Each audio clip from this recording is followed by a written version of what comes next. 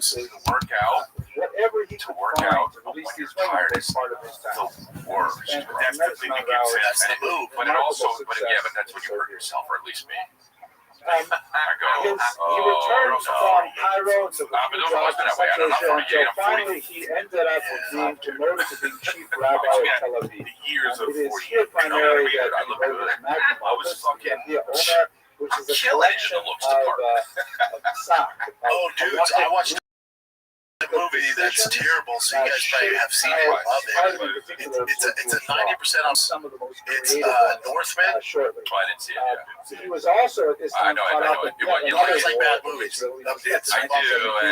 This is, of course, the But the guy who did that did what's it called? Didn't he? Oh, that's that bullshit Dracula, or not Tron? Protests going on. The Dracula. The Gaza Strip. Oh, he did. The 6-day war, we should recall, everyone in this room is aware of what those events of June 1967 meant.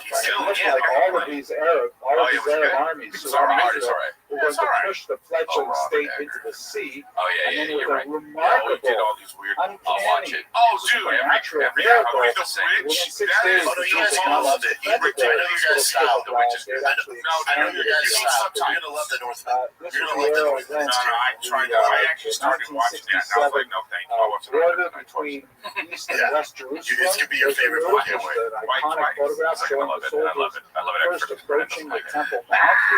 I knew you were gonna like that one. Chris will like it. Well, why'd you watch it? Where were you that you were watching that? Significant. I ran out of shows. I watched everything, and then I was waiting for the next new Dexter to come out. I watched all three, and my mother-in-law and father-in-law always come to me for a movie or show advice, and I fucking went on Rotten Tomatoes. I'm like, oh shit, 90%. And then that actor, whatever Skarsgård, where the fuck he is, Skarsgård was on Dak Shepard's podcast. They're talking about how good it is. So I'm like, I got a movie for everyone. And then it got done. They're like, you're terrible. You listen to Dak Shepard's podcast. You just listen. What podcast? All I listen to is podcasts. I listen to no music. And it was an uneasy kind of partnership. Just talking and shit. Because they have very divergent views on the end. Brad Pitt was not great. just what you can eat on Passover.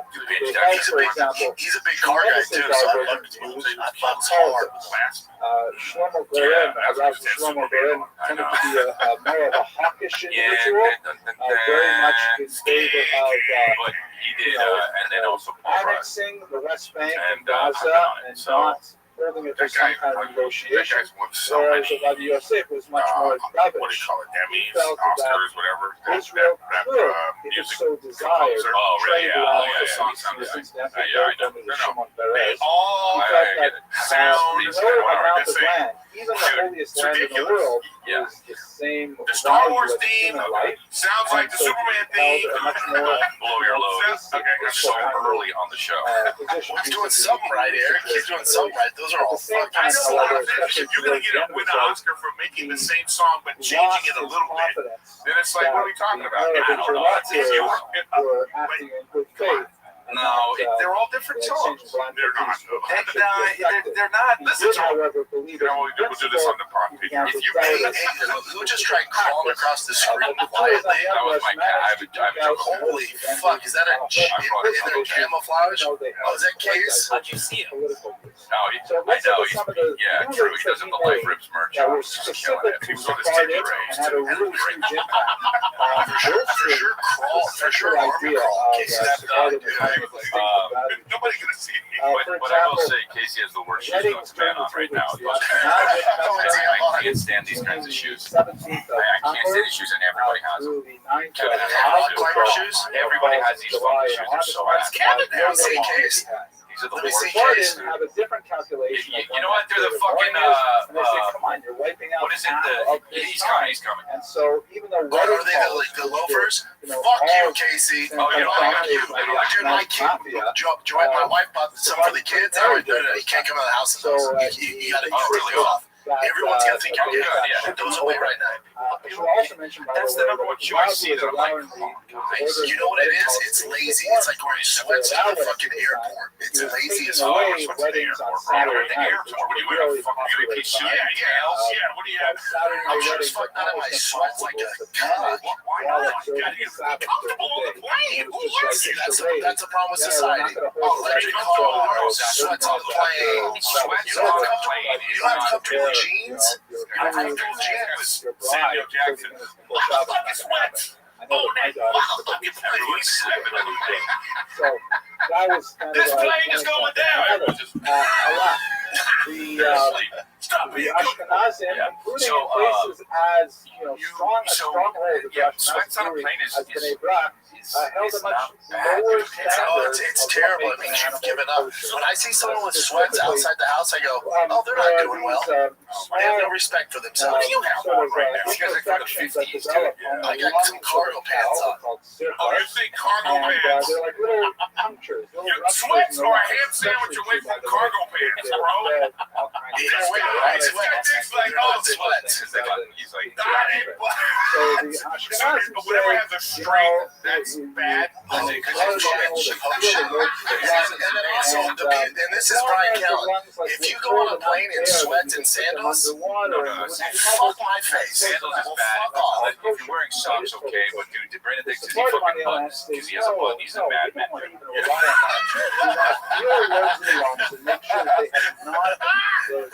He's like one of those guys in the Matrix. And they have not Like developed cargo those pants. circles. I don't know. I don't have my kids wear sweats. That's some I don't think kids wear sweats. A lot more kosher minister. Okay, hold on. They set the standard. You're talking about Ashkenazim ever since have, sandals. kind of risen to that. It's very hard to find. If you have sandals with the middle thing in and the fucking it is toes coming ironic out, that you go to places That's that Brian are Callen. very That's Yeah, Brian Callen. you only wear those one place. But That's the beach. So Yeah. kind of like That's the Ashkenazim kind of live up to their Yeah, name. the pool, that's it. First you're of right. all, In society. on matzah, With your on Passover toe. observance, Yeah, because that's you know where what you I see a mean? lot of Yeah. differences. Hold on, Matzah, shira, and for people were in the example, restaurants. If matzah I'm eating steak fucking with, lasagna, and you have your any feet liquids out, other than buddy.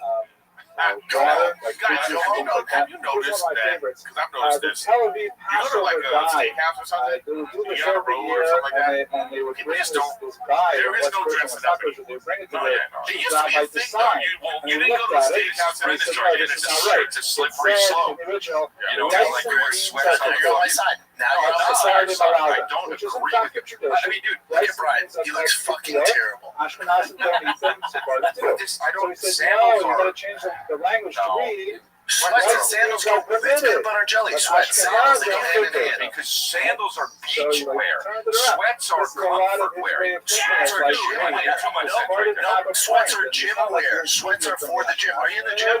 That's Yeah, fine. Ashkenazim It's might like be. gym wear, but sandals are not He gym did wear. generate You have a fucking controversy purple with toe. so many Yeah, years. that makes sense.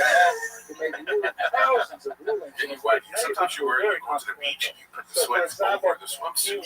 was in favor of the Yes, Eric, go on your very fucking face, Chris. controversial I'm law still sweats are okay on like, I that think had been in pajamas place are since okay the on a beginning of plane. the century. That's Now, insane. There's a 7-year If you sabbatical secure Left cycle. with them, that's crazy. So That's land belonging insane. to Oh, Jews you know what? That makes it sold different. to Like, if you just got out of bed and went to the non-Jews, airport, disgusting. as opposed to deciding it's a long flight, let me wear my jammies.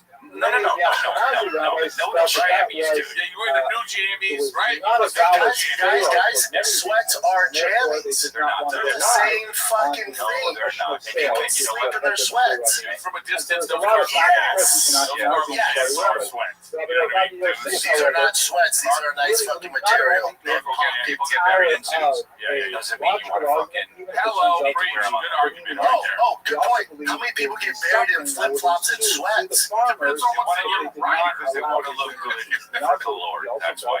You don't want to show up to heaven with sweats on. You don't want to go to heaven. Exactly. You don't want the public seeing you in fucking sweats or board shorts and sandals on a plane. And then we would have Okay, wait. Have a little respect for yourself. No board shorts on the plane. You ever wear shorts? So on that calculation, I have his before. Yeah. I his don't like it. opinion, You're disgusting. I've done it You're twice. disgusting. I've done it twice in my life. You know how many flights I've been on? was I've done it more twice. significant when it came to You're disgusting. shutting their feet for women. I've worn just a long T-shirt. In the 1950s, one of the what's called the status quo agreements was reached between I've worn just an old football jersey, but that was to be sexy. Just a football jersey in the fall. Just an old football jersey in the middle seat Southwest, but that was to be sexy. Here's what I hate on a plane. It'd be like comic boys see a hot chick. Religious women super would also hot. not be required Too dressed to up. be drafted. You know. They simply had to declare that they were religious and they were exempt from military service. If they wish, however, said the state, too much perfusion on a plane. It isn't national service. And they would do all kinds of honestly, get that military fucking what's that? Get Cane's chicken. wrapping bandages or maintaining way stations or whatever. I don't want to be that guy. Logistically behind. Let's take a little break from talking nonstop. The Ashkenazi rabbis What they're going now is nothing beats relaxing on a hot summer day watching some baseball. Oh, I can't get enough. I don't miss the Dodgers game. He said, no, there's nothing. It's tough to be a fan right now. They've, let's see, they've lost 11 out of the last 13. Our pitching is atrocious. But Ohtani's still balling. 4 home runs in a row. You know, so you still got Ohtani. But listen, if you want to watch some baseball, even the Dodgers, they'll bounce back. We're going to start cooking right when it matters, and we're going to win the World Series. That's how it's going to go, all right? The simplest way to get in on this MLB action is to download the Big Six app from DraftKings. It's super simple. Just pick more or less on the stats for 2 or more of your favorite players, like Ohtani, Freddie Freeman, all the boys. Then boom, you're in the mix for big cash prizes. Know your bigs, and you're heating up. Big Six brings upside with the payouts of just 500 times. Big Six from DraftKings, the most fun way to play fantasy sports. Download DraftKings Big Six app now. Use the code GOLDEN. That's code GOLDEN for new customers to get a special offer. All right, better payouts, bigger wins, only with Big Six from DraftKings. Go Dodgers. The crowd is yours. Gambling problem? Call 1-800-GAMBLER. Help is available for problem gambling. Call 888-789-7777 or visit ccbg.org in Connecticut. Must be 18 and over. Age and eligibility restrictions vary by jurisdiction. Big Six not available everywhere, including New York and Ontario. One more prohibited for additional terms and responsible gaming resources. See Big6.DraftKings.com/promos. I've been that guy one time. Walk on a plane with some like real funky food. Look, there are certain foods that are okay. Honestly, fried chicken is fine. Saying, I why would isn't argue, Sephardic women you know, if How you guys feel about Whoppers? I get Whoppers with cheese on the plane sometimes, and they don't smell great. it's okay to me. To me, but you have to understand, people need to eat on a 5-hour flight, so it's fine. You don't need to, you can't just bring pretzels and shit. I'm forgiving if people bring, but if you bring like Curry? Well, no, forget it, bro. No, forget it. So you know what stinks? You know what stinks? And they have them at some airports is when it's a teriyaki bowl and it has the steamed broccoli. They open that up. Oh, you just farted in my face. It's shit. Situation where life is artificially sustained. Like what about when they bring? Because I'm like 1K on United, right? So you can get a free meal thing. You no matter where you're sitting. Well, if I don't get upgraded, I'm sitting in the exit row or whatever. It's like I'm like, what do you have? They go, then you get like they have a cheeseburger. You can get, and then that opens up. Yeah. The burger stand. What's 1K? Does that mean you fly so much? I mean, you fly too much, yeah. The concept of what's popularly called rain buffer. You would know if you had I fly all over. There are a lot more stages to it than we would have. You know what else stinks is I like to go to the snack place and get some nuts and some beef jerky. When you open that beef jerky up, it smells like pure fart. Beef jerky. It smells like pure fart. I like beef jerky too. I'm with you on that. Me too. Yeah, that's some good ass beef jerky out of Texas, huh? Study partner Hell yeah. was Rav Tzitz Eliezer. Like a nice little fat. They both were very involved in World Freeway. All you guys have TSA free and have forever. Get them an American dude. For the regular phone, you don't have to take off your shoes anymore. Oh, really? Yeah. It's almost everyone has TSA free. Cosmetic surgery performed on her face. Well, no. Just so reliant. You know what? Wanted to have a nose job. I want you to. And the Tzitz Pick Eliezer, that up, because that's I don't know, you know. he just I'm telling you, one more Let's thing. edit that out. All I need now is for them not to take stuff out their bag, and then it's gonna be all the same. No one's gonna care. So you think that we took 30 years to get back here before 9/11? No, but check this out. This is the thing that I bring my bullshit clear. I have a clear ID. I have bullshit. Because sometimes, it's always bullshit. Sometimes. They have a thing now called touchless ID. TSA. It's way better. There's no law in the Torah. Hey, you don't have to take your picture 3 times. This is clear. You go. You get the scan. You get up to the thing. They have to scan you again. Yeah. TSA doesn't have that untouchless ID. It's not there anymore. No doubt. Hey, Eric, do you have clear? Yeah. Oh, I thought you didn't. You were hating on No, I have it. Every time I go to LAX, I go to the clear line. This is bullshit. And I look at the TSA free line, and I'm like, oh, this is moving. And the lady has the answer with me, and so then I go to the TSA free line, and then I look over them and I go, hi, when I'm in the front. I go, your service is bullshit, you know? Yeah, she goes, cool. Just like that. Just get your shit together. At Delta, they have the TSA Plus clear line, so you go ahead and other TSA people.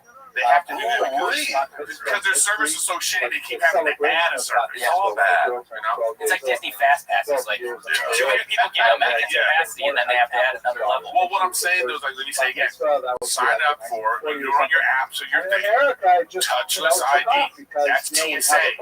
You just walk up. You don't even have no ID. They scan you. And you're done. Here in That's it. America, we drew a line in the sand. That's it. That's it. Me or the bat mitzvah, you can't have both. Touchless ID. That's through TSA. Clear as bullshit. Don't pay for that. Okay, I'm just telling you. Alright, man, it's quit yelling. Am I in trouble, At the dude? same time, You're in trouble. I would just say go clear. he was very strict for What's My girl that? said, animal experimentation for cosmetic purposes. You just, once you put your passport. Did you get a real ID? Yeah, bro, I said that already. you don't, dude. No, you don't. I have 2025, you have to. I use my passport. Otherwise, you can't fly. I use my passport. I don't have a real ID. You have to do it unless you use your passport. Thank you. And here, Thank the you. most amazing You don't even know what else you can use. You can use your global entry card too. I know. Do you? I know you had to get an ID. I have it all. I get it. You don't think You can't say you have it all every time we say not something. you may. You're one of those guys. Oh, I have that. Okay, the only one I don't have is Nexus. And I have the fucking global. What is it? Global. I have that. Yeah, I had to get global constantly. I need to get Nexus, but I forget to go to the stupid interview. You fly too much. Do you like Canada? Oh, yes. They give it to you. Fly way too much. We fly too much. This conversation. I'm going to Huntsville, Alabama this weekend, so that ought to be.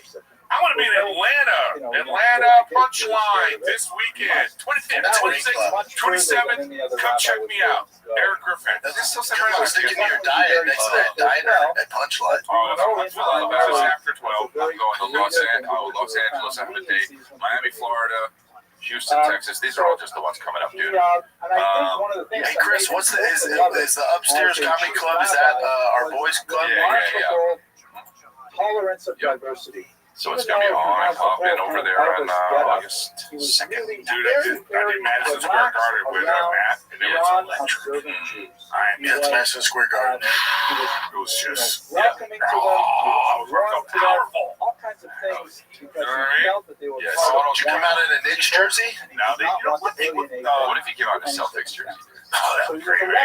Whoever the beat support of many Ashkenazi well, yeah, rabbis, there's a Pacers including Rabbi Pacers Rothschild, jersey would have been made right now. shown that No, it was great. that means It was, first in amazing. Zion, What an amazing Sephardic thing. chief rabbi in Wow. 1970. Hey, did you boys see those dumbasses at the WNBA with the shirts that say "Pay is what we're worth"? Defended So the Sephardic practice of So, And the WNBA should be cool. You owe us $40 million.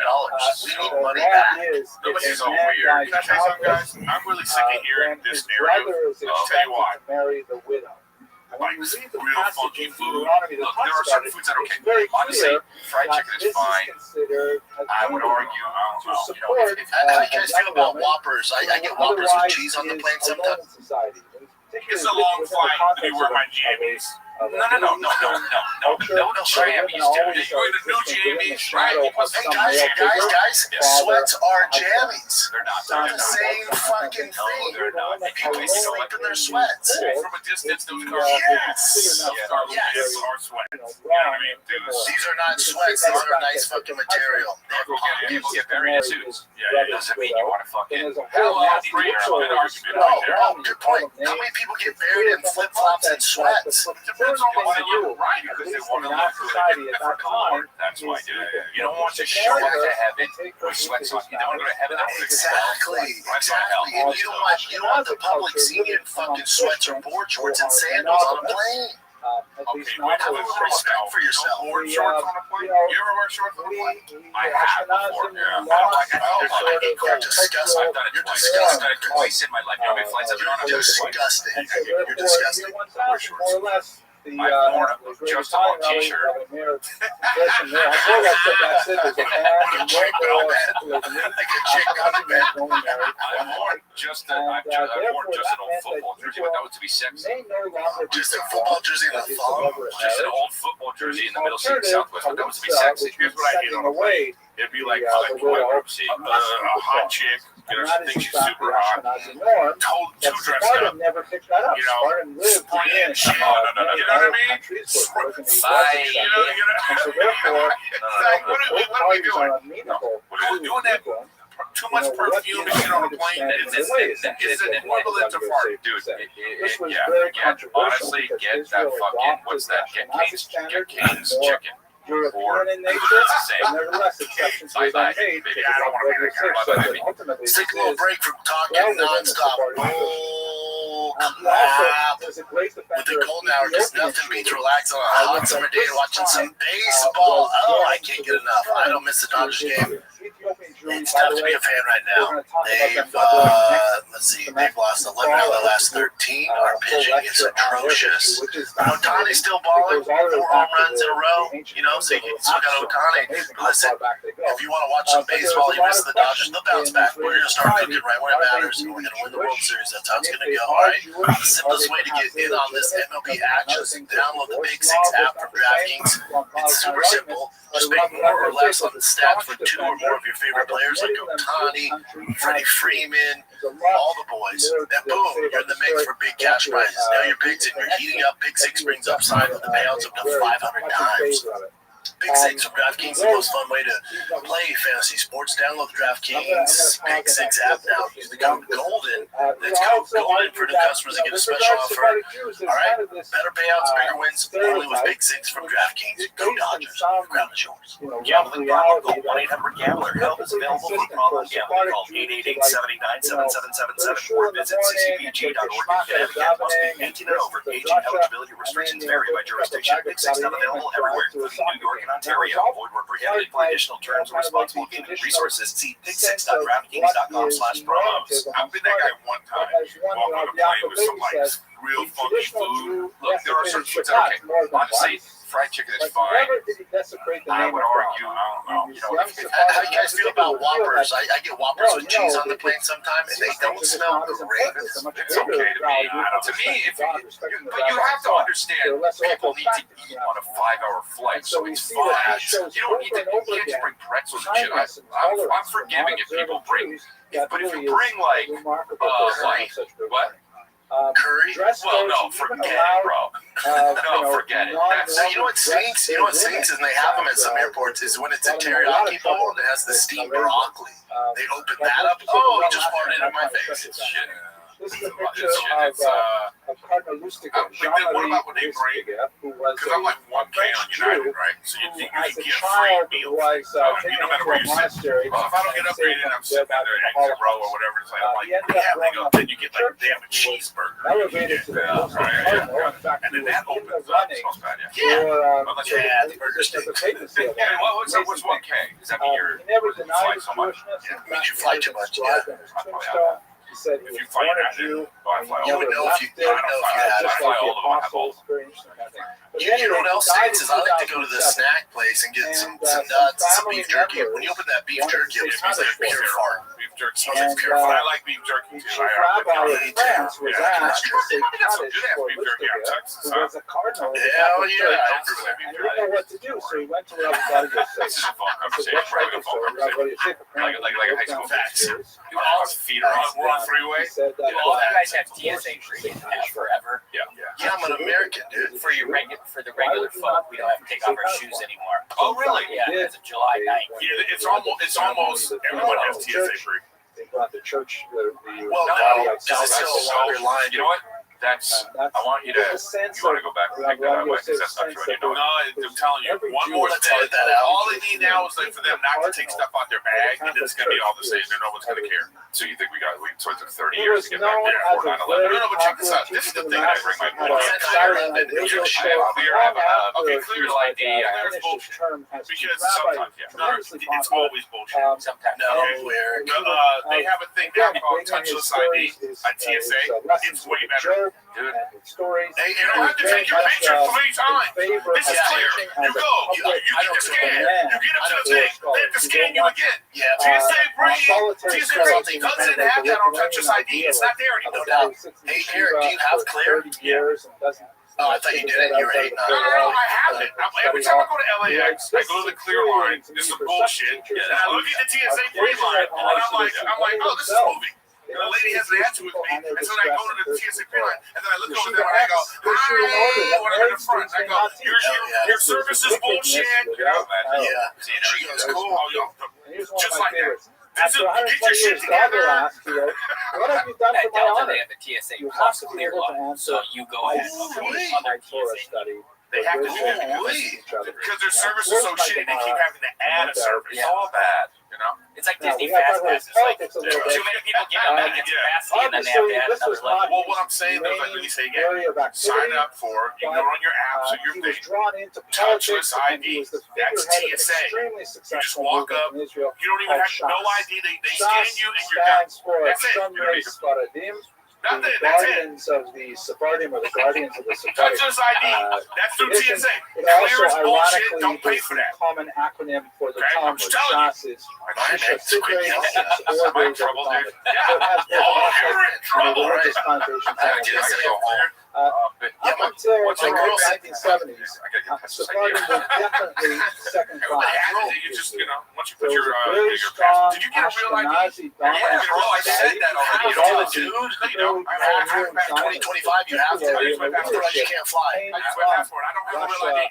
You have to do it unless you use your Germany, passport. Thank you. England, Thank you. France. Then they You all don't even came. know what else you can use. You can use a global The vast entry majority card came too. with very I know. Western Do European you? secular You ideas. had to get an ID. I have it all. I get it. Shortly I get it. after You You Israel can't was say you have it established, all you had every time all you of say these something. Arab You're one of those countries, guys. Oh, I have that. predicting Okay, their the only one I Jews. don't have is You had a Nexus. massive And I have the onslaught of fucking global. Sephardim, What is it? but they were coming into a society that was Yeah, already global well entrenched in constantly. I European need to ways get of thought. Nexus, but I forget to go to the stupid And they, interview. it took them a generation and a Can't half fly too much. to You're like begin to Canada? find their Yes. footing Give it in to Israeli Fly away. society. I'm like, And that We was can't fly expressed too much. This primarily conversation, I'm through out. the election of Alabama Menachem this Begin weekend, and so Likud that ought to be. in I want to be in 1977. Atlanta. Atlanta Punchline this weekend. 27th. Come check me out. Eric Griffin. This is something about sticking to your diet next to that diner at Punchline. This is after 12. I'm going to Los Angeles after the day. Miami, Florida. Houston, Texas. These are all just the ones coming up, dude. Hey, Chris, what's the, is the upstairs comedy club, is that our boys club? Yeah. And this was the beginning of Yep. when the Sephardim began So to it's going to find be their on political and popping mass. over there It on was finally August expressed 2nd. in Dude, I did 1984 Madison Square Garden with Shas, Matt. and Rabbi Yosef was the natural Yes, Madison Square Garden. spiritual It leader was just of the movement. He was not the political director. powerful. He was the figurehead that stood at the top Yes. of all of Did it. you come out in a Knicks jersey? Unfortunately, that Now, meant that you he know was what? They also would- What if you get drawn on the into Celtics jersey? some of the Oh, political that's great, morass right? that Whoever involved beat in them, Israeli just beat them. politics. Well, yeah, just Specifically Pacers because Pacers in jersey would Israel, have made it right now. with the No, it was exception It was of amazing. the few times that it's had a national unity government to Hey, did you boys see those dumbasses with the WNBA with the shirts that say pay is what we're worth? So the great. country.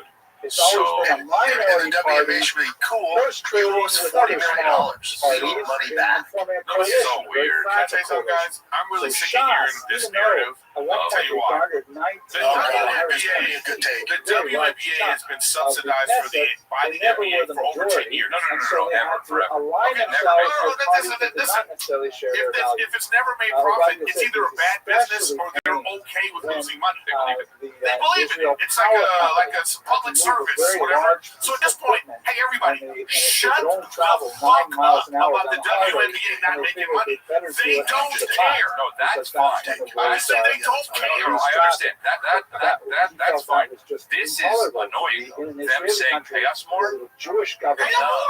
But they don't want that. But pay us what you owe us, and all the league owners should go, cool, bitches. You all owe us money.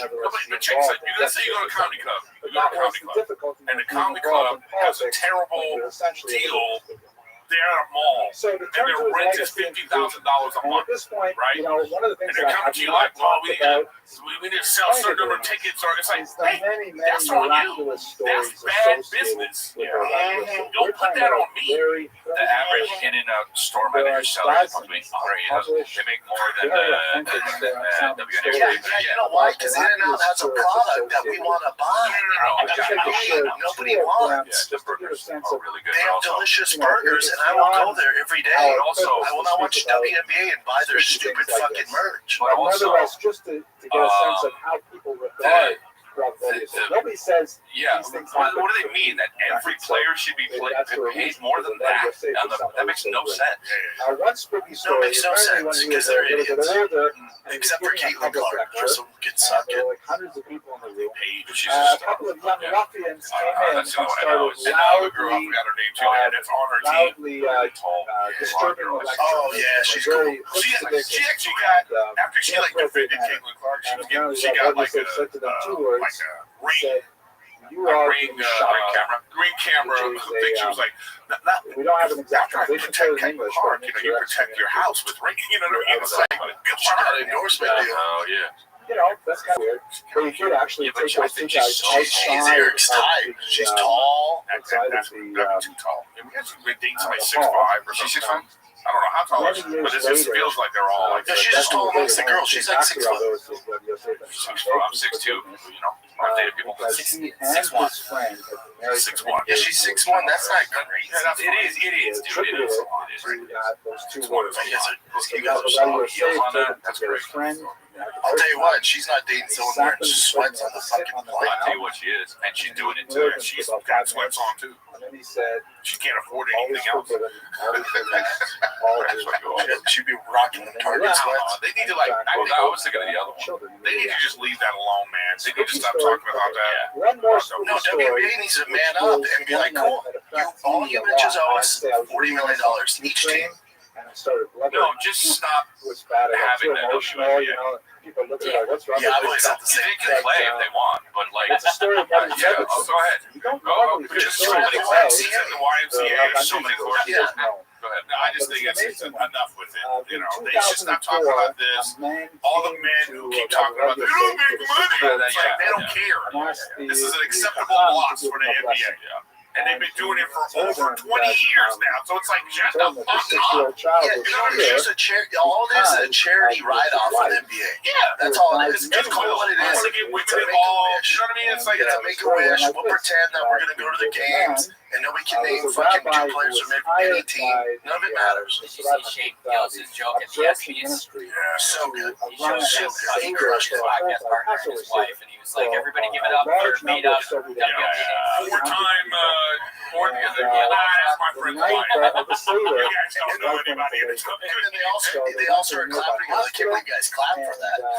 The hospital, He crushed it. the hospital was basically vacated. Everybody was gone. Yeah, For the holidays, it was just Yeah, but very that's, you know what nurse. though? It's kind of a dickhead thing too. In the same way, like let's say, like you ever see someone you met before and you don't know their name? It's a dick move when they go, "You don't know my name." I go like this. No, I don't remember, bro. That's So why. when somebody brings that up, you know what I mean? So you really like, oh, you shame them. Shame. It's so important that you Yeah, go. I don't remember. I don't like that. I don't remember you. I don't like when somebody says, "Oh yeah, you don't remember my name." That's what I'm saying. I go, "Nah." I hate that though. You don't do that. That's bad form. Oh, I say no. No, not you. Oh, yeah, The person that brings that up, that's bad form. Yeah. Oh yeah. When he came back, Hey, you know what though? Hey, I wonder if we'd be singing a different tune, like I Have a Baby Girl. If she started playing basketball and she was good enough to play in the WNBA, I'd probably be like, yeah, pay him. But for the And We are on like 4 subjects. Yeah. And he's just like, hold up, dude, I have a daughter. I am a Lebanese Yosef. Well, no, it was on the screen. You know, I have a question. That's interesting. Are you gonna? What if your daughter wanted to fight in the UFC? As the story goes, Well, no, absolutely not. But what if she wanted to? Well, she's not going to. You don't grow up on fucking Lake Travis and decide to fight for a living as a chick. You can't exactly. But what if she wanted to? Well, then I'll teach her the old shop 1-2 combo. We're gonna knock some bitches out. Powerful that the Rebbitzin is not known He's for training your tree. It's like volumes a Rocky training of scene. response. You know? Yeah, I hope she doesn't have my size. I really do. When they're like, "Oh, she looks like you," I'm like, "God damn it!"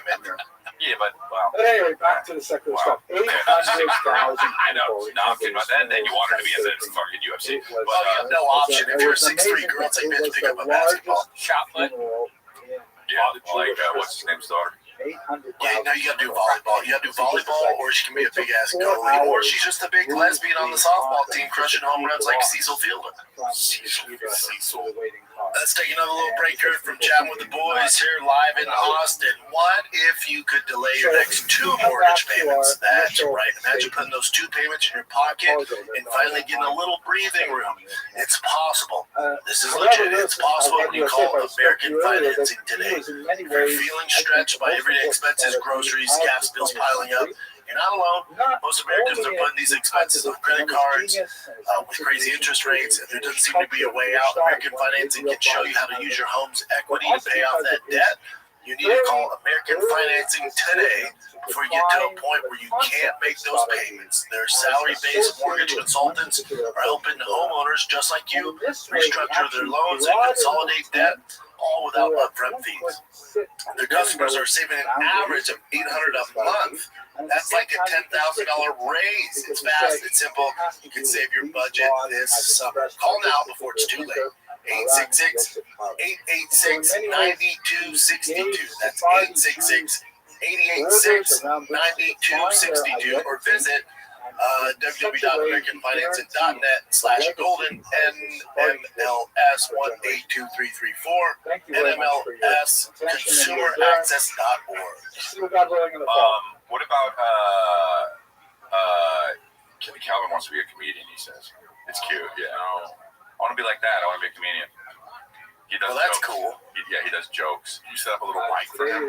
We have, but he does like a joke. He does like jokes, like he looks up on YouTube. But he's only doing crowd What's work. an astronaut's favorite meal? Lunchtime. Like that. I gotta see that. That sounds cute. Do his first special. Yeah, I'll direct it. Tell him to take his time, though. Don't come out too early. They're gonna be mean to you. For real. Can you cut him looking at his new Instagram and he's like, why are they saying this about me? Yeah, tell him it's a marathon, not a sprint, man. They're gonna be really mean to you. I'm gonna say because we have now kids who were born, where we're getting to the point where kids are born with social media and live with social media. You know, not quite yet, but I don't know. You know what I mean? Like, I think we're 5 or 6 years away from they're gonna be passing laws. I hope And there's more data on it. So the kids in middle school now don't fuck with Twitter because they know how toxic it is. So like we have to learn the hard way. Yeah. You know what I'm saying? We learn the hard way. So the kids are smarter now. What do you mean they don't fuck with Twitter? What do you mean? Everyone's so toxic, though, period. No, not like that. Like in terms of not like Twitter. Like younger generation doesn't fuck with Twitter or Facebook because they think it's bad for their mental space. at least So they're getting privy to it. to me, they need to be work faster on this. Because I remember when YouTube. I remember the YouTube chat rooms. It was like the Wild Wild West, dude. You would see the names of these YouTube chat rooms, and it would just be like the most depraved. You know what I mean? KKK. Yeah, or be like, old guys, young girls, or like, it'd be like, oh, and then Then one day they woke up and they saw everything that was happening. They were like, "Oh, we gotta get rid of this." It's still pretty bad out there. Not like it was. It's still not great. Not like it was. What do you mean, like online?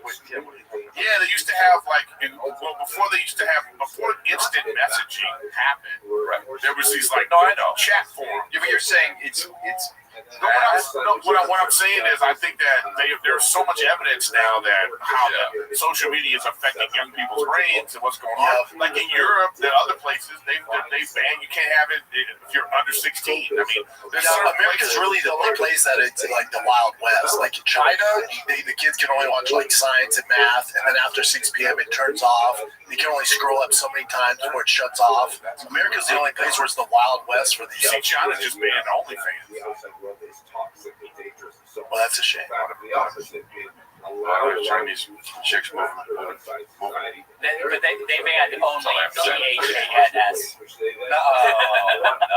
Oh, yeah. Also, they weren't making any money because they all have flat asses. What's that? I said, China, none of their chicks were making money because they all have flat asses. Am I right, Jen?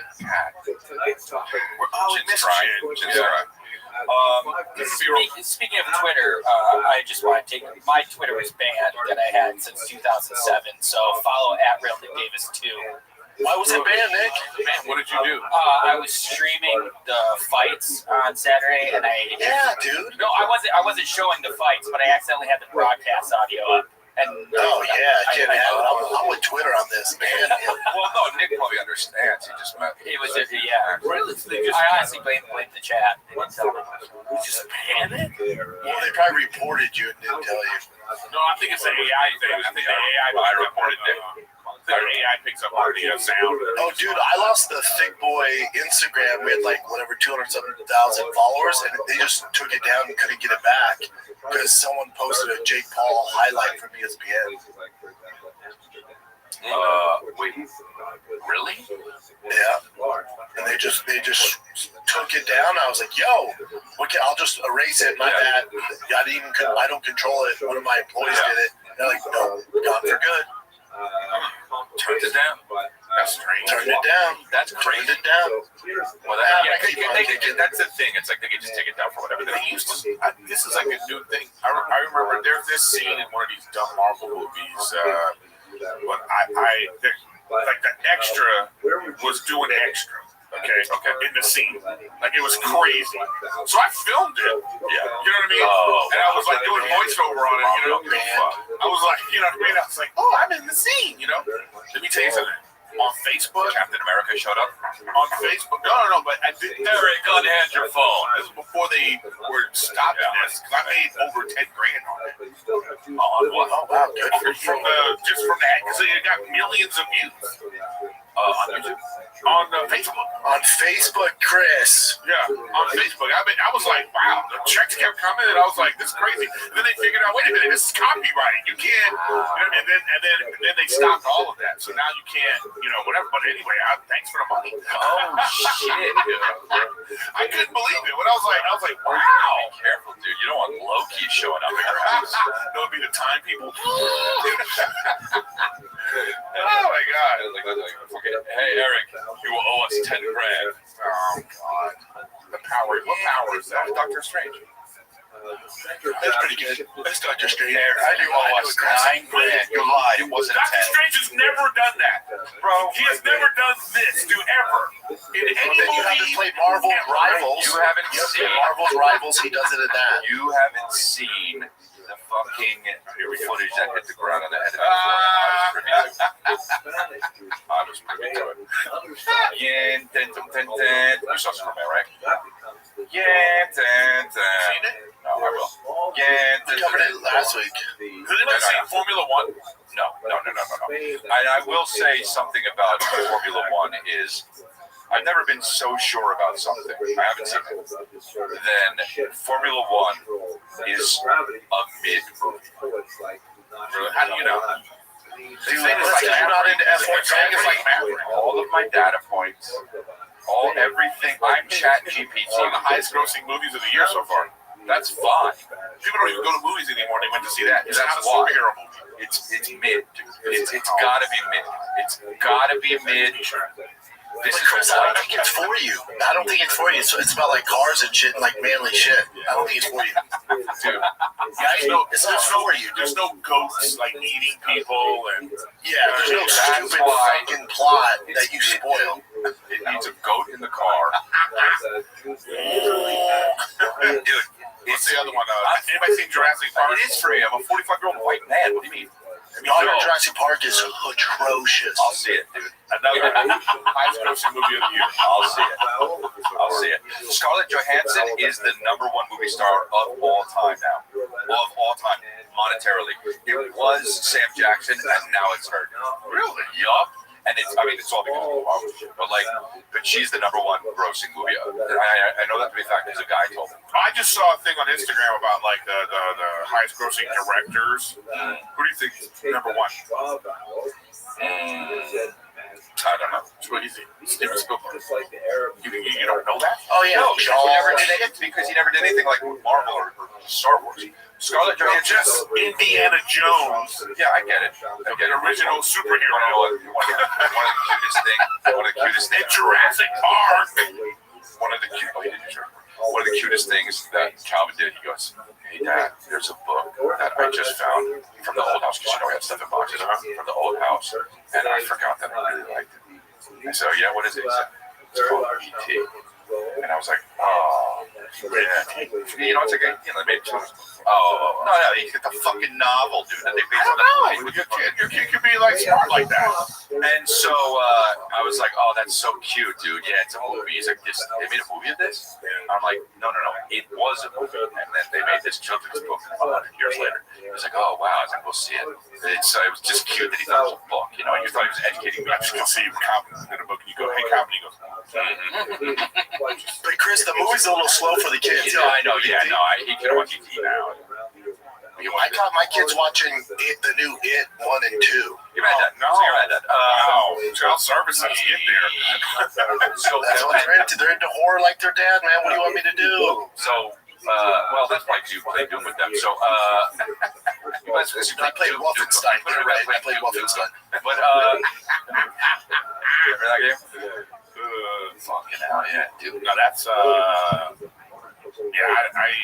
don't even now. Like I'm watching something on TV and Wolf is there, and I'm just like, I have to turn this off. Yeah. Kids, It sucks. Kids, that's enough Duke Nukem. You played for 3 hours. Now turn on Jadakiss and go to bed. It's just in their headphones. Is we fucking or what? Is we fucking or what? Is we fucking or what? Tiger. Yeah, he goes like this. He goes, "Fuck the police!" I don't know. I don't know what the fuck he did. What does he watch? He's just like, "Oh fuck, dude, the new Jada came out. I love it." What have I been watching? You said? What do you let Calvin watch? You watch Billy Cars. Cars. I both love Cars. Oh, man. At least Cars is good. At least you can sit down and watch Cars. When it's too kiddie, you're like, fuck, how long is this show? Bluey's great. Yeah, Bluey's got families in chokehold. What's the lady, Miss Rachel? Is it Miss Rachel? Yeah, Miss Rachel. My Billy's into that. Fuck, it's slow. Yeah, Miss Rachel. Miss Rachel's the thing. Bluey and Miss Rachel are I would say Bluey's thing right right now. I now. love Bluey. Because Bluey's good. It's kind of like Shrek in a way that some things happen and adults go, Yeah. Well, there's this one Miss Rachel video. It's about pooping. So we this guy video. different video. So we watch it all the time because we're trying to get Wolf to and he said yesterday he finally I can tell he was feeling something because he went towards the bathroom, and I was like, oh, you know what I mean? But then he didn't, I sat him down on the thing. We have one of those, 48. Holy shit, Miss Rachel's potty training video has 48 million views. Yeah. I'm like a 600,000 of those views. And then Eric finally learned. Yeah. Yeah, baby. And she just shoots it up in green screen. Hold on. What's the movie? Everybody's in the bowling movie. What was the bowling movie? When do I turn on a sing? You know what? Kingpin. And he's in the urinal shitting. No, but this is great. When Miss Rachel comes on, Wolf goes bananas. Damn, dude. He runs. Also hard. Dude, Yeah, he just runs to the couch or the bed or whatever. It's the only time you Look at Miss Rachel's net worth. But it's also on Netflix now too. yeah, and then, but, That's so wrong. oh yeah, that's way wrong. Oh, that's so much. She makes that a month. It's like, doesn't Kai Cenat has fucking $45. It's like, come on. The guy obviously has more than that. He's the #1 streamer in the world. But I think the kid channels don't get as much advertising like our regular shows. Yeah, but they get that money from fucking birds like crazy. This is 17 million from YouTube in the past year. Yeah. Well, her net worth to get to that, 15 million, she had to pay like, 7 million in taxes. You know what I mean? And If she's in stupid so that California, makes sense that it's like, That's fine, but all that or if she's in California, you know what I mean? Netflix partnership, I bet you got 30 million from that. Like, at least she brings that fucking kid crowd over. I bet you got they won't fucking got that. paid. I'm going to swap out Rachel Griffin so I can get this money. Dude, Middle day was Rachel Griffin. yeah, it was? Oh, that's funny. I mean, like, she drives a Tesla, Oh, for sure. Could you guys do a kids channel and make that big? Bro, fuck no. Well, kids, looks like everyone's fucked. Well, there you go. And they also got her. They got what? It's also you're an idiot. Even if I don't, like, I couldn't. Zoinks. The timing's weird too. Like they'll grab a strawberry, like, what's this? Yeah. It's super off. Yeah. Strawberry. Yeah, super off. Well, she's got that. Miss Rachel just got the timing, the voice. She's engaging. It is pretty wild. She could have been something else. If she had an OnlyFans, it would be just as big. You think it'd be popping? No, I don't think so. Oh, I don't think so. You know what I mean? No. She's a one-trick pony. Kid, This is a dick. I don't know. Whatever. Where did the trunk hole go? Was Miss Rachel like a struggling actor before she hit it fucking big? I don't Kids know. bullshit. Get a Ferrari. Stop driving the Tesla. Get a fucking dude. Just screw That would around. look weird though. Imagine you pull I know. You're at Ralph's. I know. And then like a badass type, like a Ferrari. Yeah. The doors open. It's like, hard, And then she gets out and it's Miss Rachel. Yeah. She's just vaping. She's fucking vaping. vaping, yeah. She just goes in her car. That's awesome. You'd be like, what? She looks at you. Yeah, what's up, bitch? But she was that turn show. She probably always has to be that. Yes, She can't just be you can't be in a restaurant. You gotta listen to David and then see Miss Rachel being like, I asked for, no salt. You know what I mean? You can't see that, right? She has to listen to the song Babylon by David Gray in her car. Period. I don't think Miss Rachel has kids though, does she, Nick? And 'cause I saw one video it was awkward, and she's like I love my stepdad. Like, okay, clearly there's an issue with your real dad. Kids in the fucking video, so people will try to assassinate them. They had a 2-year-old when she started in 2019 that had speech delay and there wasn't media research. Yeah, I heard about this. I subscribe to Miss Rachel. She looks like she dates black guys. Oh man, that image I can't get out of my head. Just look at the fit. This is a BBC. What if she was with like Jay-Z? Yeah. You know what I mean? It would be weird. Like her life has to be. Oh, that's her husband. Oh, her husband has the same forehead as Chris. That's wild. Her husband's on all the videos too. They're like Inaccurate. Yeah, dude. Hi, kids. Hey, kids, today we're going to learn about fucking... Oh, shit. Start it over. Kids, today we're going to learn about compartmentalization. Hey, kids. Oops. Have you ever done something that you don't feel proud of? Well, just don't think about it. Being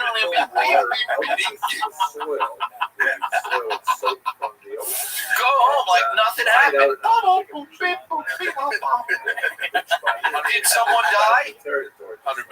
doesn't matter. Everybody has to do their part.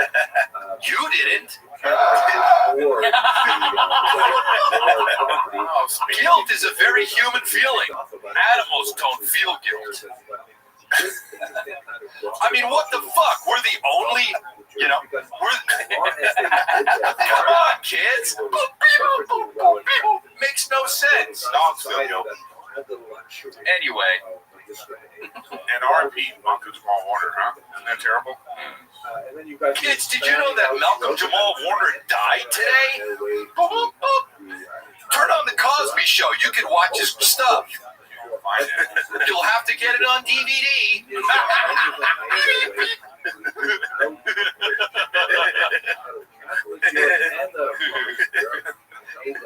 This summer, Pluto TV is exploding with thousands of free movies. Summer of Cinema is here.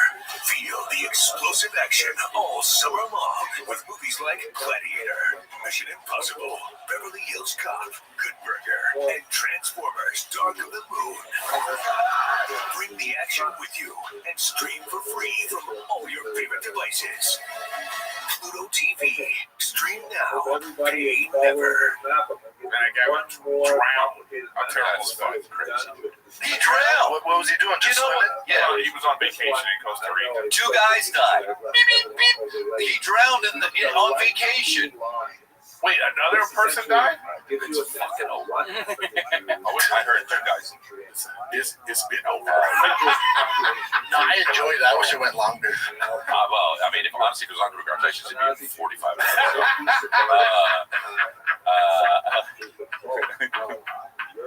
It'd be easy for you to do, Chris, because all she has is a green screen behind her. Who? Miss Rachel. Her production value's not crazy. They do a lot of singing. Yeah, There's the fat black woman I like a lot. the other. Oh my Lord, Lord, Lord, Lord.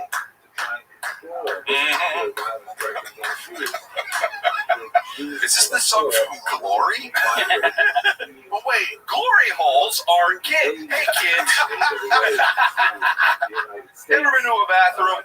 Be careful, some holes. It's come out of them. Wait. I want to know. You're telling me that Malcolm Jamal Warner and then someone else died? 2 people died. No, that's terrible. I'm not seeing it.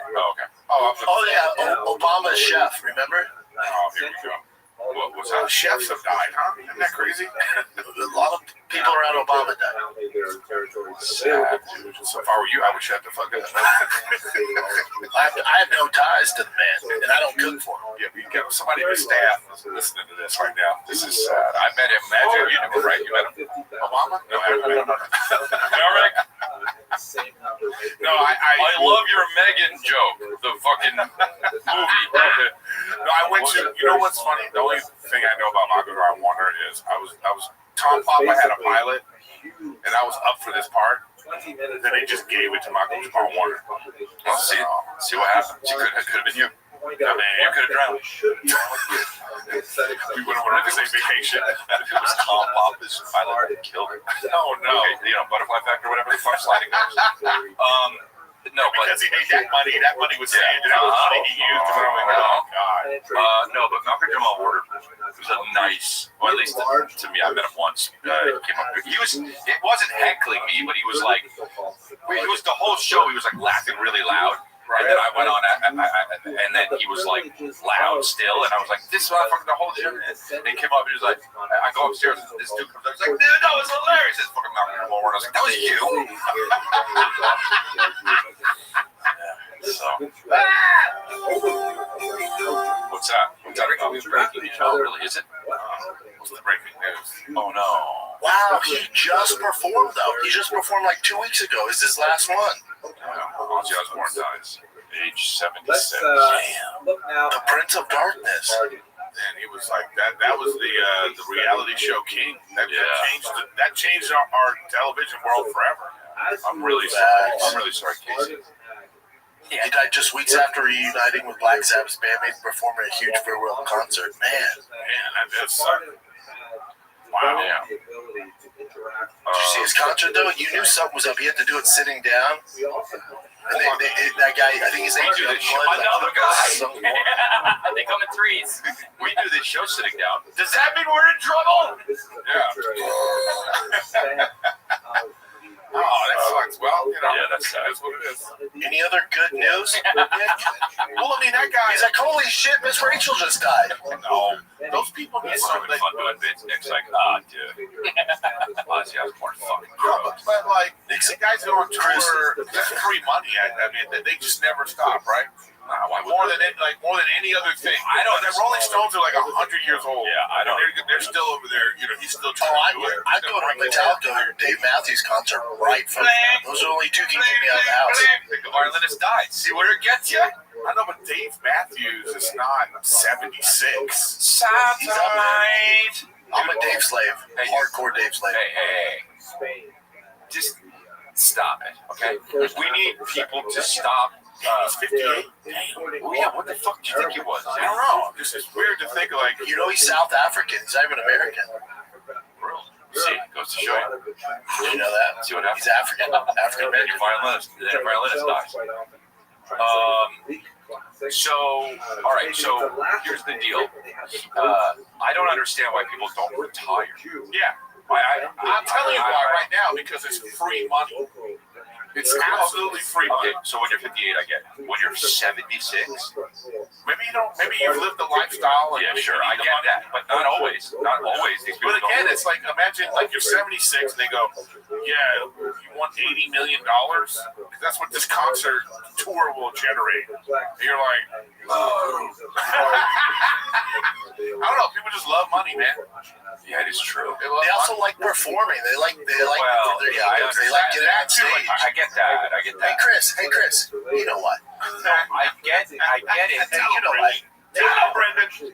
You know what? Yeah, man. There's nothing like that. There's nothing like Come be a Dave slave.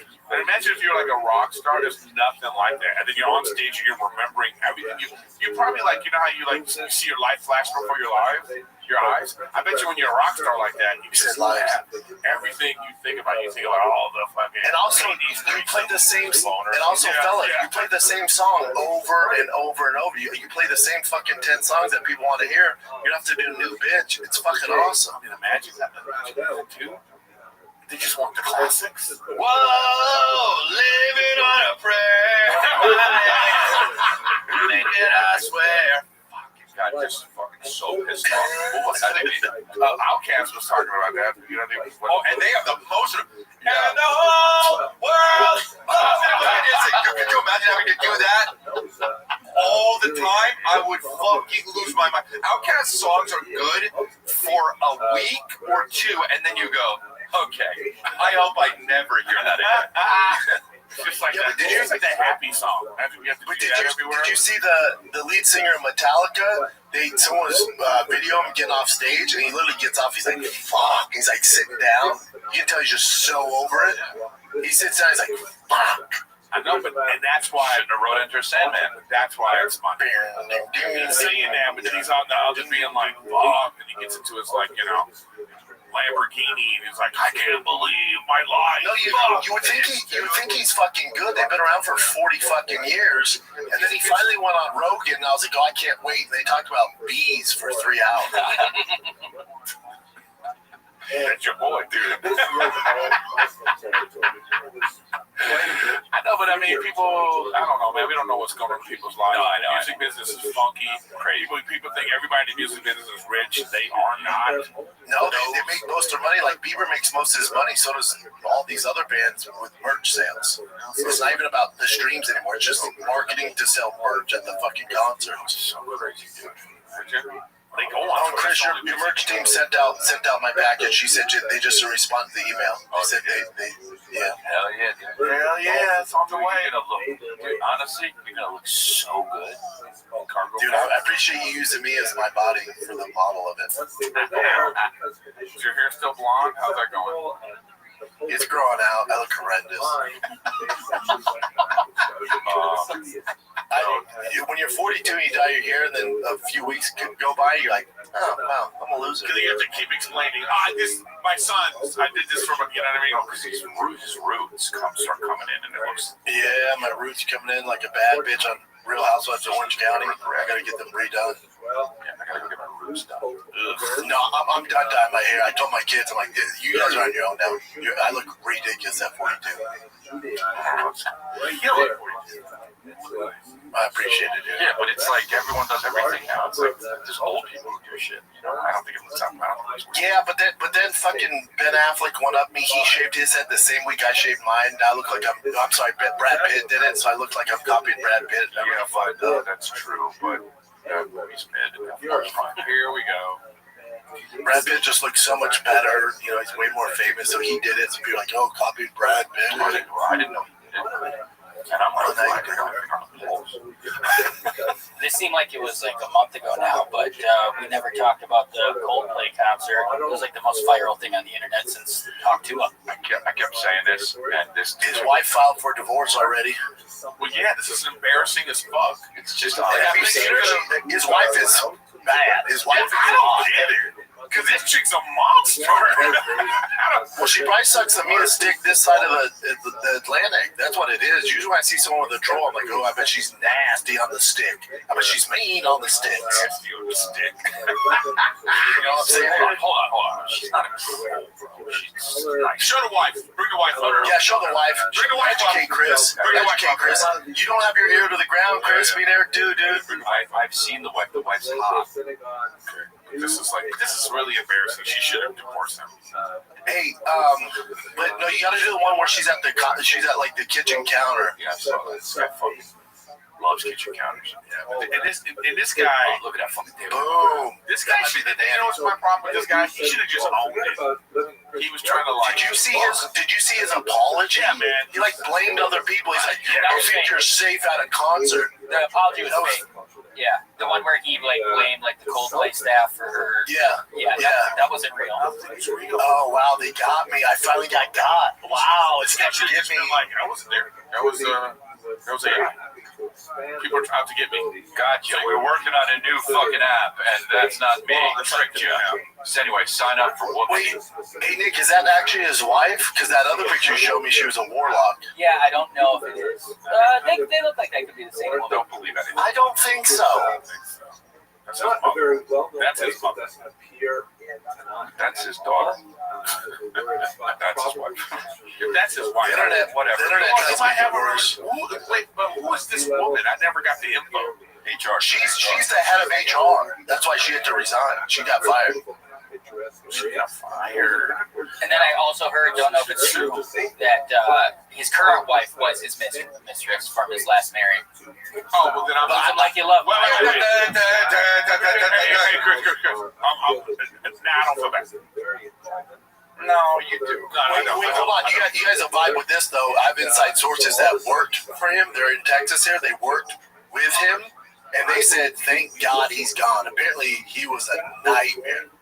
Because he was the CEO, they said if he was such an asshole to employees, all of them celebrated when he got fired.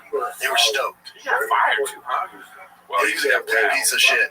Apparently, he's just a real piece of shit. You never know, though. People's stories get so fucking out of Hey, I know, Chris. fucking knows. I know. He knows. Yeah, but this guy, this is move. If you get with a guy, if the relationship started on some nefarious shit, you can't be shocked when your relationship ends on some shit like that. It's hilarious because this guy, I guess this guy is just not, he's not famous. So it's like, to me, it's like crazy he's doing this. When you're at a fucking concert, too, and his buddies don't realize that it's you know what it is? around. You're just putting yourself in that. You're saying because I'm You put yourself in that, like you would not be at the concert hugging a chick, you know what I mean? He was finding a way out. He knows that's bad. He was finding a way out. He knows that's fucking stupid. Or at the slippery slope, he was out there, the music was on. Few drinks, Coldplay. Yep. That's what I thought too. I thought the same. What's a Coldplay song? Vibing at the concert. Like if they were just like, and all of a sudden, but no, this was kind of like an intimate, like, you know what I mean? Well, he was holding her It's a tits. prom photo. Wasn't he holding her tits? I mean, that's a prom photo, dude. Is that guy on a right of human toad? Who is that? That's that Adam runs everything guy. It does look like Adam Conover. I just thought Chris would think this is funny. This guy downs, guys. right. The guy on the right, You're a piece of shit, Eric. the guy on the right doesn't have Down syndrome. No, he just looks like a frog. His mom's a frog. His mom's a frog. Yeah, he does look like a frog. So go ahead. He has the gullet of a seagull. Okay, go. Bad bitches only. Oh, no. Bad bitches only. Hit it for a minute, then I pass it to the homie. The ones that talk back.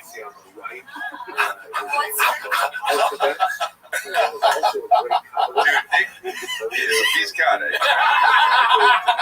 That's very, very good. I showed it to all these guys. Nothing. Chris is gonna love No, it. I do. I know. No.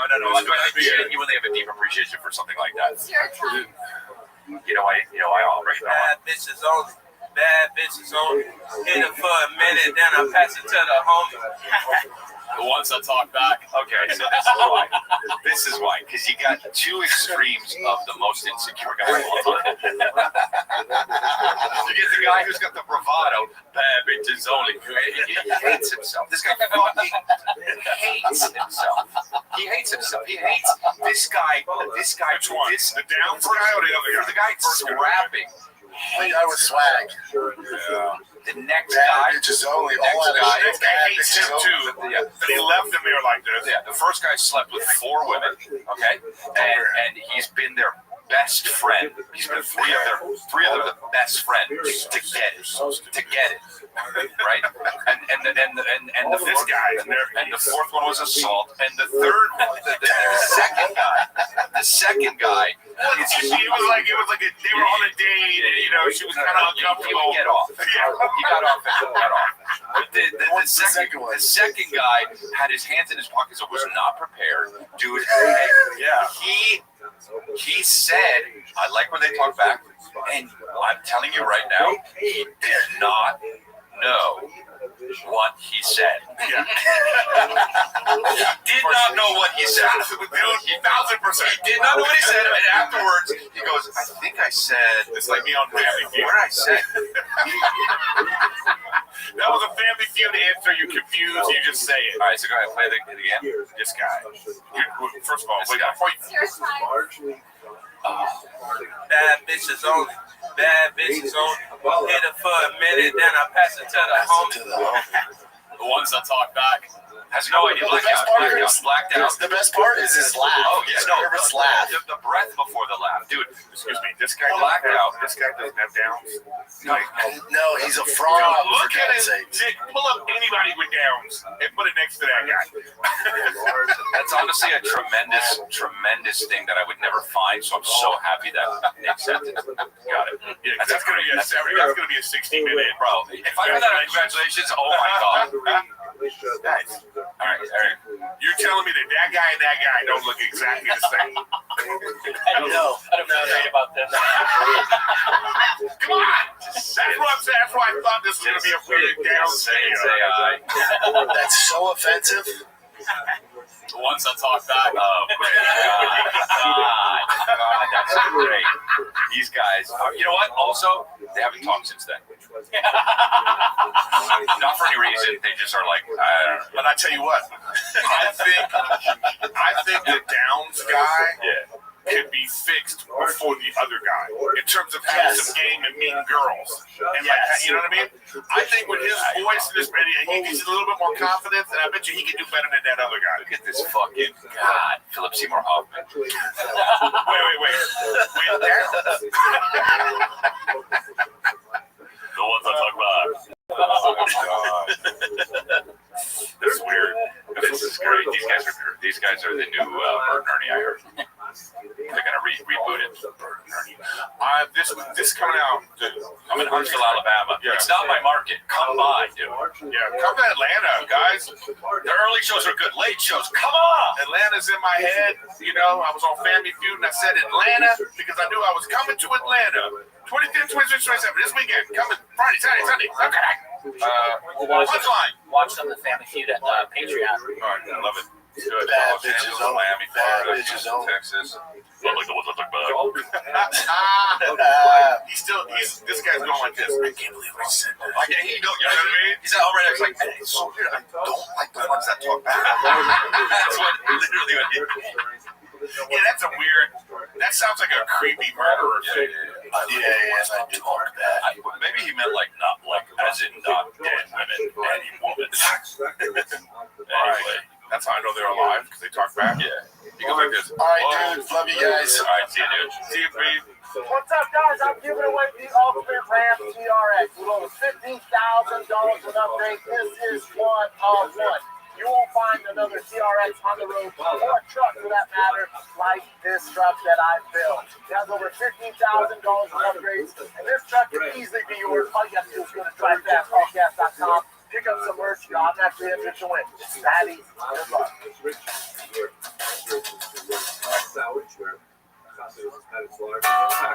Spreads throughout the entire region, of course, spreads in the Americas as well.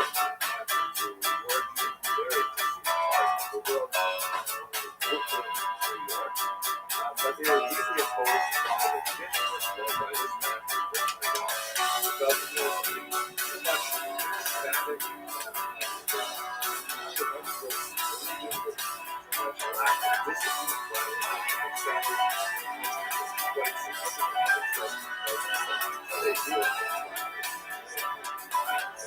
but they are much more serious in the Scala assassinating kind of movement. Kids, today we're going to learn about compartmentalization.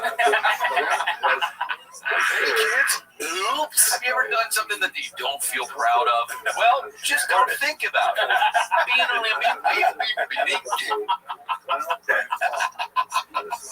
Friends that laugh, with friends that shout.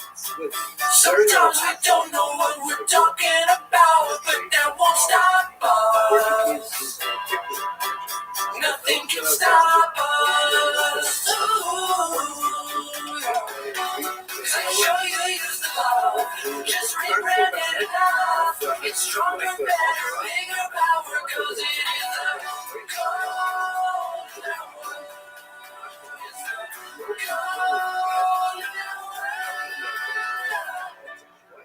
You down 10 pounds, Eric? 8 pounds. Oh, okay. Should have lied. Well, I mean, you know, it works. You know what I mean? I'm down. It was hard when I went to New York because of the time change. So what I did was I just kept the same schedule. So like I didn't eat till 3. Yeah. It's so hard.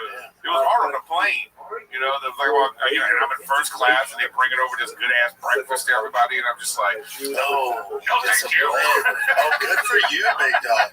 Also, New York has some of the best food too, so that also sucks. Yeah. It was fine. Yeah, it worked out. Yeah, if you're gonna die, you gotta stick to it. I know it's so hard on the road. It's so hard, bro. Yeah. It's so hard. Well, I mean, I think the thing that's great about the intermittent fasting is it's not about necessarily the easiest thing to control is when you eat. Yeah. You know what I mean? And then you can work on what you eat could be better, but if you can control when you eat, you don't have to eat after 8. Don't But have Eric, to eat before a certain time. what's Matt Rife eat? Like a crouton and he's full? Like that dude's small and shredded? You know, he just works out every day, no matter what, no matter how he feels or what's going on. Really? Yeah. Good for him. And even with insomnia or whatever it is, whoa, he worked out before the shows in New York. Yeah. He just wasn't feeling good. He was like, well, they took him to the gym, and then he came back and he was ready to go. You know? What do you mean he wasn't feeling good? He's not. He's always something up. He's always like, he wasn't feeling good. He was like sick. Because he doesn't sleep. No, He doesn't fucking sleep. Yeah, slept. You know, He sees ghosts. To work out when you're tired is the worst. That's the thing that gives him. That's the move. But that's when you hurt yourself, or at least me. I go, oh, no. But it's always been that way. I'm not 48, I'm 45, dude. But you got the years of 48. You know what I mean? Dude, I look good. I was fucking killing it in the looks department. Oh, dudes, I watched a movie that's terrible, so you guys probably have seen it and love it. It's a 90% on Rotten Tomatoes. It's Northman. I didn't see it. Yeah. I know it. You didn't You guys like bad movies. I do. And Horrendous. the guy who did that did what's it called? Didn't he? Oh, that's old. That bullshit Dracula. Or not Tron. The Dracula. Oh, he did? Hamza. Whatever the fuck it's called. I thought it was the guy who did what was it? Blade Runner. I thought it was that guy. I just saw Nick Still. Yeah, the guy on the plane. Oh, yeah, was it good? It was all right. It's all right. Yeah, it's all right. Oh, Robert Eggers. Oh, yeah, you're right. Yeah. Oh, he did all these weird movies. I'll watch it. Oh, dude. Every That movie, cover's The the same. Witch, that is. Oh no, you guys are gonna love it. I know your guys' style. The Witch is good. I know your guys' style. You're gonna love The Northman. You're gonna love The Northman. It's No, terrible. I tried to. I actually started watching that, and I was like, no, thank you. I watched Northman tonight twice. Yeah, it's gonna be your favorite I movie. can't wait. Why twice? Because I'm gonna love it, and I love it. I love it extra. Because Brennan doesn't like it. I knew you were gonna like it, but Chris will like it. Well, why'd you watch it? Where were you that you were watching that? I ran out of shows. I watched everything, and then I was waiting for the next new Dexter coming out. I've watched all three, and my mother-in-law and father-in-law always come to me for movie or show advice. And I fucking went on Rotten Tomatoes. I'm like, oh shit, 90%. And then that actor, whatever the Skarsgård, who the fuck he is. Oh, Skarsgård was on Dak Shepard's podcast. They were talking about how good it is. So I'm like, I got a movie for everyone. And then it got done. They were like, you're terrible. You listen to Dak Shepard's podcast? You just listen? Like, what podcast do you listen to? All I listen to is podcasts. I listen to no music. Wow. He's talking and shit. He had Brad Pitt on. Yeah, Brad Pitt was great. You binge it? You binge Dak He's a Shepard's big podcast? he's a big car guy too, so I loved his mother. I thought it was hard. Yeah, last one just had Superman on. I know. Yeah. But he did, and then also Paul Rudd. And I've been on it. So That guy's won so many. What do you call it? Emmys, Oscars, whatever. That rap music composer. oh, really? Yeah. All Oh, yeah. the songs Yeah, I know. No. They all I get it. sound I don't argue. the same. Dude, it's ridiculous. Yeah. The Star Wars theme sounds like the Superman theme. Don't blow your load. Okay, We're so early on the show. Well, he's doing something right, Eric. He's doing something right. Those are all fucking. I know, but what I'm saying is, you're gonna win an Oscar for making the same song but changing it a little bit. And it's like, what are we talking about? I don't know. That's If you were, come on, No, they're all different songs. they're not though. They're not. Listen to them. You know what? We'll do this on the Patreon. If you, Hey, who just tried crawling across the screen quietly? that was my cat. I have a jungle cat. Holy fuck! Is that a in their camouflage? Oh, is that Case? How'd you see him? No, I know. Yeah, true. He does have the Life Rips merch on, which is killing it. He was on his tippy toes too. For sure, Army Crawl Case. Stepped up. Nobody gonna see him. But I will say, Casey has the worst shoes known to man on right now. Those are the worst shoes. I can't stand these kinds of shoes. I can't stand these shoes, and everybody has them. Kevin has Rock climber shoes? Everybody has these fucking shoes. They're so bad. Kevin now. Let me see Case. These are the Let me see worst. Case. You know what? They're the fucking what is it? He's coming. Are they the loafers? Fuck you, Casey. Oh, you don't like them? You. You don't like Dude, my wife bought some for the kids, and I went, no, you can't go to the house in those. You gotta take those off. Everyone's gonna think you're gay. good. Yeah. Put those away right now. That's the number one shoe I see that I'm like, come on, guys. You know what it is? It's lazy. It's like wearing sweats to the fucking airport. It's lazy as Oh, I fuck. wear sweats at the airport, bro. Yeah, You're at the airport. What do you wear? A fucking three-piece suit? Yeah. Tails? Yeah. What do you have? I'm sure as fuck not in my sweats like a cuck. Well, why not? You gotta be comfortable on the plane. Who wants it? That's the problem with society. Electric car, sweats on the plane. Sweats You don't on a have plane comfortable, is you don't have not comfortable really. jeans. I have comfortable jeans. Samuel Jackson. Motherfucking sweats on that motherfucking plane. Everyone's sleeping on the plane. This plane is going down. Everyone's just they're asleep. Stop being comfortable. Yeah. So sweats on a plane is not bad, dude. It's terrible. It means you've given up. When I see someone with sweats outside the house, I go, oh, they're not doing well. They have no respect for What themselves. do you have on right now? These guys are from the 50s, dude. I got some cargo pants on. Oh, you think cargo pants? Your sweats are a ham sandwich away from cargo pants, bro. This guy, this Benedict's like, oh, Sweats. He's like, that ain't what? So whatever has a string, that's bad. Oh shit. And also, and this is Brian Callen. If you go on a plane in sweats and sandals, no. Fuck my face. Sandals is well, bad. Fuck off. If you're wearing socks, okay. But dude, Brandon thinks he fucking buttons because he has a button. He's in Mad Men, dude. Yeah.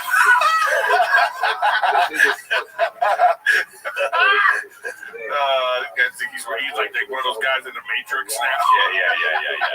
Like cargo pants. I don't know. I don't let my kids wear sweats. I don't let my kids wear sweats. Wear sandals. Well, you can't wear sandals. Okay, hold on. You're talking about sandals, not. Yeah, if you have sandals with the middle thing in and the fucking toes coming out, that's Brian Callen. Brian Callen. You only wear those one place. That's the beach. Yeah. That's it. Yeah, or the pool. Yeah, sure. Yeah, the pool. That's it. Yeah. If you're out in society with your toe. Yeah. You know what I mean? Yeah.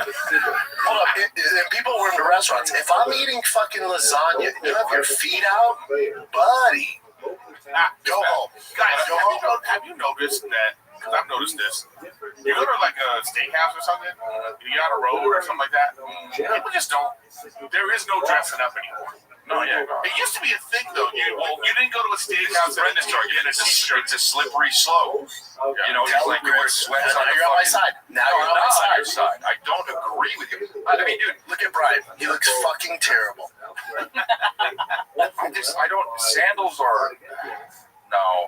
Sweats and sandals go, it's peanut butter and jelly. Sweats, sandals, they go hand in hand. Because sandals are beach wear. Sweats are comfort wear. Sweats are gym wear. Nope. Sweats are gym wear. Sweats are for the gym. Are you in the gym?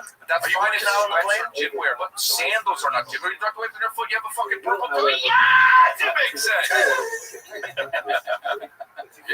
Sometimes you go to the beach and you put the sweats over the swimsuit. Yep. Yes, Eric. Move in your fucking face, Chris. I still think that sweats are okay on, like, I think pajamas are okay on a plane. That's insane. You're security in them, that's crazy. That's insane. Oh, you know what? That makes it different. Like, if you just got out of bed and went to the airport, disgusting. as opposed to deciding it's a long flight, let me wear my jammies. No, jammies, dude. Yeah, you wear the new jammies, right? You put Hey, guys, sweats are jammies. They're not. They're the same fucking thing. No, they're not. People sleep in their sweats. From a distance, those cargo Yes. pants are sweats. You know what I mean? These are not sweats. These are a nice fucking material. People get buried in suits. Yeah. Doesn't mean you want to fucking. Hello, preach. Good argument. Good point. How many people get buried in flip-flops and sweats? Depends on what you're right. Because they want to look good for the Lord. That's why. You don't want to show up to heaven with sweats on. You don't want to go to heaven. They don't want to Exactly. And you don't want the public seeing you in fucking sweats or board shorts and sandals on a plane. Okay, wait. Have a little respect for yourself. Board shorts on a plane? You ever wear shorts on a plane? I have before. Yeah, I don't like it. I get cold. You're disgusting. I've done it You're twice. disgusting. I've done it twice in my life. You know how many flights I've been on? You're disgusting. You're disgusting. I wear shorts sometimes. I've worn just a long t-shirt. with a bell bed, like a chick going to bed. I've worn just an old football jersey, but that was to be sexy. Just a football jersey and a thong. Just an old football jersey in the middle seat in Southwest, but that was to be sexy. Here's what I hate on a plane. It'd be like a hot chick. You know, she thinks she's super hot. Too dressed up. You know. Spraying shit. Oh, no. You know what I mean? Bye. You know. It's like, what are we doing? No. We're doing that. Too much perfume and shit on a plane. It's equivalent to farting. Dude, get that fucking, what's that? Get Cane's chicken. Or do the pizza same. Bye-bye, baby. Yeah, I don't want to be that guy. Bye-bye, baby. Let's take a little break from talking nonstop bull crap with the golden hour, because nothing beats relaxing on a hot summer day and watching some baseball. Oh, I can't get enough. I don't miss the Dodgers game. It's tough to be a fan right now. They've lost 11 out of the last 13. Our pitching is atrocious. But Ohtani's still balling. 4 home runs in a row. So you still got Ohtani. But listen, if you want to watch some baseball, you missed the Dodgers, they'll bounce back. We're going to start cooking right when it matters, and we're going to win the World Series. That's how it's going to go, all right? The simplest way to get in on this MLB action is to download the Pick 6 app from DraftKings. It's super simple. Just pick more or less on the stats for 2 or more of your favorite players like Ohtani, Freddie Freeman, all the boys. And boom, you're in the mix for big cash prizes. Nail your picks. If you're heating up, Pick 6 brings upside with the payouts up to 500 times. Pick 6 from DraftKings is the most fun way to play fantasy sports. Download the DraftKings Pick 6 app now. Use the code GOLDEN. That's code GOLDEN for new customers to get a special offer. All right? Better payouts, bigger wins, only with Pick 6 from DraftKings. Go Dodgers. The crown is yours. Gambling problem? Call 1-800-GAMBLER. Help is available for problem gambling. Call 888-789-7777 or visit ccpg.org in Connecticut. Must be 18 and over. Age and eligibility restrictions vary by jurisdiction. Pick 6 not available everywhere, including New York and Ontario. Void where prohibited. For additional terms and responsible gaming resources, see pick6.draftkings.com/promos. I've been that guy one time. You walk on a plane with some real funky food. Look, there are certain foods that are okay. Honestly, fried chicken is fine. I would argue, I don't know. If How you guys feel about Whoppers? I get Whoppers with cheese on the plane sometimes, and they don't smell great. it's okay to me. To me, but you have to understand, people need to eat on a 5-hour flight, so it's fine. You don't need to. You can't just bring pretzels and shit. I'm forgiving if people bring, but if you bring what? Curry? Well, no, forget it, bro. No, forget it. So you know what stinks? Is they have them at some airports is when it's a teriyaki bowl that has the steamed broth. They open that up. Oh, you just farted in my face. This shit. What about when they bring? Because I'm like 1K on United, right? So you can get a free meal thing. No matter where you're sitting. Well, if I don't get upgraded, I'm sitting in the exit row or whatever. It's I'm like, what do you have? They go, then you get they have a cheeseburger. You can get Yeah, got it. and then that opens up. Smells bad, Yeah, the burger stinks. Yeah, what's 1K? Does that mean you fly so much? Yeah, I mean, you fly too much, yeah. I probably have that. if you fly United, I fly all You would know if you had I it. fly all of them. I have all of them. You know what else stinks is I like to go to the snack place and get some nuts and some beef jerky. When you open that beef jerky up, it smells like pure fart. Beef jerky. It smells like pure But fart. I like beef jerky too. I'm with you on that. Me too. Yeah. I like a nice You jerky. probably got some good ass beef jerky out of Texas, huh? Hell yeah. Beef jerky. Boring. This is a phone conversation. We're having a phone conversation. Like a high school. Facts. We're on three-way. All you guys have TSA free and have forever. Yeah, I'm an American, dude. For the regular folk, we don't have to take off our shoes anymore. Oh, really? Yeah, as of July 9th. Yeah, it's almost everyone has TSA free. Well, no, because it's still a longer line. You know what? I want you to go back and pick that up because that's not true. You know, I'm telling you, one more Let's thing. edit that out. All they need now is for them not to take stuff out their bag, and then it's going to be all the same. No one's going to care. So you think we took 30 years to get back to before 9/11? No, but check this out. This is the thing. Can I bring my boy? It was at 9/11. It was a shoe I have bomber. clear. I have Okay, clear real ID. I Clear's have bullshit. Because sometimes, yeah. no, it's always bullshit. Sometimes. No, Eric.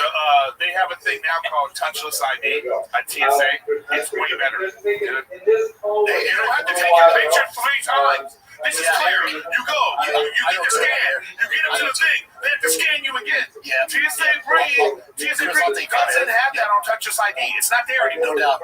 Hey, Eric, do you have clear? Yeah. Oh, I thought you did it and you were hating on No, it. I have it. Every time I go to LAX, I go to the clear line. This is bullshit. And I look at the TSA free line, and I'm like, oh, this is moving. And the lady has an answer with me, and so then I go to the TSA free line, and then I look over them and I go, hi, when I'm in the front. I go, your service is bullshit. You know? Yeah. See, She goes, cool. Oh, yeah. Just like that. You get your shit together. At Delta, they have a TSA Plus clear line. So you go ahead and other TSA people. They have to do that Holy. because their service is so shitty. They keep having to add a service. so bad. You know? It's like Disney Fast Pass. It's like too many people give them back at capacity, and then they have to add another level. Well, what I'm saying though is let me say again. Sign up for, you can do it on your app, so your thing, touchless ID. That's TSA. You just walk up. You don't even have no ID. They scan you and you're done. That's it. You don't need to. Nothing. That's it. Touchless ID. That's through TSA. Clear as bullshit. Don't pay for that. Okay? I'm just telling you. Alright, man. So quit yelling. Am I in trouble, dude? Yeah. Oh, you're in trouble. All right. I have to say over there. Yeah, What's my wrong girl with said. I gotta get touchless ID. Everybody has it. You just, once you put your passport. Did you get a real ID? Yeah, bro, I said that already. You know, Dude, No, you don't. you have to. By 2025, you have to. I use my passport. Otherwise, you can't fly. I use my passport. I don't have a real ID. you have to do it unless you use your passport. Thank you. Thank you. You don't even know what you can use. You can use your global entry card, too. I know. Do you? I know you had to get an ID. I get it. You can't say you have it all every time we say something. You're one of those guys. Oh, I have that. The only one I don't have is Nexus. Yeah. And I have the fucking global, what is it? Global entry. I have that. I enter the global constantly. I need to get Nexus, but I forget to go to the stupid interview. You guys fly too much. Do you like Canada? Oh, yeah. Yes. They give it to you. Fly way too much. I fly When you fly too much, this conversation. I'm in Huntsville, Alabama this weekend, so that ought to be. I'm going to be in Atlanta. Atlanta Punchline this weekend. 25th, 26th, 27th. Come check me out. Eric Griffin. That's just come on, sticking to your diet next to that diner at Punchline. Oh, I'm Huntsville, Alabama. This after 12. I'm going to Los Angeles, I have a date. Miami, Florida, Houston, Texas. These are all just the ones coming up, dude. Hey, Chris, what's is the Upstairs Comedy Club? Is that our boys' club? Yeah. Yep. So it's gonna be on and popping over there on August 2nd. Dude, I did Madison Square Garden with Matt, and it was electric. Yeah, it's Madison Square Garden. It was just, Yeah. I felt powerful. You know what I mean? Yes. Did you come out in a Knicks jersey? Now, you know what? They would, What if he came out in a Celtics jersey? that'd be great, right? Or whoever beat them. Just beat them. Well, yeah, The Pacers jersey would have been in there right now. No, it was great. It was amazing. What an amazing thing. You know what I mean? Hey, did you ever see those dumbasses with the WNBA the shirts that say "Pay is what we're worth"? So great. So And the WNBA should be cool. You owe us $40 million. We need money back. It's so weird. Can I tell you something, guys? I'm really sick of hearing this narrative. I'll tell you why. Oh, God, this will be a good take. The WNBA has been subsidized by the NBA for over 10 years. Listen. If it's never made profit, it's either a bad business or they're okay with losing money. They believe it. They believe in it. It's like a public service, whatever. So at this point, hey, everybody, shut the fuck up about the WNBA not making money. They don't care. No, that's fine. I say they don't care. No, I understand. That's fine. This is annoying. Them saying pay us more. But they don't want that. Like, pay us what you owe us, and all the league owners should go, cool, bitches. You all owe us money. But check this out. Let's say you go to a comedy club. And the comedy club has a terrible deal. They're in a mall, and their rent is $50,000 a month, right? And they're coming to you like, well, we need to sell a certain number of tickets. Or it's like, hey, that's on you. That's bad business. Don't put that on me. The average in-and-out store manager salary is approximately $180,000. They make more than WNBA. Yeah, you know why? Because In-N-Out has a product that we want to buy. Nobody wants. Yeah, the burgers are really good. They have delicious burgers, and I will go there every day. But also, I will not watch WNBA and buy their stupid fucking merch. but also, yeah. What do they mean that every player should be paid more than that? That makes no sense. No, it makes no sense because they're idiots. Except for Caitlin Clark, the rest of them can suck it. Paige, she's a star. Yeah, that's the only one I know. And the other girl, I forgot her name, Joey, that's on our team. The really tall blonde girl. Oh yeah, she's cool. She actually got, after she like defended Caitlin Clark, she got like a ring camera thing. She was like, after I protect Caitlin Clark, you protect your house with ring. You know what I mean? It's like, She got an endorsement deal. Oh yeah. Mr. Arosh. Yeah, but I think She is Eric's type. She's tall. That'd be too tall. You dating somebody 6'5" or she's something. 6'5". I don't know how tall is she, but it just feels like they're all like. No, she's just tall amongst the girls. She's like 6 foot. Wait, let me get the I'm eyes. 6'5". I'm 6'2". You know, I've dated people. 6'1". 6'1". Yeah, she's 6'1". That's not good reason. It is, dude. It is. 6'1". You guys are soft. Heels on that. That's great. I'll tell you what, she's not dating someone wearing sweats on the fucking I'll line. tell you what she is, and she's doing it too. She's got sweats on too. She can't afford anything else. That's what you are. She'd be rocking the Target sweats. They need to I was thinking they need to just leave that alone, man. They need to stop talking about that. No, WNBA needs to man up and be like, cool, all you bitches owe us $40 million each team. No, just stop having that WNBA. Yeah. Yeah, I've always said the same They can thing. play if they want, but like, yeah. Go ahead. Go. There's so many courts at the YMCA. There's so many courts. Yeah. Go ahead. No, I just think it's enough with it. You know, they should stop talking about this. All the men who keep talking about they don't make money. It's like they don't care. Yeah. This is an acceptable loss for the NBA. And they've been doing it for over 20 years now. So it's like, shut the fuck up. Yeah, you know, it's just a charity. All it is a charity write-off for the NBA. Yeah, that's all it is. It's good That's cause. what it They is. want to get women It's a involved. make-a-wish. You know what I mean? It's like, It's a make-a-wish. We'll pretend that we're going to go to the games, and then we can name fucking 2 players from any team. None of it matters. Did you see Shane Gillis' joke at the ESPYs? Yeah, so good. He showed So good. He his crushed it. podcast partner and his wife, and he was like, "Everybody give it up for made-up four-time, Or the other. that's my friend's wife. You guys don't know anybody in the And then they all started clapping. I can't believe you guys clapped for that. That's fun. That was funny. That was good. He crushed it. It was. I mean, technically, he tricked the audience. That's awesome. Prank. Yeah, but that's you know what though? It's kind of a dickhead thing too. In the same way, like let's say like you ever meet someone, you ever see someone you've met before and you don't know their name? Yeah. It's a dick move when they go, you don't know my name.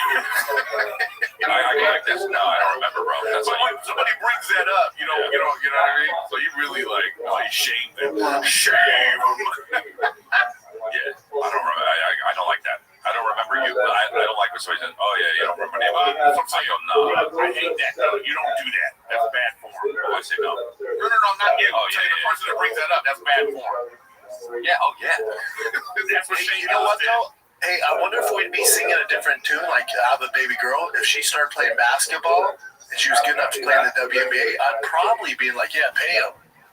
But for the We are on like 4 subjects. Yeah. And it's just like, hold up, dude. I haven't talked. Well, no, it was on the screen. Oh. You know, I have a question. That's interesting. Are you gonna? What if your daughter wanted to fight in the UFC? Well, no, absolutely not. What if she wanted to? Well, she's not going to. You don't grow up on fucking Lake Travis and decide to fight for a living as a chick.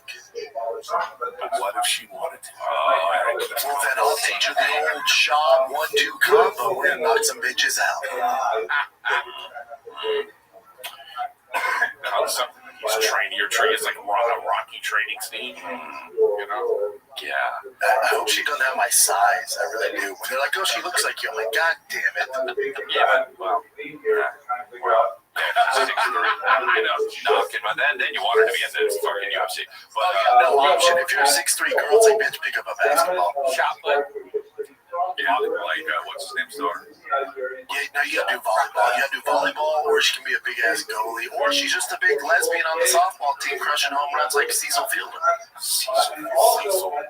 Let's take a little breaker from chatting with the boys here live in Austin. What if you could delay your next 2 mortgage payments? That's right. Imagine putting those 2 payments in your pocket and finally getting a little breathing room.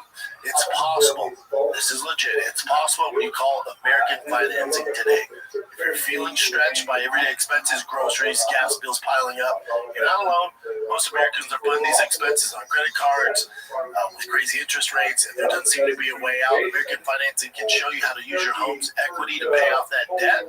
You need to call American Financing today. before you get to a point where you can't make those payments. Their salary-based mortgage consultants are helping homeowners just like you restructure their loans and consolidate debt, all without upfront fees. Their customers are saving an average of $800 a month. That's like a $10,000 raise. It's fast and simple. You can save your budget this summer. Call now before it's too late. 866-886-9262. That's 866-886-9262. Or visit www.americanfinancing.net/golden NMLS182334 NMLS Consumer Access. What about I'll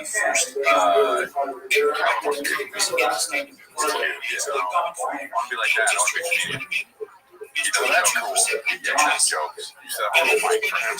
We have. He does like a joke. He does like jokes. Like he looks up on YouTube. I'm surely doing crowd work. Astronaut's favorite meal at lunchtime. I gotta see that. That sounds cute. It was for a special. Yeah, I'll direct it. Don't tell him it takes his time, though. Don't come out too early. They're going to be mean to you. Yeah,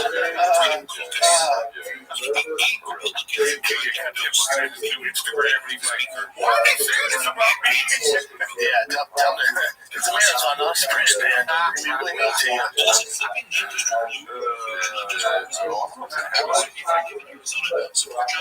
We have now kids who are born.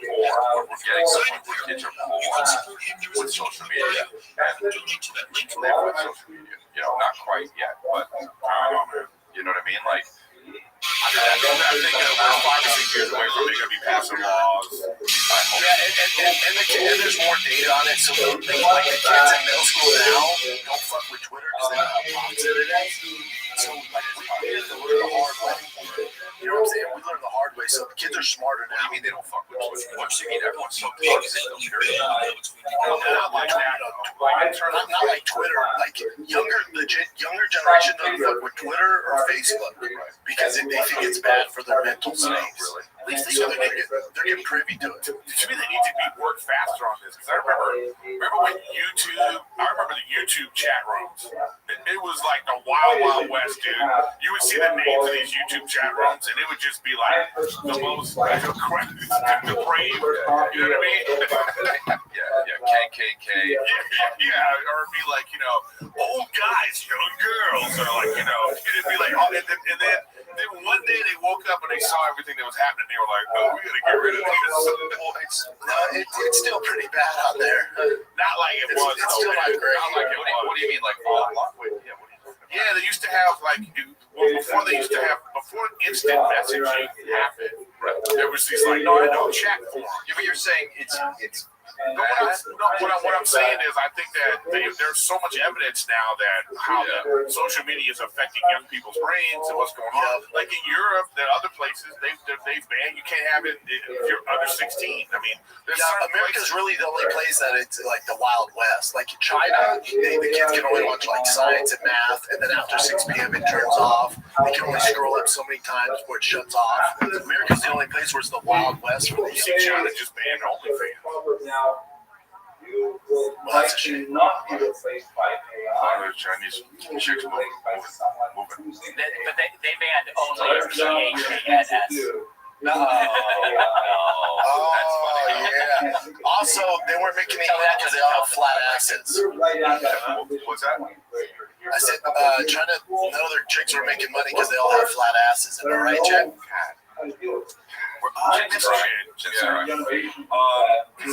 Speaking of Twitter, I just want to take my Twitter was banned that I had since 2007. So follow @RealNickDavis2.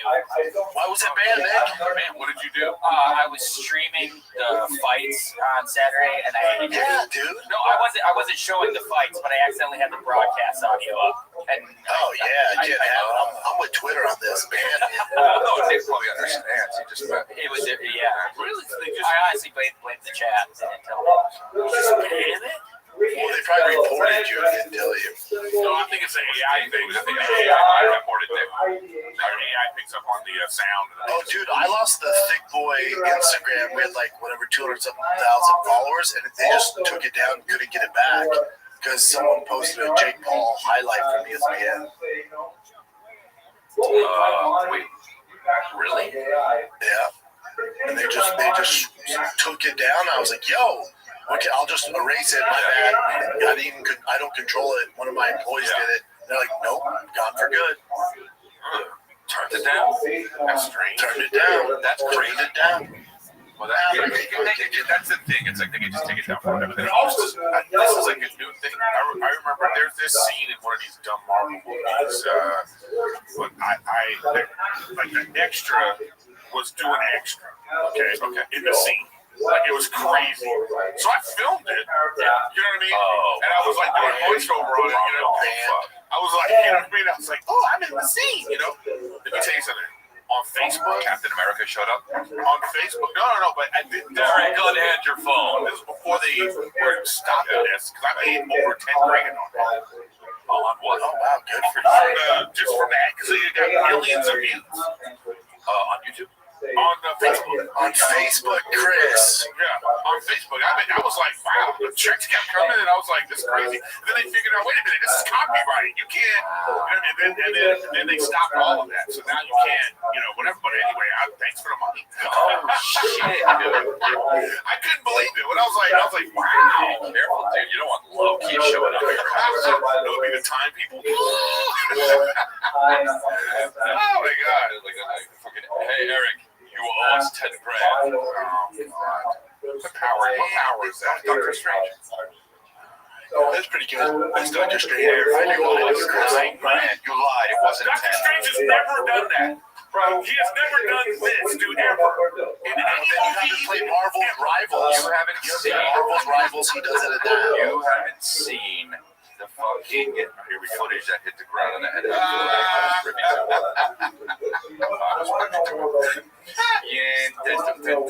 you saw Scorpion, right? I will. We covered it last week. Has anybody seen Formula One? No. And I will say something about Formula One is I've never been so sure about something. I haven't seen it. Then Formula One is a mid movie. Really? How do you know? They say it's like You're not into F1. It's like Maverick. All of my data points, everything. I'm chat GPT. Some of the highest grossing movies of the year so far. That's fine. People don't even go to movies anymore. They went to see that. It's not a superhero movie. It's mid, dude. It's gotta be mid. It's gotta be mid. This But is Chris, I don't think it's for you. I don't think it's for you. So it's about like cars and shit, and like manly shit. I don't think it's for you.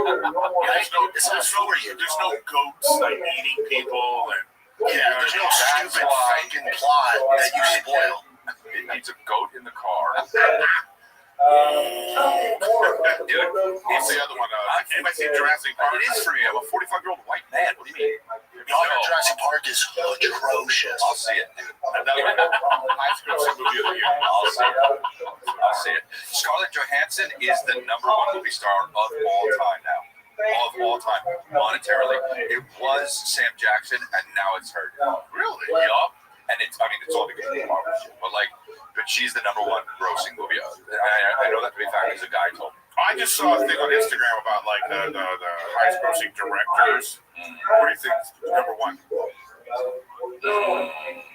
It's what you think. Steven Spielberg.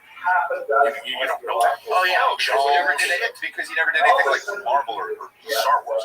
Scarlett Just Johansson. Indiana Jones. Yeah, I get it. The original superhero. One of the cutest things. Jurassic Park. One of the cutest things that Calvin did. He goes, "Hey Dad, there's a book that I just found from the old house because we had stuff in boxes from the old house, and I forgot that." I said, "Yeah, what is it?" He said, "It's called E.T."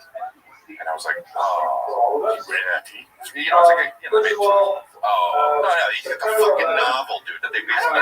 Your kid can be like smart like that. And so I was like, "Oh, that's so cute, dude. Yeah, it's a movie." He's like, "They made a movie of this?" I'm like, no. It was a movie, and then they made this children's book 100 years later. He's like, oh wow. I was like, we'll see it. And it was just cute that he thought it was a book. You know, he thought he was educating me. I just can see him come, you go, hey, comedy. But Chris, the movie's a little slow for the kids. I know. He can watch TV now. I caught my kids watching the new It 1 and 2. No, child service. That's what they're into. They're into horror like their dad. Man, what do you want me to do? So, well, that's why you play Doom with them. So, I played Wolfenstein. You're right. I played Wolfenstein. But, fucking hell, yeah, dude. No, that's, yeah, I don't even, now, like, I'm watching something on TV and that wolf is there, and I'm just like, Kids, it sucks. Kids, that's enough Duke Nukem. You play for 3 hours. Now turn on Jadakiss and go to bed. it's just in there. Is we fucking or what? Is we fucking or what? Is we fucking or what? I'm tired. Yeah, he goes like this. He goes, fuck the police. I don't know. It's, I don't know what to fuck you did. What if you watch? You're just like, oh fuck, the new J.O. came out. I love it. What have I been watching? You said. What do you like, Calvin? Watch? Oh, you watch Billy Cars. They both love Cars. Oh man. At least Cars is good. At least you can sit down and watch Cars. When it's too kiddie, you're like, fuck, how long's this show? Louis got families in chokehold. What's the lady, Miss Rachel? Is it Miss Rachel? Yeah, Miss Rachel. My Billy's into that. Fuck, it's slow. Yes, Miss Rachel's the thing. Bluey, Miss Rachel are I would say the thing right now. Because Bluey's good. It's kind of like Shrek in a way that like some things happen and adults go, Yeah. There's this one Miss Rachel video. It's about pooping. On Pornhub. You know, so we the scat video. So we watch it all the time because we're trying to get Wolf to like, you know, and he said yesterday finally like I can tell he was feeling something because he went towards the bathroom and I was like, oh, you know what I mean? But then like he didn't, you know, I sat him down on the thing. We have one of those. Holy shit! Miss Rachel's potty training video has 48 million views. Yeah, man. I'm like a 600,000 of those views. and then Eric finally let her. Yeah, baby. And she just shoots it in the green screen. Hold on. Everybody's in the bowling movie. Where do I turn on the sink? You know what? Kingpin. And he's in the urinal shitty. No, but this is great. When Miss Rachel goes on, Wolf goes bananas. Damn.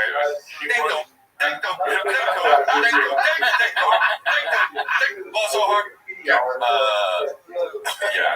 He just runs to the couch or the bed or whatever. It's the only time he Look up Miss Rachel's net worth. But it's also on Netflix now too. Yeah, and then That's so wrong. oh yeah, that's way wrong. Oh, that's so. She makes that a buck. It's like that's Kai Cenat is fucking $45. It's like fine. The guy obviously has more than that. He's the number one streamer in the world. But I think the kid channels don't get as much advertising like the regular shows. Yeah, but they get that money from fucking merch like crazy. This is 17 million from YouTube in the past year. Yeah. Well, that where you get to that, 15 million, so she had to pay like, 7 million in taxes. You know what I mean? And If she's in stupid so that California. makes sense that it's like, That's fine. all that. Only if she's in California. Netflix partnership, I bet she got 30 million from it. Like, At least. She brings that fucking kid crowd over. I bet she got fucking paid. I'm going to swap out Rachel Griffin so I can get this money. Original name was Rachel Griffin. Yeah. Oh, it was. Oh, that's fine. Yeah. I mean, like, she drove a Tesla. Yeah, for sure. Could you guys do a kids channel and make that big? Fuck no. Well, kids, looks like everyone's fucked. Well, there you go. And they also got afraid. They got, Whoops! it's also You're an idiot. Even if I thought I couldn't. So the timing's weird too. Like they'll grab a strawberry, like, what's this? Yeah. It's super off. Yeah. Strawberry. Yeah, it's super off. Well, she's got Miss Rachel. She's got the timing, the voice. She's engaging. It is pretty wild. She could have been something else. If she had an OnlyFans, it would be just as big. You think it'd be popping? No, I don't think so. Oh, I don't think so. You know what I mean? No. She's a one-trick. Hi, kid. This is a dick. I don't know. Whatever. Where did the one-trunk call go? Was Miss Rachel like a struggling actor before she hit it fucking big on kids bullshit? Get a Ferrari. Stop driving the Tesla.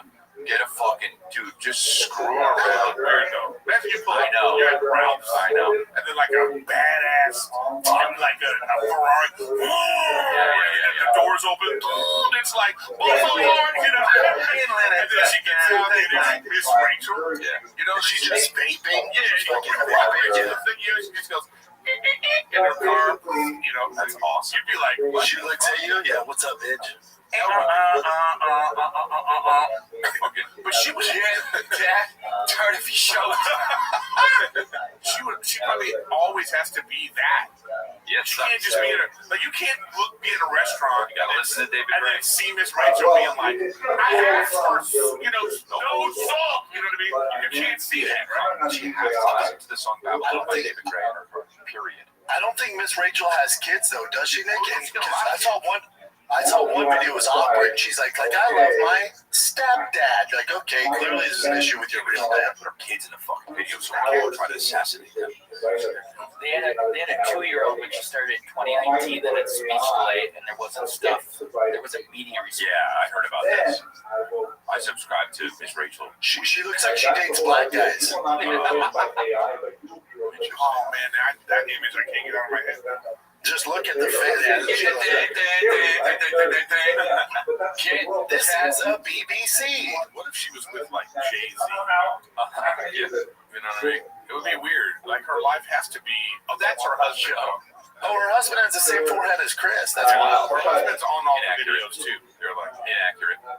Yeah, dude. Hi, kids. Hey, kids, today we're going to learn about fucking... Oh, shit. Start it over. Kids, today we're going to learn about compartmentalization. Kids, oops. Have you ever done something that you don't feel proud of? Well, just don't think about it.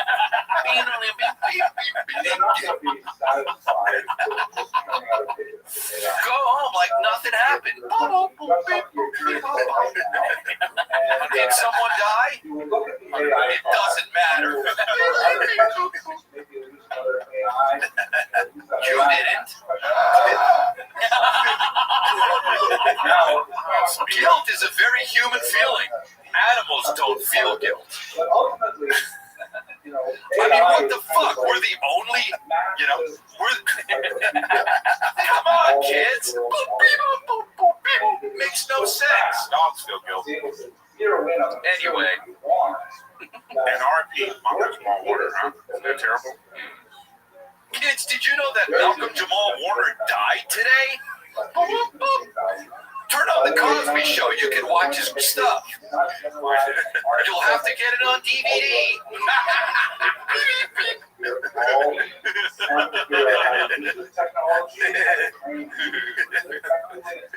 This summer, Pluto TV is exploding with thousands of free movies. Summer of Cinema is here.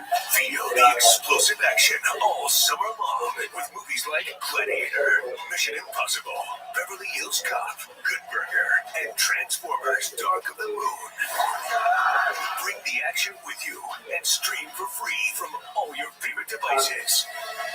Pluto TV. Stream now. Pay never. That guy was drowned. How terrible is that? Crazy, dude. He drowned. What was he doing? Just swimming? Yeah. He was on vacation in Costa Rica. 2 guys died. Beep, beep, beep. He drowned on vacation. Wait, another person died? It's fucking over. I heard you guys. It's been over. No, I enjoyed it. I wish it went longer. Well, I mean, if Once he goes on congratulations, it'd be 45 minutes.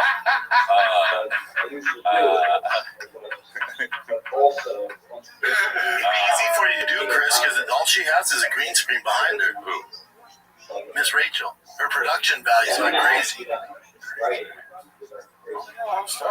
They do a lot of singing. Yeah, there's the fat black woman I like a lot. Oh my Lord, Lord, Lord, Lord.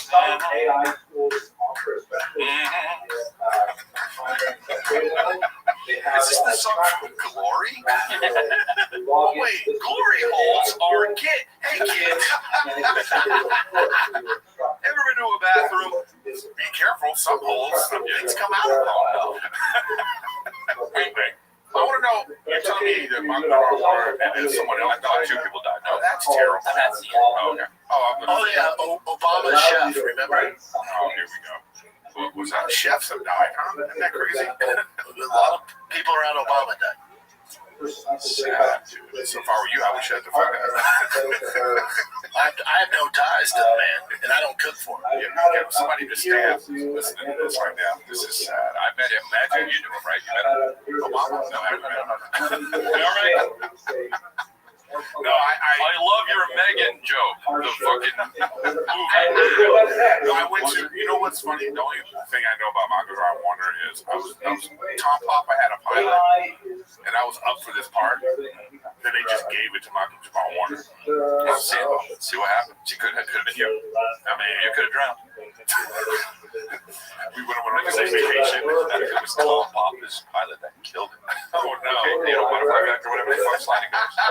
No, because he made that money was staying, and that was the money he used. And I was like, oh god. No, but Malcolm Jamal Warner was a nice, well, at least to me, I met him once. He wasn't heckling me, but he was like. He was the whole show. He was like laughing really loud, and then I went on, and then he was like loud still, and I was like, "This motherfucker don't hold it." And he came up and he was like, "I go upstairs." This dude, I was like, "Dude, that was hilarious." This fucking Malcolm Jamal Warner. I was like, "That was you." So, what's that? What's that about? Breaking news. Oh, really? Is it? What's the breaking news? Oh no! Wow, he just performed though. He just performed like 2 weeks ago. Is his last one? Age 76. Damn. The Prince of Darkness. And he was like that was the reality show king. That changed our television world forever. I'm really sorry, Casey. He died just weeks after reuniting with Black Sabbath's bandmates performing a huge farewell concert. Man, that is wow, yeah. Did you see his concert though? You knew something was up. He had to do it sitting down. And that guy, I think his name is another guy. They come in threes. We do this show sitting down. Does that mean we're in trouble? Yeah. Oh, that sucks. Well, you know, yeah, that's sad. It is what it is. Any other good news? Well, I mean, that guy. He's like, holy shit, Miss Rachel just died. No, those people need something fun doing bits. It's like, dude. That's more fucking crap. But like these guys are on tour, that's free money. I mean, they just never stop, right? More than any other thing. I don't. The Rolling Stones are like 100 years old. Yeah, I know. They're still over there. You know, he's still. I'd go to Metallica or Dave Matthews concert right for those are only two keeping me out of the house. The violinist died. See where it gets you. I don't know, but Dave Matthews is not 76. He's up there. I'm a Dave slave. I'm a hardcore Dave slave. Hey. Just stop it, okay? We need people to stop. He's 58. Damn. Yeah, what the fuck do you think it was? I don't know. It's weird to think like, You know he's South African. He's not even American. See, goes to show you. Did you know that? See what happens. He's African. African-American. The violinist dies. So, all right, so here's the deal. I don't understand why people don't retire. yeah. I'm telling you why right now, because it's free money. It's absolutely free money. Okay, so when you're 58, I get it. When you're 76? Maybe you've lived the lifestyle. Yeah, sure, I get that, but not always. Not always. But again, it's like, imagine like you're 76, they go, yeah, you want $80 million? That's what this concert tour will generate. And you're like, no. I don't know. People just love money, man. Yeah, it's true. They also like performing. They like Well, their yeah, I egos. They like getting on understand stage. that. I get that. Hey Chris, you know what? I get it. Hey, you know what? You know what? Yeah, man. There's nothing like that. There's nothing like Come be a Dave slave. And imagine if you're like a rock star, there's nothing like that. And then you're on stage and you're remembering everything. You're probably like, you know how you like see your life flash before your eyes? I bet you when you're a rock star like that, you see like everything you think about all the fucking. And also, you play the same song. And also, you play the same song over and over and over. You play the same fucking 10 songs that people want to hear. You don't have to do new bitch. It's fucking awesome. And imagine that too. They just want the classics. Whoa, living on a prayer. Make it, I swear. I'm just fucking so pissed off. What's that mean? Outkast was talking about that. You know, And they have the most of them. And the whole world. Could you imagine having to do that all the time? I would fucking lose my mind. Outkast songs are good for a week or two, and then you go, okay, I hope I never hear that again. it's just like Yeah, that. did you- It's like the happy song. Did you see the lead singer of Metallica? Someone's video of him getting off stage, and he literally gets off. He's like, "Fuck!" He's like sitting down. You can tell he's just so over it. He sits down. He's like, "Fuck."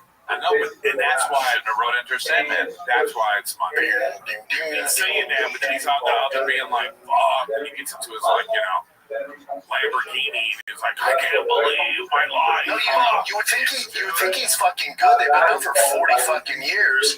And then he finally went on Rogan, and I was like, "Oh, I can't wait." And they talked about bees for 3 hours. That's your boy, dude. I know, but I mean, people, I don't know, man. We don't know what's going on in people's lives. No, I know. Music business is funky. People think everybody in the music business is rich. They are not. No, they make most of their money. Like Bieber makes most of his money. So does all these other bands with merch sales. It's not even about the streams anymore. It's just marketing to sell merch at the fucking concerts. They go on. Chris, your merch team sent out my package. She said they just responded to the email. They said yeah. hell yeah, dude. Yeah, it's on the way. Dude, honestly, you're gonna look so good. Cargo. Dude, I appreciate you using me as my body for the model of it. Is your hair still blonde? How's that going? It's growing out. I look horrendous.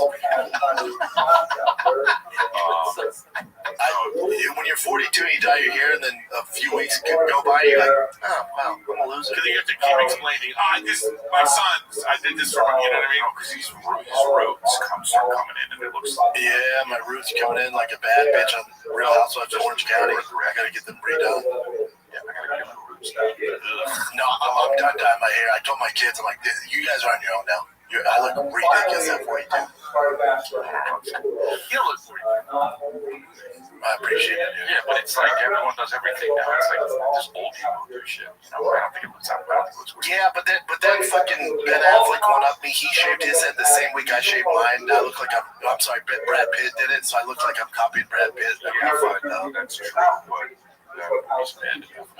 here we go. Brad Pitt just looks so much better. You know, he's way more famous, so he did it. So people are like, oh, copy Brad Pitt. I didn't know he did it. And I'm like, This seemed like it was like a month ago now, but we never talked about the Coldplay concert. It was like the most viral thing on the internet since Talk to Him. I kept saying this, and this. His wife filed for divorce already. well, yeah, this is embarrassing as fuck. It's just. Have you seen her? His wife is bad. His wife is I don't hot. get it. Because this chick's a monster. Well, she probably sucks the meanest dick this side of the Atlantic. That's what it is. Usually when I see someone with a troll, I'm like, oh, I bet she's nasty on the stick. I bet she's mean on the sticks. Nasty on the stick. You know what I'm saying? Hold on. She's not a troll, bro. She's nice. Show the wife. Bring the wife under her. Yeah, show the wife. Bring the wife Educate Chris. Bring the wife Educate up. Chris. You don't have your ear to the ground, Chris. Be there too, dude. Bring the wife. I've seen the wife. The wife's This is really embarrassing. She should have divorced him.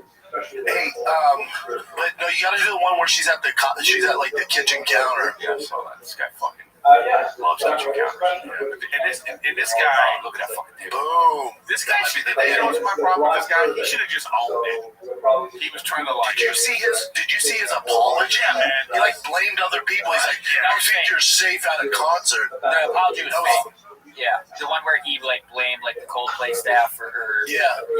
That wasn't real. Nothing's real. Oh wow, they got me. I finally got got. Wow, this guy Should hit have been me. like, I wasn't there. There was a guy. People were trying to get me.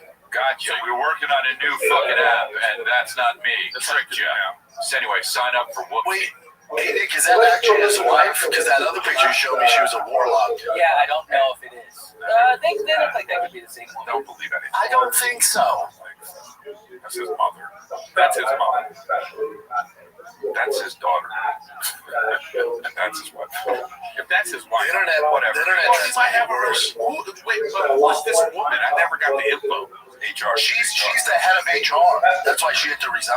She got fired. She got fired. And then I also heard, don't know if it's true, that his current wife was his mistress from his last marriage. Oh, but then I'm like, you love. Wait. Hey, Chris. Now I don't feel bad. No, you do. Wait, hold on. You guys have vibe with this though. I have inside sources that worked for him. They're in Texas here. They worked with him, and they said, "Thank God he's gone." Apparently, he was a nightmare. Because he was the CEO, they said if he was such an asshole to employees, all of them celebrate when he got fired. They were stoked. He got fired. Well, He was he's a got complete that. piece of shit. Apparently, he's just a real piece of shit. You never know, though. People's stories get so fucking out of Hey, I know, Chris. I know. He knows. Yeah, but this guy, this is move. If you get with a guy, if the relationship started on some nefarious shit, you can't be shocked when your relationship ends on some shit like that. It's hilarious because this guy's just not he's not famous, so it's like, I mean, to me, it's like crazy he's doing this.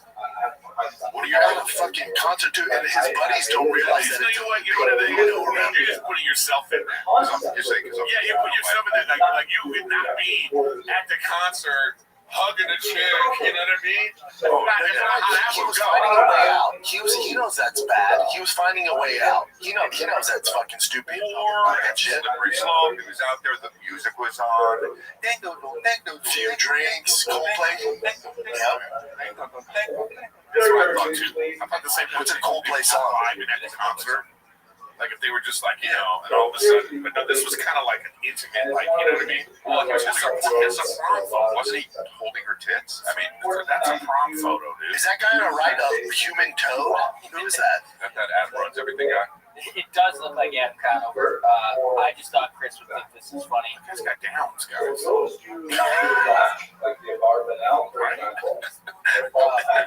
guy on the right, You're a piece of shit, Eric. that guy on the right doesn't have Down syndrome. No, he just looks like a frog. His mom's a frog. His mom's a frog. He doesn't really frog. So go ahead. He has the gullet of a seagull. Okay, go. Bad bitches only. Oh, bad bitches only. Hit it for a minute, then I pass it to the homie. The ones that talk back.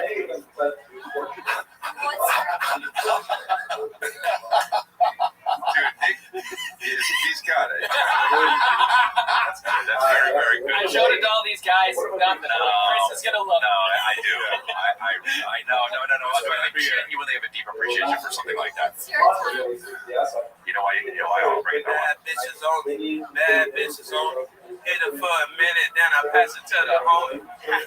The ones that talk back. Okay, so this is why, because you got two extremes of the most insecure guy of all time. You get the guy who's got the bravado, bitches only. He hates himself. This guy fucking hates himself.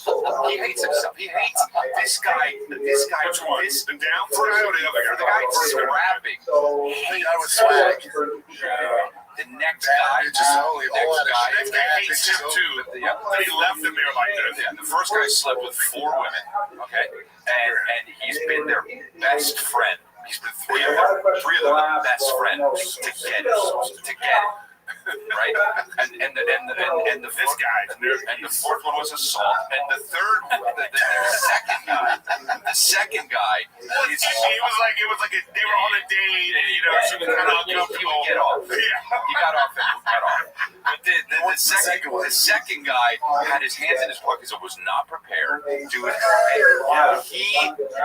he said, I like when they talk back, and I'm telling you right now, he did not know what he said. Did not know what he said. Dude, 1,000%. He did not know what he said, and afterwards, he goes, I think I said, it's like me on Family Feud. what did I say? That was a Family Feud answer. You're confused. You just say it. All right, so go ahead, play it again. This guy. First of all, wait, before you... Bad bitches on. Bad bitches on. Hit it for a minute, then I pass it to the home. Once I talk back. Has no idea. Blacked out. The best part is his laugh. Oh, yes, no, his laugh. the breath before the laugh. Dude, Excuse me. This guy blacked out. This guy doesn't have downs. No, he's a fraud. Look at it. Pull up anybody with downs and put it next to that guy. That's honestly a tremendous thing that I would never find, so I'm so happy that Nick said it.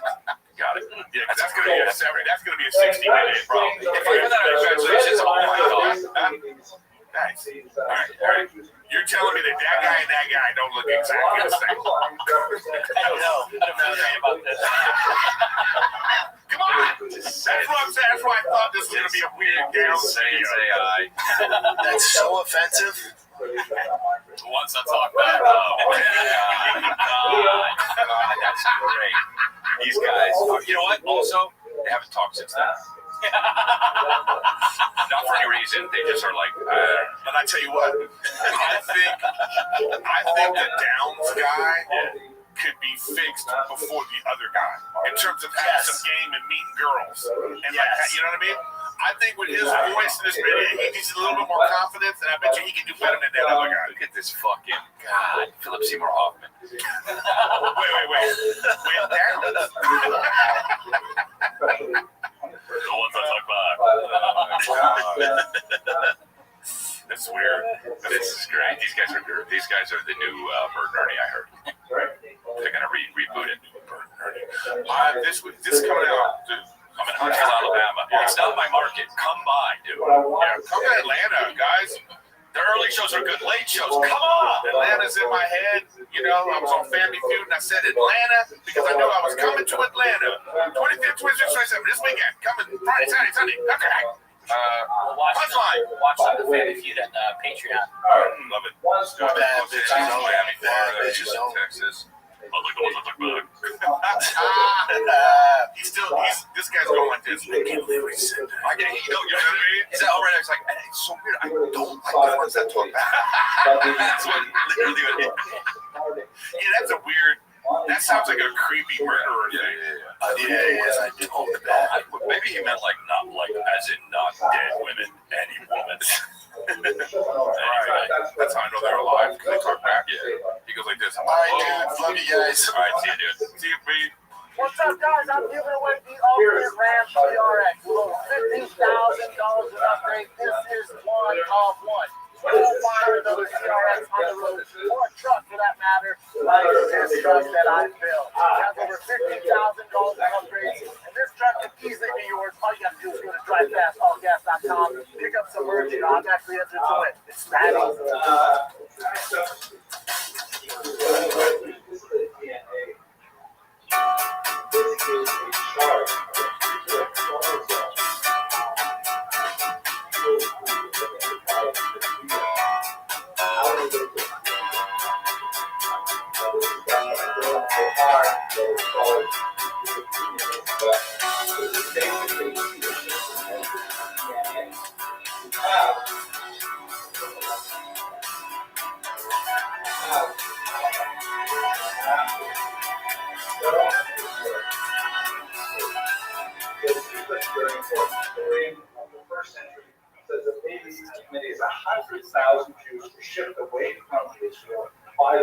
Kids, today we're going to learn about compartmentalization.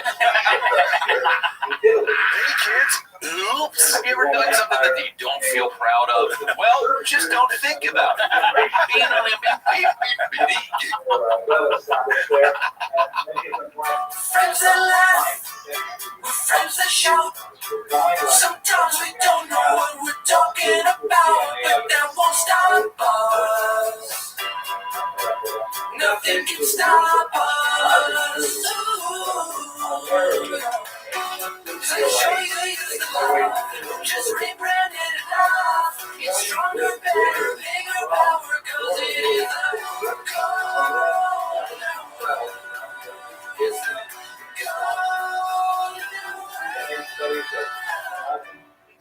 You down 10 pounds there? Oh, okay, should have lied. Well, you know, it works. You know, I mean, I'm down. It was hard when I went to New York because of the time change. So what I did was I just kept the same schedule. So like I didn't eat till 3. It's so hard. It was hard on the plane. You know, they was like, and I'm in first class, and they bring it over this good ass breakfast to everybody, and I'm just like, Oh, no, get some thank you. plan. Oh, good for you, big dog. Also, New York has some of the best food too, so that also solves. Yeah. But it was fine. You know, it worked out. Yeah, if you're gonna die, you gotta stick to it. I know it's so hard on the road. It's so hard. Yeah. It's so hard. Well, I mean, I think the thing that's great about the intermittent fasting is it's not about necessarily the easiest thing to control is when you eat. Yeah. You know what I mean? And then you can work on what you eat could be better, but if you can control when you eat, you don't have to eat after 8. Don't But have to Eric, eat before a certain time. what's Matt Rife eat? Like a crouton and he's full? Like that dude's small and shredded? He just works out every day, no matter what. No matter how he feels, no matter what's going on. He works out. Yeah. Good for him. And even with insomnia or whatever it is, like he worked out before the shows in New York. Yeah. He just wasn't feeling good. He was like, they took him to the gym, and then he came back and he was ready to go. Wow. You know? What do you mean he wasn't feeling good? He's not. He's always sometimes. He's always like he wasn't feeling good. Like sick? It's because he doesn't sleep. No, He doesn't fucking sleep. Yeah, he slept. He sees ghosts. To work out when you're tired is the worst. But that's the thing that gives him. That's the move. But that's when you hurt yourself, or at least me. I go, They're also no. 48. So it's But it's always been that way. And I'm not 48. I'm 45, dude. like you got the years of 48. No, You know what I mean? dude, I look good. I was I'm killing it in the looks department. Oh, dudes, I watched a movie that's terrible, so you guys probably have seen it and love it. It's a 90% on Rotten Tomatoes. It's Northman. Oh, I didn't see it yet. I know it. You didn't You like guys it? like bad movies. It's I do, and horrendous. Well, the guy who did that did what's it called? Didn't he? Oh, that's old. That bullshit Dracula movie. Not Tron.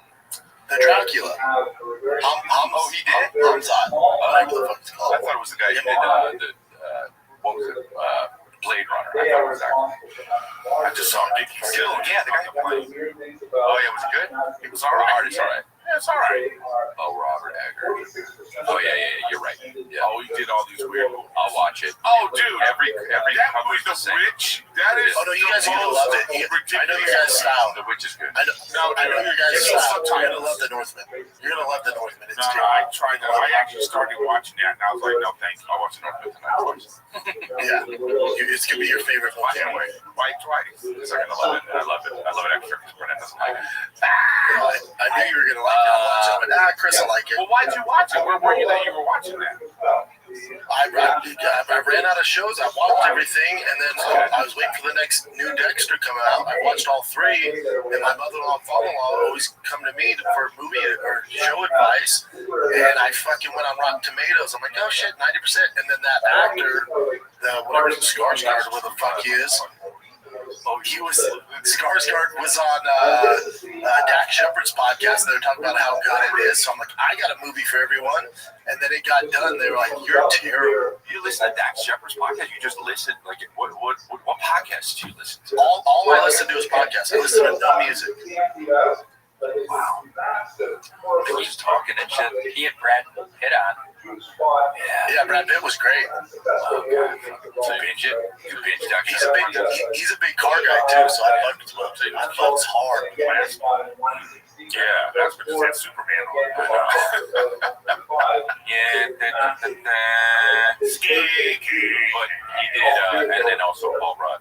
And I've been on it, so That guy's won so many, what do you call it, Emmys, Oscars, whatever. That music composer. oh really? Yeah. All Oh yeah. the songs on his thing. Yeah, I know. They all I get it. sound I don't want to the same. Dude, It's ridiculous. yeah. The Star Wars theme Oh god. sounds like the Superman theme. Blow your load. Okay, It's so early on the show. Well, he's doing something right, Eric. He's doing something right. Those are all fucking I know, but what I'm saying is if you're gonna win an Oscar for making the same song but changing it a little bit, then it's like, what are we talking about? I don't know. That's If you were, like, come on, No, they're all different songs. they're not. They're not. Listen to them. You know what we do? We'll do this on the front page. If you, Hey, who just tried crawling across the screen quietly? that was my cat. I have a joke. Holy fuck! Is that a in their camouflage? Oh, is that Case? How'd you see him? Oh, I know. Yeah, true. He does have the Life Rips merch on, which is killing it. And he was on his tippy toes too. That's great. For sure, crawl. For sure, army crawl. Casey, that No, He was like, nobody's gonna see it. but I will say, Casey has the worst shoes God's man on right now. Those are the worst shoes. I can't stand these kinds of shoes. I can't stand these shoes, and everybody has them. Kevin has them. rock climber shoes. Everybody has these fucking shoes. They're so bad. Kevin now. Let me see Case. Let me see Case. You know what? They're the fucking what is it? He's coming. Are they the loafers? Fuck you, Casey. Oh, you don't like you, them? You don't like dude. My kid, my wife bought some for the kids, and I went, no, you can't come in the house in those. You gotta. Oh, really? Everyone's gonna think you're Oh, gay. good, yeah. Put those away right now. That's the number one shoe I see that I'm like, come on, guys. You know what it is? It's lazy. It's like wearing sweats to the fucking airport. It's lazy as Oh, I wear sweats at the airport. Bro, the airport. When you wear a fucking three-piece suit, Yeah. What do you have? I'm sure as fuck none of my sweats like a cuck. Why not? You gotta be comfortable on the plane. Who are See, you? that's the problem with society. Oh, Electric comfortable. car, sweats on the plane. Sweats You don't have on a plane you is don't have not comfortable really. jeans. I have comfortable jeans. Samuel Jackson. Motherfucking sweats on that motherfucking plane. This plane is going down. Everyone's just they're asleep. Stop being comfortable. Yeah. So sweats on a plane is not bad, dude. It's terrible. It means you've given up. When I see someone with sweats outside the house, I go, oh, they're not doing well. They have no respect for What themselves. do you have on right now? These guys are from the 50s, dude. I got some cargo pants on. Oh, you think cargo pants? Your sweats are a ham sandwich away from cargo pants, bro. This guy's got this like all sweats. He's like, So whatever has a string, that's bad. because he's fucking shit. And then also, and this is Brian Callen. If you go on a plane in sweats and sandals, No. fuck my face. Sandals is Well, bad. fuck off. Like, if you're wearing socks, okay, but dude, Brandon thinks he fucking buttons because he has a button. He's in Mad Men, dude.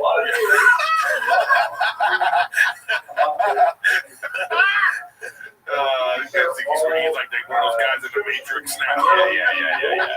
Like cargo pants. I don't have my kids wear sweats. I don't let my kids wear Wear sweats. sandals. Well, You can't wear sandals. okay, hold on. You're talking about sandals. Yeah. If you have sandals with the middle thing in and the fucking toes coming out, That's Brian Callen. That's Brian Callen. You only wear those one place. That's the beach. Facts. That's it. Yeah. Or the pool. Yeah. Sure. In a pool, that's it. Yeah. If you're out in society with your toe, Yeah. you know what I mean? Yeah. Hold up. And people were in the restaurants. If I'm eating fucking lasagna and you have your feet out, buddy, go home. Guys, Go have home. you noticed that? Because I've noticed this. You go to like a steakhouse or something, and you're on a road or something like that. People just don't. There is no dressing up anymore. No, yeah, no. It used to be a thing though. You didn't go to a steakhouse. Brenda's talking. It's a slippery slope. You know, he's like, you wear sweats on You're on my side. Now No, you're I'm on my not on side. your side. I don't agree with you. I mean, dude, Look at Brian. He looks fucking terrible. I don't. Sandals are no. Sweats and sandals go. It's peanut butter and jelly. Sweats, sandals. They go hand in hand. Because sandals are beach wear. Sweats are comfort wear. Sweats are too much sense right there. No, sweats are gym wear. Sweats are for the gym. Are you in the gym? That's Are you fine. working out on the Sweats plane? are gym wear. Look, sandals are not gym wear. You're talking about their foot. You have a fucking purple toe. Yes, it makes sense. Yeah, sometimes you go to the beach and you put the sweats over the swimsuit. Yep. Yes, Eric. Move in your fucking face, Chris. I still think that sweats are okay on I think pajamas are okay on a plane. That's insane. Through security in public. In them, that's crazy. That's insane. Oh, you know what? That makes it different. Like if you just got out of bed and went to the airport, Disgusting. as opposed to deciding it's a long flight and you wear my jammies. No, jammies, dude. You wear the new jammies, right? You put some Hey, guys, sweats are jammies. They're not. They're the same fucking No, thing. they're not. People sleep in their sweats. From a distance, those cargo Yes. pants, those cargo Yes. pants are sweats. You know what I mean? These are not sweats. These are a nice fucking material. They have People get married in suits. Yeah. Doesn't mean you want to fucking. Hello, you need to preach. wear them on Good the- argument right there. Oh, good point. How many people get buried in flip-flops and sweats? It depends on what's in your right. They want to look good for the Lord. That's why you don't want to show up to heaven with sweats on. You don't want to go to heaven. Exactly. You don't want the public seeing you in fucking sweats or board shorts and sandals on a plane. Okay, wait. Have a little hold on respect now. for yourself. You board shorts on a plane? You ever wear shorts on a plane? I have before. Yeah, I don't like it. I get cold. You're disgusting. I've done it You're twice. disgusting. I've done it twice in my life. You know how many flights I've been You're on? I've done it twice. disgusting. I get cold. You're disgusting. I wear shorts sometimes. I've worn just a long t-shirt.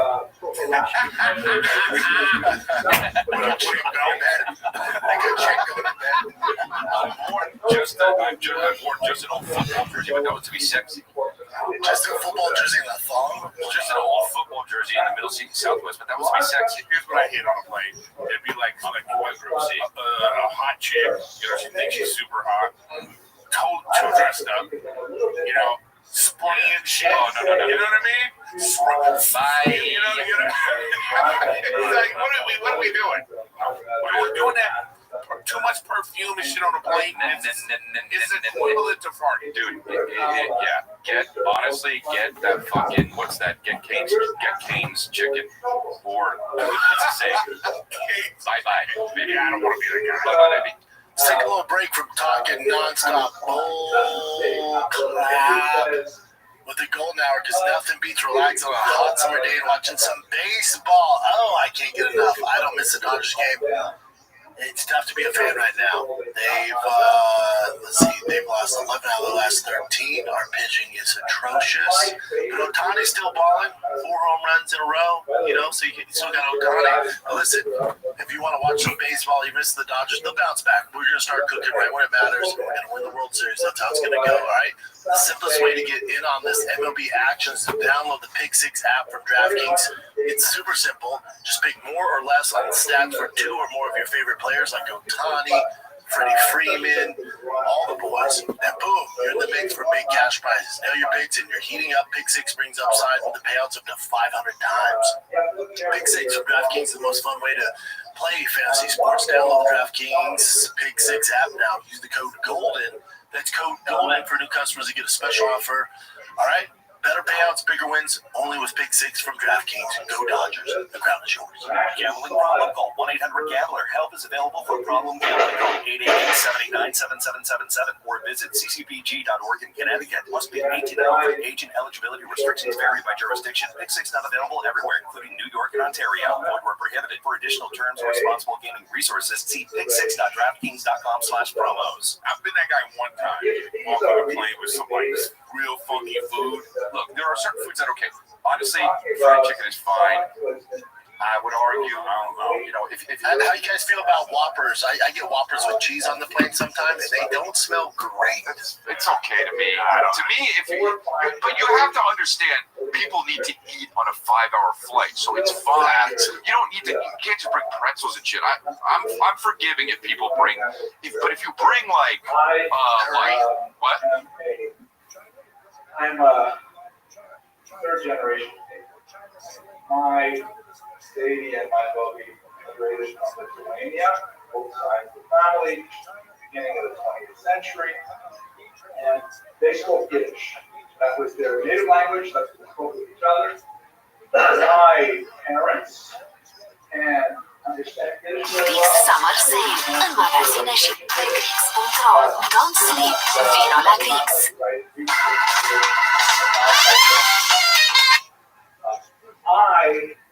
If I try to speak Yiddish, because I studied German, I sound like I'm not. I can sort of read it, but I Recorded live in Austin, Texas, USA. It's the William Montgomery Show.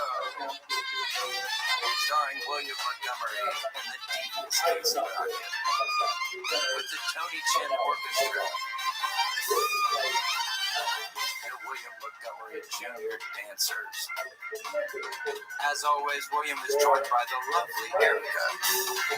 I'm Casey Duncan.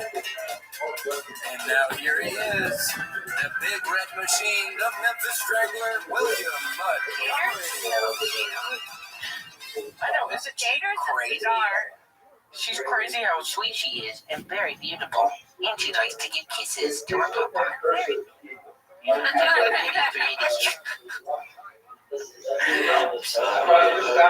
Freaking earlier, I pray she does not get her cough. She ends up getting this cough sometimes after she's been real active with her barking. She gets a cough? Yeah, and it's like, what do we take her to the vet? Because it sounds bad. It sounds like she's really in pain, coughing. Well, she's so little. Like, just one big cough, one big could really fuck her up. Well, I took her to the vet, and normally she's 4.5 pounds, and the veterinarian lady was concerned that she's 5 pounds now. Just lose 0.5 pounds.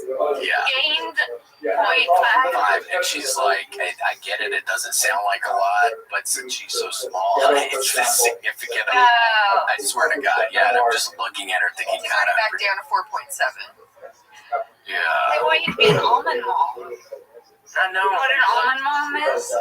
I think is that where, like, for little treats and stuff, you just give the Kids almonds, yeah.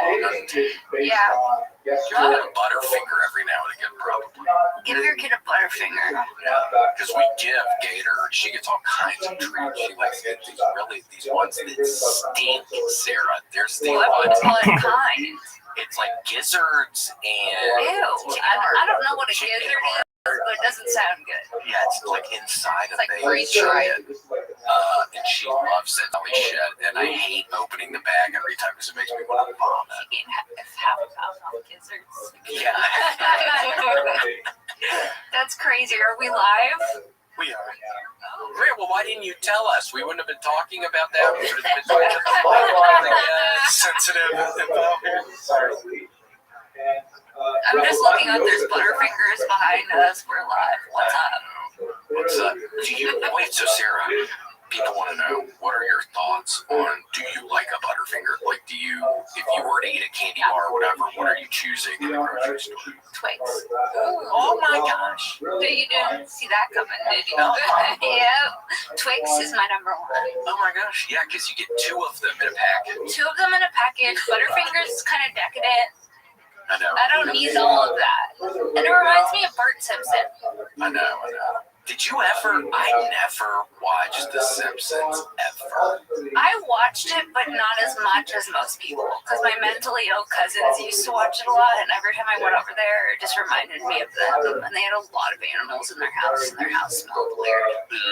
They had multiple exotic birds. Was it like animal hoarding? Yeah, like...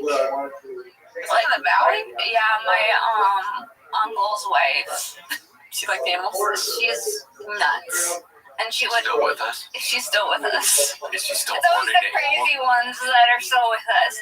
Yeah, she's hoarding all kinds of exotic birds in her house. But we had to stop going there for the holidays because she was feeding the macaws stuffing chomping off of her fork. And my dad was like, "That's fucking disgusting. We're never going back there. Those people are not hygienic at all." And like, stopped interacting with them. They're very mentally ill. They have exotic animals in their home. Yeah, you got to be so careful. That is why, if anybody's listening to this, thinking about maybe getting into horse, starting a horse stuff, be careful because you're going to estrange yourself from your family. Don't bring home multiple exotic birds. And those things give you diseases, I think. And their fecal matter and everything. They full day like in their crate. They like rock back and forth, like pluck out their feathers because they're supposed to be in the sky. Yeah, not fucking Calabasas, bitch. In a little cage. In a little cage. Smelly ass house. That's this is Grant's house, actually. Sarah Grant is my order of cats. Grant. Do you guys think I have a problem? Yeah.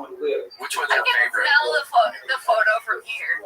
Here's my dog. I have a wing at my house that's devoted just to dogs. Sarah, did you have any idea Graham was such an animal lover? Because y'all just met for the first time. Would you have ever guessed? No, I would have never guessed. Let me see the cats again. Let's get back to the cats. There they are. That one looks like it has an eye infection. Yeah, the white one in the middle was scary. That one? Stinky. Stinky's a dog. They all look stinky. Yeah, they are actually all iterations of Stinky. Feral cats. Yeah, that one. Isn't there a gremlin in one of the Gremlin movies that has a wonky eye like that? I feel like there's a gremlin. Did you ever watch It those? is giving gremlin. Yeah, it's giving like gremlin eyes, stinky ass, fucking. I lived in a place one time and a little cat peed in my suitcase of all my stuff. I wanted to kill the thing. I'm not a cat person.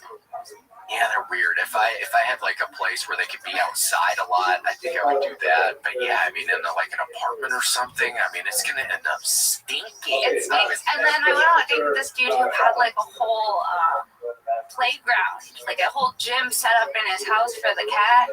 Oh my like gosh. The activity center was like a huge scratching post, and I was like, "This is way too much, dude. Your whole living room is a cat gymnasium." When it's like shelving around the top of the wall for it to crawl around the top without kneeling. Yeah. Did he warn you or anything? Did he say anything before you walked in? No, I just walked in and the cat was living like a queen, and then he had a pile of newspapers, and he was like, "That's for the cat to play in." I was like, "That's trash." I was like, "That's trash, bro." Yeah. I sat down and then I smoked weed, and then I go, "So I think I gotta go." Good for you. And I was in, dude. Yeah, you gotta be careful again with the cats. Not everybody likes a cat, okay? Everyone likes a cat. And it also just depends on the cat. There's some nasty ass cats. Some cats are cool. My mom's friend, one time it was around Christmas time, we had a beloved orange cat that we just called Kitty, and my fucking mom's friend ran over his head. No. Yeah, it's horrible. On what? Like, just like one random day? Yeah, just one random day. Zoot, living pimp. Christmas, like a joyous time of the year, and then the kid.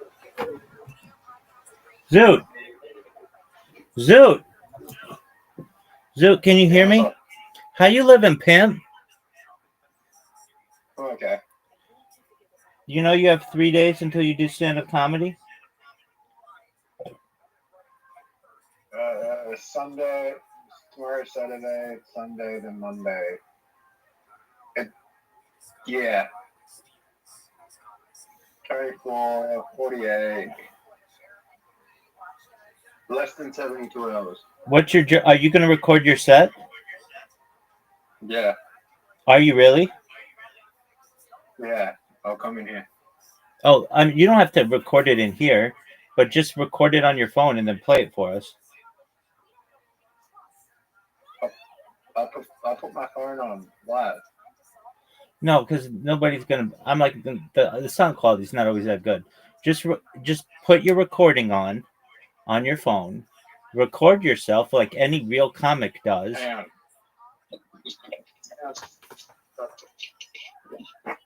How good is the voice quality with my finding my pocket like this? It's okay. Okay. But Riser's gonna want to hear it.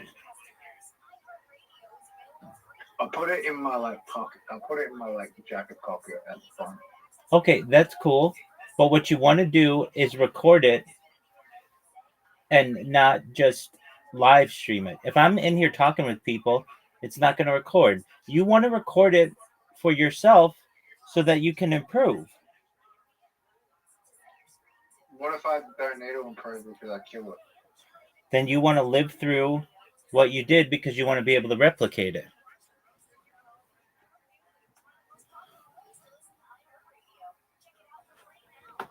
All the big comics, all the big comics nowadays record their set. You know my step cousin's name is.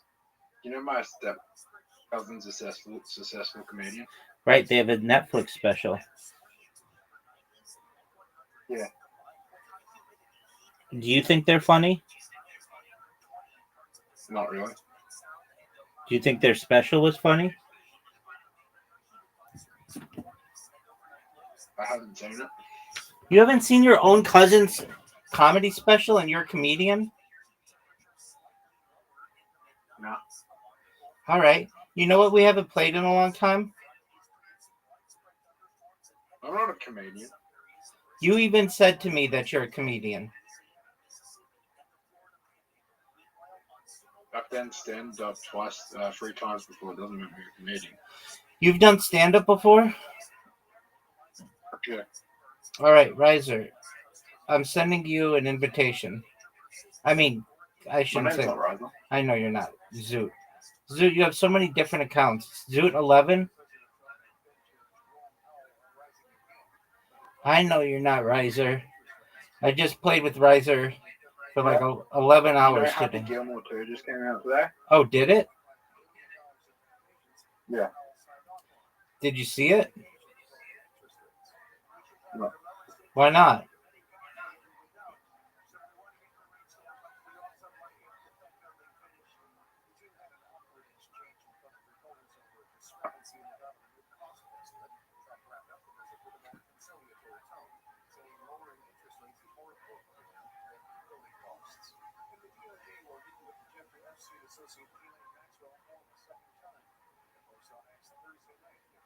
Do you miss Blitz League?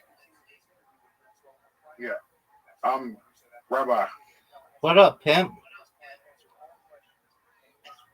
Should I feel bad that... Well...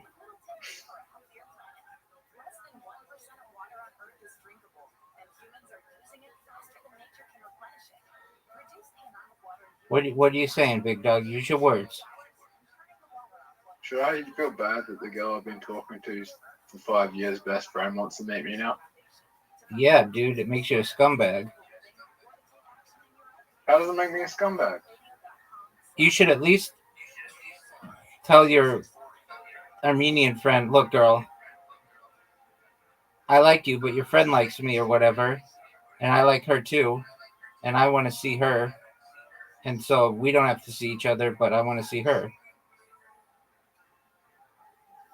Why can't I say both of them? You can.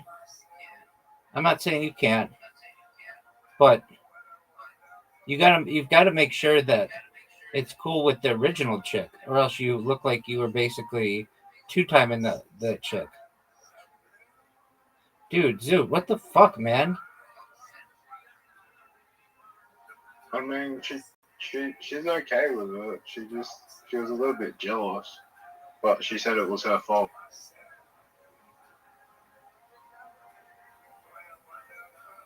She was a little bit jealous, but she said it was her fault because she wasn't talking to me. Did you talk to this girl again since you last talked to her? No. Okay, so no, she didn't. She's mad at you. She's not mad at me. You said that she's like pissed off and that she's not talking with you. No, she's not mad at me. She just doesn't want to talk to me. Okay, what do you think that means, dog?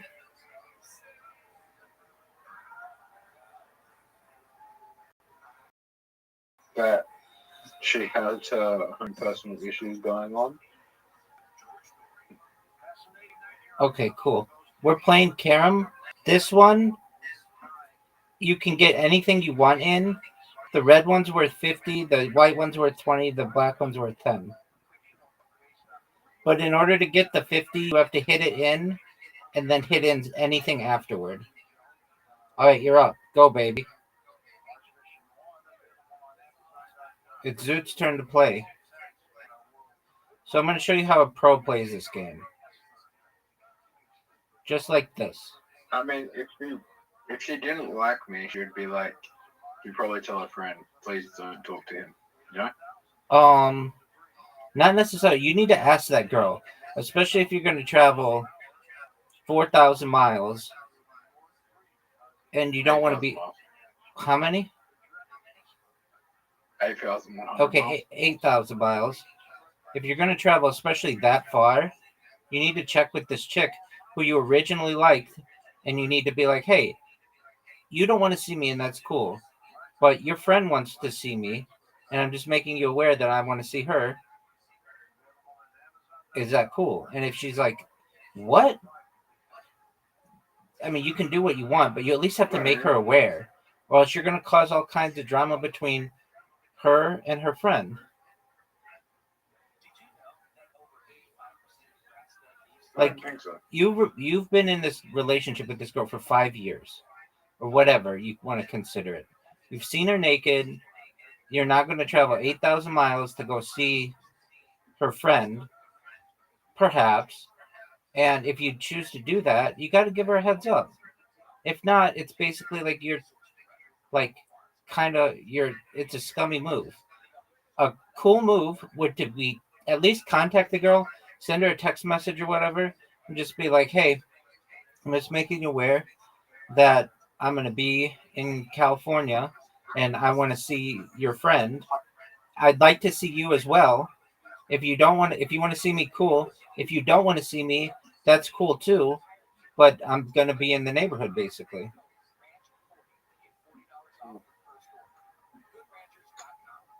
I don't want to just travel for them. I actually want to see California. Well, that's fine, but you have to tell her. You have to tell your friend, or else it looks like you're basically cheating. It's good to communicate these things.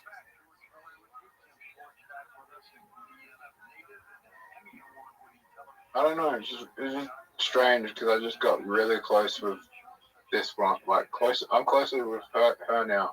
Like we talk every day, and I'm closer with her now. Okay, that's cool. And the other one just doesn't want to talk to me for whatever reason. Okay, but at least make her aware. Hey, I want you to know that I'm interested in your friend. I mean, she'll. This is probably what's going to happen. Is that I'll tell her friend that I'll go over there, and then she'll tell her friend, and if she wants to meet me, then she can meet me. If she doesn't, then it's fine. I'm just meeting her friend. Yeah, well, no, you should tell the original girl. That's the nice thing to do. Even if you just send her a text message. How would you like it if it happened to you, where the original chick came to visit Australia and didn't tell you about it? You would be pissed off. You'd be like, you came all this way and you didn't even tell me you were going to be here? And then you go and see my friend?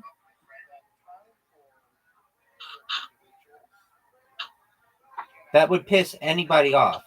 So the nice thing to do, you can still have your little tryst or whatever, but what you want to do is just tell the girl, the original chick, hey, I'm just making you aware that I'm coming to see California. I'm coming to see your friend. And if you want to hang out, that's cool. If you don't want to hang out, I understand. You're not talking with me, but I'm just making you aware what my plans are.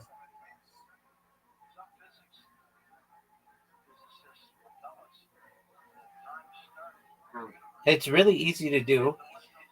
You be straight up with people, and it's a good way to communicate. If you don't do that, then you're going to look like an absolute scumbag, because basically you're going to be like traveling 8,000 miles to go see someone who, or to not see someone who you really liked and who you anticipated, being in a relationship with or whatever. I didn't anticipate being in a relationship. That doesn't matter. Whatever. You were serious with this girl. And even more so, you're going to cause issues with, like, these two aren't going to be friends anymore if you don't tell the original chick what your intentions are. All you have to do is just send a text message. It's not like you have to do anything hard.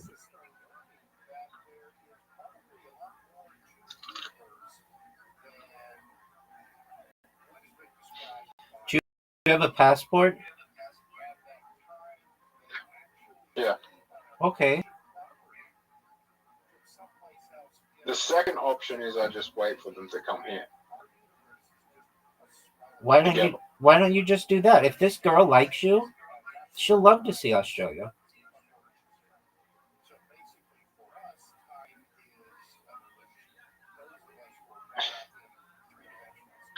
So just make arrangements with the girl, the friend.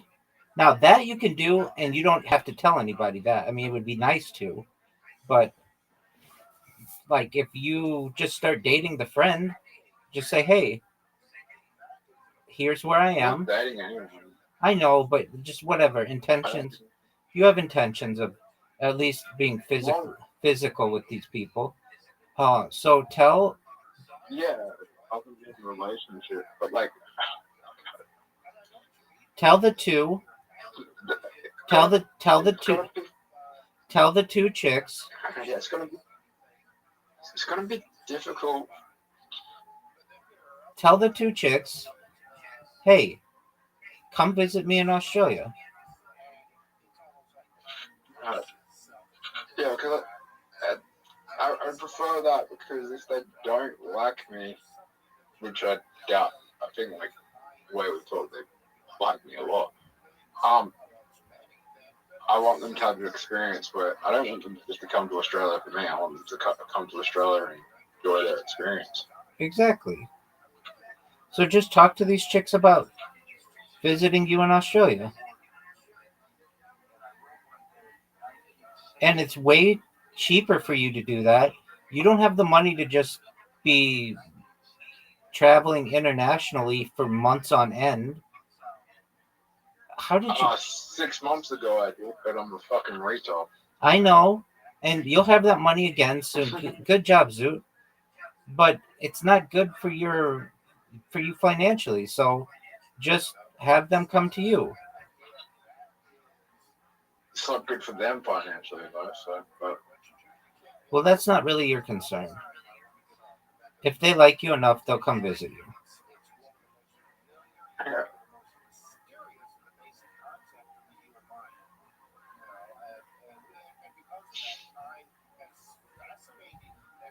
Do they know that you're a stand-up comedian?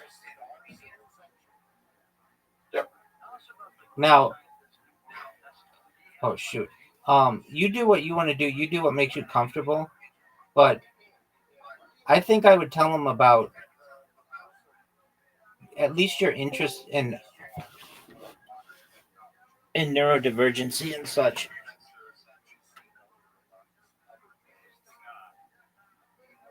Oh, they know. Oh, they do? She has ADHD as well. Okay. Well, the one that I talk to more often.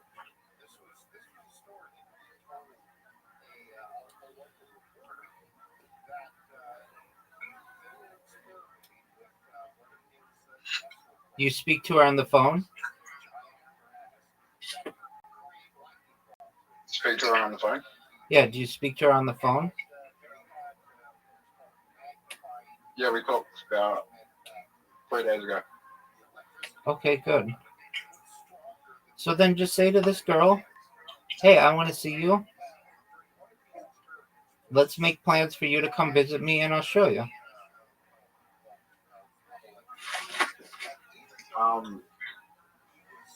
Yeah. They both want to come here. I just, don't know when. Okay. Well, then keep masturbating to them on the internet like you have been.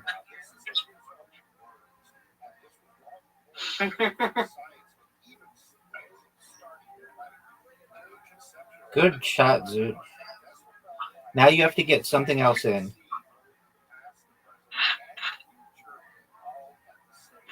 Nope, then the red one moves back to the middle. Oh, you have to get the red one in and then get something in. Yes, I said that twice actually, but that's okay. Sometimes things don't click until you experience them.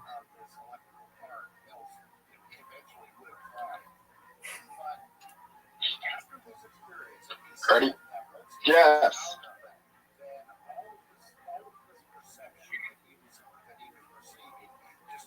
Zoot, you're getting good. Kind of. Maybe you're a savant at carom.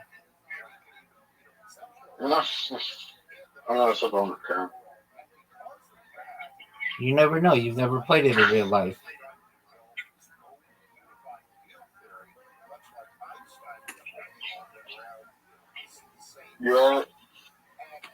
You're going to be a savant on whatever you are the most interested in. Not always.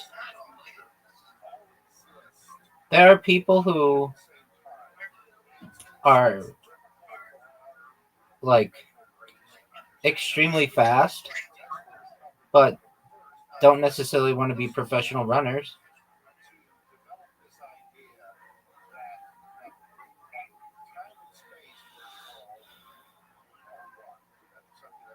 There are people who are really good at cooking, but don't necessarily want to be professional cooks or even cook at all. I bet you a lot of people who are really good at cooking can like memorize recipes and have like a really diverse palate and all that other stuff. A lot of them don't like to cook at all. They just like to go out to eat.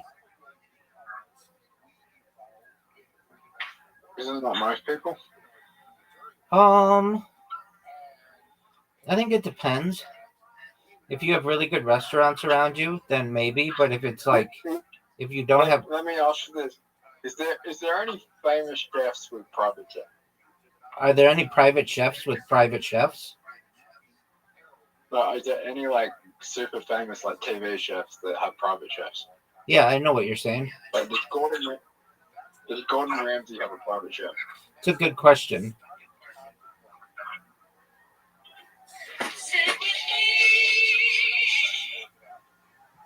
I don't know, but he has chefs in his restaurants. Like, would you be surprised if Gordon Ramsay had a private chef? It's a really good question, Zoot. Probably sometimes. I bet he does. I bet he does. Yeah, exactly. Like, let's say he's shooting something on location and doesn't have the time or all of the, yeah, he doesn't have the time to buy all the quality ingredients that he needs. So he'll have somebody probably go out and at least buy that stuff and maybe even make the food for him too. And then he'd compliment them on their cooking.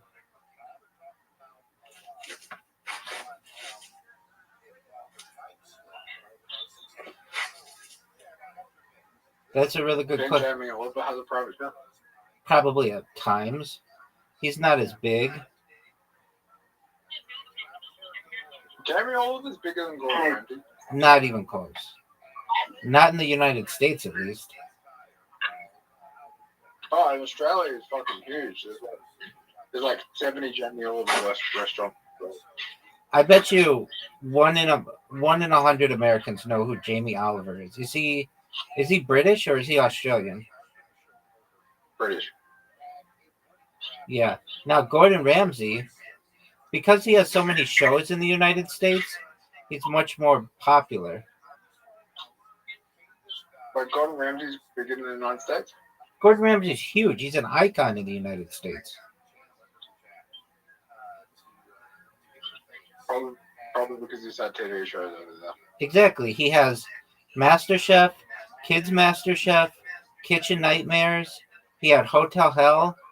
Like, those are all a bunch of shows that people in the United States really liked, and they were on Fox. They weren't even on like cooking networks. They were on Fox, and then on top of that, he yells at people, and Americans find that very entertaining. He's like Simon Cowell. Simon Cowell's big over there? Yeah, definitely. He was on American Idol for He's in Shrek too. for like I don't know, 15 years, and it was like the biggest show in the United States every year for like each of those 15 years. And then he was on the X Factor, and then he was on, I think, America's Got Talent. So he's been on television so much that Americans just are used to him. But and then you discovered One Direction. Yeah, that was on the X Factor, right? Yep, X Factor UK. Yeah, and didn't he put that band together? It's not like they were five friends who were like, hey, we have a band. So I can't remember her name, but there was another judge that put them together, and there was a boy band. They split up One Direction into a boy band, and there was also a girl band the same season, but the girl band wasn't as popular as One Direction. Right, I do remember that. What's your favorite One Direction song? Story of My Life. That's a good one. My favorite is Best Song Ever. Okay. Do you guys genuinely listen to the... Do we what? Listen to One Direction. I mean, I honestly only know like those two songs. I think One Direction's pretty gay. All right. Well, you're allowed to have that type of opinion. I'd rather listen to Justin Bieber, man. You like Justin Bieber? I'd rather listen to Justin Bieber than the One Direction. All right. Well, cool. What's your favorite Justin Bieber song? Probably the one with Nicki Minaj. What's it called? Fuck, I gotta search it up. All I know is the chicks go crazy when they play that song. Okay. Beauty and a Beat. Yeah.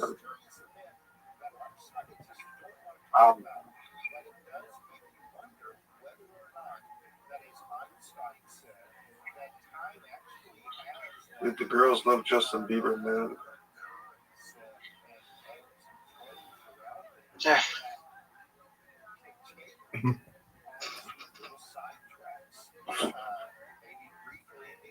Zoot, you have an invitation. A what? Zoot, you have an invitation.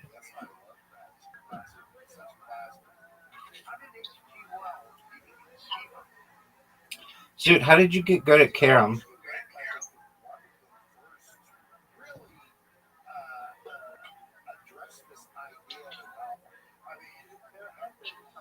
Zoot.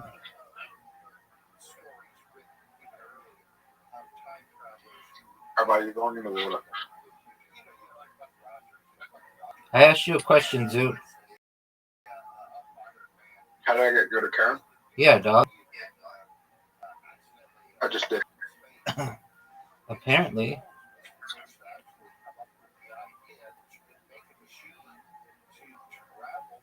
The way you really pronounce that game is Karam.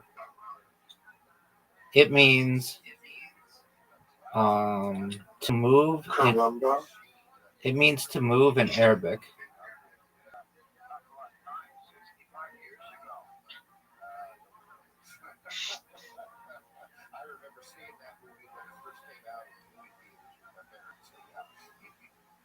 What's your favorite, man?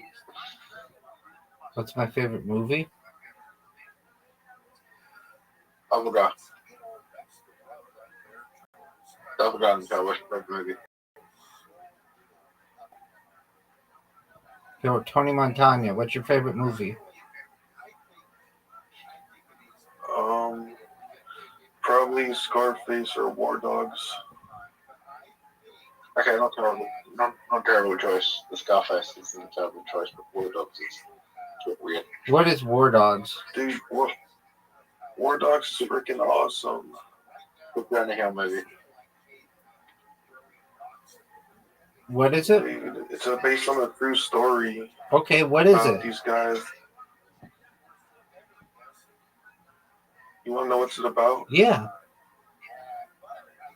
Yeah, so it's about these two guys from Miami who fucking are like 20 years old, and they start brokering government contracts for weapons for the military, and they end up selling.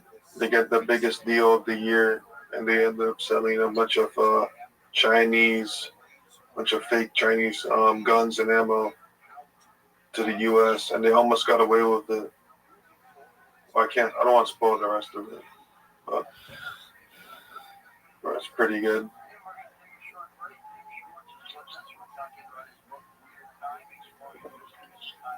Is Justin Bieber in it? No, but Dan Bilzerian is for like one scene. Who else is in it?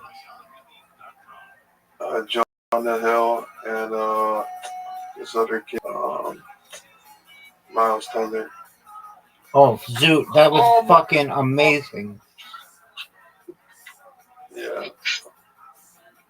I don't know why this guy doesn't like it, man. It's freaking awesome. Everyone I didn't like it. I'm just saying it's just such a high ranking to say it's your favorite film. Well, I mean, yeah, it's my personal opinion. Yeah, it's I'm from Miami. I don't know, I'm from Miami, so like I relate to it. You're from Miami. So is it filmed in Miami? Yeah, it's all filmed in Miami. Are you a Dolphins fan? No, I don't really support any. I'll watch the Heat a little bit, but I don't really care to watch one. I mean, I watched a movie that was filmed in my area that I relate to, and like a lot of people don't like it. It's called Bring It Back. What's it about, Zoot? I think I've heard of it.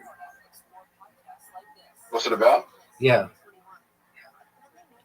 It's a horror movie where this like woman is trying to bring back her daughter, and he adopts a child, and like it becomes she does a ritual, and he becomes a demon, and then she kidnaps the child and does a ritual, makes the child become a demon, and tries to bring up the daughter by doing this demonic rituals. That sounds freaky. Yep.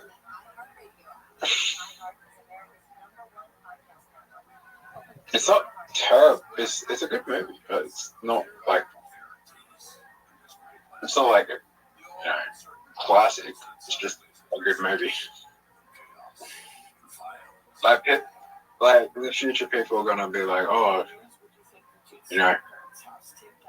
like the directors did another movie called Talk to Me a couple of years ago, which is their first movie.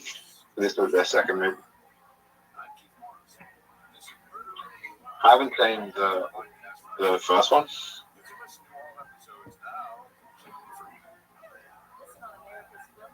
Do you want to see Naked Gun? What? Do you want to see Naked Gun? No. Yes? Yes or no? Yeah, it comes out August 1st. Oh, it's not out yet? No.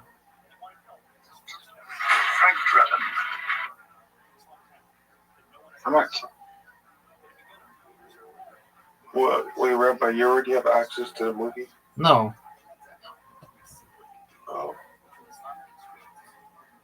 Zoot, you have an invitation.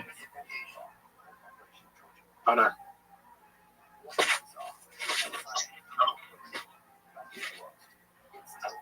Yeah, guy in the vehicle. What'd you say, Zoot?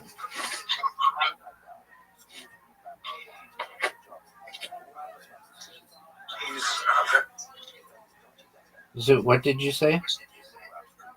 Should I accept the Airbus invitation? All right, let's see you. This is hard. Let's see how you do.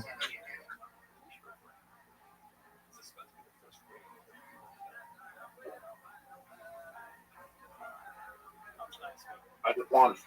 You always say that, and I love it, but you never do.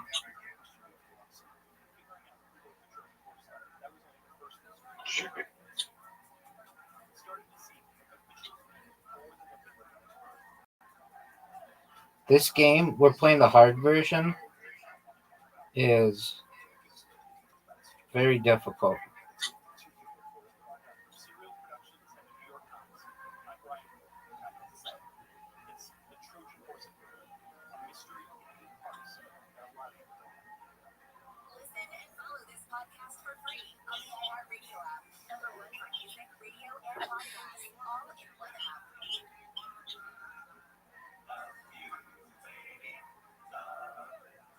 Oh, Zoot making a comeback.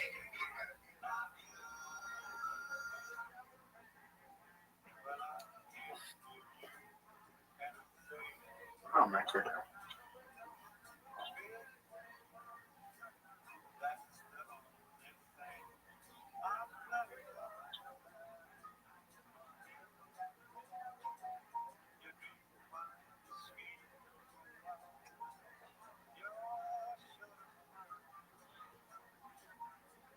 Zoot, you have a big lead.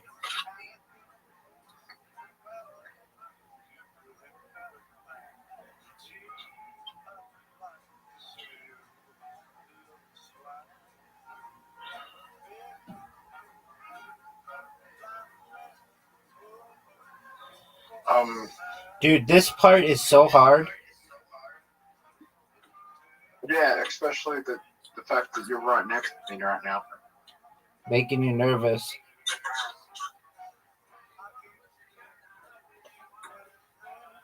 Oh. Riser and I spent the whole game last time we played just in these little rings. Well, it's just annoying that you're right fucking next to me. I know, it's distracting.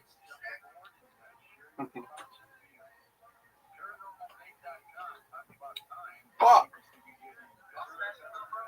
I think I know how to do it. I think I know.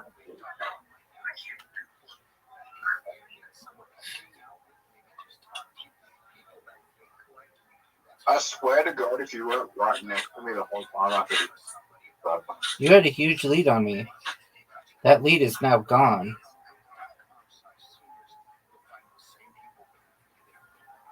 Did you go for it? Yes, sir.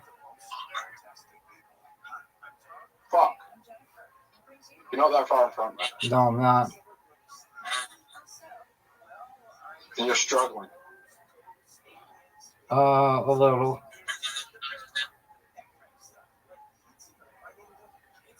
So you go through the difficult part.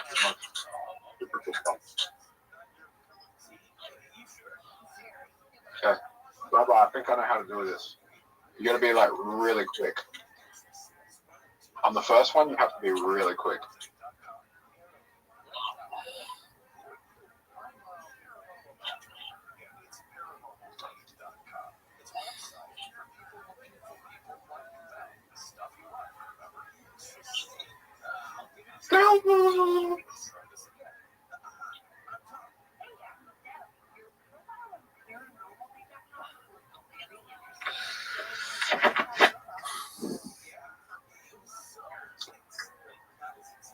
Did you make it through yet, Zoot?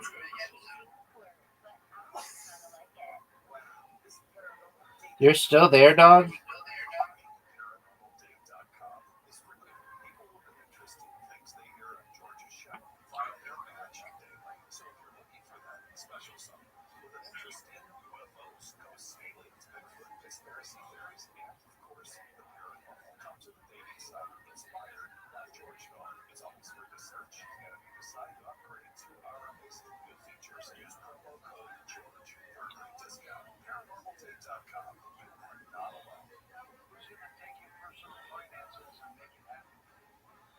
Zoo, did you make it through yet?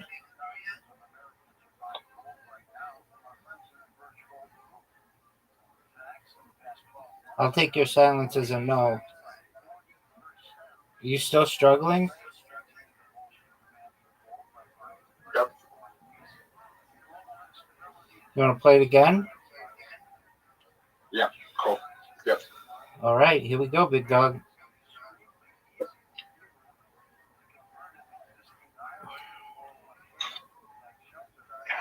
Yes.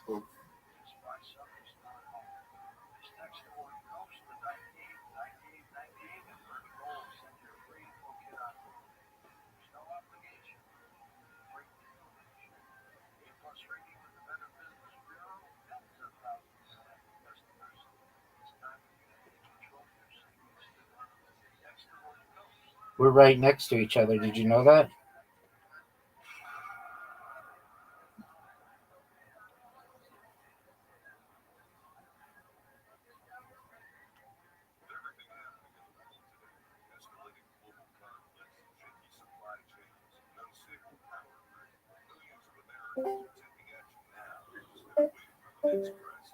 Dude.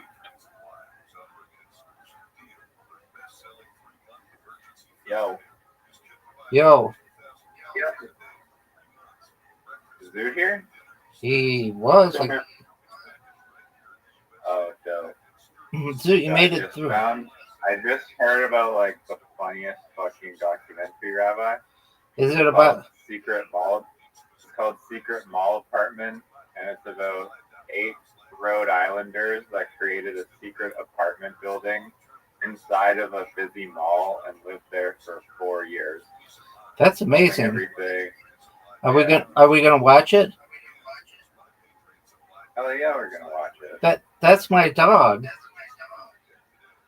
We should do that every day. We should watch a new documentary. We'll become super smart. I concede. You can. Isn't that so funny though? I couldn't stop laughing at the Oh, okay. So where is it? New Providence Mall. No. Where do you stream it?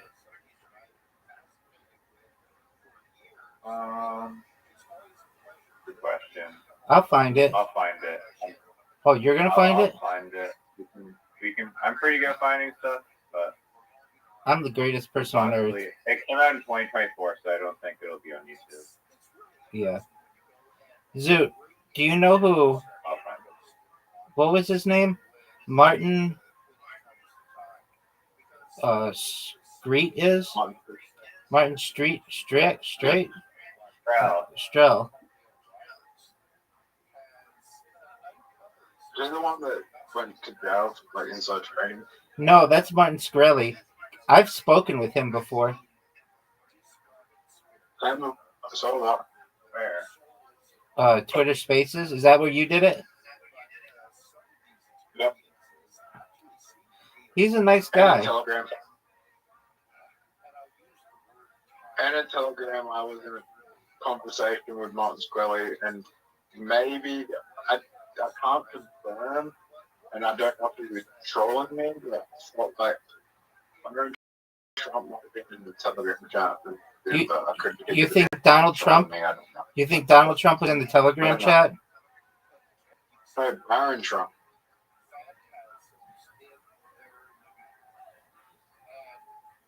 I was in Telegram with Martin Shkreli, and it was very like it was very weird. He's very weird. No, it was very weird. I couldn't tell if it was really Barron Trump or not, or a kid was trolling me. Like he said things that only Barron Trump would know, but he also was just a massive fucking troll. Like, what's information that only Barron Trump would know? That only you and Barron Trump would know.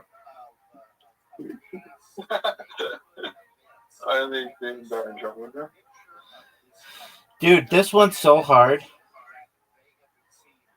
There you go. Guys are doing down. Yeah. How'd you know? I think this one's so hard.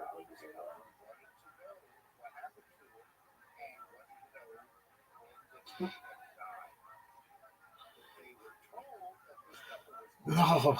It was just a lot about his dad's finances and a lot of, yeah. But all that stuff is publicly known.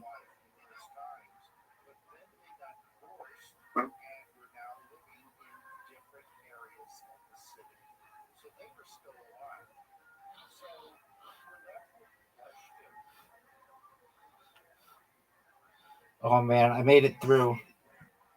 All right, now we got to get Riser in this game.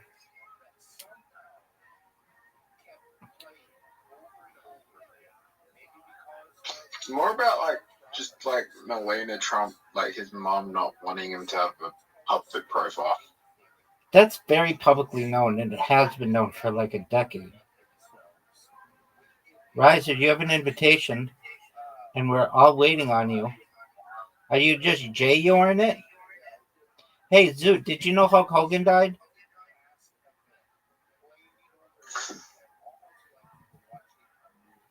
Zoot. Yeah. Did you know Ozzy Osbourne died?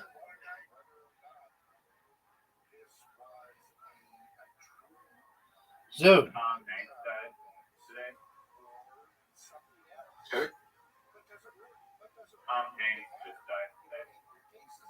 Riser, are you gonna accept? One sec. I'm getting my Tom Hanks didn't die.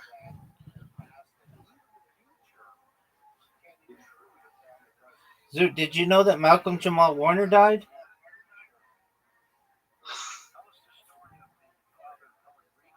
I don't even think Reno is dead.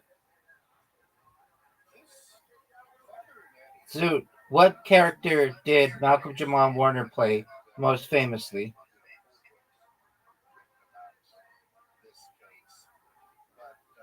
Most famously? Most famously, son.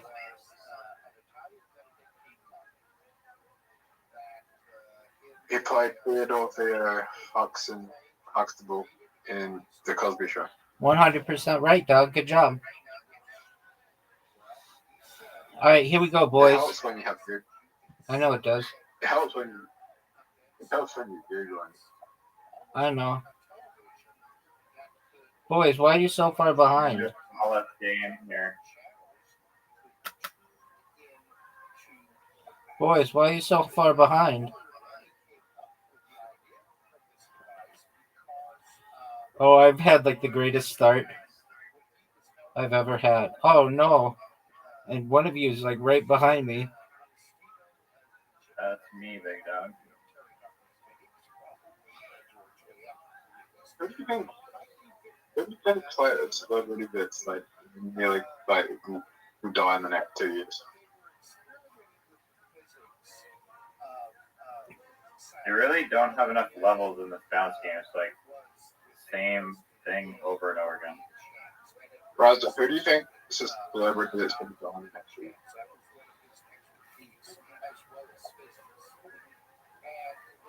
What? That Chinese guy? Dick Van Dyke. Probably Ken Charles. No, Dick Van Dyke. Dick Van Dyke's 100 years old.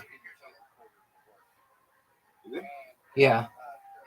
Almost. He's like 99. And he still drives. He got in a car accident in Malibu not too long ago. Fuck you, Riser.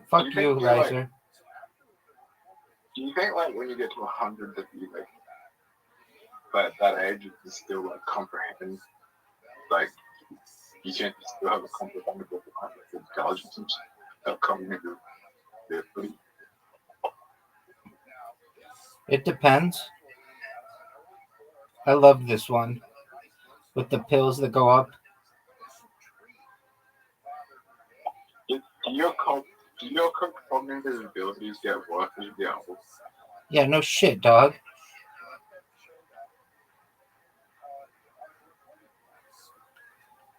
Can they increase?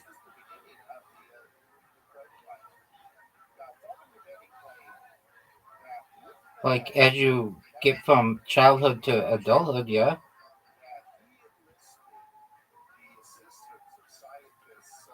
Fuck.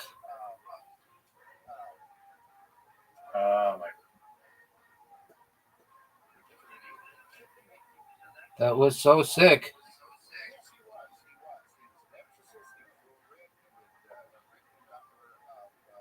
Are you serious?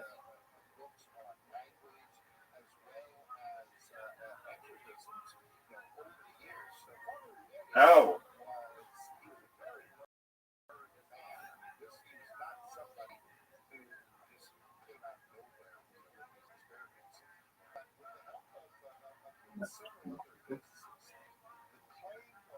It's pretty close to us.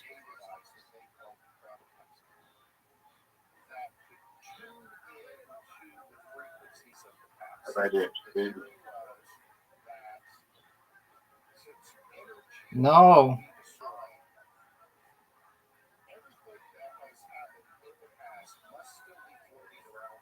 Riser, do you know who was on the William Montgomery show this week? Sarah Weinshank. Yeah, I saw that. I have no idea who that is. She's a comedian. She started on Kill Tony. She's from like La Palma.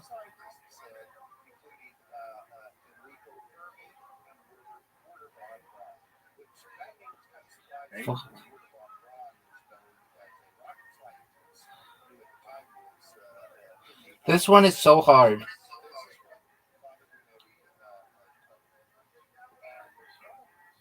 Dog, this one is so hard.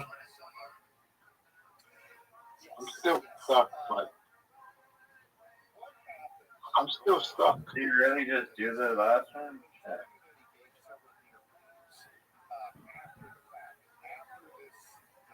Oh, fuck. Zoot, you did better than I thought you were going to do. Have you guys get hurt? It's like impossible. Right, let's go again. Basketball. No. Not basketball? No, let's do bounce again. No, bounce. Basketball? Yeah, bounce. Riser. Mm-hmm. What's your favorite movie? It's called Big River Man. I think you are a funny person, Riser. Thanks. You're welcome. What's that about? Oh, this alcoholic Slovenian guy that goes insane and decides to swim on the entire length of the Amazon River and talks about parasites. Is it a real movie? You got one. Is it a real movie? No, it's a fake movie. It's a documentary. What about Magnus Carlsen movie? Are you gonna play Magnus Carlsen or at least Magnus Carlsen's body double? Stunt double? How do I do in a Norwegian accent? They just need your body, How do I dog. not? You just need to do like stunts. If he did anything like cool cartwheels or anything. No, Norwegian, right? Meow, bitch, get out the way. Meow, meow, bitch, get out the way. He's Norwegian. He's Norwegian, right? I don't know. You're his body double.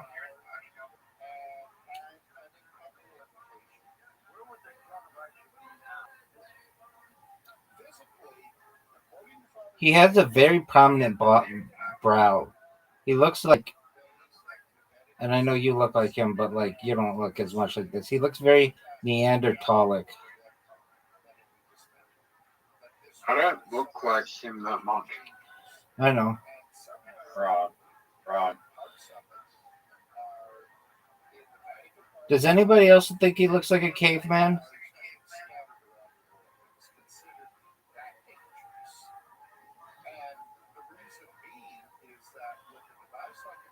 I don't know. Did you know I got 11 in my first round? But he is Norwegian. Damn, why couldn't he be Australian? It would be so easy to play. He speaks English.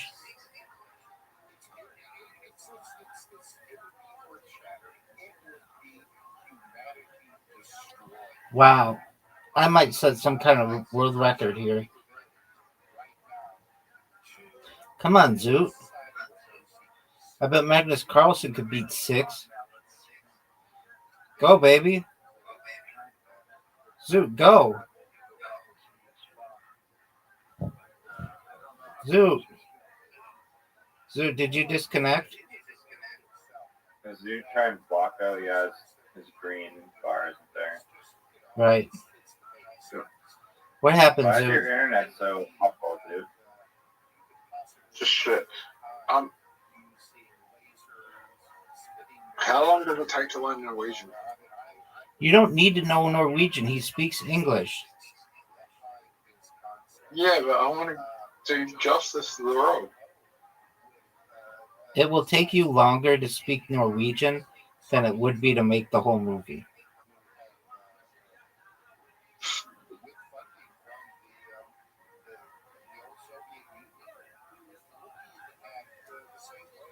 I don't think so. Okay. It's a great opinion to have. I could learn Norwegian in 2 months. 33. I just smoked everybody. I could learn Norwegian in 2 months. Okay. Oh. No, you couldn't. No. Yeah, okay. You speak any other language other than English?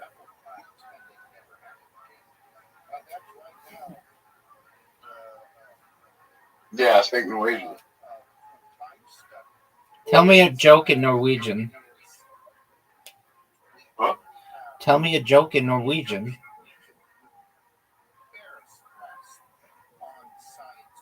Give me a sec.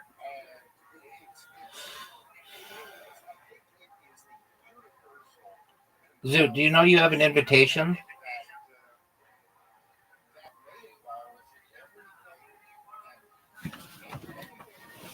Zoot.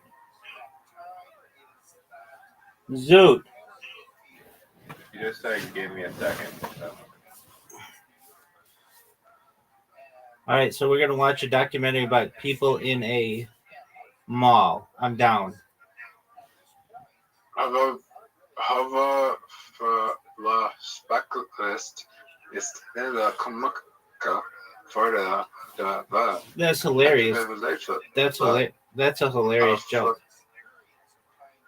To a distract. I love it. Dog, you know you have an invitation, Zoot?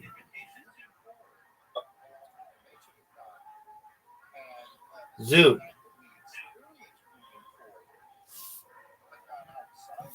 Zoot. I don't even know what that joke means. No one does.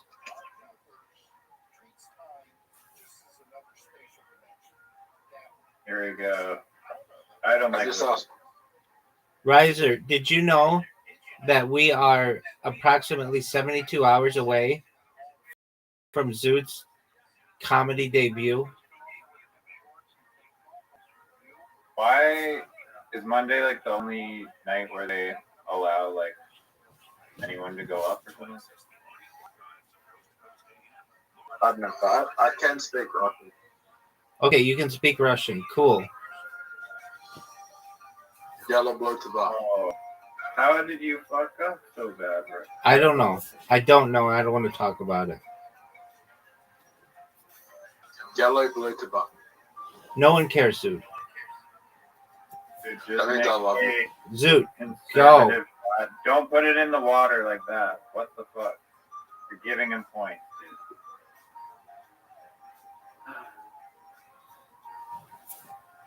dude. Just make a conservative shot. And make the next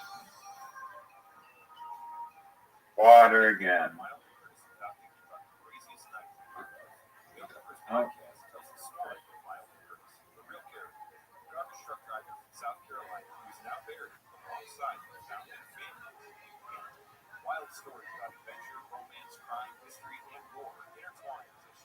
Oh my Lord, dude. How? I just never read all the game. Oh my God, dude. Fuck. You don't even deserve a point on that hole. I didn't get a point. Been playing this game for how long, dude? On this account, 2 days. That wasn't the question.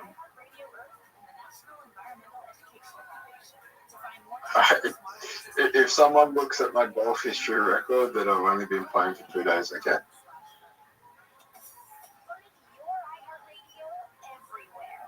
And why would you start a new account on Beta? Why would you start a new OnlyFans? Exactly.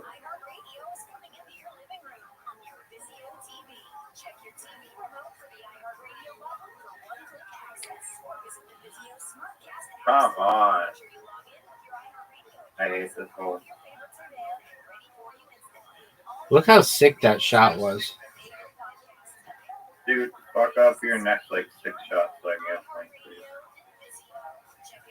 Fuck. Thank you. Zoo, you had such an opportunity to win a point.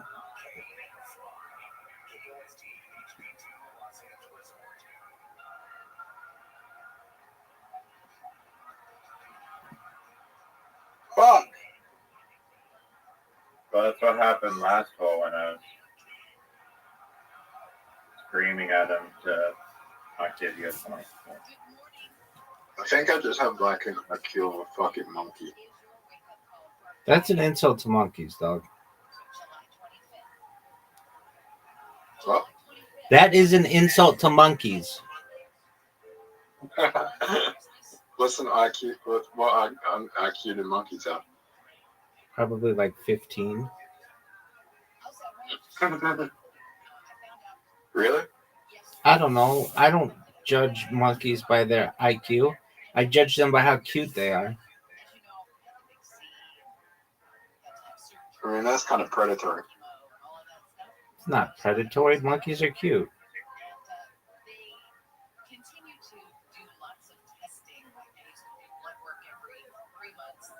Did you take an advantage of a monkey with only low IQ because you thought it was cute?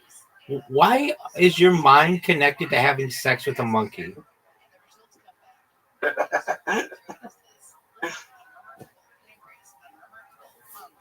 Too bad for the question.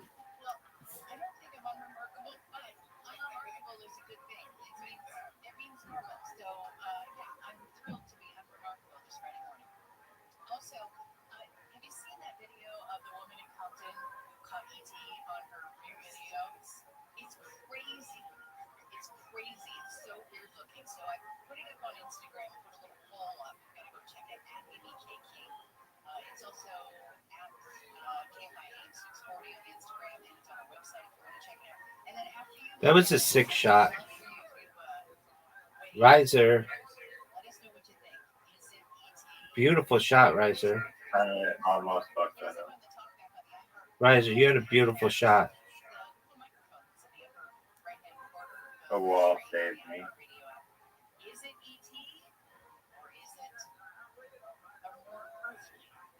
Look how sick this shot was.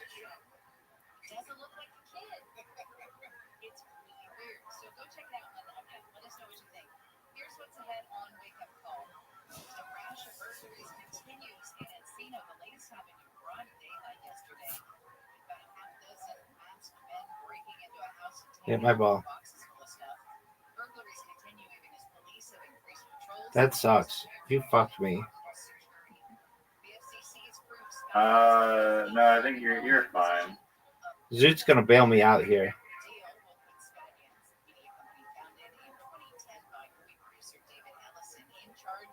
You're fine, but you're not gonna. There's no way of you getting it up in 2. But if I hit the perfect tempo. Are you going at the tree? No way. That's gonna hit my ball.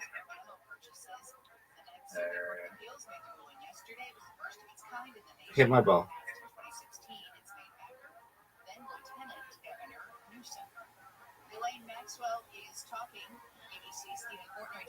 Oh, Zoot.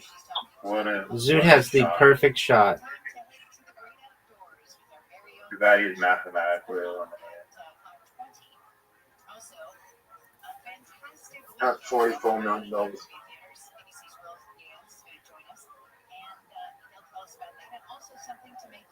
You mean you have 44 million fat girl tokens? Worth $44 million. Look at Zoot's shot. That was almost amazing. If that tree wasn't in the way, it would have gone in. Rabbi, Riser, if you can intimidate, if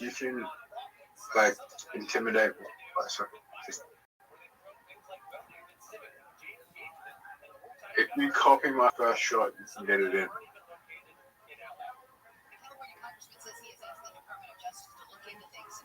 I didn't see it. Did you bank it off a tree or something? Well, I just won this round.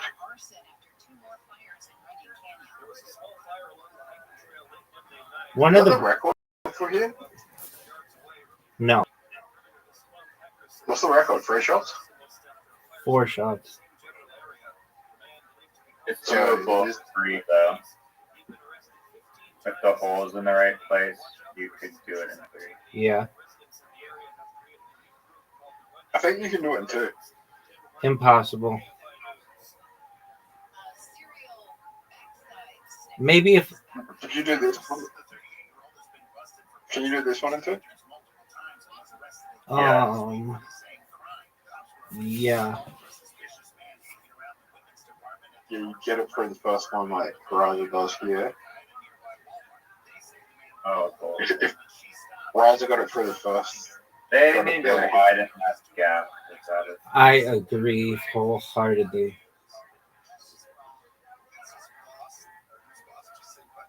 that what you're trying to do right there?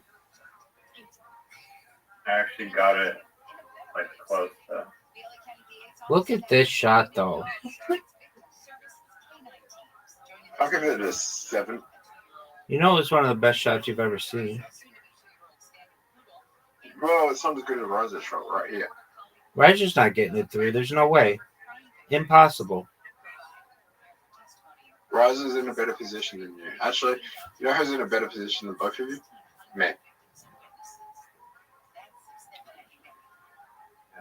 Knocking into the black lagoon. I like I know you're gonna do. Riser, knock him into the black lagoon. Riser, this is your shot. You have to knock him into the black lagoon.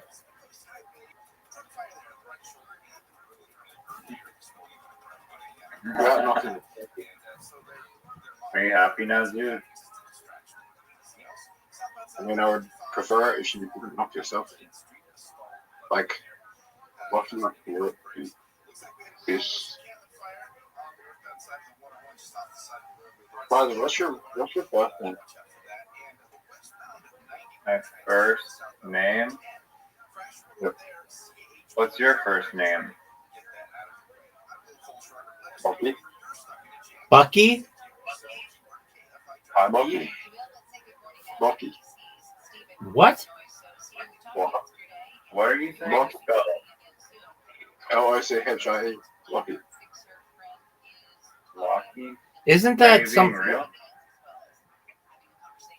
Isn't that somebody from like the Marvel movies? No, that's Loki. Loki. Yeah, my name is Loki. What does that mean? It's a Scottish name. You're being serious? It's a Scottish name. Are you Scottish?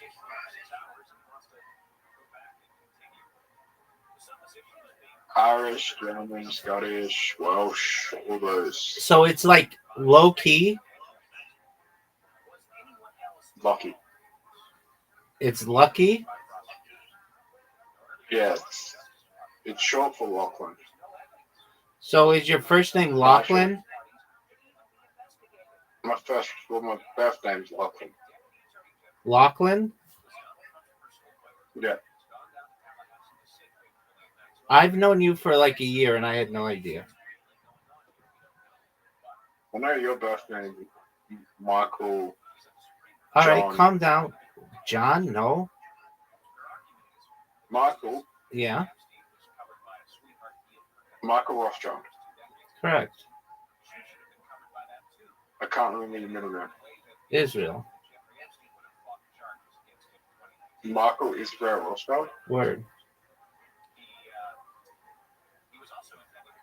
Your middle name's Israel? Yisrael. That is the most Jewish middle name I've ever heard. Cool, man.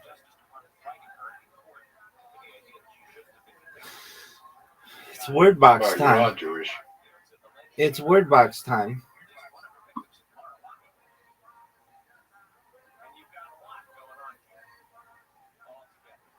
Rabbi, you might be the most Jewish person I've ever met. You may be the most Jewish person on earth, baby.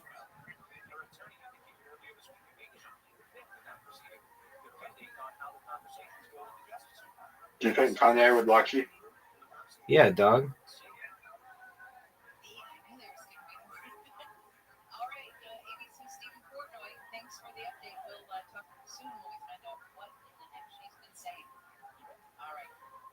Would you allow Kanye West in this chat? For sure. I might make it viral very quick.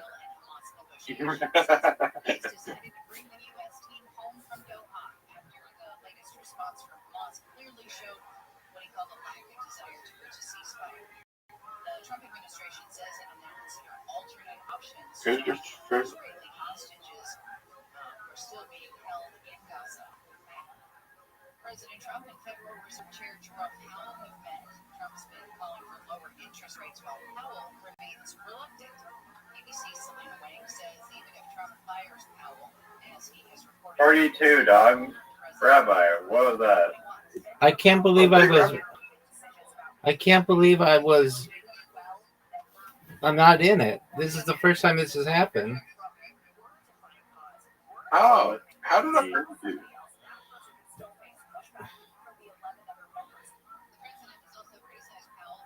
How did I beat you? Zoot's winning.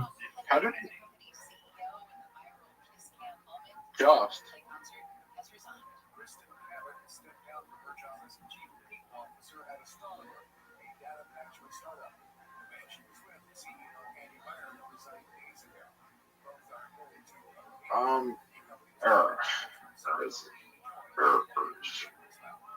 Zoot's gonna win. Maybe. Zoot won. Zoot is up, has 25. Visor has 8. Zoot has 27. Visor has 14. Zoot has 33. Zoot destroyed. What the fuck? Wow. That's incredible, Zoot. Good job, dude. All right. What's that game? Is it Block? You want to play Block? Let's play that word. That Blocko is good. Zoot, what did you want to play?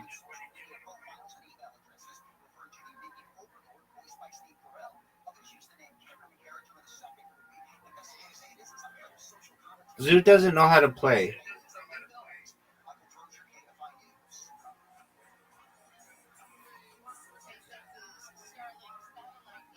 Zoot, what do you want to play?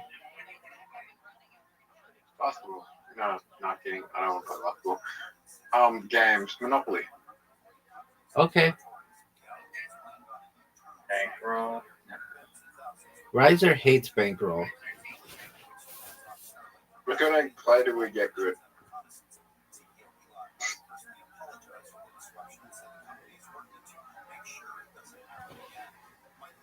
Riser, when was the last time you got a haircut? Oh, a long time ago. I'm probably gonna get one very soon. Oh, what the hell? Facebook is showing me full front nude woman.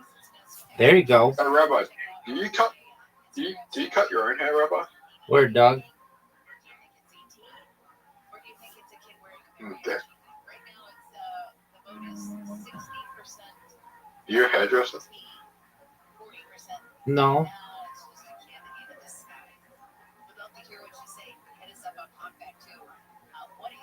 Don't buy Okay. that, dude.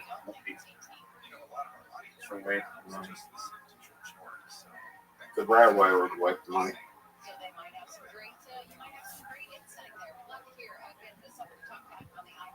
Land on Sydney. No way. Yeah. And he has a lot of money. No way. That's such bullshit. I need a one. Give me a one.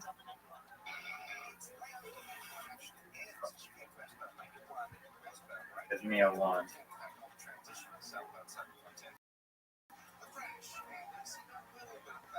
I was gonna get red.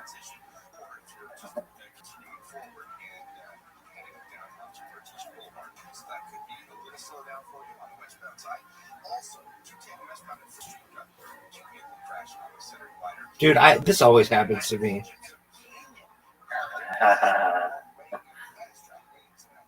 Okay, the total.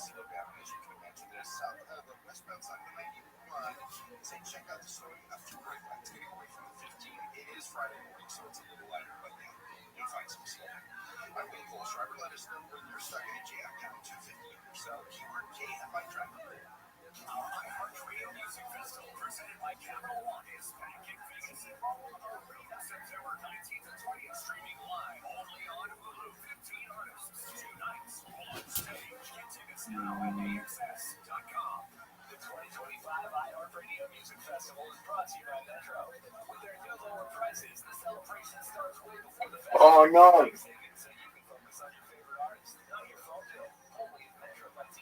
I just called it. Landed on Tokyo.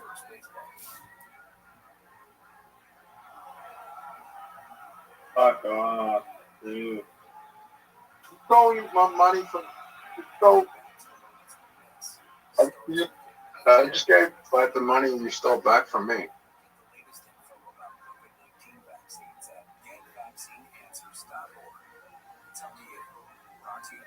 I'm feeling this is gonna be I have a feeling this is gonna be a really long game. No, Zoot's gonna win. Oh, should I do this so he doesn't get a monopoly? Of course. Fucking square. Of course. I mean, if you can afford it. The rider is. Can you afford it? I'm gonna gamble. Why would you do such a thing? You fucked up.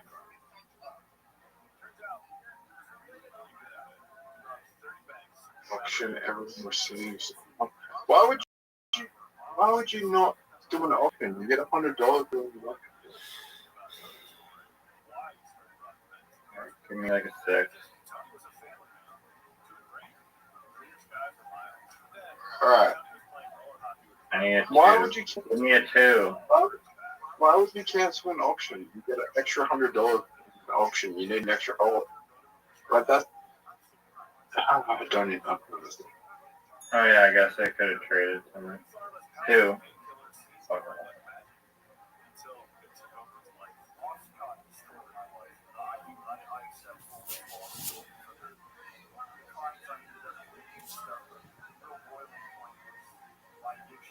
Dude, that's bullshit.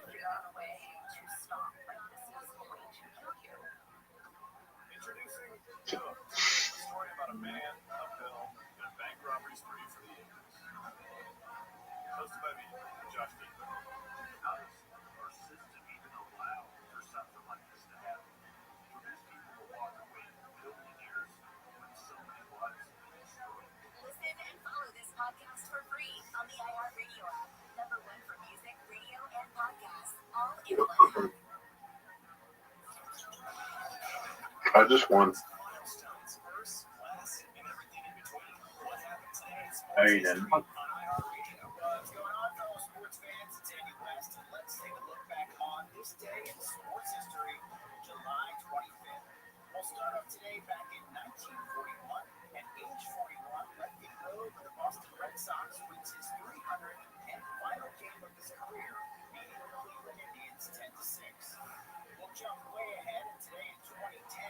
No way. That's why you should have bought that.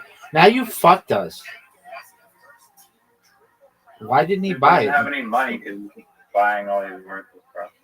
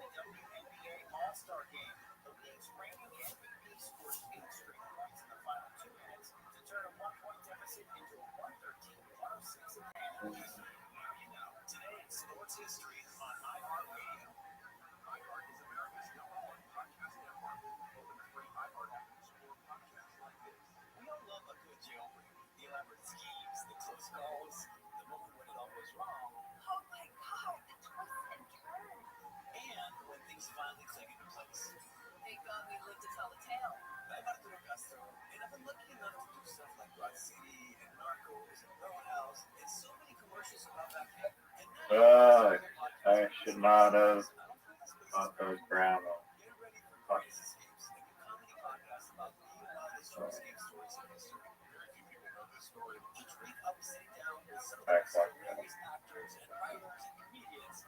Oh, fuck!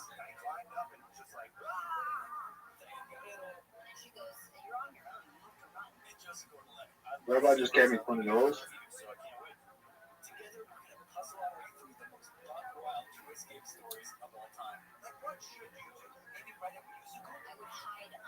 Well, I buy for one play. Oh, I have to buy for one play.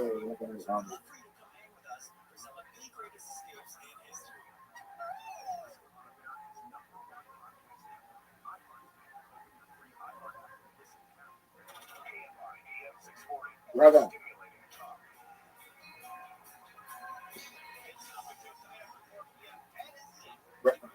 For Toronto.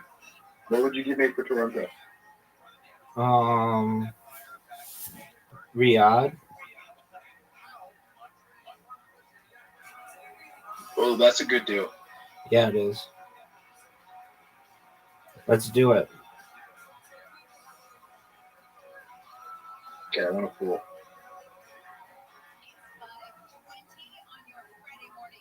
Oh, you got money? All my money's gonna get stolen from me. I need to roll a free. Do it, baby.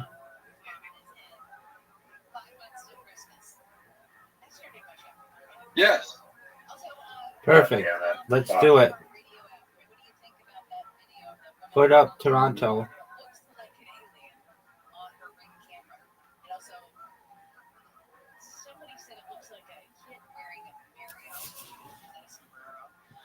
Press Riyadh and press trade.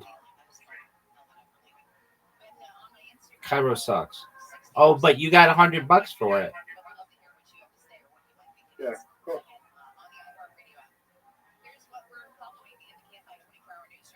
You have this move now.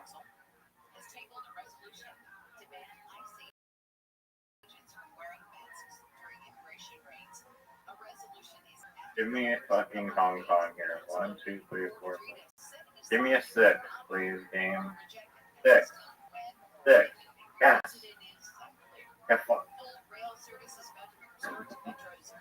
That's not good. That is not good at all. We need, Rabbi, we need New York and London.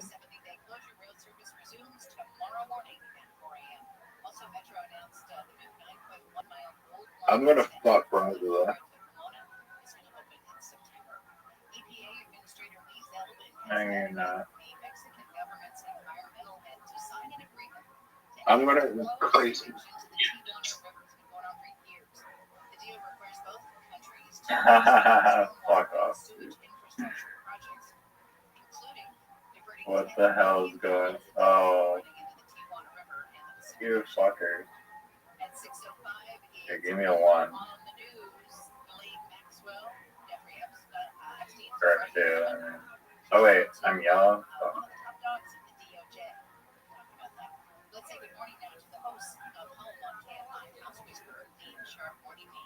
Oh, what is this shit? Fuck. Fuck off. Fuck you.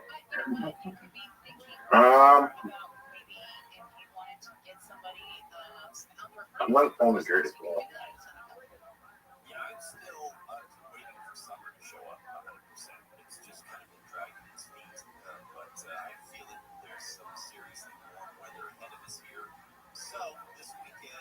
How did you fucking... Cool.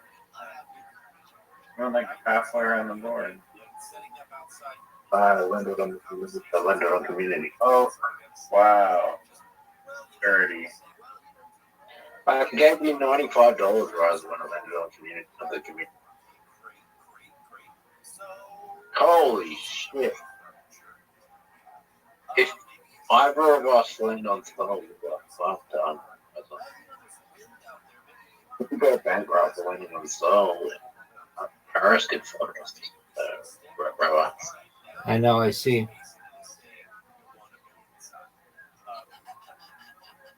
Oh, yeah. Top of the month. So I'm gonna be bankrupt like in 2 turns. Yeah.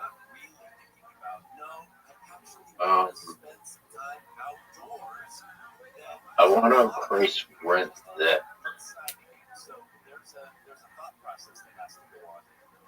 Oh, fuck, I just get it. Just going into death trap, I'm done.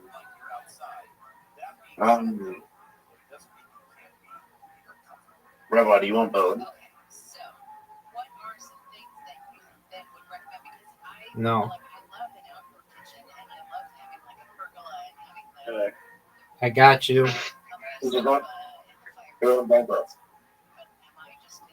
Can you adjust the fucking debt so it's not like $500 in your spot? No, I wish I could. Fucking hikes it up to $600 for a I wish I fucking could, Toyota but I or something? can't. Fucking bullshit game. I should have right?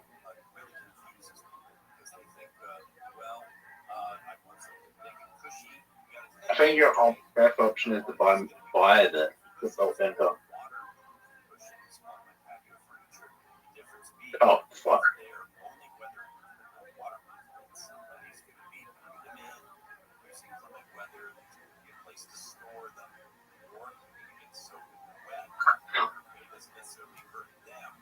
Fuck.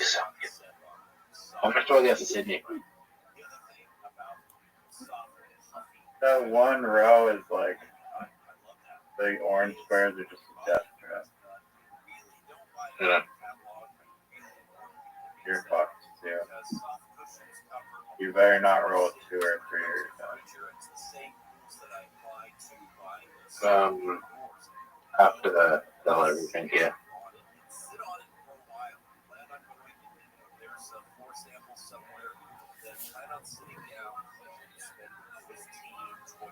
How much do like the red ones go up, like fully upgraded? We've never seen it. Wow. Even though I split everything, I still lost because I didn't sell Sydney. Zurich and Riyadh.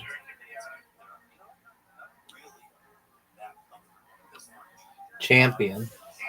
Yeah. Dots and boxes. Dots and boxes. That's a 2-person game, but if you want to have a tournament. Fuck your tournament, dog. I wouldn't say it if you can't play it. No way. Zoot, get your shit together.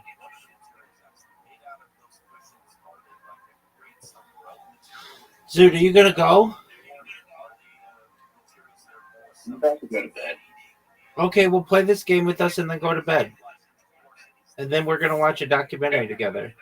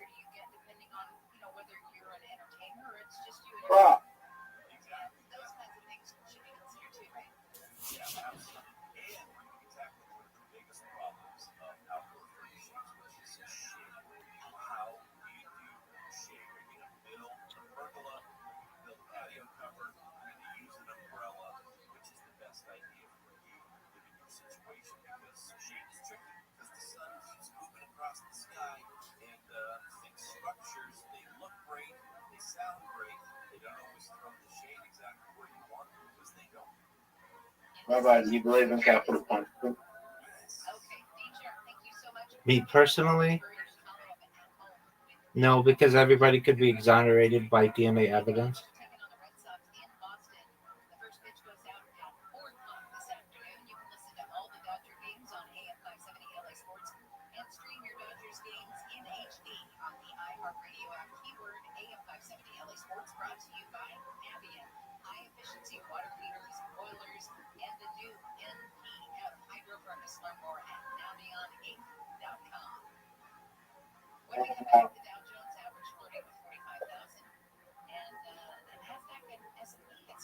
Fuck, where can I go? There's tons of squares on the edge. Dude, your next turn? Oh shit. Never mind. Dude, you want a gift? Take it. Pick the middle. All in the middle. Keep going.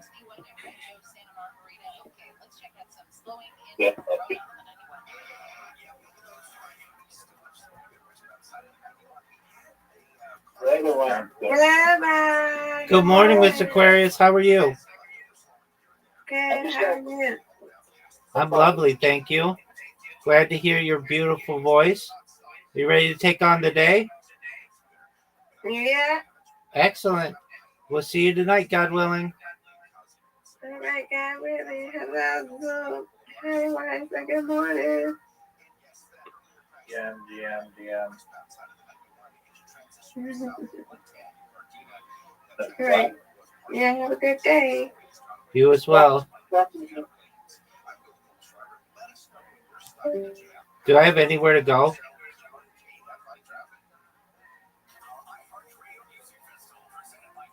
Yeah. No, I don't. Any box that doesn't have like 3. That was bad.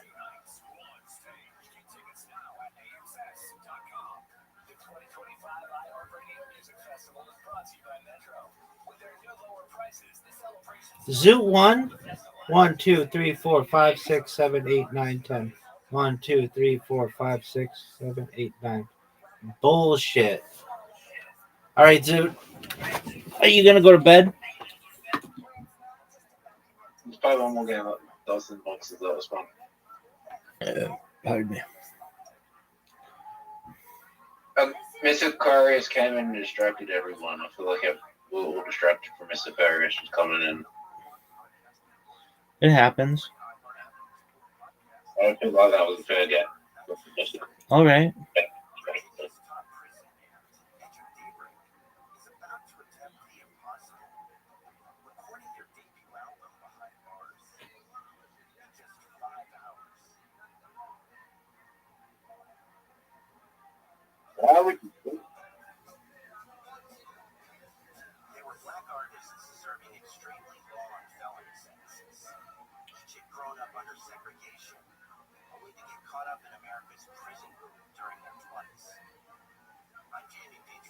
Music and culture writer.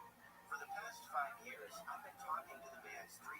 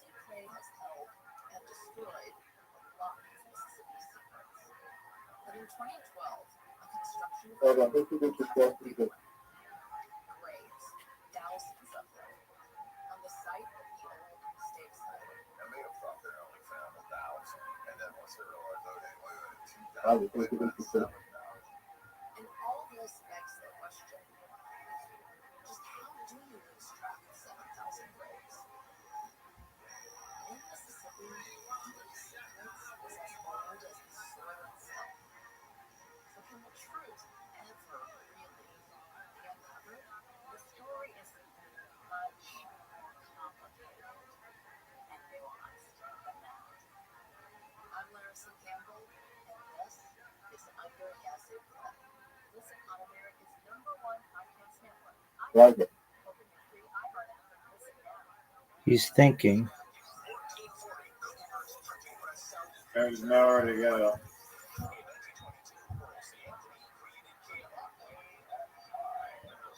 I still do.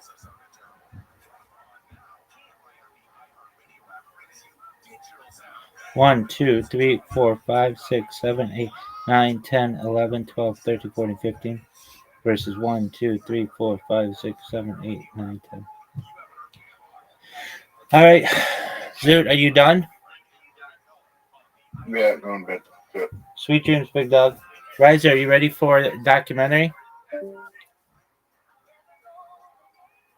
Yeah, I have to find it. Let me see. Well, can I find it? What? What's it called? Secret Mall Apartment.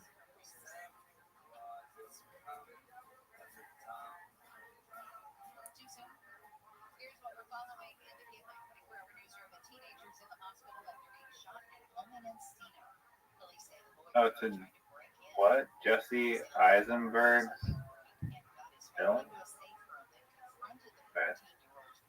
Let me see.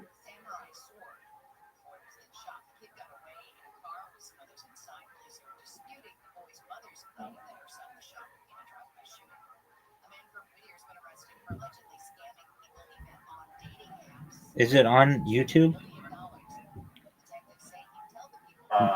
No.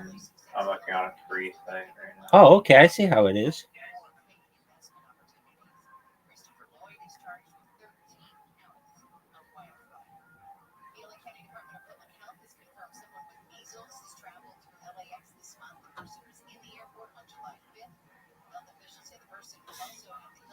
I've,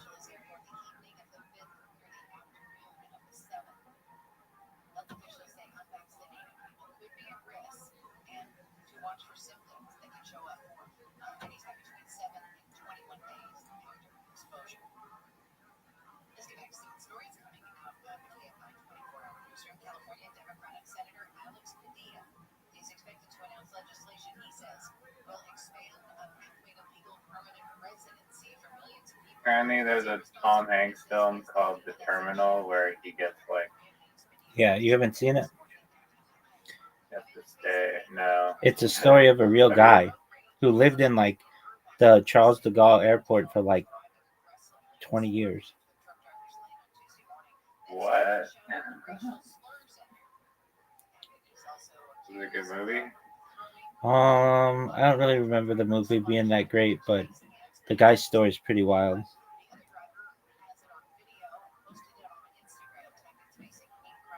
Living in JFK for 20 years. Oh yeah, it was JFK.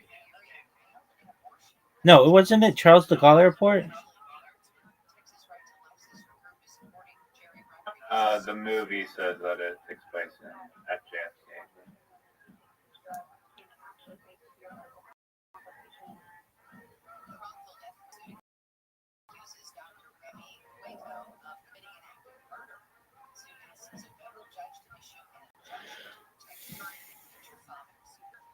Where to watch?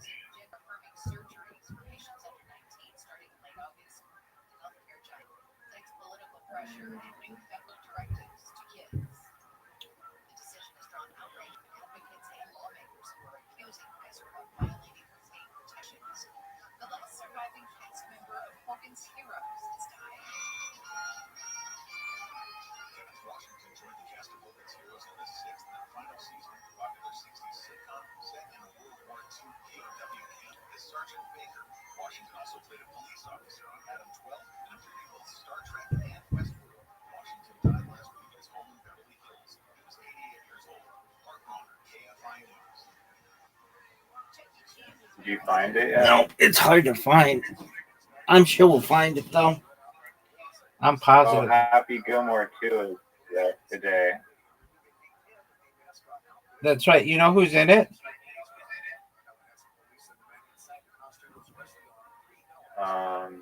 John fucking Daly. Is he really? Yep. Same with Scotty Schefter and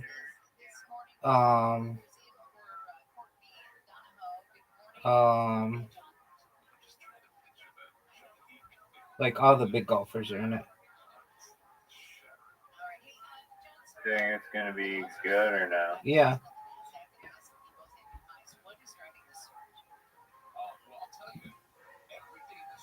Are you sure it's called? Yeah, it's called Secret Mall Apartment.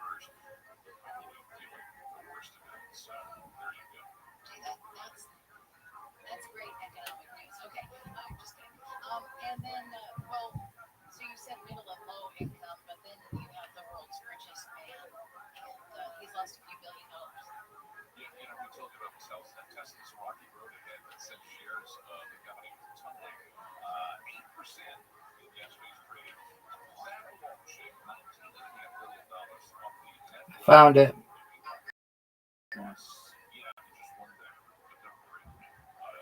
Really? Yeah.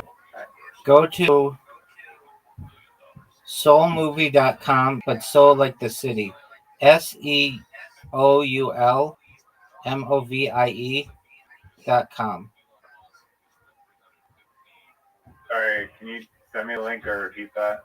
Sure. I was not saying- Soul Movie, SEOULMOVIE.com. Okay. And then type in the search Secret Mall Apartment.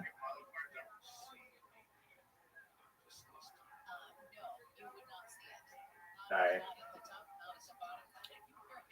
Oh.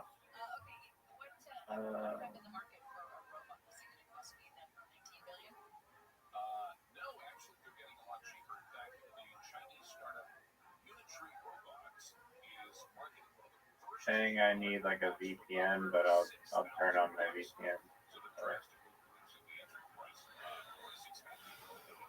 Have you used this site before? No, I have no idea what it is.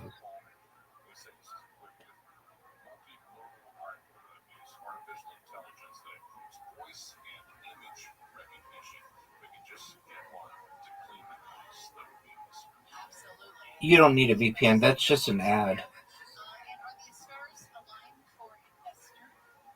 Do you have an ad blocker? Is it working? No. It took me to some pop-up site. It didn't work. Stop. Download uBlock Origin Lite on Chrome. I have that. Yeah, but you have uBlock Origin Lite or just uBlock Origin? I need the light one on Chrome. Yeah, because uBlock Origin stopped working on Chrome. So I go to extensions and the light one. Yeah, download uBlock Origin Lite.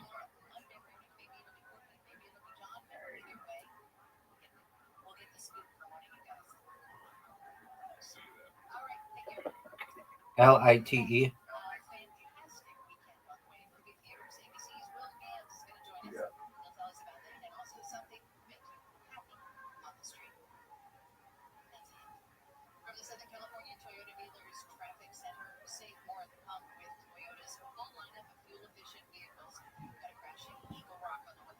And then make sure to refresh the page.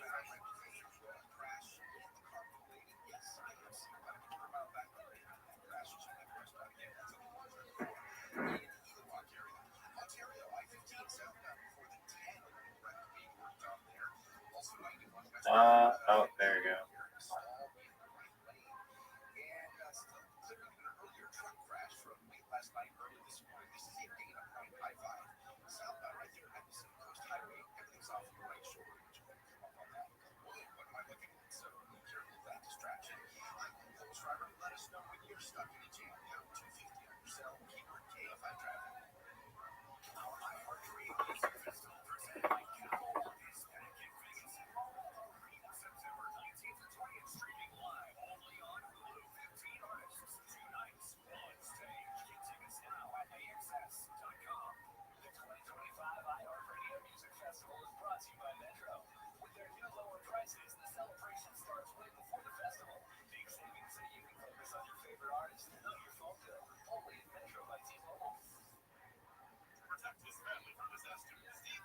Were you able to install it?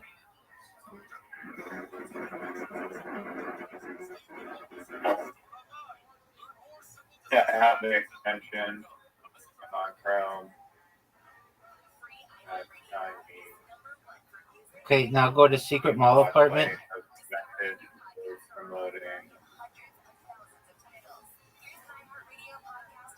Now go to Secret Mall Apartment. Air, but it's not. Have you actually watched the movie off this thing? Never. Oh. But you can. Like click it and it's. And what happens? It just takes me to like a bland like title or like the description. So like there's no Can you share your screen?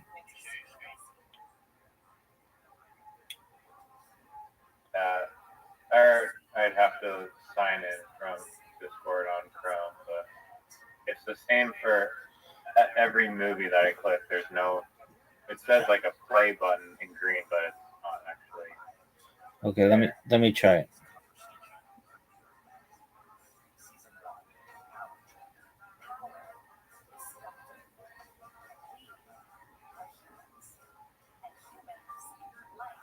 So you're saying it's just generic?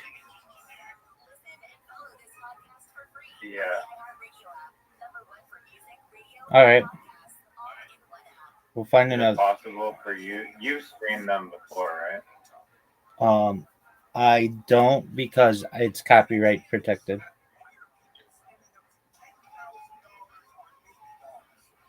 And then one wasn't copyright. The moon one? Yeah. It is not, but Bart Sibrel allows that to be watched for free on YouTube.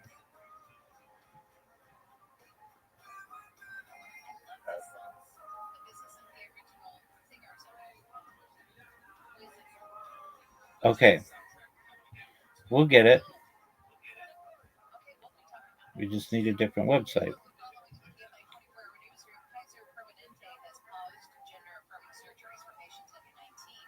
What's it called again? Secret apartment? It keeps roaming and secret mall apartment. What is it? What did you say? It keeps what? Secret mall apartment. No, I know. What else did you say though? I don't remember. That's okay.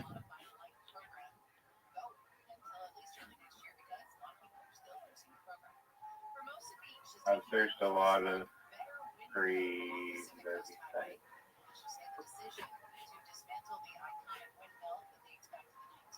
Is it on Amazon Prime? Oh, I found it. I have it. I found it. Today. I found it too. All right. Where did you find it? Yeah, it works. Okay. I found it for you. No, I'm watching it right now, dude. It starts. It's a Lionsgate film. Or no, it's Metro Goldwyn Mayer, MGM. I have it. Okay. I'll start streaming it. Tight, baby. What site did you find it on though? Sure. It's putlocker.hdmovie.site.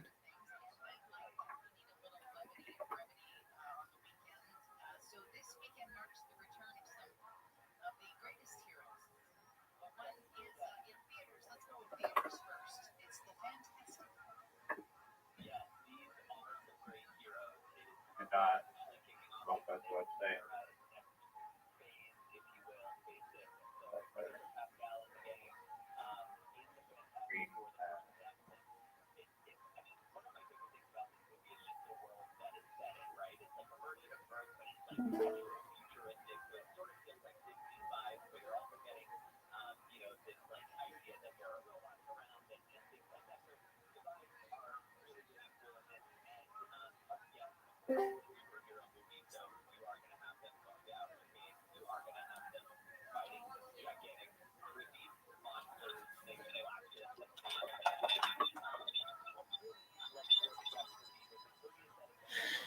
Wheelhouse Creative and Athens Films.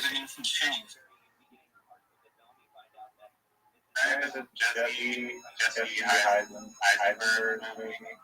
The guy from the film. Right. Didn't know he was a director now. He's doing everything.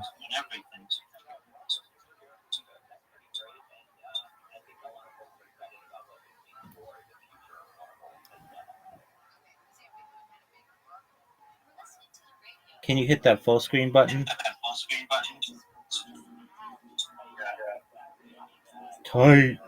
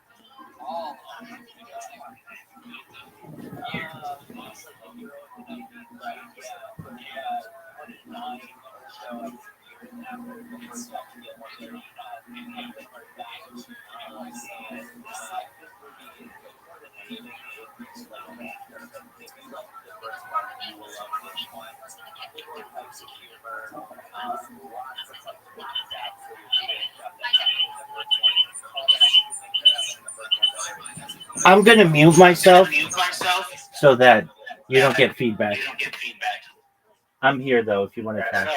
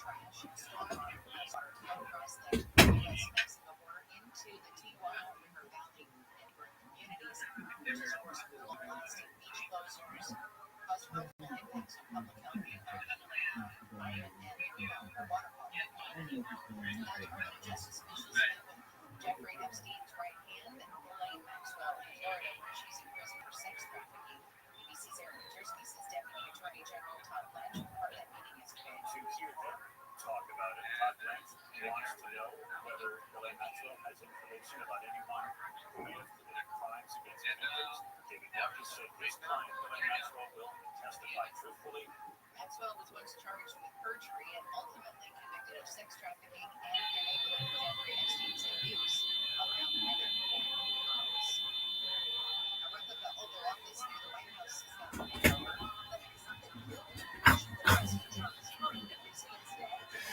To the Oval Office from Trump's first term, the replica is showing President Biden's office. White House Alumni Association opened Trump's House Educational Center last fall. It takes time to get copies made of every item real in the office. It will be fully revamped next year to mirror Trump's second term office. Deborah Mark, AFI News. If Prince were reincarnated, he could come back as a snake. Beaches San Diego is being invaded by bright purple shells. The rare species of pelagic sea snails known as Delphina have been seen scattered along La Jolla Shores Beach. Oceanographers say it's the first time in decades the snails have been spotted on local beaches. They say the snails are typically found in warmer offshore waters, so it could be linked to climate change. Also, voracious predators, feeding on things like the deadly venomous Portuguese man of war. Researchers say certain beaches, including La Jolla Shores, are no-take areas, so take all the pictures you want of leaving the great-looking snails on the sand. Michael Trozier, KFI News. You can see pictures of the snails on our website, KFIGame640.com/C. They're so cute. This is KFI and KFST HD2, Los Angeles, Orange County. Outlet weather from KFI. That same pattern we can see for about 2 months now. Morning clouds, afternoon sun, typically they stay as low as 70s in the beaches, mid to upper 70s for Metro LA and NC, 70s to mid 80s in the valleys, 80s to about 90 for the Inland Empire and Avalon Valley. Sunny again after morning clouds tomorrow. Highs a little bit cooler, 70s coast, low to mid 70s for the metro areas, mid 80s in the valleys, mid to upper 80s in the area. Still up in the 70s for the Inland Valley. A few degrees warmer on Sunday. 60 in Anaheim, 61 Studio City, 63 in Redondo Beach, and 62 in Arcadia. Live from the KFI 24-hour newsroom, for producer Ann and technical producer Kono, along with traffic specialist Will, I'm Amy King. This has been your wake-up call. If you missed any wake-up call, you can listen anytime on the iHeart Radio app. We got some slowing in East LA on the 5. We sure do. Northbound side of the 5, you're going to find slow traffic in the Commerce area, starting just past the 710. So we go on up to the East LA interchange, and then it's better once you get to about Feel free to mute yourself. Yo, Pim, can you hear me? Yo. Oh, this. That's how I watch it. So that I don't get a copyright strike. Oh, the voice sounds super different, but yeah, okay.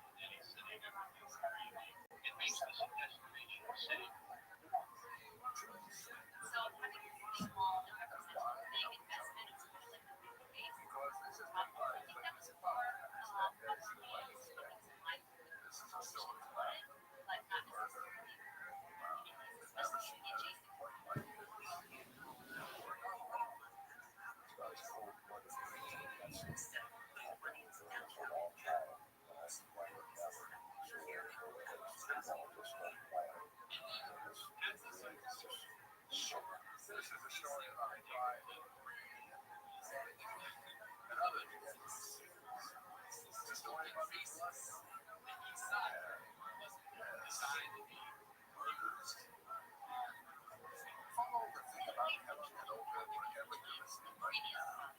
and follow this podcast for free on the iHeartRadio app, wherever one for music, radio, and podcasts, all in one app.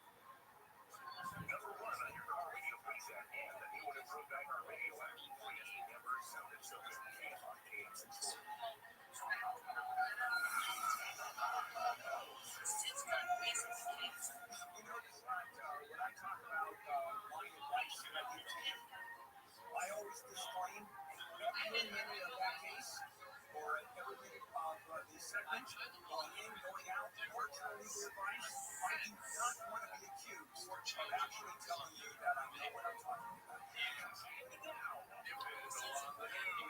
ladies and gentlemen, here's Bill Handel.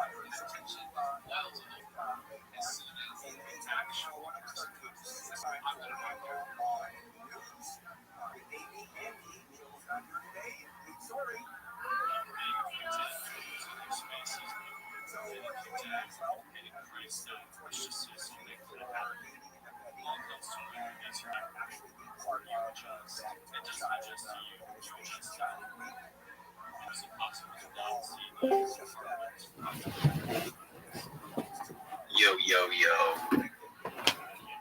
What up, Rabbi? What up, dog? How you living, pimp? I'm living, man. Hey, I'm just living well these days. That's great to hear. We're watching a documentary called Secret Mall Apartment. It's about 4 people who lived in a mall for 4 years without being caught. So feel free to jump in, press the watch stream, and enjoy.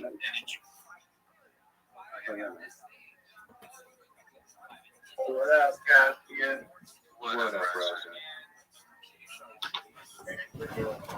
Yeah, man. I'm gonna hop out for a little bit and go hang out with the lady again.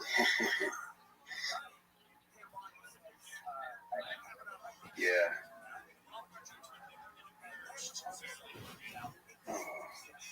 I'll probably pop back in when you guys aren't watching the documentary. But love you, Rabbi. Love you, Riser. Sounds good to Sounds take good. them. Let me know when you're not watching. Yeah, just let me know when you guys want to hang out. I miss you guys. I've just been a dick. Okay, just like in an hour. In an hour. All right, cool.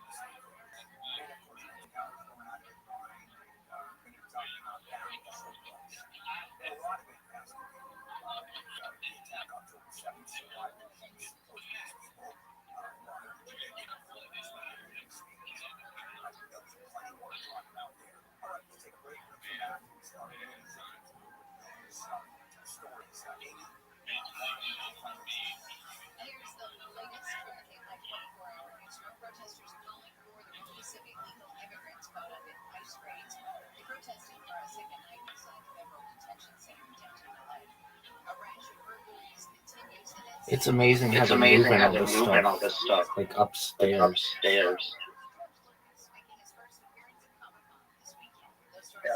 Steve Wilder. They haven't really shown like the entrance or exit. You have to see if there's a crack in the wall at some point.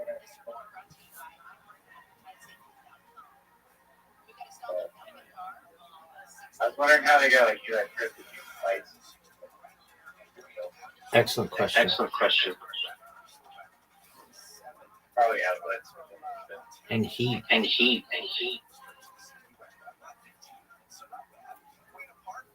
Yeah, yeah. And there's no windows up there. So, like, just going in and out undetected. Like, you found.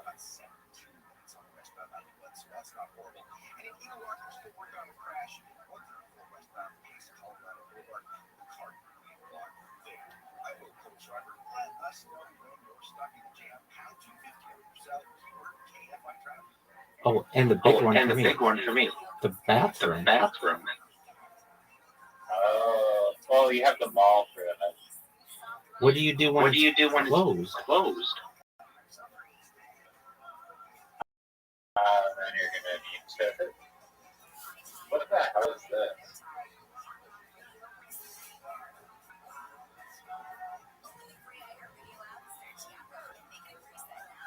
Yeah, there's no running water up there.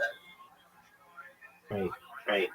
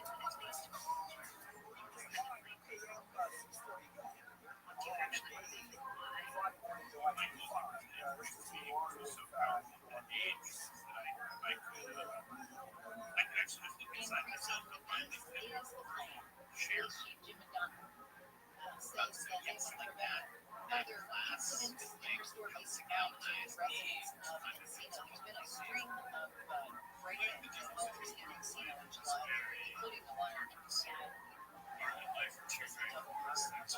American Idol music supervisor husband. Most recent of them happened in broad daylight yesterday. As a mass people broke into a house and made off with boxes and stuff and drove off the scene. That's something my house feels so powerful to see somebody. Maybe need to raise it felt like all of it was like allowed me to teaching that's interaction stuff together. It's life piece. And I think that's something I'm trying to since good teacher. So a lot of costume jewelry. And my ex-wardrobe at that time was toilet. I got those really expensive bags that she thought were not taken. And unfortunately, that's what she found out. They were also all knockoffs that I gave her for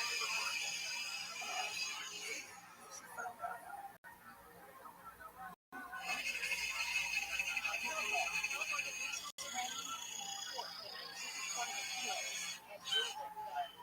California's policy for background checks for bullet fires is a violation of the Second Amendment that basically changed the back passed in 2016 and that was meant to strengthen the state's gun laws. The judge in Sandra Spiegel Acuda said the right to keep and bear arms incorporates the right to operate them, which requires ammunition. That makes sense, actually. It's, if you have a background check, you have to buy ammunition.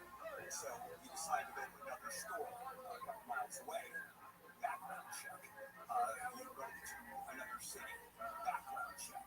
Every time you buy a box of ammo, you tell me that does not interfere with your right to own a weapon. Now, I don't agree with the Second Amendment, but this one makes a lot of sense.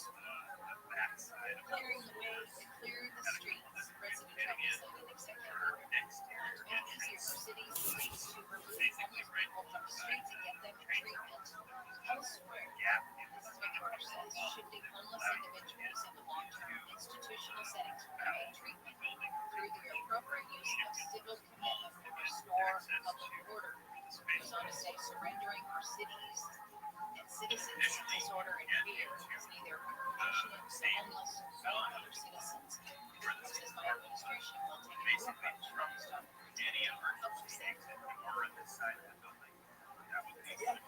Certainly, right, but staircases are always somewhere conservative, and it turns out to take a max. How many people on the street are no deal?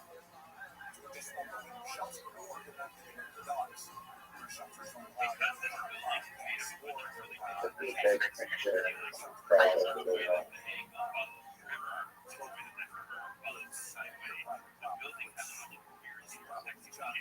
I think the space that we discovered was really a negative space. It needs to be created really long and by the way, that and yes, say you have the right to do nuts. And you have the right to the one something that you want to. And that is wrong. You don't have the right to you have the right to wrong businesses. The right to interfere with people's use of the sidewalk. And if you're endangering yourself or others, you can put you away or short of that. And this is and of course, the ammunition the administration has is grants to the city. If you don't do this, we're not going to give you federal money. And most governments, county, city, state, get their money from the feds. Huge amount of money comes from the feds. So the feds, has enormous power. Well, look what happened to Harvard. Look what happened to Columbia that just came. Why? Because of federal grant.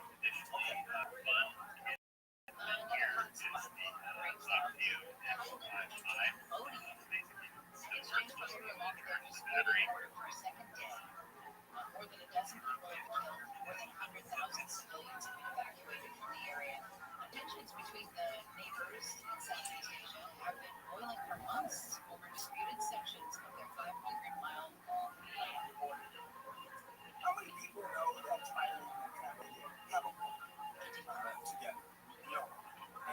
wanted to really make this investment. That was our most decided we needed to make it so we had access to it, not having other people have access to it. So $1 million is big. The FCC is going paramount network. Its merger with CBS company of CBS News company is Paramount and CBS.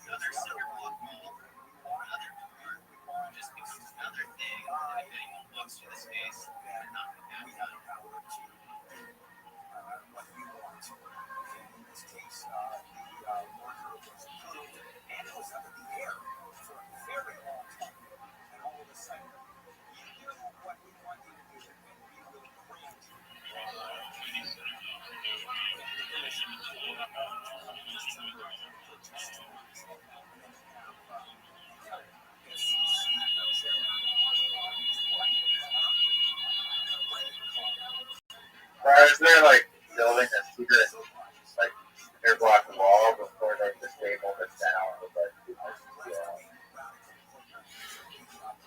It's a great question. And doesn't this mall have security?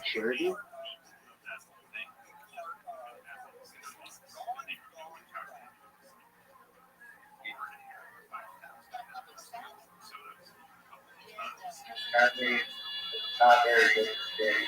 Also, the emergency alarm does nothing to notify us of security or anything. There's no, it does nothing. Except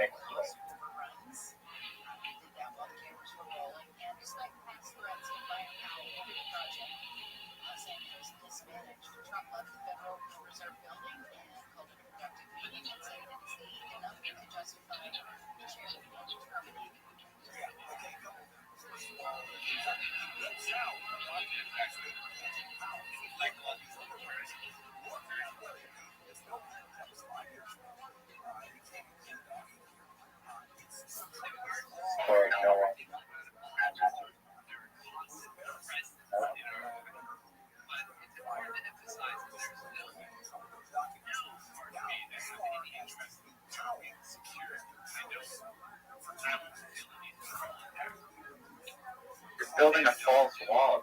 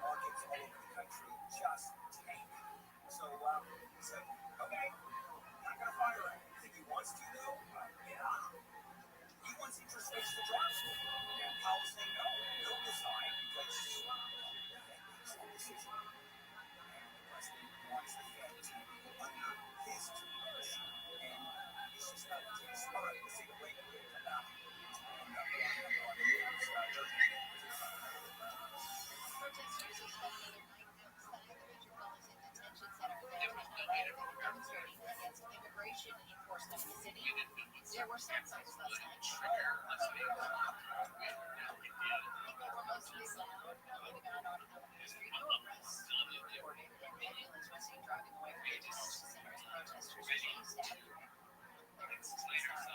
Another home has been broken into in Encino. Security in the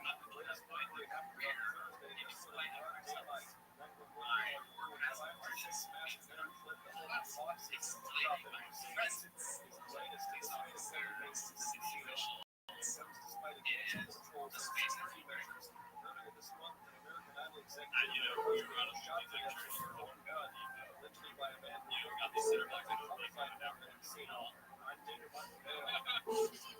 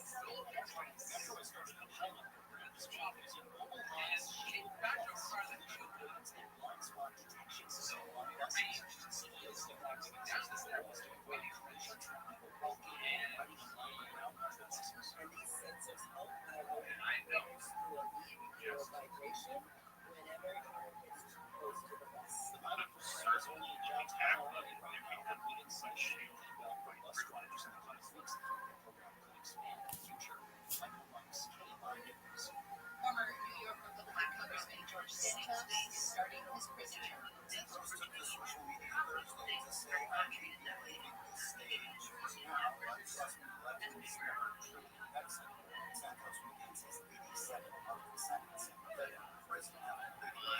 While here on these insanity that last year, I'm not worried about over 2 decades. Santos was expelled from Congress in 2023 after an investigation found overwhelming evidence that he broke the law. Mike Castle, KFI News. And simultaneously in this, I was working with my teenage first which is like some organization around the famous industry.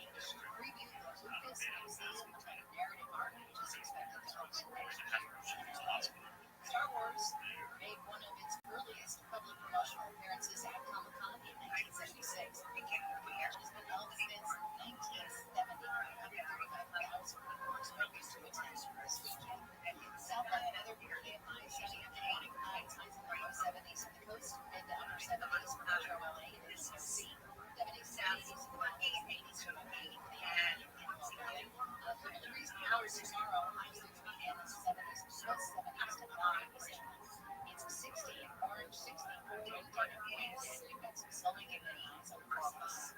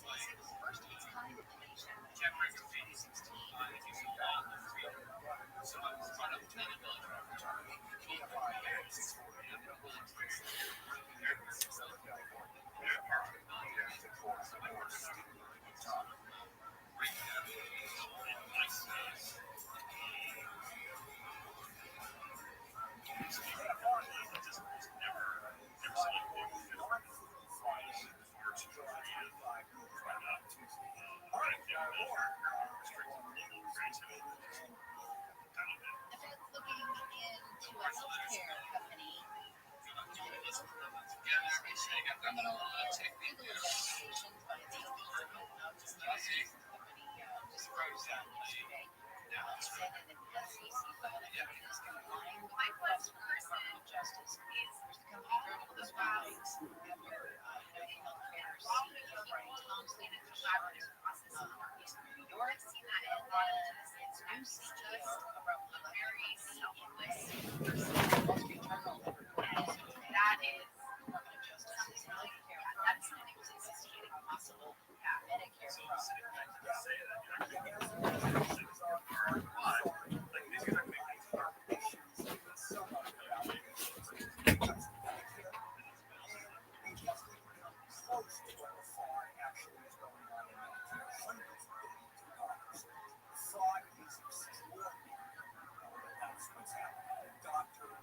Insurance companies, it is crazy, crazy stuff.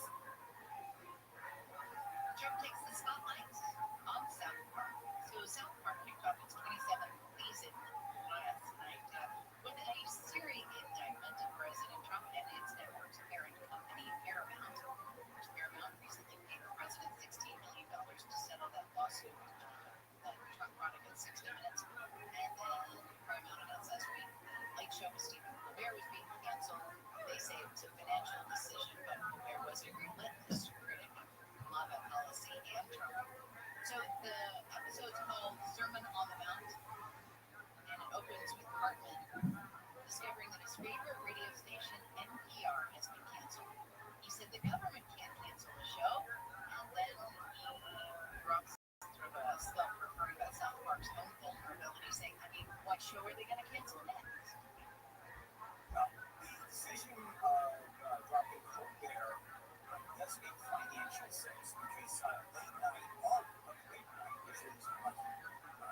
So not only if Colbert loses more money than other shows in late night, so it's probably a combination of politics as well as financial. But, you know, it doesn't matter. I mean, the key thing that's going on is astounding. For example, that lawsuit against 60 Minutes, which was senseless. It had no legal impact. It made no sense whatsoever. And Paramount caved on that. Oh, it had nothing to do with the delay of SEC obtaining purchase of Paramount by Sky News. No ifs, ands, or buts about it.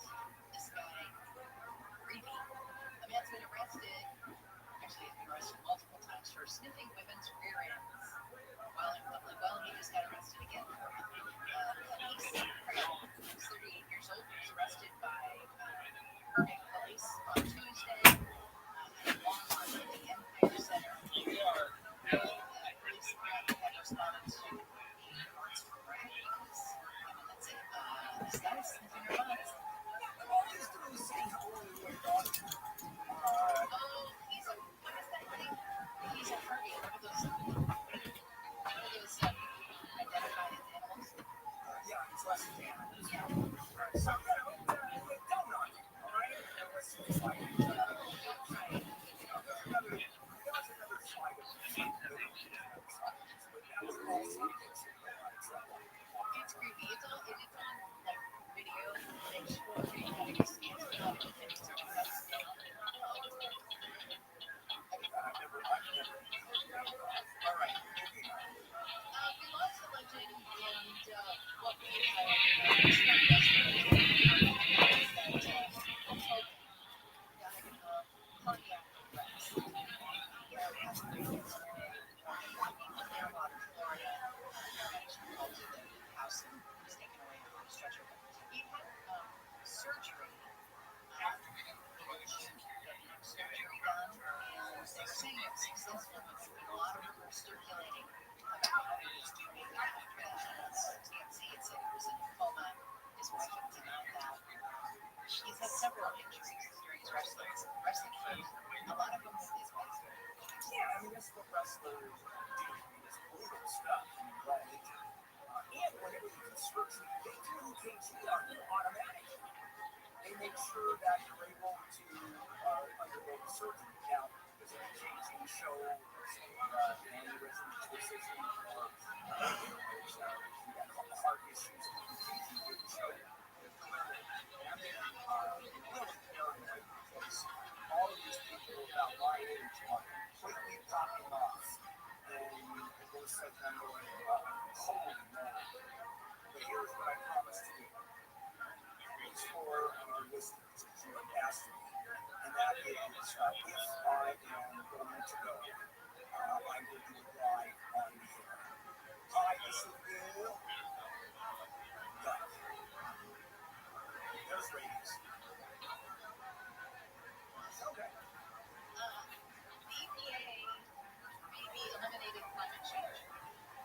Trump administration wants to overturn a 2009 Environmental Protection Agency finding. The EPA has put together a proposal that would undo the government's endangerment finding.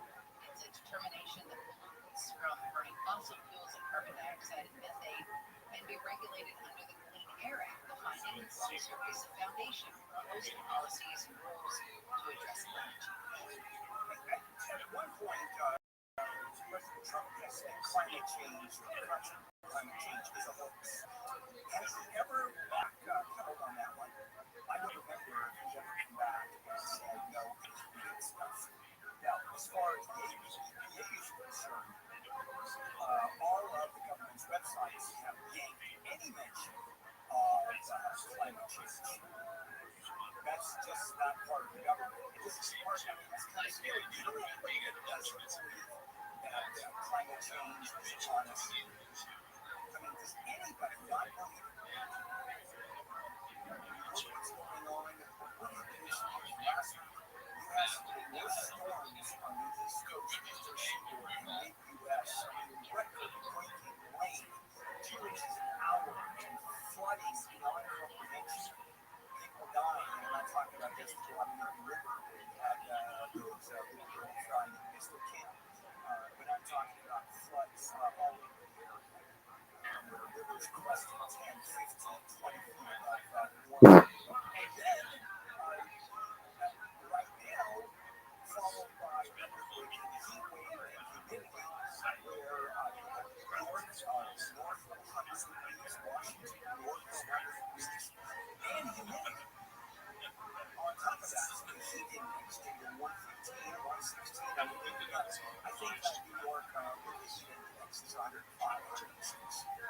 And the actual temperature is but it is enough stuff on it. Let's take our last bridge. Well, here, one of the bridges Southern California was, of course, a spectacular. It's been on for the last few days. And when it gets hot, it's always it's dry heat. And I always say, so are cookies making the oven at 350 degrees. It's also dry heat. Now we'll take a look.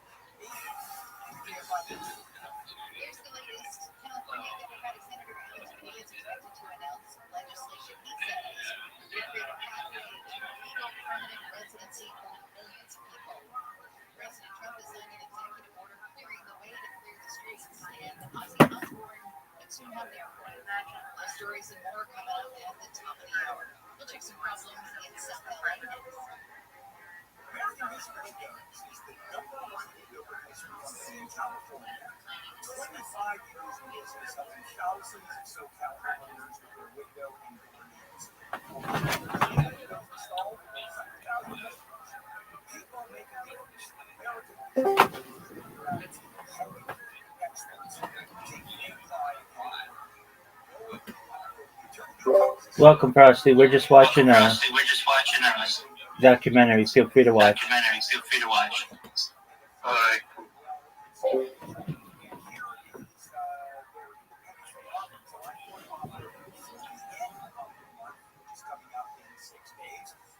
$1,776 off the project with finance for windows for $177.60 a month.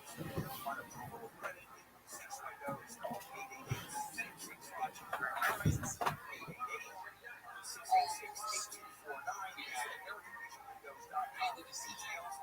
American Vision Windows. Becoming essential beaches, 70s to 80s inland. From the Odoo.com Weather Center, Odoo, the only business software you need. This report brought to you by Rapid Radio. From the Southern California Toyota Dealers Traffic Center, saying pump with Toyota's full-on fuel-efficient vehicles. We've got a crash slowing down in South LA at 110.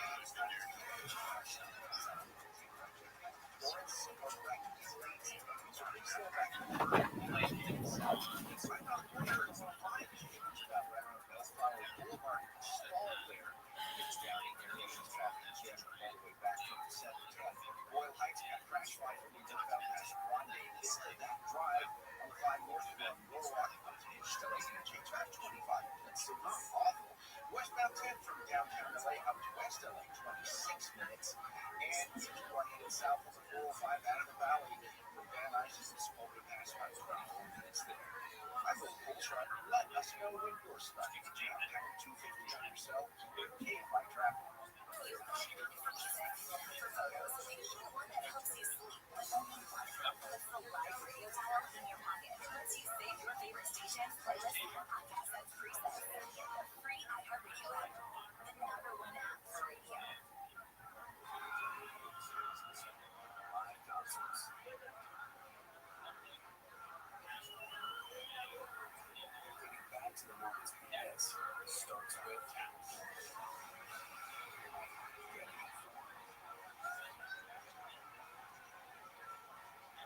with the latest info about COVID-19 vaccines at getvaccineanswers.org. It's up to you. Brought to you by iHeartRadio and the Ad Council. Everywhere.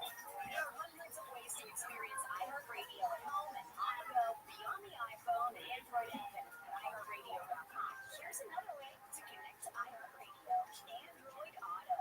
Our Android app comes alive in your car's dashboard with a seamless way to play your favorite music, radio stations, and podcasts. Developed with driver safety in mind, the Android Auto app interface was built for simple navigation and to limit driver distraction, while making sure that you can still access all your favorite content from iHeartRadio. No need to download another app, just plug or pair your Android phone with your dash. And if Android Auto is available in your vehicle, iHeartRadio will sync automatically. iHeartRadio, everywhere you want to listen, including in your car, from Android Auto. Check it out for free now. iHeartRadio, anywhere you want to listen, iHeartRadio is there. So you have a thing. Discover a new podcast from our library of over 350,000 titles. Here's an iHeartRadio podcast preview. Here's something pretty disturbing I discovered while researching this podcast.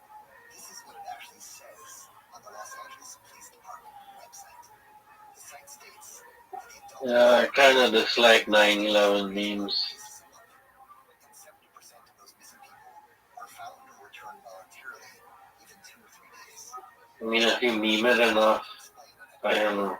Since being a missing person is not a crime, police are given a very limited role while conducting these types of investigations. Like actual travesty and stuff. I mean, it's on overload. What if they really returned?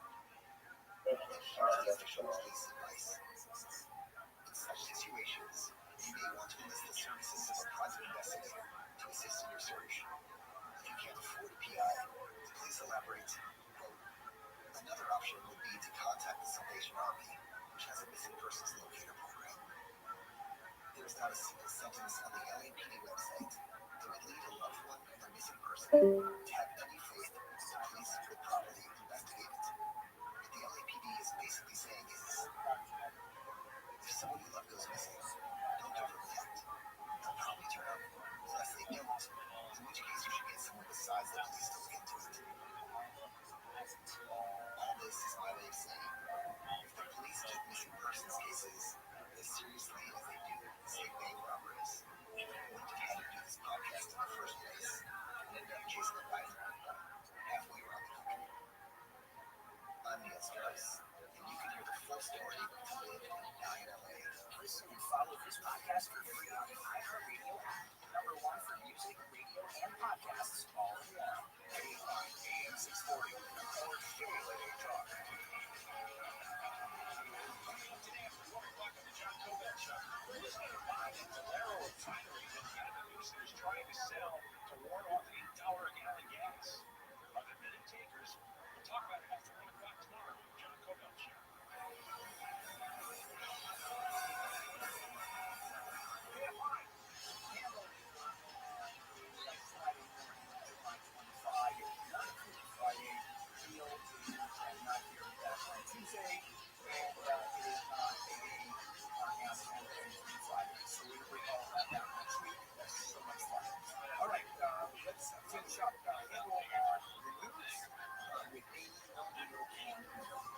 Apparently no one's watching anyway. E! News, the nightly pop culture program that has helped define cable network E! Entertainment TV, going away. Comcast Broadband Network informed the staff at E! News yesterday that they'll be taking their final episode September 25th. The channel's news operation will continue to provide coverage online. They'll still do like red carpet events at the Oscars and Golden Globes. They cover People's Choice Awards, but the staff was told that the E! News audience prefers breaking entertainment coverage throughout the day on social media instead of showing up a scheduled at 11 o'clock Eastern show. Much efficiency. Does anybody here watch news or know of anybody watching this news? My friend Debbie does. All right, so Debbie is not all there. Debbie is special needs, I understand. And she enjoys the news. The point is that it is completely It looks really great. It looks really great. No carpeting. outlets on the internet. It's instant. For example, we have information every 2 minutes because I subscribe to CNN, New York Times, Maps, because I'm getting pings saying this is new, this is new, this just happened seconds ago. So why would you watch E! News? Actually, why would you read the newspaper? Otherwise, you read the paper every day. It's not a show. And I'm one of those great people who actually read the papers. Sometimes New York Times, Saturday it's the Wall Street Journal, and Sunday it's the New York Times. It is the only times. Do you know anybody who reads the paper, by the way? Who actually reads the newspaper? No, there we go again. And it's, I'm old school, and there's just something about holding on to the paper and then trying to fold it, and it doesn't fold very well, and you have to run your fingers up and down the paper, and let's not forget going in and getting toasted bacon and streaks of ink on the paper. There's just something wonderful about that. I do miss the newspaper. I do too. That's why I like books. I enjoy books. I like the feel, the tactile sensation, although I read most of my books through the computer. Like the top of it. The Justice Department has announced a lawsuit against New York City's sanctuary city policies. The administration claimed those policies were the shooting of an off-duty. Also, I wouldn't post this like super cover and dust every time. Agreed. Agreed. Illinois, City of Rochester, New York, and several cities in New Jersey. It says that the government, that New York City's policies are designed to impede the federal government's ability to enforce federal immigration laws, and goes on to say that New York City's released thousands of criminals onto the streets to commit violent crimes against law-abiding citizens because of its sanctuary policies. Right, there's two issues in this one. One is just plain stupid, and that is the argument the government tries to sell us that all crime is committed by illegal immigrants. There's no such thing as crimes committed by American citizens in this world of the Trump administration. So she always pads on tags. Look at this crime. Look who was murdered by illegal immigrants. So that part is just plain stupid.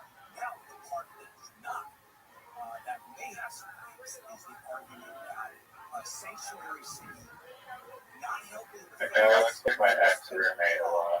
that may be a violation in and of itself.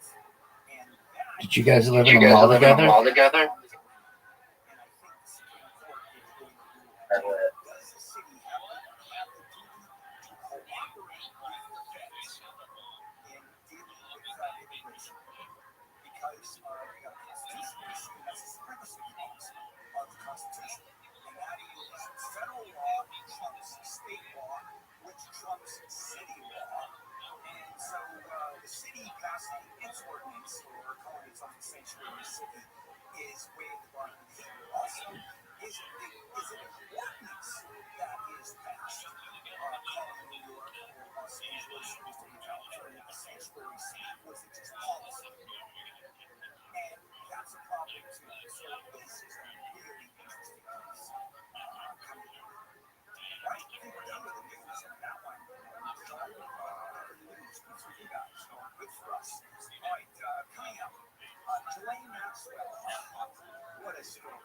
Let's talk about the administration, in this case, the DOJ, questioning her in prison for now 2 days. Today's going to be, well, I don't even know if it's the last day that the question is involved. And I mean, we'll cover that one. KFI AM 640.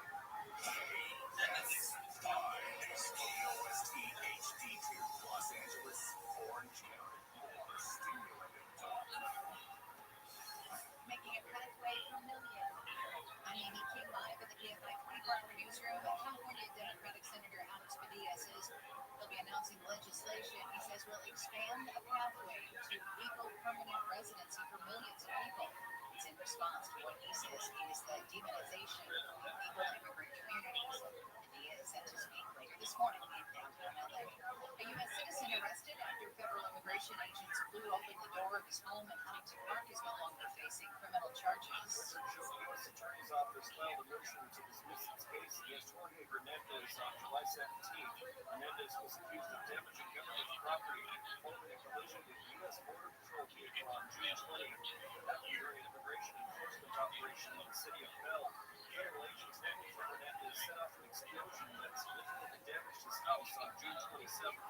His wife and children were home at the time. I'm David Michael Hale. An appeals court has struck down California's law requiring background checks to buy ammunition. The Ninth Circuit Court of Appeals made the ruling yesterday. The law was passed in 2016. Its main backer was Lieutenant Governor Newsom. Gun rights advocates and ammo vendors sued to block the law 2 years ago.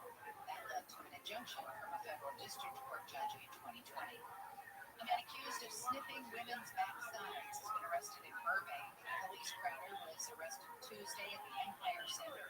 He allegedly targeted women at Nordstrom Rack and then at Walmart. This woman says the guy was sniffing behind her in a bookstore in Glendale back in 2023. I didn't realize me until I heard like his jewelry or something sounded extremely close to me, so when I turned around and noticed. Why the fuck did they kill that guy?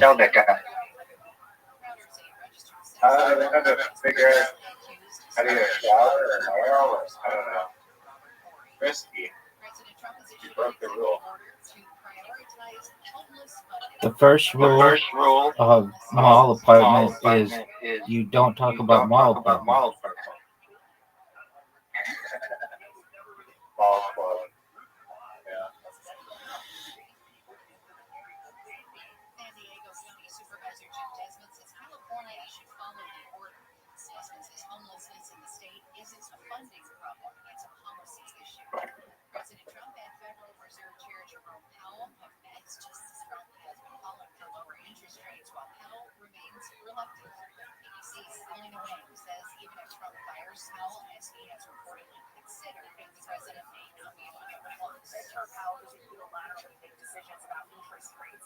He's part of a 12-member federal open market committee. So even if Trump were to find cause, were to fire him, install somebody else, that person could still face pushback from the 11 other members. The president has also criticized Powell for a multi-million-dollar renovation project at the Fed. After their meeting yesterday, Trump said it was productive. Union Pacific and Norfolk Southern have confirmed they're talking about a merger.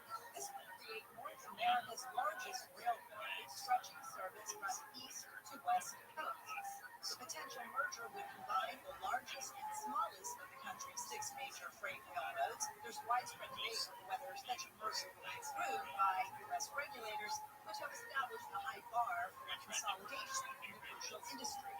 Deborah Mark, KFI News. Traveling to Birmingham, England could soon mean flying into Ozzy Osbourne's airport.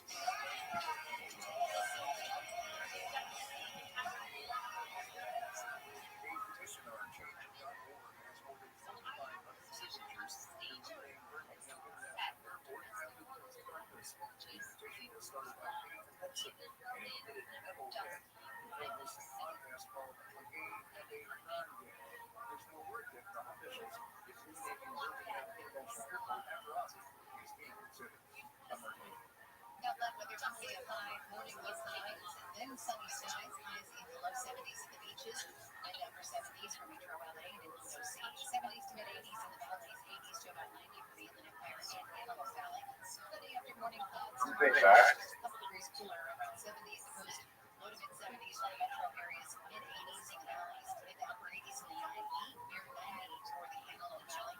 Our beautiful sunny weather continues on Sunday. It's going to warm up a couple of degrees, and then we're going to see more warming as we get into next week.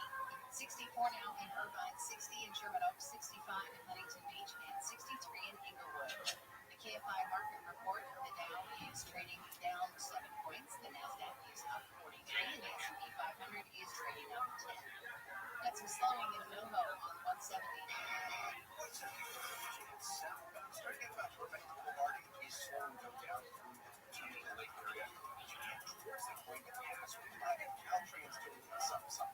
On the southbound side of 101, just south of 804, so keep an eye on that.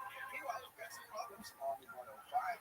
Chris has a look. It's down here. Looks like a flat sticking off the center divider of the 105 eastbound just before you hit Bellflower Boulevard. We're seeing a bit of slowing from the 710 as the tries to clear from lanes. We had a problem outside of 5.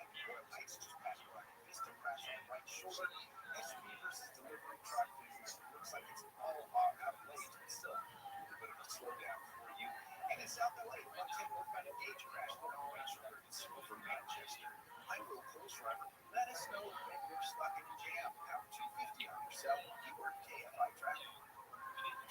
Country Music Festival presented by Capital One is back in Fancy Holland Arena September 19th to 20th, streaming live only on Hulu. 15 artists, 2 nights, 1 stage. Get tickets now at AXS.com. Live on the iHeartRadio Music Festival. Something is different. Can your gear keep up with the beat? Well, the PCs are built for creators, dreamers, and fans who don't need cars. Visit Lenovo.com for the latest in AI PCs and game-changing tech. Number 1 on your car radio ways app and the new Lenovo iHeart Radio app. Free members of it, so good. KFRD and support. You are listening to The Bill Handle Show.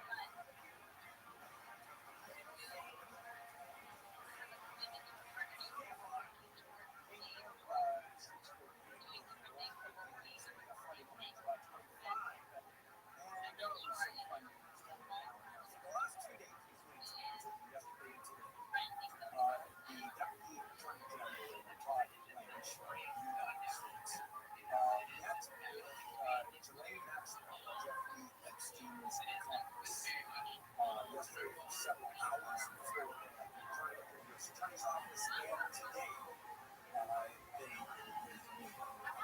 discussing the case. At the same time, Rothschild is scheduled for a deposition in jail. That was signed by the House Executive, and there's a couple on the Epstein files. And one of the questions is whether or not they can be trusted to tell the truth. And why? Is she biased a little bit? Well, yeah, she's in the middle, or she's beginning of a 20-year prison sentence in federal prison.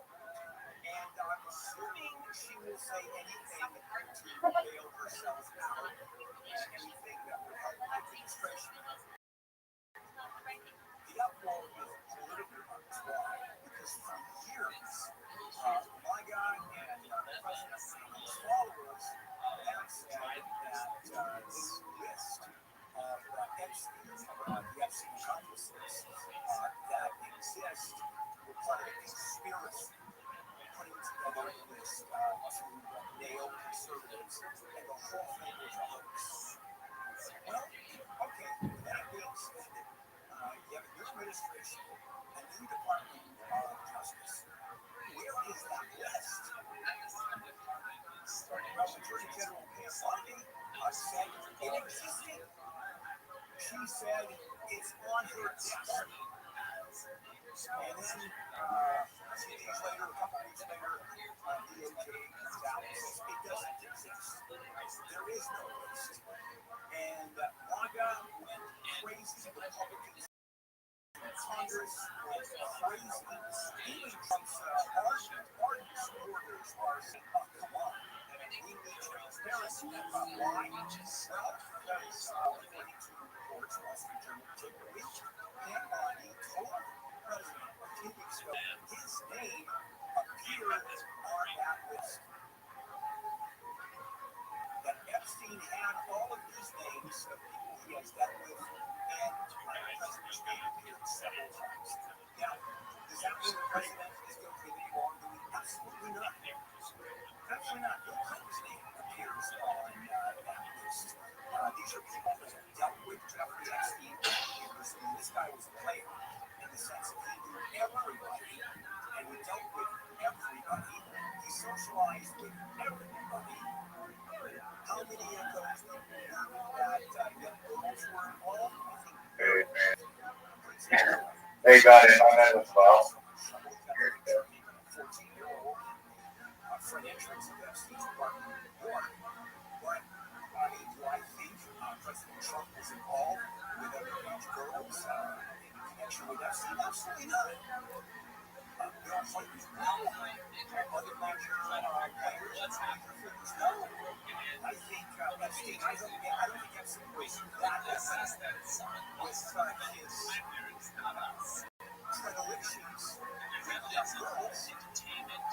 So, I don't see the fallout. I don't see the fallout trying to hide it, because that's exactly what's going on. The president is doing everything possible to shut this down. Reach out to the same Jeff. Why do we go on? Why do we do Jeffrey Epstein?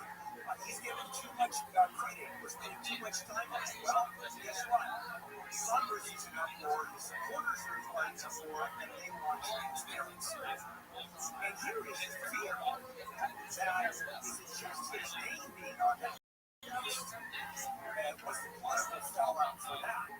Now, I'm no fan of Trump, as you know, but his name is on the list of everybody else's. I'm not as all that it was involved whatsoever. So, what's the question? If he is fighting to keep that a secret, and the DOJ now said, well, okay, that was originally existed. Then Campbell agreed to have it, then it doesn't exist. And now the administration is saying, we don't want that list published. Immediately the questions become, why not? Why not? Is it just political fallout and Trump's name appears on the list? I guess so. And he is fighting Congress like crazy. Congress is subpoenaing everybody involved here, especially Julia Maxwell. And she's being questioned. She's separately going to be questioned in that position in August 11th by the House Oversight Committee, which is a separate investigation in addition to the DOJ, which is going on right now. And then that will keep on going because there's a lot more news as far as her credibility is concerned. That's a question too. There was supposed to be a vote on it in Congress. Mike Johnson, the speaker, released everybody on his vote on Congress. He dissolved, which stopped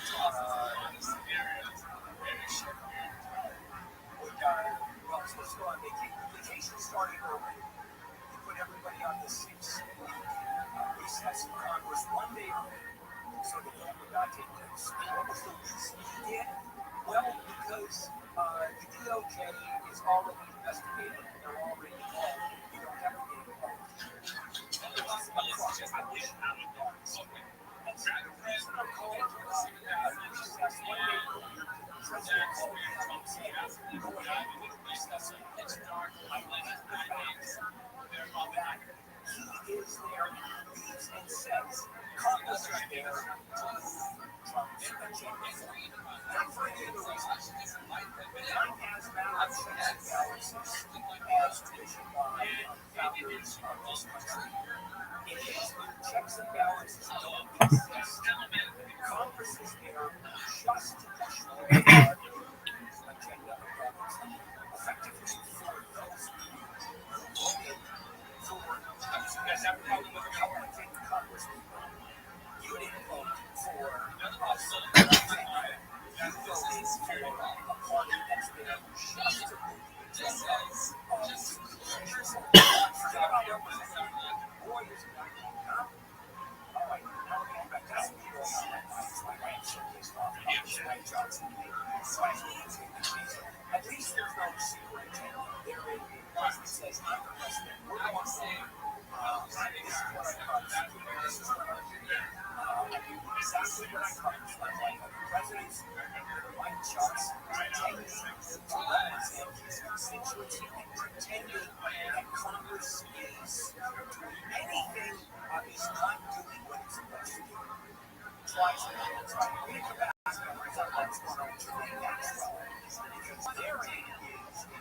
My John's discussion is how can we believe her?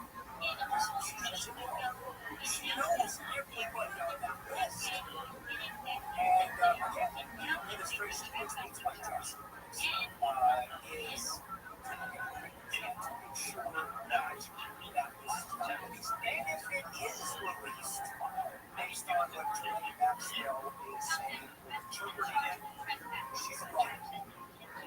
And our response is, she's a liar. And this should have a motivation to tell the administration anything it wants to hear. You betcha. I'll explain that. This is the finest you can be. 24 hours.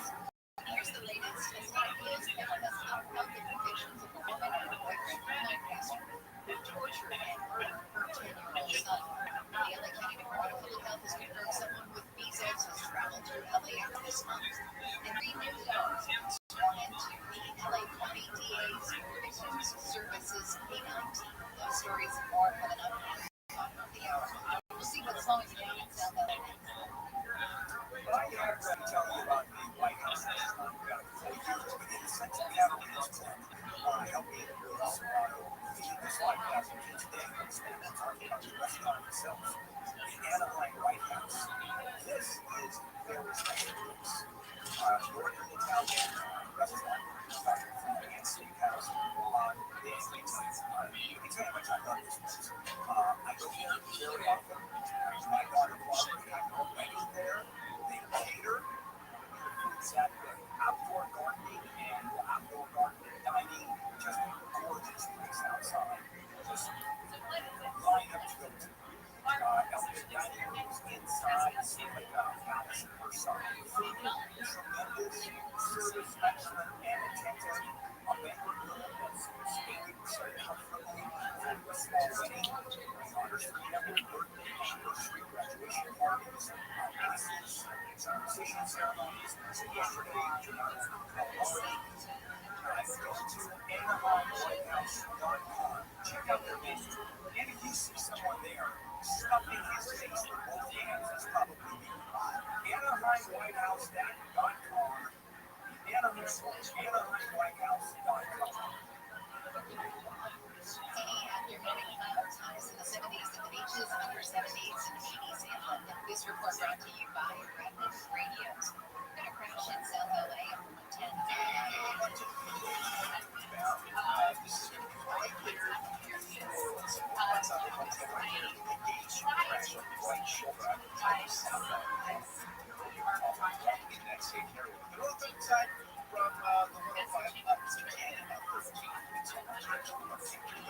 Issues in Orange County. Southbound Colton crashed there. It's on the right shoulder. It's really so back from the red. About 29 minutes, about a half an hour. You get south of 591 down to 133. That's kind of a long drive for that stretch of roadway. Heading east to Lace to work a crash bike about in Arizona. It's in the center of the bike. Your drive on the 5 north from Norwalk up to the east LA interchange. About 19 minutes. I'm the Cole Schreiber. Let us know when you're stuck in a jam. Pound 250 on yourself. You will pay a bike path. Radio goes commercial free every weekend. Enjoy the greatest 70s and 80s smooth soft rock all weekend. Commercial free. High tide, low tide, no tide. Radio works everywhere. The free Radio app, search .com and make it free now.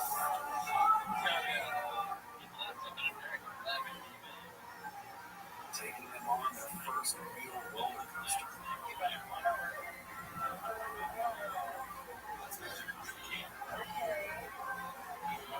Just tall enough.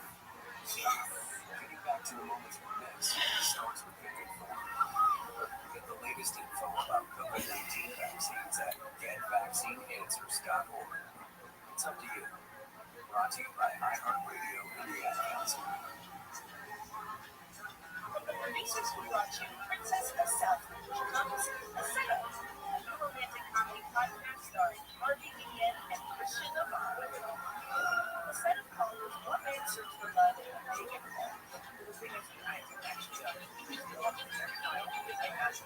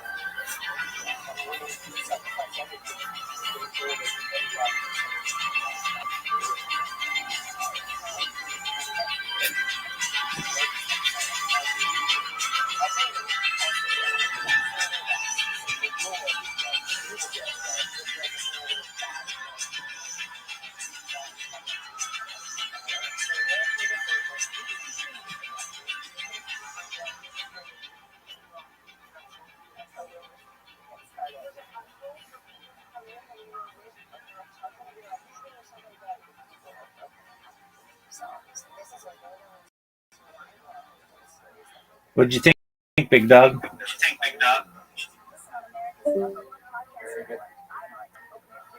Are you more fit? I feel like I got clickbaited like the first half of the first season.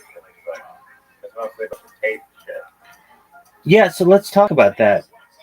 Did you know it had to do with muraling?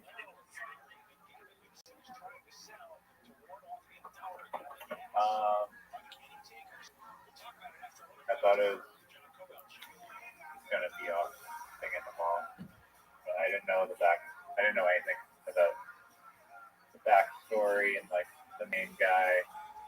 You guys do a wild job. It's like muralist, but like with tape, which I've never heard of in my life. I like it. It looks nice. I've never heard of tape art.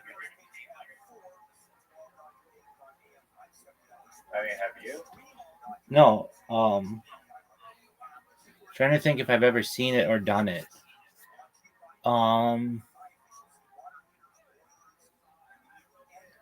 No, not really. I would think that Normally you take like masking stuff and don't want paint to get on. right. I would think that that's not a good idea for a hospital that needs to be like have its walls clean. But they weren't as concerned with that like 15 years ago when they did that. I don't think you could do it now. Even I'm almost certain you wouldn't be able to do it now. Walls need to be able to be cleaned. I don't understand how they made money. I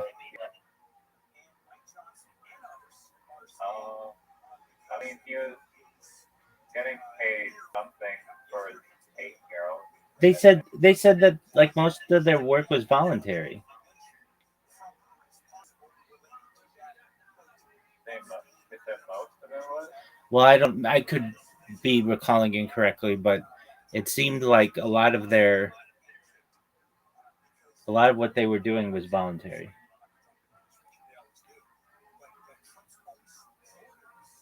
Like the New York project was voluntary. Exactly. And I never really explained that. Wasn't the Oklahoma City one voluntary as well? Oh no, he was commissioned for that one. Which one? The Oklahoma City one. Oh yeah, that one was Yeah, but I mean, how much does a muralist make? It's not like you can live off 4 years on one mural of tape. Yeah, I mean, they didn't. They left. I mean, they said that they were all artists and that was their primary job. So somehow, using tape, he was able to survive. And he wasn't rich because he said he was like laughing at like screenshots of 41 cents of bank accounts. Right. I don't think he was saving a lot of money with the free pack rat squatting. well, I mean, they needed food. Well, he's getting like free food from the hospital. Yeah, but that's they said they ate from the food court. But it's like it's kind of ridiculous to me that their security wasn't better. Like I don't know, I've never worked security, so I have to go to my security expert Zoot, but don't you think don't you think they would be like, I've seen this motherfucker around here like every single shift. I'm just gonna make a mental note. Yeah, I'm gonna make a mental note of who they are. And then once the place got broken into, you never go back. Yeah. I mean, yeah, that was not good. And he said that they were only going to go back at night. And they had a married couple there. I mean, how did they have sex?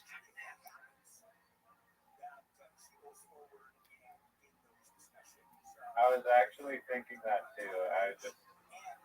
I don't think the other 8 people were living there full time. I think that they had people. The Michael guy was like the one guy that lived there like full time. I think the other people probably would choose to live any other place that they could with like actual amenities and stuff. Right. Like, I don't think they lived there by choice. So And I'm glad the other people didn't get in trouble. They also could have fucked in like the tunnel system where you get that art piece. That's true, but like there's a list of questions that I think they should have just answered. Like, here's what we did with our trash. Here's where we ate. Here's how we went to the bathroom. Here's how they did do the like here's how we slept. Here's how we had sex. Here's my biggest issue. They made this fucking wood cutout model of it, and I still have no idea where the place was. What they should have done is just had like a 3D breakdown of this fucking mall and been like, okay, here's where the entrance was. I mean, just like a blueprint. That's the like most obvious thing that I would have done. Jesse Eisenberg, if you're watching this right now, you need to fucking up your production game on these fucking documentaries that you're doing, because it's kind of horseshit that I watched an hour and a half worth of a cool story, but I don't know where it took place in the mall. It was like, to me, it would have been. They described it, I think, pretty well. They described it, but they could have shown me. I feel like they could have shown me with an overhead of the mall with blueprints, and they just would have been like, okay, here's where the room was. Here was our exit. Here was our secret tunnel. Here's where those stairs were, how we got into it. And like they showed that fucking china cabinet like 1,000 times, but they didn't show just a basic breakdown. Like I would have been like, all right, I'm gonna just do a drawing for you if I needed to, but they with 3D rendering and like CAD modeling, you could have done that very easily and made it be like, oh, okay, so that's really cool. So this is where they like would park their car, and this is where they would slide through, and this is where they would go to the bathroom, and this is where they were in relation to the whole rest of the mall. Like I have no idea where they were in relation to the rest of the mall, except I know that they were like kind of by the food court or something. Do you know what I mean? Yeah, I think Jesse Eisenberg deserves a little IMDb critic for that choice. Also, I mean, the wood. I was like, oh wow, that guy's really talented in carpentry. What the fuck is he building? And I like the outside of the mall looks great, but then it, like kicks off the roof, and it just does not give you like a good picture of the space. And yes, like as a blender modeler myself, like for the amount of fucking like hours and hours that must have taken to like whip up that like real life like 1 to fucking 400 scale model of the mall. Right.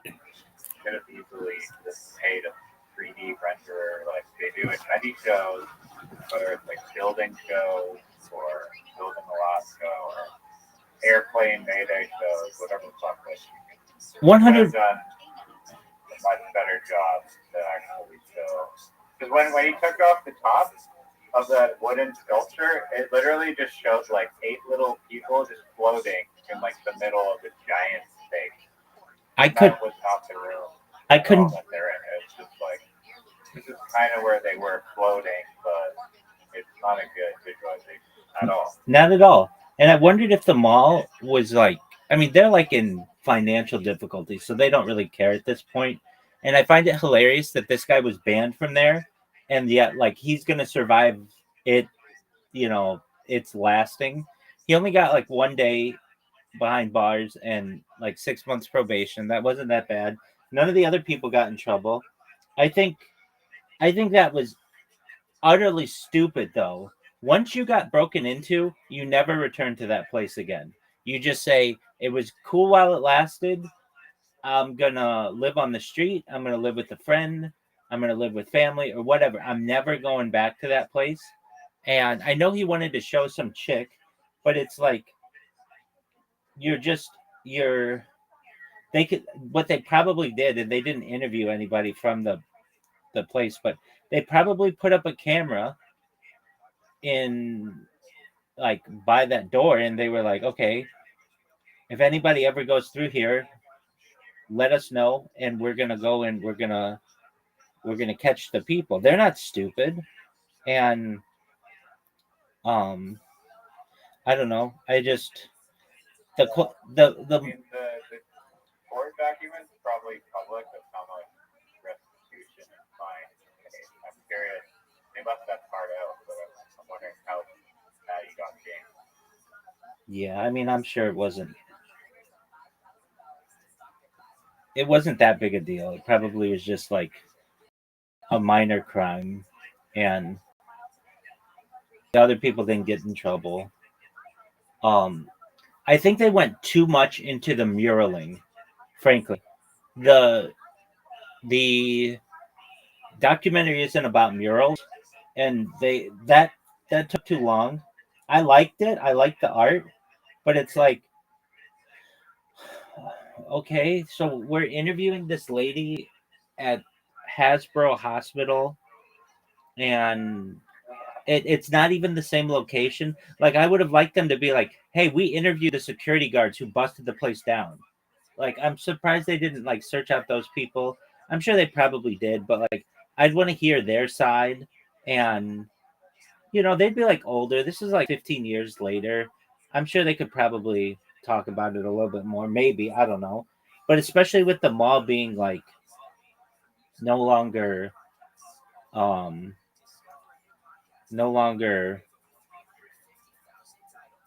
like in good financial being solvent, basically. I think that I would have want to heard from like the executives at the Providence place, and just them being like, we never suspected anything, or like, I'm sure some of them would have been retired. There was nothing from Providence place. They didn't go back. I would have liked for them to go back and been like, look, this is a pretty famous case. Can we see what the room was like in real life? And if not, okay, that's cool. Then we'll just tell people that like we tried to get to the original location, but we're denied. There are just a lot of open questions that I would say to a documentarian, and I see a lot of documentaries. I see some really great animations and documentaries, and I would be like, you guys spent, I don't know, a lot of money on this wood carving that you showed in one scene, and for 5 seconds, he literally like you literally could have taken like a Rubbermaid container. It was just so like amorphous, and then just pulled out Lego. Like they could have made it in Legos, basically. I don't know. I don't understand why you wouldn't just have a Blender rendering. Um, the they went a lot into into the furniture and stuff, and that was cool how they got it. Um, I would have, and maybe I don't know. I would have wanted like, all right, so we bought the furniture at the Salvation Army or whatever. Here's where we parked our car, and here's how we brought it in, and like use that Blender modeling for everything that they brought in. That would have given me a much better idea of like the how difficult this would have been, and they were just kind of like, well, we had this apartment, and it had a door that we built, and then it had like a secret way out that was all these I-beams and stuff, and it's like, okay, they have I-beams, like you don't ever show that part. I don't know. I just and then they rebuilt the whole room like as some kind of massive art project, and it's like if you had the money, that was like really unnecessary, that part. exactly. Like, they spent all this money, and that's like we recreated the apartment, but they literally showed us like actual footage of the apartment. Right. And they used it for like some like terrible reenactment thing of like different scenarios of like the person coming in. That was terrible. And they spent like days of working. Right. To make that thing. That was terrible. When they were like, when he was like, I could have been like, let's run, or I could have been like, hey, welcome, or like here's a friend with walkie talkies. Like, I don't need all those scenarios. I didn't really appreciate that. You could have spent, frankly, they should have not redid the room. They could have literally just put up like drywall or whatever they were doing. I know they wanted it to look like cinder blocks or whatever, but even that could have been like 3D. Like, I don't know what the budget of this thing was. I'm sure it wasn't giant, but you could have just made a 3D model of this. I don't know why they didn't do that. Where it is in the mall, and then I would have had a much better idea. Like, wow, they had to climb up the stairs to get to here and do this and that, and there just were a lot of open questions. They also did a really like terrible job of like actually accounting for these like the other people's experiences and like what it was actually like to live in that thing. It seemed like they did everything they could to like not explain their personal experiences that happened in the space, like how difficult it was, like 100%. I don't know. There wasn't any like fancy stories of things that happened. Exactly. I was waiting for the like I was hoping because this is like I don't know how you live in a mall for like 4 years. Like every single person's like dream is to explore the mall at a time when no one's around and stuff. Right. And they never did that. Well, they said that they went to the food court and got the old food at night when it closed or something like that. Oh, really?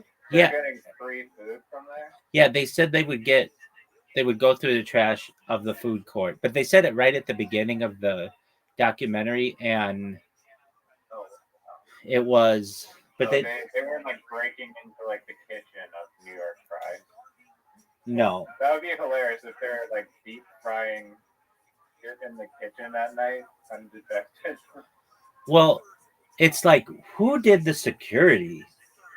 And then they went into this one part where they were like, I'm sure it was white privilege that we got away with like the cinder block thing, and it was like, all right. I mean, it could have just been literally this security guard did not give a flying fuck about his job and was just like, whatever.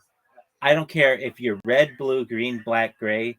I don't give a shit. I'm not doing my job. Like, I don't know. They like, So their alibi was that they were coming from Home Depot and like we're going into the mall, but like in that footage, there's cinder blocks like in that like sketchy like ladder going vertically that they're like loading them up through. yes. That security guard did not give a crap at all. Yeah. And I don't understand. I don't understand why that was their only interaction with security in 4 years. I can't believe that. I mean, I don't know. I think that I would have wanted to know, like, you guys, eight of you. Especially it makes it more like impossible that that's their only interaction if every time they go out, like the door buzzes, right? Or they have to crawl under the gate. Like there's like that's a lot. That's like thousands of times getting caught by an alarm or someone sees you crawling under the gate. Right, and don't you think you would try to take out that alarm or like muffle it? Or your audio. I recognize that. Don't you think that they would have tried to muffle that alarm? Like, we're gonna put a cloth around it, or we're gonna try to disconnect it, or whatever. I mean, there's a lot of stuff that could have been done, and it's interesting to me that like in 2007 when they did this, they were like, this was seen as like like an artist and things like that. But then you had the Great Recession, and then you had, basically like all this homelessness now, and these people would have just been seen as homeless now. Like they would not have been seen as artists. It's just like there's this whole, I mean, like Skid Row in downtown LA. It's just like filled with homeless people living like everywhere. And Las Vegas has the same thing. They don't consider these people artists.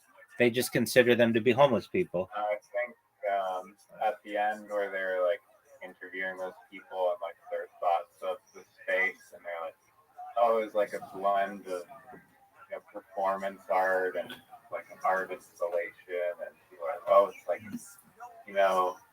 they're just like assigning all these profound meanings to it of how it's like a statement against gentrification and capitalism and stuff. And it's like, I mean, yes, you can see it like that, but like I was seeing it as like a guy that wanted a free place to live and was crazy enough to go become a squatter.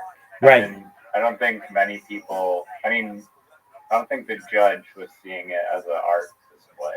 I don't either. Even though and I don't think the guy truthfully would believe that it was an art display either. I agree. I think he's just. He just said that because I mean, it did have some art elements to it, but so does squatting. I didn't understand why they didn't talk about having a PlayStation there more. Like I would have wanted to know what their day was like. Yeah, we'd awake, we'd be like head to toe. We were always hungry when we awoke, and we had to shower and stuff. And they were so worried about getting mail there. It's like, who gives a flying fuck about your mail? You don't have bills. It's like you could have your shit sent to a friend or family or something. Like they were really worried about mail to the point where they like confided in somebody at Pottery Barn. Like they're really fortunate that guy just wasn't like, yo, you can't do that, and then just like told his boss or whatever, hey, we had some people in here who were looking at shadow boxes, and they wanted to live they're living in the mall. Like maybe you should tell somebody about this who's like works in management here. I mean, that guy was cool for not telling them, but they were stupid. And I totally get what they were talking about. Why did they? What the hell is a shadow box? And why did they think that the retail employee would have access to giving them showers and like? Right. I don't know. And they wanted more real estate. They're like, do you know how to get into like the towers? They're trying to get like more space. It's like, dude, I work in the fucking floor of like a fucking Pottery barn. bear. I don't know. I know. But again, the back hall. And not just that, let's have this guy on camera. They didn't talk about any of that. Like, yeah, we had laptops so that we could. Yeah, by the way, I'm filming you also with my hand camera. Yeah, they didn't have like yeah, we had, because like, look, of any person who understands trying to record all this shit, I do. And you need to be able to take that SD card, or probably at that time it was a hard drive on the phone, on the camera, and connect it to a computer and upload that.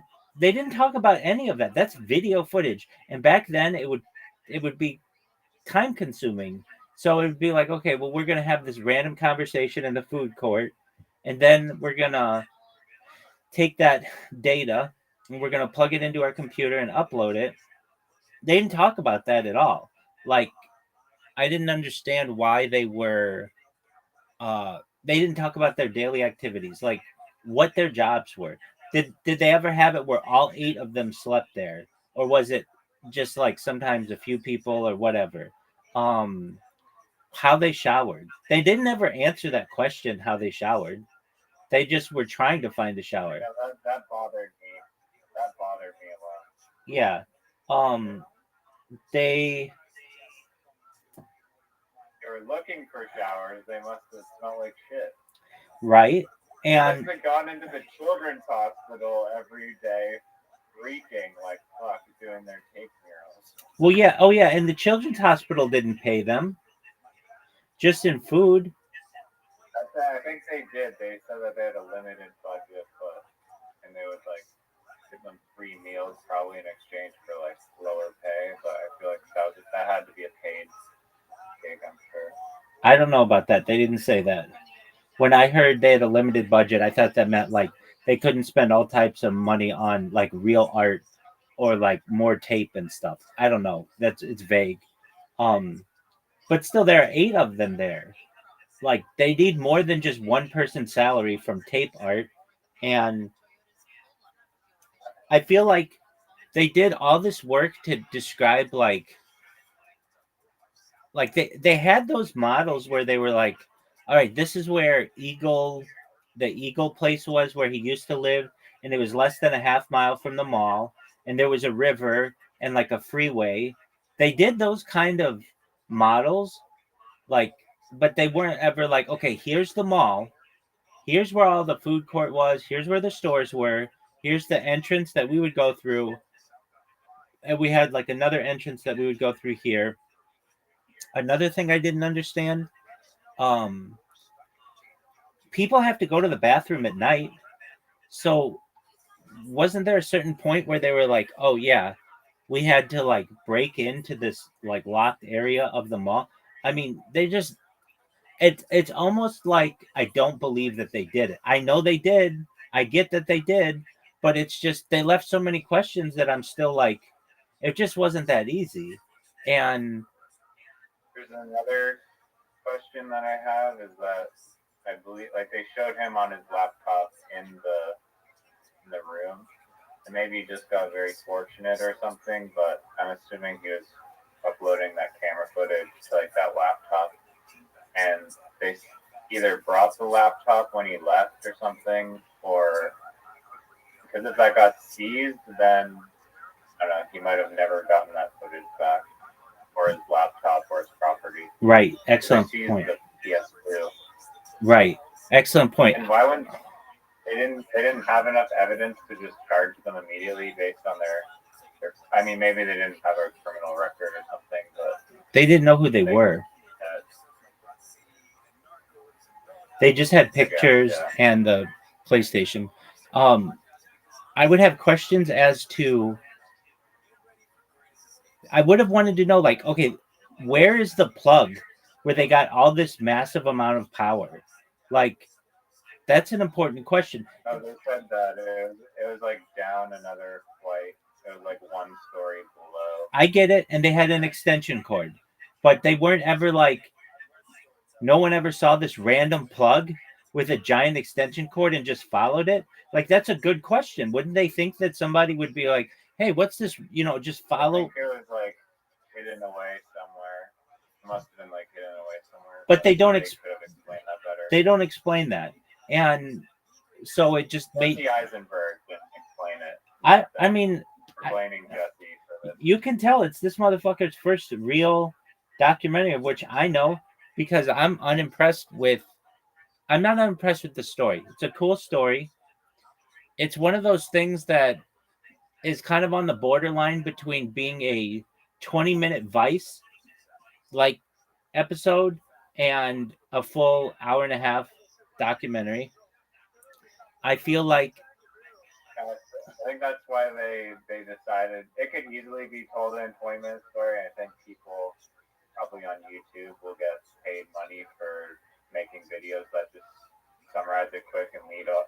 Like half the movie was like filler tape art mural stuff, and I was like we're halfway through this movie and they have not talked about mall at all. They mentioned it in the beginning, and now it's just they're doing tape stuff. Exactly, and I recognize. I do think that added like a good. I think that the tape stuff was kind of like some relevant background on the guy's life and like how he was living. So I don't think it was like the worst thing to talk about. But I thought the whole movie was going to be like crazy mall situation.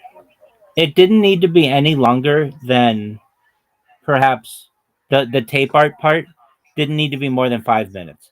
He could have been like, hey, I developed this really interesting type of art and I was commissioned for the hospital, and I was also I had the ability to go to Oklahoma City and New York City and do this, and it's really important and all that. But they went into it for like 10 to 15 minutes, and it was just like, all right. And at the end of it, I kind of just saw that like this isn't a good type of art for a hospital, because dust and dirt and stuff would get caught in that. It's not easy to clean.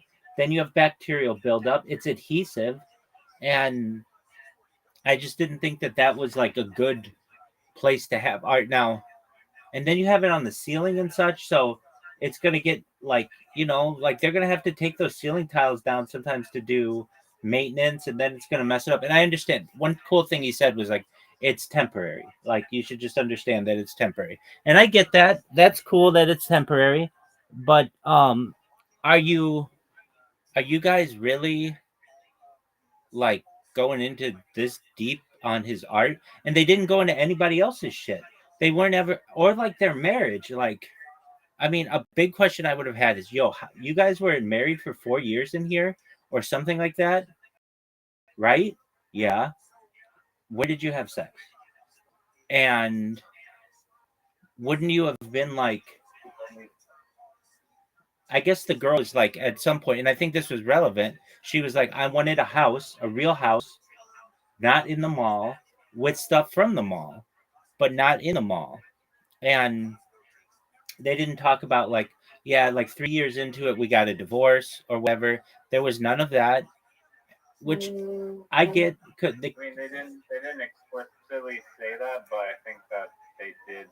Like, they had that conversation on footage where the woman was saying that he doesn't want to live in a mall, and then that basically was driving a wedge between their relationship. Well, yeah, don't you think the other 6 people would have driven a wedge between them as well? And I would have. Yeah, I mean, again, another unspecified thing is how frequently the other people were even living there. Right? And I would have wanted to know, like, did any of the other people hook up? That's an excellent question. There were other girls there.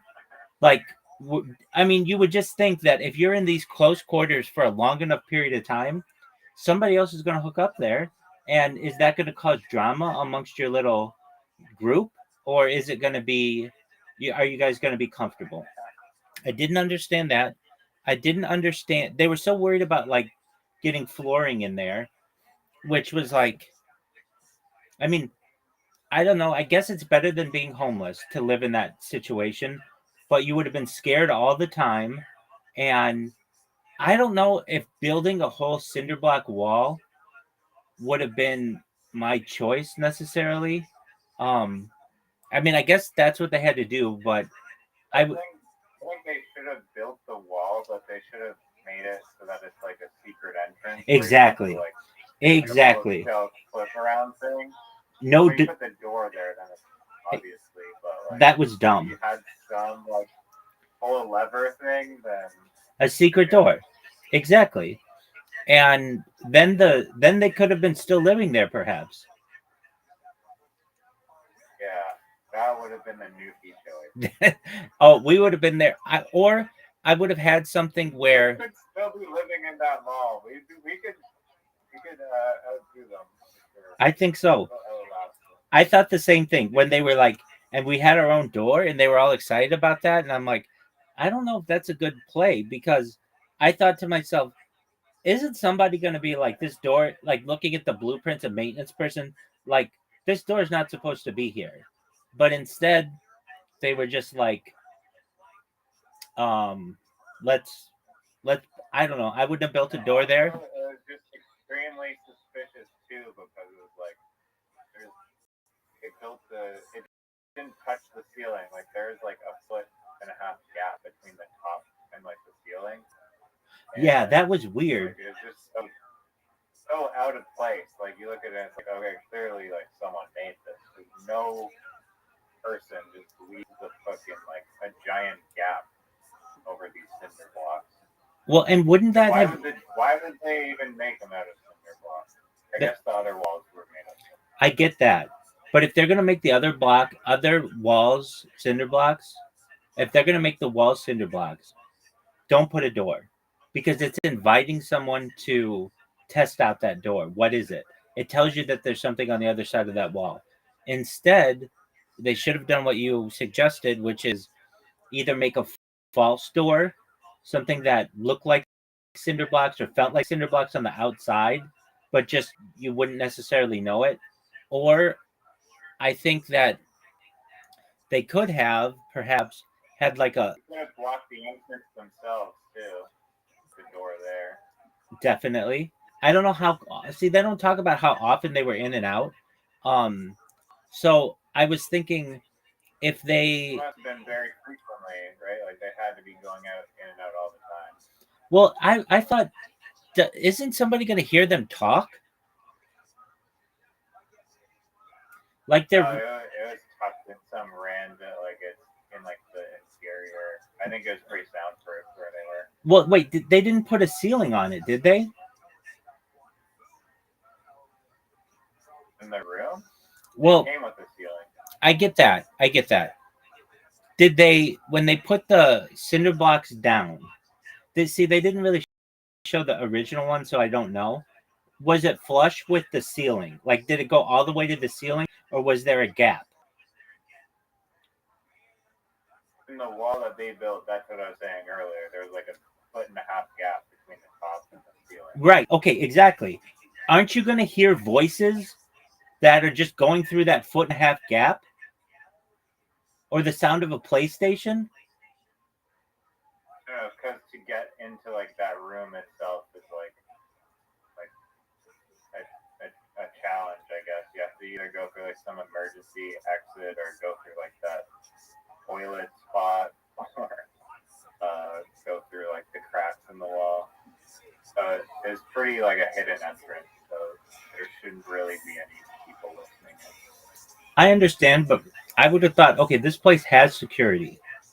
And if they ever come through here and I'm just randomly talking, I don't want them catching me because they can hear me through that 1.5 foot crack. Let's complete the wall so that it's flush. And I would have,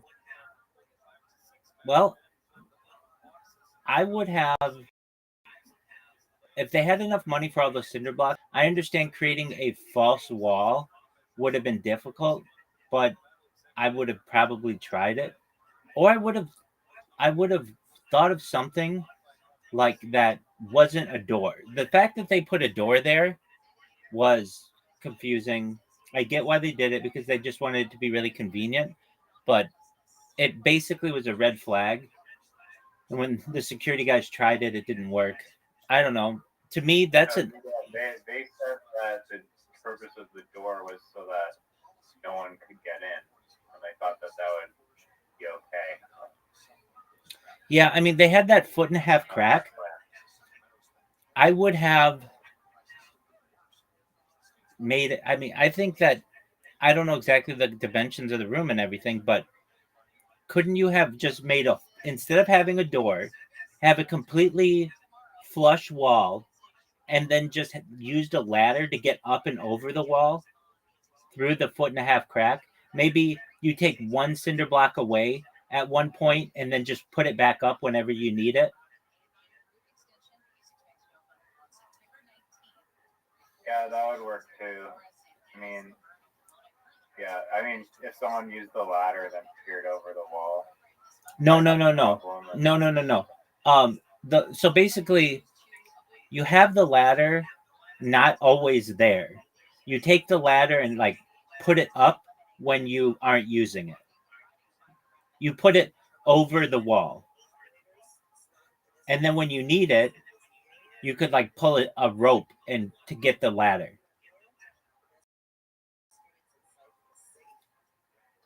Oh, so you ladder back over the wall behind you. Yeah, I mean it would work and they probably could still be there.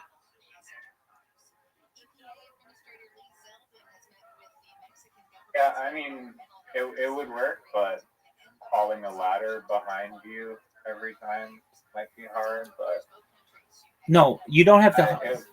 It would work. Yeah, I mean it's just like a fiberglass ladder. It's not like more than 25 pounds or so. And I understand it would probably do some, like you might have to get multiple ladders at a certain point because you might destroy that ladder. But I don't know. If they did all that work, I figured, well, I wish they would have talked about this too. Like this incident raised alarms in the security world and in the commercial management world to check all the nooks and crannies of your buildings because somebody else could be doing this. Right, that's how many other people are living in random buildings. Right? He was like a whistleblower for like all the other pack rats in there. Right? And then why didn't they talk about they barely talked about it, like the heating situation. They said it was just hot in the summer and cold in the winter. Right, but I mean they didn't talk about like we had extra blankets or we had a space heater. They didn't talk about any of that. And they just said they had sleeping bags.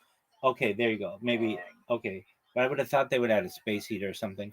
I was confused why they didn't just give us a 3D diagram of it. Just an overhead. Here's the mall. Here's where the room was. Here's how we used to get in and out. Another question, the car parking situation. Like you would think that like they had cars. You would think that the mall cops would have or mall security would have noticed like, we see this car here all the time. Like it's always moved around or whatever, but we see it here all the time. Whose car is this? Like they're overnight too. It's the only car in the mall parking lot overnight, every night. Right. Exactly. I mean, I've been to malls at night, like, and there's no one in the parking lot except the people who work there. Like, if you go to, I don't know, like the Irvine Spectrum, I have some footage like of me there, and it was late at night, and Irvine Spectrum is like really known to be like really strict security, but I got recognized right away. They were like, "What are you doing?" I'm like, "I'm filming with a GoPro. Just I film my life, and this is just I'm just talking about that I'm about to go on the merry-go-round, or that I went on the merry-go-round here, and I'm about to go home. And they're like, okay, we're just curious what you were doing with the camera. And but like they were like on it like immediately, and my car was the only car in the parking lot, so they knew like what was, what I was doing. I shouldn't have said merry-go-round. I meant Ferris wheel. Anyway, you would think that they would be like, you. Yeah, it's a really big outdoor mall, and they have a Ferris wheel, and um, it's like one of the highlights or whatever tourist attractions of Irvine. It doesn't have a lot of them, but um, Are you allowed to film in the mall? So from what I recall, what they told me was you were supposed to have permission if you were filming something commercial, but if you're just taking pictures or whatever, you didn't. And I told them, they were like, is this a commercial project? And it was like, no, it's just like I'm just filming my life. And they're like, okay. They didn't really question me on it, but another person there questioned me on it. I think I went there twice or a few times, but I got questioned again. I was right outside like a Sephora, like the makeup store, I remember, and I was trying to get this. Let's see here. There are 3 times I remember shooting there, um, and I had my camera like far away, and I just wanted to get myself like walking towards the camera in like a long walk, and all of a sudden a security guy comes up. Now again, like the whole city of Irvine is basically a private city that was started by a company called the Irvine Company, and so their security is just really, really good. But I got questioned there. They were like, "What? Why do you have a camera so far away?" And I explained to them that I was filming my life and I wanted some shots of me like away from the camera, and they were suspicious of that. And then I got questioned again. I went on the Ferris wheel, and they were fine with that. But there was no one else on the Ferris wheel at the time. It was at like 9 o'clock at night, and then I did another version of it, and I was filming myself outside the Ferris wheel with the Ferris wheel behind me. It's a really cool video that I have, and they questioned me there. So I just thought to myself, like, I got questioned like just off the top of my head like 3 or 4 times, and especially when I do IRL streaming, I get questioned all the time about why I'm taking like cameras. Like I have one a lot. Just people are, I guess that was 15 years ago and people weren't as curious, but they're just always like very suspicious of what's going on with just random strangers because that's their job. That's what they're supposed to be doing. um and for them to be like, oh yeah, we've got cinder blocks, and then to like turn it, okay, I get that one, but you're telling me they didn't have any other interactions, that the security wasn't like, we see these 8 cars here every night, or these 3 cars here every night, but we don't know whose they are. We're going to tell our boss and tell them like, hey, we'd like to just keep an eye on them and see whose they are, and then next time we see them we're going to follow the person and where they go. There was none of that. It's like a complete joke for I assume. I mean, I went to Jesse Eisenberg for not answering any of these key questions, but they may perhaps not have parked at the mall, like right outside their entrance every day. They could have like walked, like maybe, but they didn't mention any of this. right. You assume that they would just be parking in the mall every night, which would be a huge red flag. That's like the default option, but maybe they didn't do that and they're shuffling around. And if they didn't, don't you think they would have included that in the documentary? Yeah, we didn't want to get our cars caught, so we parked across the street or whatever. They never addressed that. And they also didn't address the trash problem. So you have 8 people there who are obviously like eating like normal amounts of food. You're going to have a lot of trash. So now you've like, where do you get rid of that trash? You mean to tell me over 4 years, no one just caught you like putting like a huge bag of trash or walking around with the trash? Like, I didn't understand. They had a waffle maker. Do you know how messy waffles are? Yeah, how are are you gonna wash that? Exactly. There's gonna be. You're gonna have to throw this waffle fudge. You're gonna have to scrub it. Like it almost. I know it happened, but the fact that they didn't answer a lot of these questions makes me have a lot of doubts. Like, was it really 4 years? And did they really have 8 people there? And or why wouldn't you address these things? These I are don't think they. I mean, it's really ridiculous that they didn't actually say that, like, how long, like, there's no way that 8 of them were living there every day. I think. Right. One guy's main house, and then who knows how the hell often the other people were around. They kept right. They kept saying we have when they were doing like the shooting of it, they were like they were showing the mall and they were like, this is 4 years after the mall was built. But they never said like we started living there in July of 2004 and we got or July of 2003 and we got caught in May of 2008 or 2007. They don't talk about the timeline. I would have wanted a timeline. Like it's very easy to just make a graphic that shows when you moved in and when you moved out and or when you were caught, and they did a lot of like they cared a lot about, I guess they had a lot of footage of them buying their whatever. Like a question that I had, why do you need this china cabinet? I would have been like, absolutely not. We don't need that. That's like the last thing we need in this fucking apartment. And then they were like, oh, they're going to build a home and you need storage. yeah, but you and I both know that shelving, like regular shelving, would be much more efficient than like, was it a plastic china cabinet? Well, it seemed like getting that thing up that stairs. I mean, I guess they were able to do it, but Right now, and you can easily make like or just find like scrap wood and. yeah, exactly. Look, they're using. I guess they wanted it to be nice. They could still find a lot cheaper, better shelving. They're using cinder blocks. Just make shelves out of cinder blocks. Or the place is so big, you could literally just put stuff on the ground. I get that.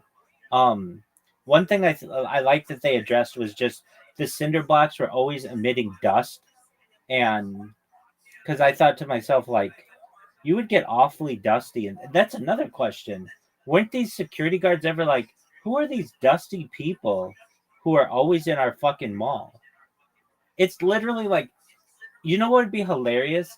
To see this in as a movie, but not from the lame people in the fucking apartment, but to see it by like the security guard's point of view, where they're just like, fucking sleeping on the job, not doing like their checks or whatever, and just it's all those dusty crew still at the mall. exactly.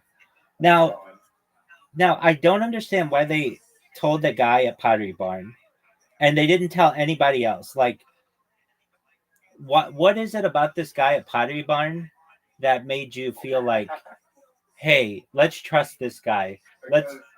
You had an art degree from pot, but you're the teacher at like Brown, so literally admitted that, and then they still trusted him to not be a snitch. Right, and he didn't, which was cool. I didn't understand. Here's one thing I don't understand. Before we get back to that, is like they import the huge china cabinet there, but they're sleeping like sardines on a couch. Exactly. Why would they not just bring a mattress in? Exactly. Like that would be way more of a priority than being like squished and falling off a crammed couch with like 6 people every day. Right. I don't think that they had access or like they were allowed to shoot in the mall for this documentary. So it doesn't seem like they did because they didn't ever do a walkthrough like, hey, this is how we did it. It was always like stock footage of like cramped spaces.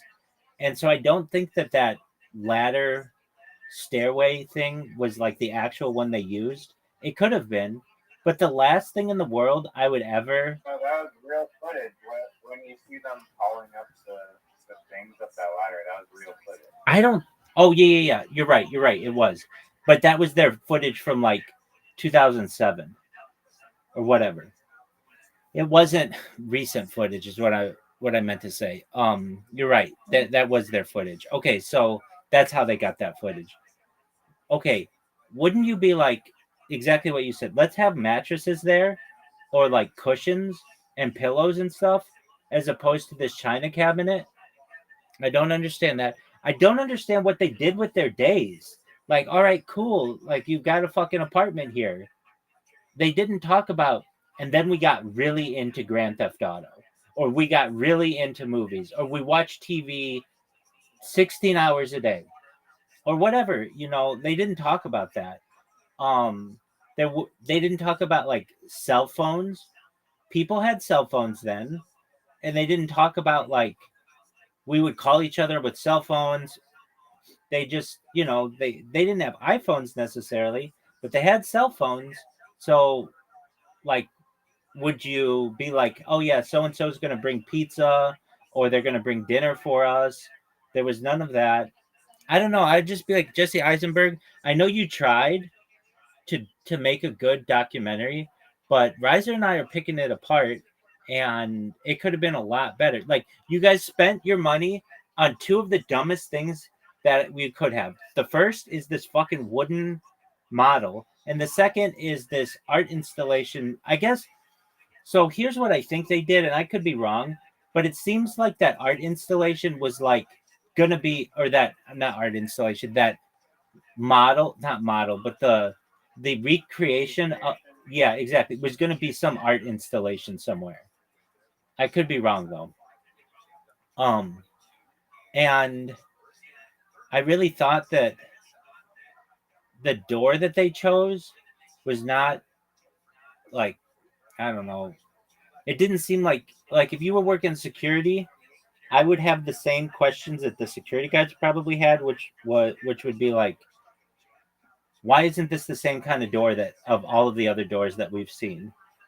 And they just didn't ever address that. Um, I really would want them to. Total one-time decision, total non-newsy decision to put in that door there. Absolutely, I'm in agreement with you. What up, Caspian C? How are you? I'm doing all right, man. Excellent. How are things in your neck of the woods? Very good, actually. I think I'm getting married, dude. I'm gonna marry this girl. It's hilarious. I'm gonna be a Mizrahi Jew. How about that? Okay, when's your conversion? Did you do it?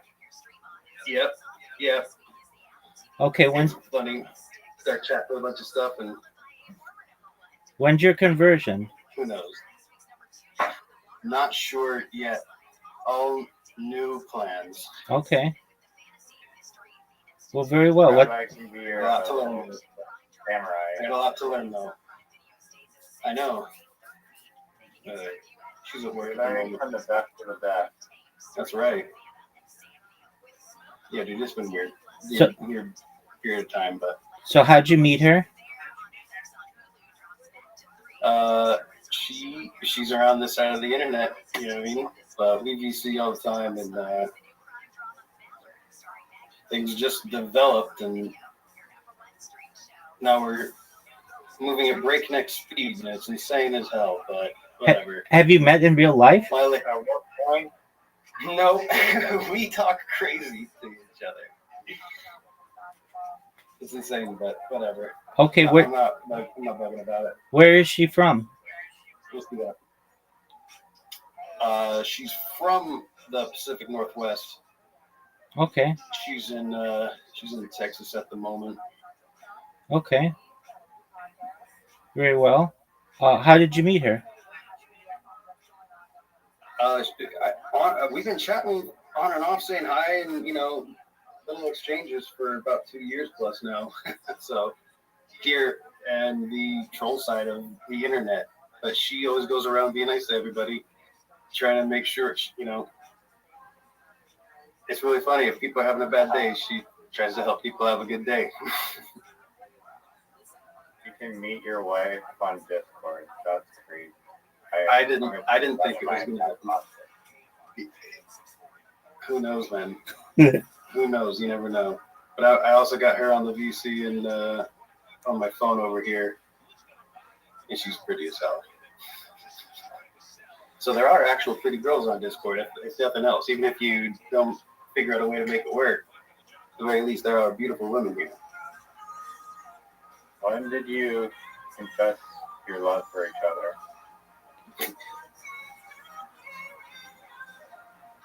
Week and a half ago? No. Something like that. Weird shit. You want to see how our star charts completely align, basically? I want you to read the conversation between you and her from start to finish.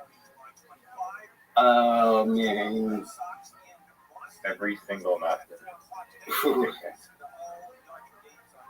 You're just roasting Jesse Eisenberg's crappy documentary that he made on this. Which one?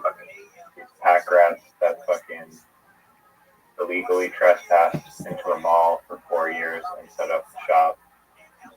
And, Jesse Eisenberg put that up? Yeah, he was like the executive producer. Rabbi, what I don't understand is what prompted the security guards after 4 years to just go around and start checking all the doors for no reason. To me, this is our quarterly fucking 4-year fucking almost half decade. Check all the doors. Check. Right. To me, it seemed like they had security guards who absolutely didn't give a shit about their jobs, and then they fired them and hired 2 competent people, or somewhat more competent, at least curious people. And those guys were like, all right, well, let's figure out what our keys do. At least curious. Yeah. But they didn't. They didn't interview those people, and I would have loved to hear it from their side. I doubt that they're still working at the same place. They didn't, like, I don't know. They made it seem like everybody knew about this case. Like, oh yeah, do you want to help work on this full scale replica of the people who lived in the mall? And everybody was like, yeah, I'd love to do that. But like, I guess you have to be from Rhode Island to know about this, because nobody else really knows about it. It never made, to my knowledge, any national news. I'd never heard of this before you had said it.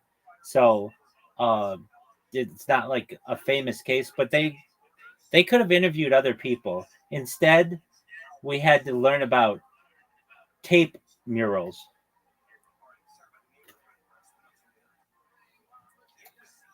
Learn about what? Tape murals. Oh. Yeah.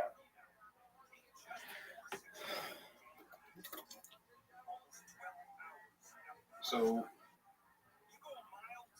I saw, like, when I was in Austin, I saw Bored Ape murals. I don't know. They're like all over the walls. That's what popped in my head. Sorry. You're good. Did you know that Reiser's a muralist? Yeah, I know. He was showing me some of his work.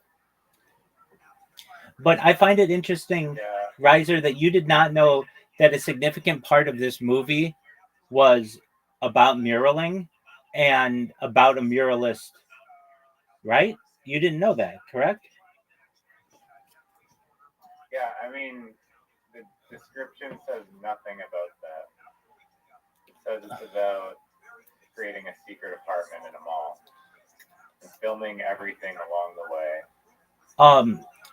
Caspian Sea, do you know those people? I have names for them. The people who live in like the sewers of Las Vegas. Yeah, the people under the underground, absolutely. Yeah, they call them like the underground people or something like that.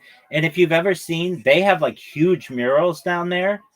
Like, basically, if these guys were doing that in the mall now, they would be seen like those homeless people. They would be less seen as artists and more seen as homeless people. Yeah, they are. They're almost building a whole new world under there, man. Word. And but when they do that, I mean, they're living in places where when the water comes, the water flushes them out. Exactly. So a lot of them don't make it. It's a very dangerous place for them. Exactly. But it's so hot on the surface that, like, that's the only place they have to go.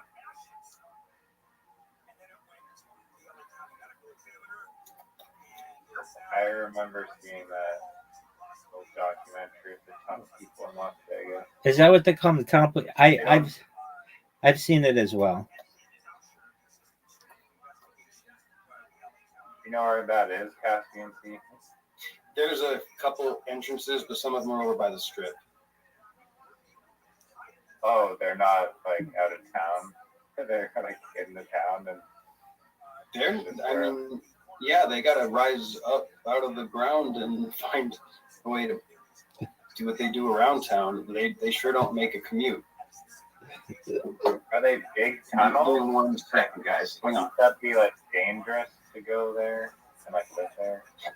Like you don't have walls or anything. It's just a big tunnel, or is it like small culverts? Or do you not know? I took my headphones off a second. It's hot in here.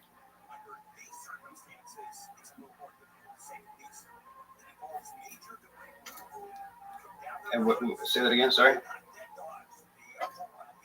I mean, I think when I watched that tunnel documentary, they didn't seem like they're like it wasn't like a giant tunnel, right? It was like, no, it's like an underground labyrinth almost.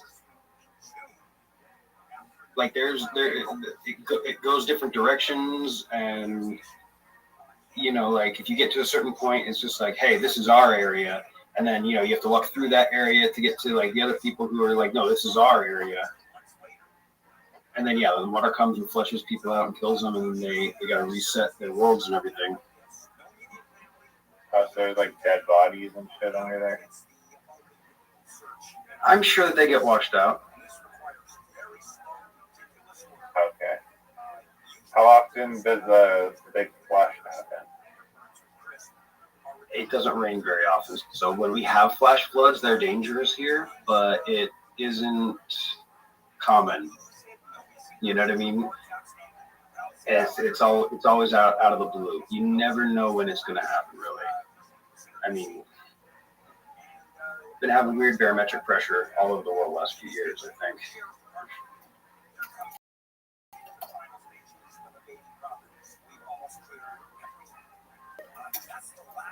Have you seen the movie Terminal with Tom Hanks? I did see that one. Yeah, I saw that one. That's based on a true story, too. Based on a true story. I thought it was pretty good. I mean, it's got that romantic comedy quality to it from the 2000s that's kind of... So that man's campy, that man's name was Mehran Karimi Nasseri. He went by... That's the real guy. Yeah, also known as Sir Alfred Mehran. Was an Iranian refugee who lived in the departure lounge of Terminal 1 in Charles de Gaulle Airport from August 26, 1988 until July 2006 when he was hospitalized. Right. I don't know why they didn't have I remember seeing why they didn't have Tom Hanks be at Charles de Gaulle instead of John F. Kennedy Airport.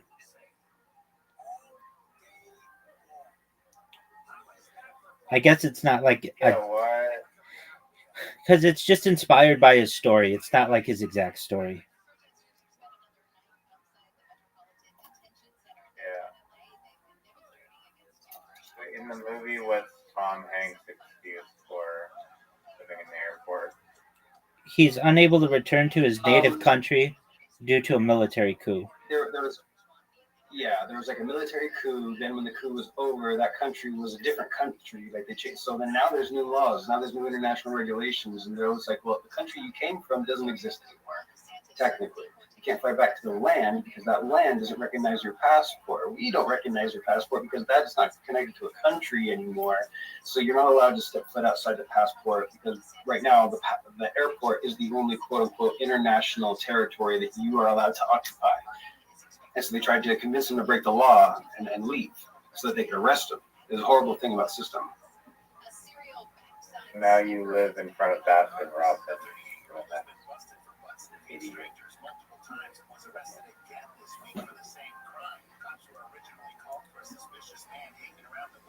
What did this guy do in the airport to shower?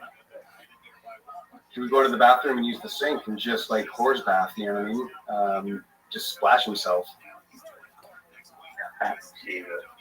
A great question that they didn't answer in that documentary we just saw. How do they masturbate? Without leaving a I don't know if they did. No. How didn't Iran Karamini Passeri jack off in the airport? Probably in a bathroom stall. I mean, at least you could do it. I think you can get creative if you cover yourself with like right stuff. You can do it pretty like innocuously. I mean, I think you could do it in a bathroom stall, but these people who lived in an apartment in a mall, they couldn't. At least they would be like, yeah, that got really awkward or whatever. There is. People in the food court were like, "Do you hear that?" And then you just. I hear people fucking right now. And then they were like silently broadcasting themselves to the whole food court. So, there was one, this isn't for as long, but I remember hearing about somebody who was living in an IKEA. Somebody did it for 2 days without being caught. He described his experience as a unique staycation. It was not a contest. It was not a contest. YouTube video or something. They have done contests though. I know. And then another instance, a 12-year-old boy named Peng Yinjian was found living in an IKEA store in Shanghai while running away from home. He survived on free food samples and reportedly slept on a display bed. Mark Malkoff. Wait, what was that case called? There was like a kid who did it in Shanghai, and then somebody did it in New Jersey for a week, documenting their experience through a video blog.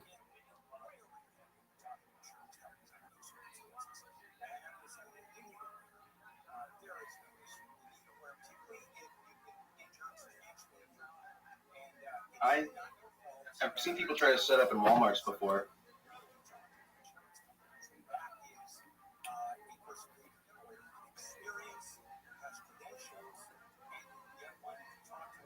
Yeah, but they'll like hide in the clothes like overnight and then they'll leave. I think it has to be like at least like a week is a good amount of time, but a month is where you start getting some more respect. 18 years in an airport is crazy. Word dog. What happened to him after? Did he finally I think he died. He was hospitalized. Let's check that out though. I think he died. No. He died in 2022. So what happened to him?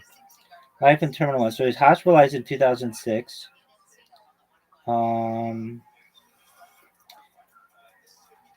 He was hospitalized and his sitting place was dismantled. Towards the end of January 2007, he left the hospital and was looked after by the airport's branch of the French Red Cross. He was lodged for a few weeks in a hotel close to the airport. On the 6th of March 2007, he was transferred to a charity reception center in Paris's 20th arrondissement. From 2008 onwards, he lived in a Paris shelter. Though in the wake of his death, the Associated Press reported that he had recently returned to live at the airport. So basically, he was homeless after that. Isn't this awful that they made a whole fucking That's movie? They made a whole fucking movie about this guy's life, and he didn't even make enough money to be able to like stop being homeless.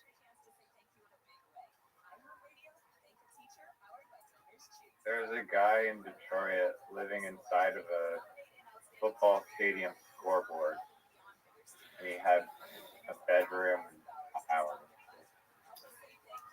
That's baller.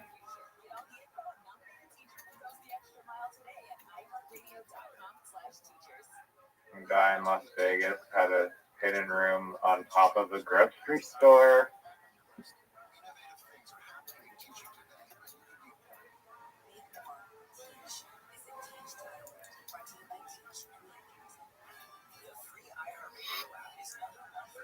Say that one more time. I am fucking just still getting my brain organized. I'm so sorry, guys. What about that grocery store? Are you Canadian, Cassian T? Because you fucking say sorry. I do say sorry like a Canadian, right? But I also, too many years of low self-esteem, that kind of shit. Working on a lot these days. I mean, it's never a bad thing to be polite. I try. I don't know. I don't feel like I'm nice. I'll at least try to be polite when I realize I don't think I'm nice. But I love you guys. I'm just an asshole. I don't need to be. I don't ever fucking made it through these last few years if it weren't for you guys.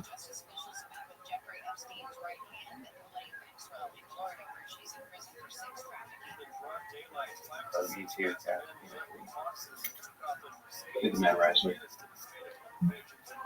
You seem to be in good spirits, so that's great. It's interesting, right? It's wonderful to hear. Some guy converted an abandoned rooftop water tower into his hidden apartment in Brooklyn.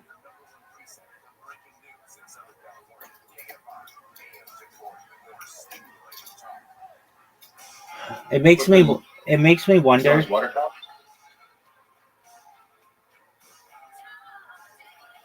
Go ahead. I didn't know they had water towers over there still. Makes sense. I just thought they had like reservoirs at the top of like the skyscrapers. It was abandoned. It makes me wonder a few things. One, where are people who are still living where they're not supposed to be? Two, I'm sure some people have been doing that and have died, and they were just never found. And those are my two big questions. Like, who is still doing it? And then who has died trying to do it? And I bet a big one is like caused by the temperature issues, perhaps water issues.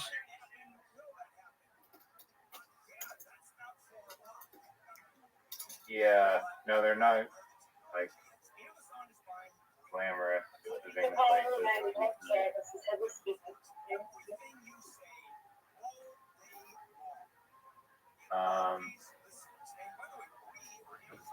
There are people living in the New York City abandoned subway tunnels like their entire lives, kind of like the Las Vegas one. Yeah, I saw something. There's some guy in LA who built and lived in a tiny house inside of a billboard for over a year as an art project.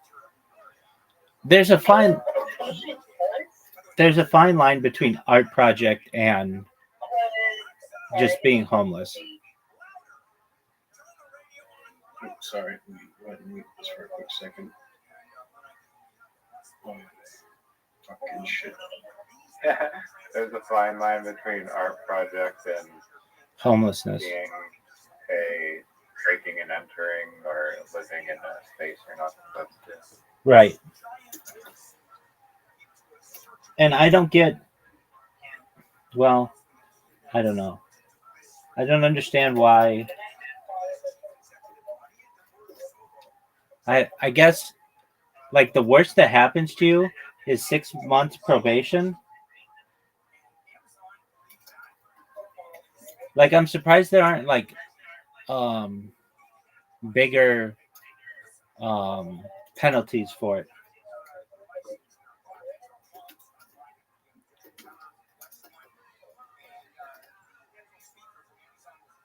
One person, I mean, this isn't living, but my sister said that some guy bought a like season pass at gonna have Six Flags in Canada, but there's like a Canada's Wonderland, and he bought like the like unlimited like pass or whatever, and he would go there every day for food to Canada's Wonderland, and like dollar cost averages food there to like an average of like $6 per day or something.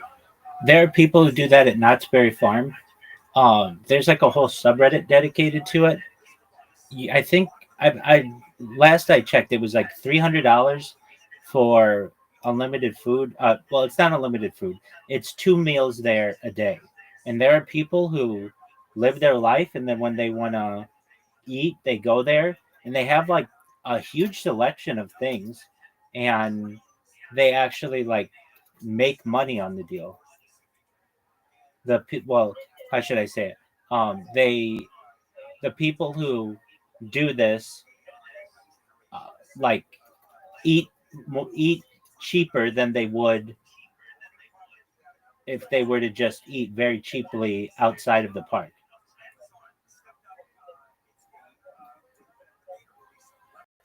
And they're allowed to ride as many rides as they want. So I think they get like a year pass, and then the year pass has an add-on to it that allows you to have they call it unlimited meals, but it's like 2 meals a day for a year.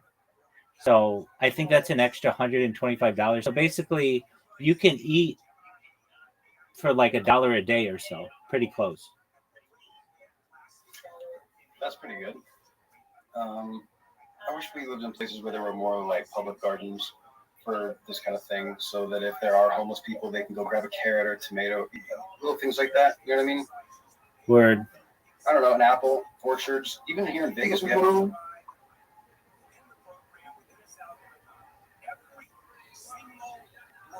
What did you say?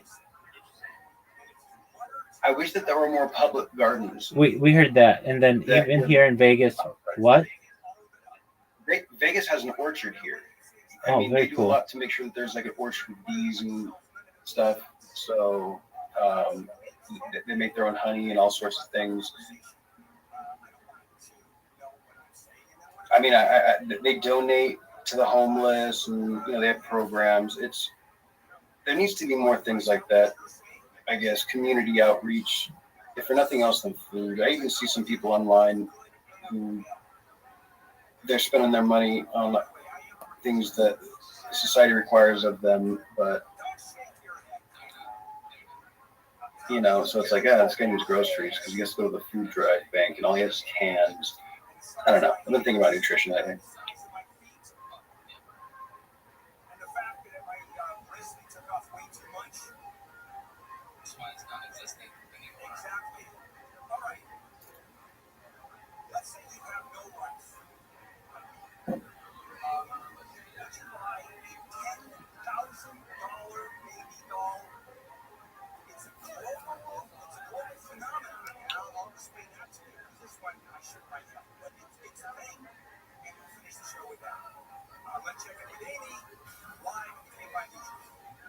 Here's the latest. A man from Whittier's been arrested for allegedly scamming people he met on dating apps out of more than $2 million. An appeals court has struck down California's law requiring background checks for ammunition purchases.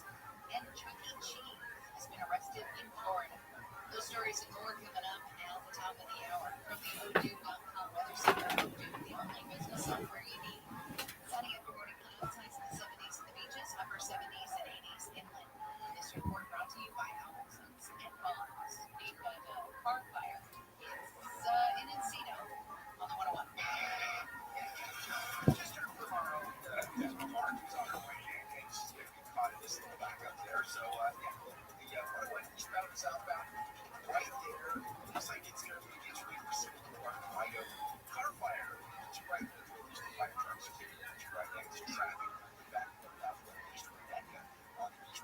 Southbound side. When I went from one crash in CLA, two left lanes blocked 10 from the westbound before La Brea. And in the North Hills area, they're still working on problems there. 405 southbound before Roscoe Boulevard, the carpool lane is blocked. One more thing for you, if you're heading through Narrowway, 60 westbound, the connector to the northbound 15 is partly blocked because of a stalled semi.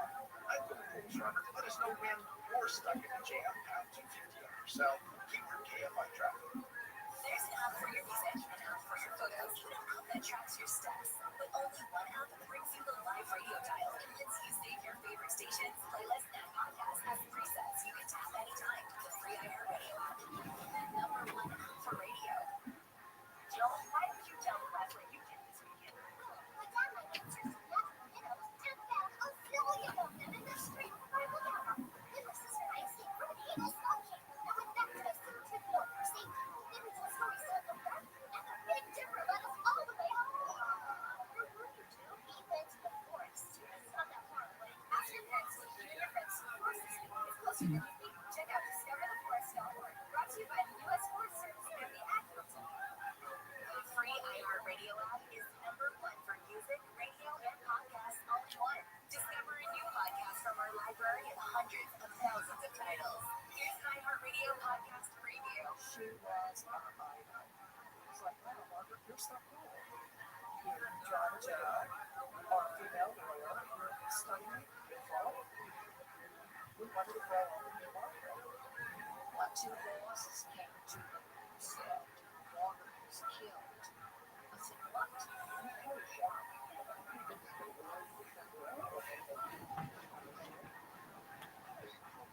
This image of small town America, but it's not. It turned over 200,000 pages of documentation and commercial case. And maybe the reason they haven't made arrested other prisoners is because they're not looking at themselves. You have to love all these cases. You need to catch whoever it is so that you're not guilty this again. But do you really look at it? Let's turn your This is Gone Inside, a documentary podcast series by C13 Originals, a Cadence 13 studio.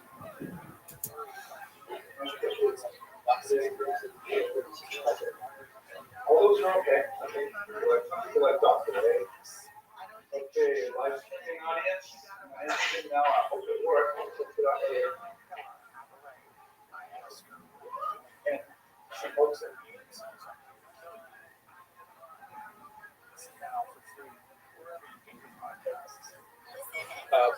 Our goal today is to do a massive sweeping overview of the entire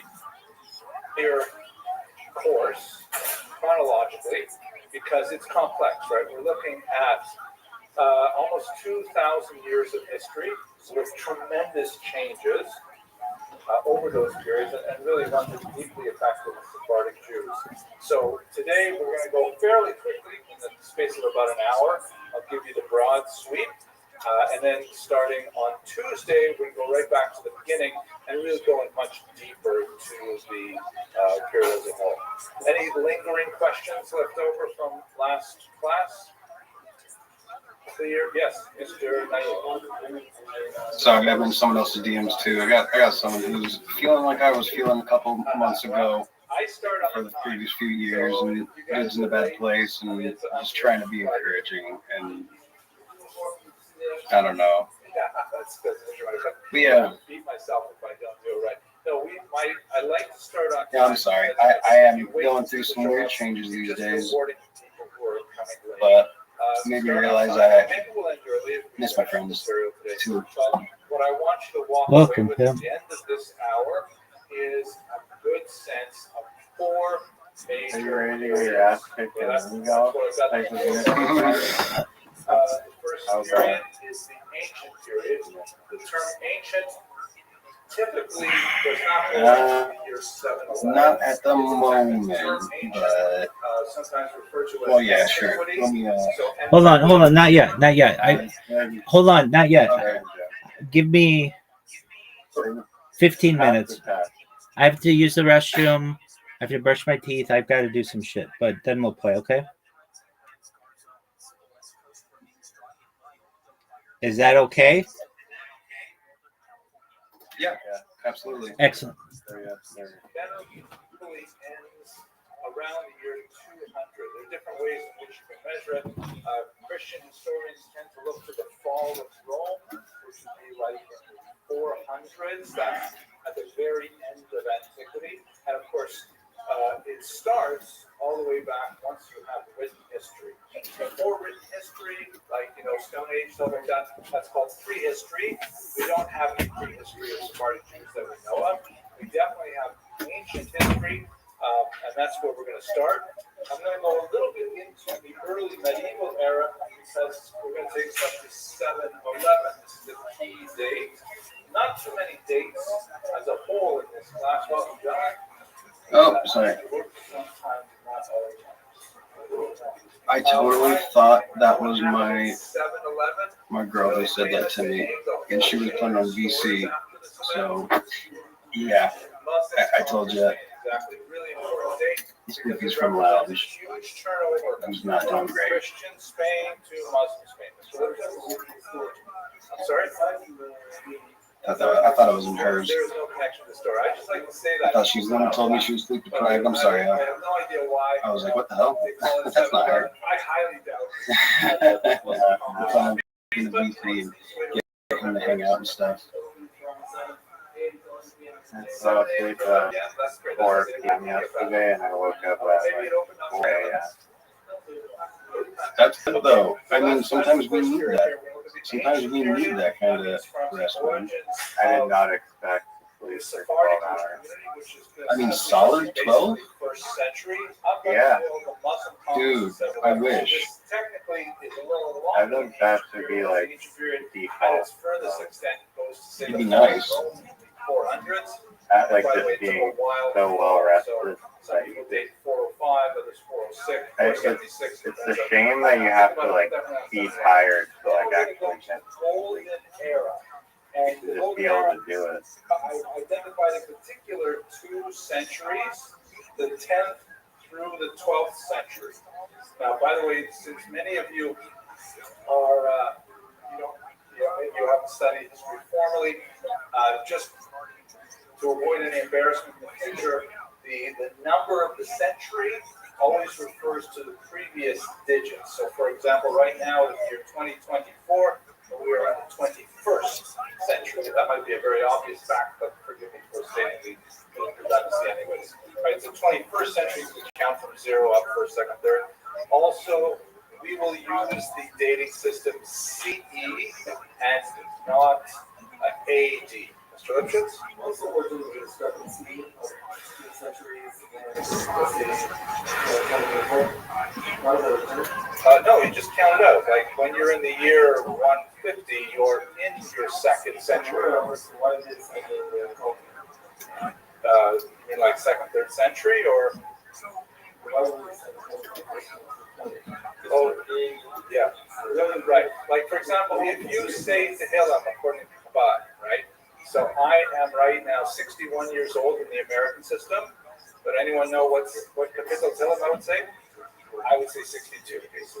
Exactly. I am in my 62nd year, but Americans say I'm 61. But I'm really 61 and whatever, 3-4 months. No, it's just math. It's just math. It's like you're in, I'm 61. I finished 61 years in June. I'm now in my 62nd year. So you can either say I am 61, that's like 2024, or I am in my 62nd year. And it's just,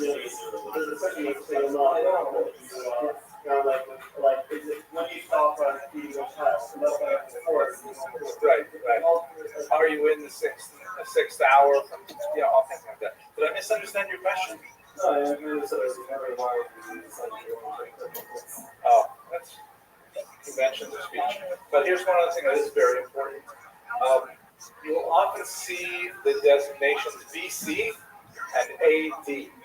Now, those are not the scholarly conventions. BC stands for before Christ, which is obviously not preferred by non-Christian scholars.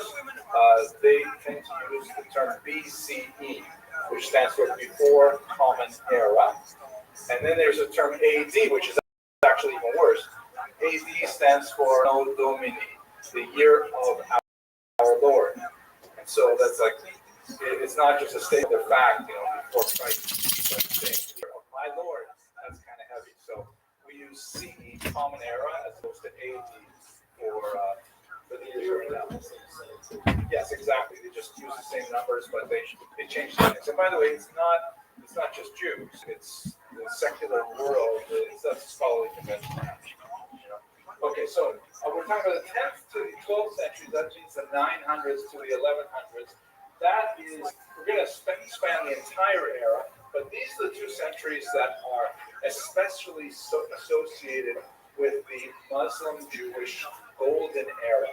Right, this is the era that includes, luminaries like the Chovos of Babos, Yehuda Halevi. The Rambam is really at the end of this period. He's one of the last of those great luminaries, and we will have plenty of time to figure out what exactly was so special about this period. Was it quite as golden as people say it was? The term that's often used is convivencia, which means the period of coexistence, which is a little bit exaggerated, but it really represents a unique period of time.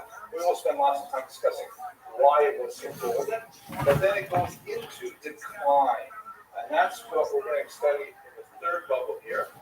This is a period when the disputations happen. Those are like staged debates between Jews and non-Jews. Perhaps the most famous of them is the Vikuach of the Ramban, who was forced to debate the merits of Judaism versus Christianity.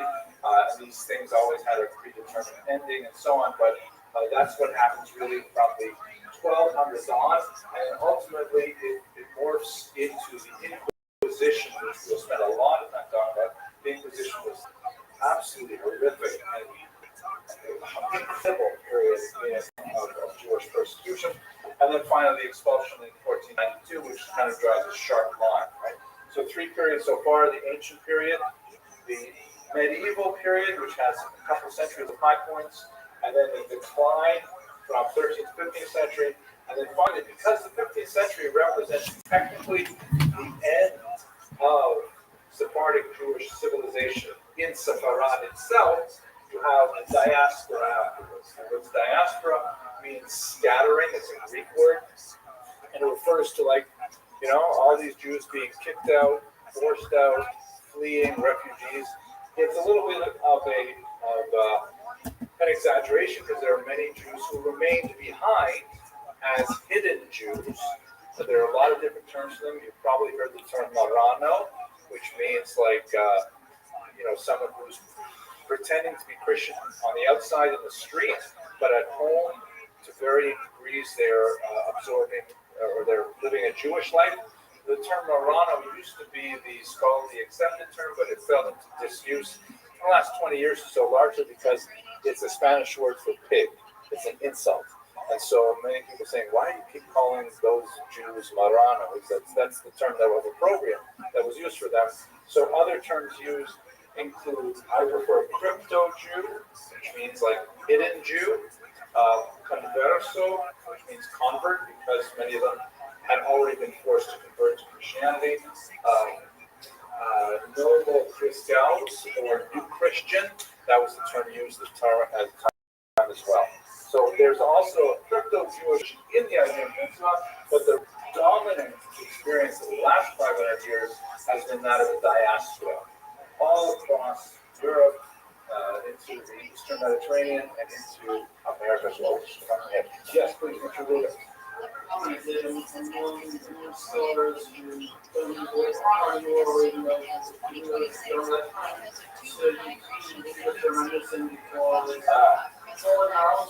Good question. Excellent. Yeah. So another term for the Marano, kind of go back. I wish this behaved a little better. I think I might just bring my clicker on this clicker. Another term, we'll go through all of these terms and the various pluses and negatives of them later. But the Hebrew term for those who are forcibly converted is singular anus, which is, the Hebrew term that means forced. It's also synonymous with the word raped, right? Because that's a complete violation of forcing someone. Or anusim in plural. Sometimes b'nei anusim, the children of the forced. That term is very popular in Hebrew. It's not so popular in English. It's just spell it out in your mind, right? Anus, A-N-U-S. Right, yeah, so it doesn't translate well to non-Hebrew speakers, right? What are these Benny innocent, right? It doesn't come across well. Yeah, so they could do it like that. It also looks kind of weird with two O's, but so it works in Hebrew. It does not work very well in English. That's why I prefer Christo Jew. Well, as we shall see, though, it's hard to encompass that phenomenon with a single term, because you will have a whole spectrum. You'll have people who are like so angry about even having to pretend they're Christian, and on the other hand, you have people who are happy to be Christian, and wish people would forget about the Jewish identity, and then there's a whole range of people in the middle between those two terms. Yes, Mr. Gross. So that's going to be after the expulsion of 1492.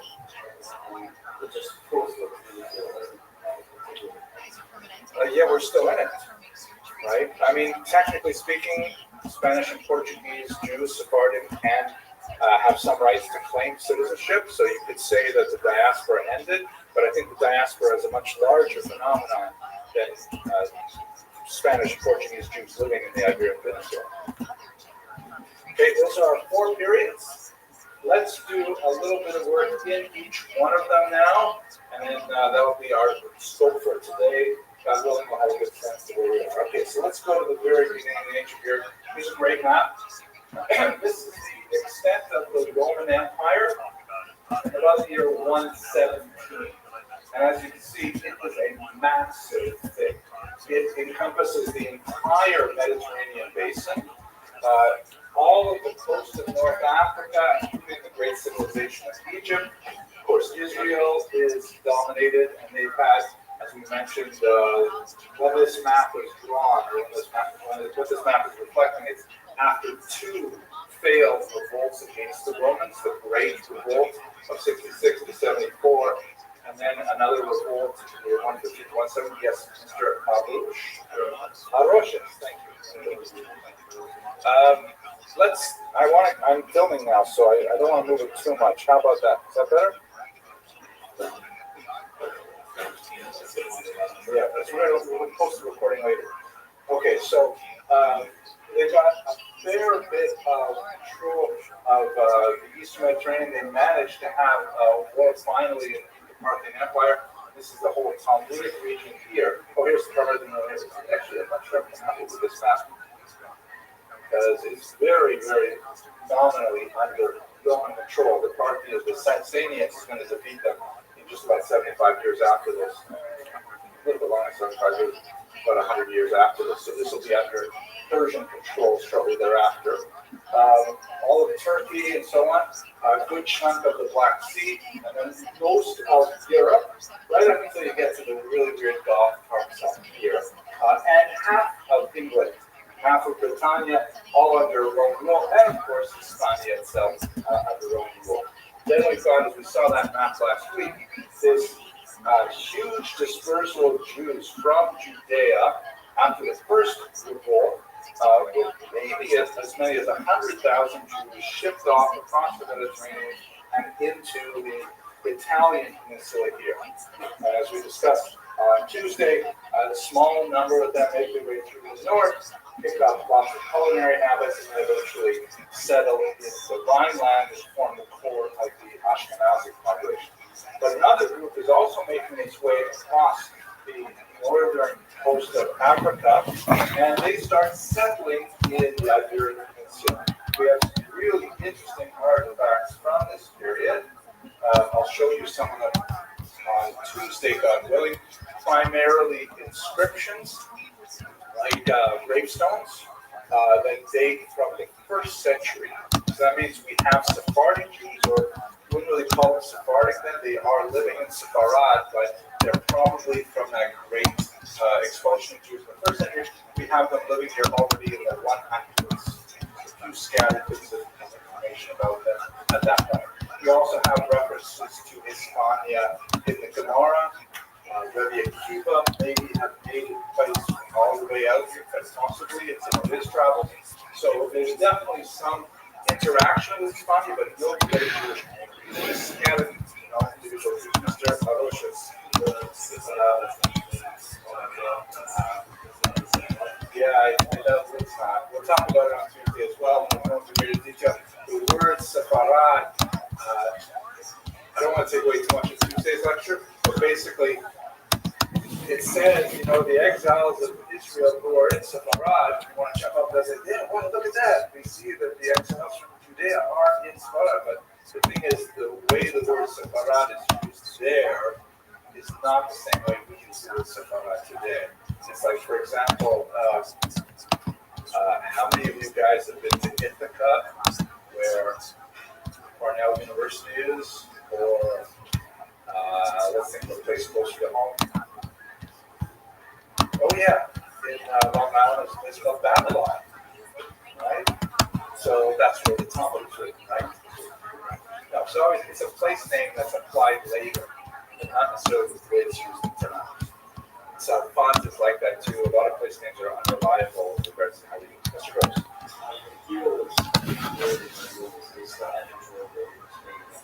Yes.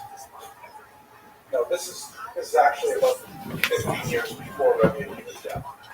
He was killed in the Messianic persecutions, probably around the year 136 or 137, and this is 117. Yes, Mr. Wait, I know. Mr. Cummins.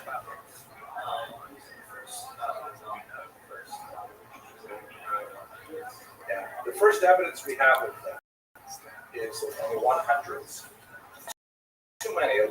Well, Tuesday we'll go into great detail about this specifically.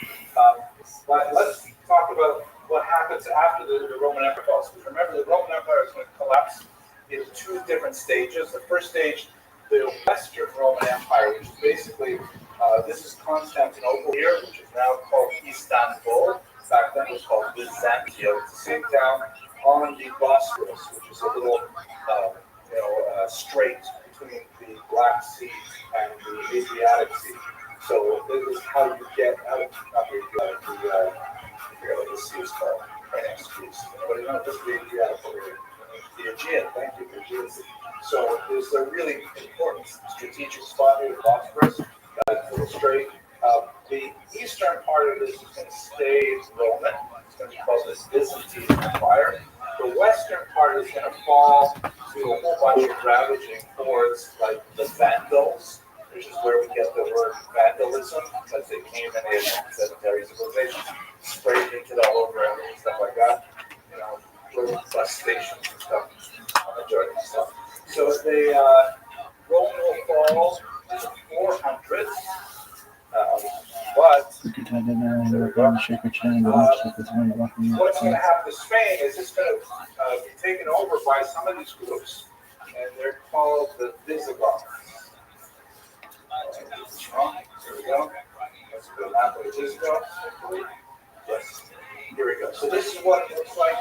This is in Latin, Regnum Visigothorum, the kingdom of the Visigoths. Who were these people? We'll talk more about them again on Tuesday, but basically they were part of these, marauding bands of nomads that made their way across Europe. These are the Western Goths. There's also Ostrogoths, the Eastern Goths. They're going around pillaging and raping and taking over territories. They sacked Rome. They may have the ones who took away the menorah, the discussion we have with the menorah that gave the temple, but the Vandals, the Ostrogoths, and the Visigoths, they all had their turns at sacking Rome and taking away all its treasures. And the Western Goths settled in the Iberian Peninsula, so this is about the 400s until 711. They're in charge of this region. And this happens to be this. This will be So they originally actually from what would be Hungary today, and they made their way across the coast of Europe. They came down here. As soon as they got here, they put chandeliers up. They covered all the sofas with plastic. Very Hungarian. Mr. Kaplan knows what I'm talking about. But this was a really bizarre time for Jews. Specifically, the Visigoths, like most Europeans over the course of these centuries, adopted Christianity. Christianity has not yet solidified into what we would call Catholicism today. Like they didn't necessarily recognize a form of Rome. They had some really different theologies that later became radical. Send me an invite to play golf and also play golf. Just wait 1 minute. Just 1 minute. Less than 1 minute.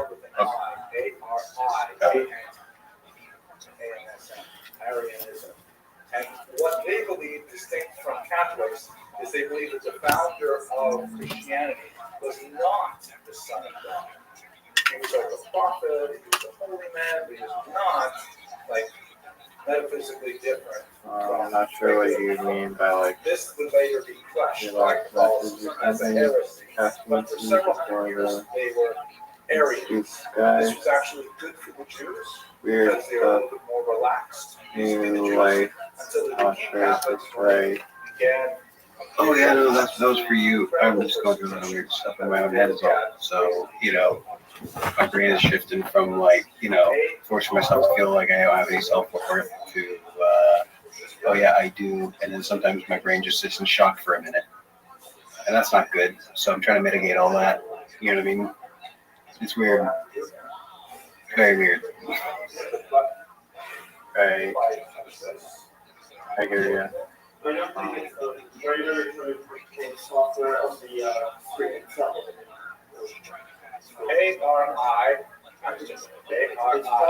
You guys have invitations? Alrighty. Alright, brothers. I'm going to play. I'm going to go stare at her for a minute. So I'll chat with you in a little bit. I love you guys. Take care, Big Dog. We love you too. We're supposed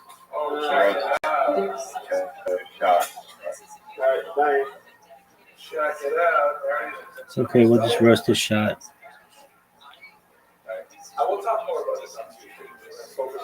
What's he doing?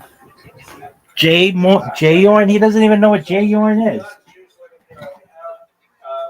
Certain amount of really cool archaeological evidence. I'll show you, but I'm going to show you one from over here, simply because it's not part of Spain, but this part of this Gothic area that was pretty cool. This is a gravestone that's probably from around the year 600. And it's in a place called Oh, home field advantage. Little bitch gets his fucking way.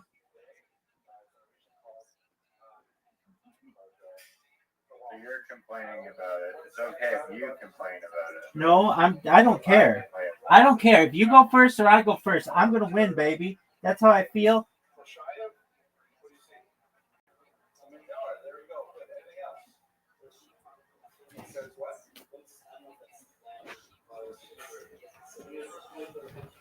It's all in inscriptions. You found it? What did you say? It is. And you're going last. Here.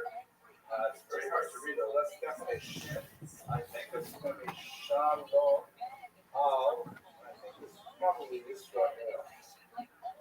So this is not really high quality resolution, but I think that's what it says. Shalom. Which is a pretty serious giveaway, right?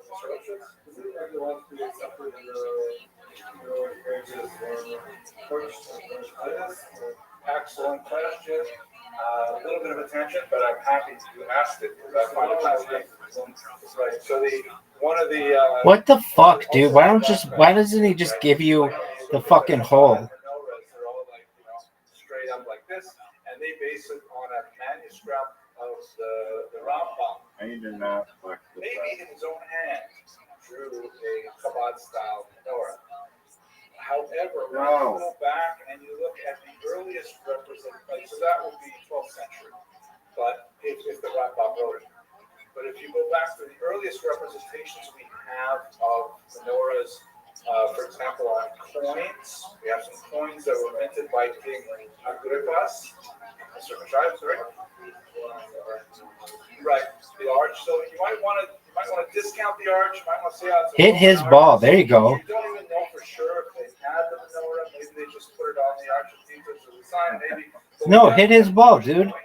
What are you doing? And we definitely have some graffiti that was discovered in Yerushalayim of a menorah, and in both those cases they have gently sloping. Fuck this fucking game. Oh. Nice shot. Fuck off. There's all kinds of like clay waxing, right? But that's not necessarily for the menorah. A menorah. That's we have some symbols, but they tend to first century, which would have been when you would see it. It has gently curving arms for the most part. That was cracking me up how much we're roasting that movie. I find it funny too. But I think that we said was legitimate. Yeah, way too many unanswered questions.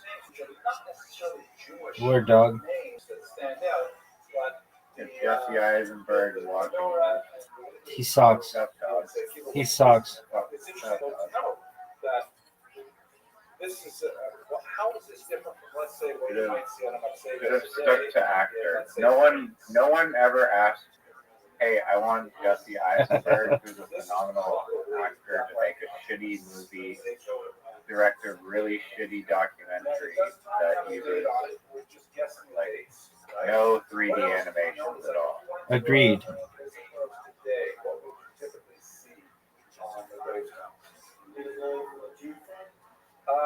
Star of David, not really a Jewish symbol until about the 1500s. Hebrew letters, right? You know, it's a good comeback if you're getting roasted on stage. Like you're doing stand-up comedy and there's a heckler. You say, whatever, they say like, when the comedy started or like, we suck. And you say, hang on a moment. Don't go to your job and start sucking all the dick.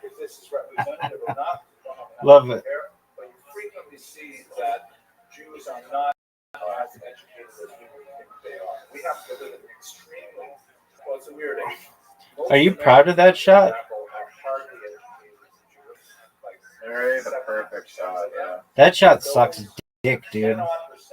I hope he hit your ball in the sand. That shot sucks too. I'll show you a good shot. Perfect. Perfect shot. I could ruin your next shot right now. I just put it like this. It might be a good move if we were only playing with 2 people, but 3, you kind of take a big risk.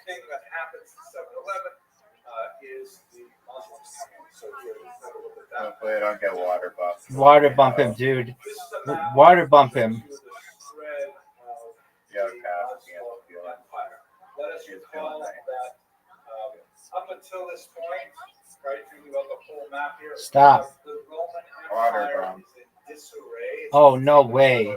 By the Vandals and the Goths and things like that. And they're really kind of Conan the Barbarian style living. They're only just beginning to pick up Christianity. Why would you do that? Wait, now you can water bump me. You're fucking right. But then he's going to get the points. Various forms of paganism, worshiping trees, worshiping lightning. Going in the water. Over here in the eastern part, we have still very strong Christianity called Byzantine Christianity, and it has a hard stop with what was then the Persian Empire. Well, it's not a water bump, it fucks you. It's almost worse. Yet in the 600s, a figure named Muhammad emerges from Mecca and Medina, claims to have had a revelation from the Archangel Gabriel, right? He's living in an era, there are lots of Jews living in this region called the Hijaz, which are you going to make this shot? Yeah, I am. Fuck. Gilmore. I I'm so happy no more. Oh man, I can't believe. Hit my ball in, baby. Hit my ball in. Thanks, baby. Oh man. If he makes this, you're done. If he's got the lead.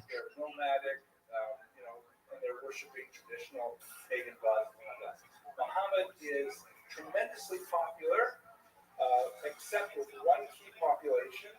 He figures that the Jews are going to become Islamic right away. Like they're going to see how good his new religion is. Look how sick this shot is. Bounce it, baby. Initially, he has all kinds of very positive, sort of overtures Oh to the Jews. fuck. He has the Qibla, which means like the direction of prayer towards Jerusalem. Obviously, No. You're done, dude. Unless he bounces me in the black shit. After he discovered that the Jews were not banging Dog, you had so many advantages, and now you're fucked. Those balls fuck you over. There was a series of wars against Jewish tribes. Oh, beautiful, dog. High five, man. Some pretty awful massacres. One in particular, a place called Khaybar. You hear about, extreme extremist movements today. They'll say things like, "Oh, I know the most high IQ." Maybe he thought that you could do it. So maybe not. Ask him just did it. Yeah, I've seen people do. You can block the other people and then make them choose. I've seen people do that before, but then you do just what I did. Anyway, it's like a hugely popular ideology. It's like way more interesting to the pagans than either Christianity or Judaism was. And he spreads. And now he's like a shot behind us. The course of just a little over a century. Not really though. That was actually a good shot. And he fucks us over.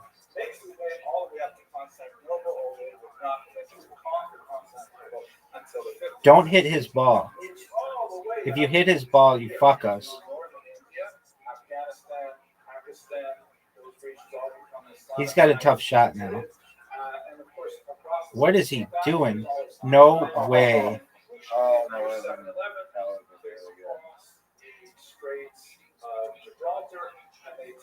Come on, baby. Quit with this fucking text. I was telling him we had a nice Why don't you suck his dick? I'm not gonna come to his job. That's a miss, dog. That's short. No way. No way. No way. Oh, hit my ball, baby. Oh, no way. Whoever makes this next shot with you, and it's not you. Now I have to stand on my feet. There's no way you're making this shot. Not in a million years. Not in a million years. This is impossible.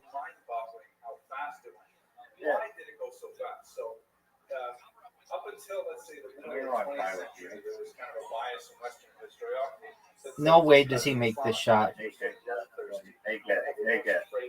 Oh, it was a three-way tie. No, he won. Oh, shit. Fuck. Right, he made that. Mancala? Especially those So Caspian wants another mini. For example, if you live, let's say, way out here in Afghanistan, Baluchistan, things like that, you may be under some experience of the caste system, where you may be very low down based on your birth order. Are you sending a miniature golf invitation? In particular, has a very, very I hate this hole. system where the lowest of the low are so, defiling to other Indians that you can't even stand in their shadow. You certainly can't touch them. You certainly can't marry them, and so on. So if Islam comes in and says, "Hey, listen," I hate this hole. You can stay untouchable. Why are you so bad at it? Islam, it's really simple. All I don't know. Raise your finger, pronounce the Shahada, which is basically like a one-sentence conversion ritual, and you're good to go. You're Muslim, right? And so a lot of people, and then you get equal social rights. Hit my ball. And it's relatively colorblind. Meaning you can have extremely dark skin and live in a society where there is a bias against that. But you say This should be one of the greatest shots. you can actually be part of the ruling class. So it was like an appealing thing as well. Yeah. And the whole movement was accelerated by the fact that a lot of people said, well, these guys are the winners. I'm going to join with this shot. Yes, Mr. Rose. Perfect shot.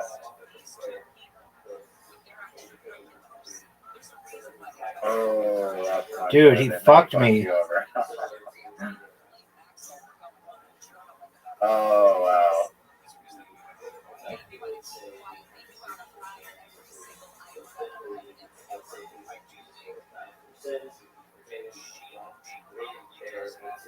Oh, Hit my ball, dog. No, don't water bump me. And there's a soft sell, like, hey, we have this thing called the afterlife. But, you know, if you become a Muslim, you hold with the 5 pillars of Islam and so on, then you'll have this amazing eternal life, which is, you know, forever blissful and all kinds of sensual pleasures. So it's a Rim job. Say, oh, I want some of that. What's my choice here? I could convert or die. Yeah, dog, do that, do that, do that. Stay in my society, or I could just go into this Shahada thing, and then I have all these benefits. So a lot of reasons for this rapid spread. you might not even score. How this relates to Jews. This is very important. You're right. We'll get to this later. The Muslims had a special. He's definitely not scoring. This needs to be one of the greatest shots in the history of humankind. Exaggerated by there were a lot of people who did not convert and still did not die. Oh. Not either Jews or Christians. They called these two faiths, Christians and Judaism, Christians and Jews, as dhimmi, or protected people. The reason being because one of the things that Muhammad argued was that I can't believe I didn't score on that game. Communicate with humans on numerous occasions, and people had picked up the revelations, and then they messed with them, and so it was always, you know, disturbed and modeled. And only with Islam, with Muhammad called the seal of the prophets, was it done and dusted. Kind of like, you know, Windows. Microsoft comes out with Windows. And it's a little buggy, so then we're going to get a patch, and then eventually we're going to get a new version of Windows 95. I know you guys remember that. And then after Windows 95, then you have Windows Millennium or whatever. Finally, we have 98. Oh, I remember some of those. Then I switched to Mac. But eventually, you have the perfect software, Islam, that no longer needs any updating. And so what do you do with these people? You got to perform here, son. You know, you got to perform. We invite them to update, but if they don't choose to update, we still didn't make that product. They still didn't come from Why do it that hard? Revelation. So therefore, they said Why Christians and Jews in specific, and later they'll include other people as well. As long as they agree to live within certain, you know, subjugated things, like they can't build their synagogues higher than a mosque. Fuck this game, man. Ride horses, for example. They can't carry weapons, and they can't wear certain colors. As long as they you have to go first. Pay a special tax, by the way, then we will tolerate them as they do their faith. So that was a huge bonus for Jews, because they could say, hey, we can live in Muslim territories, which is one of the great things for Jews in Spain specifically, which are Catholic. Oh my God. DHIMMI. Dude, I'm so far behind.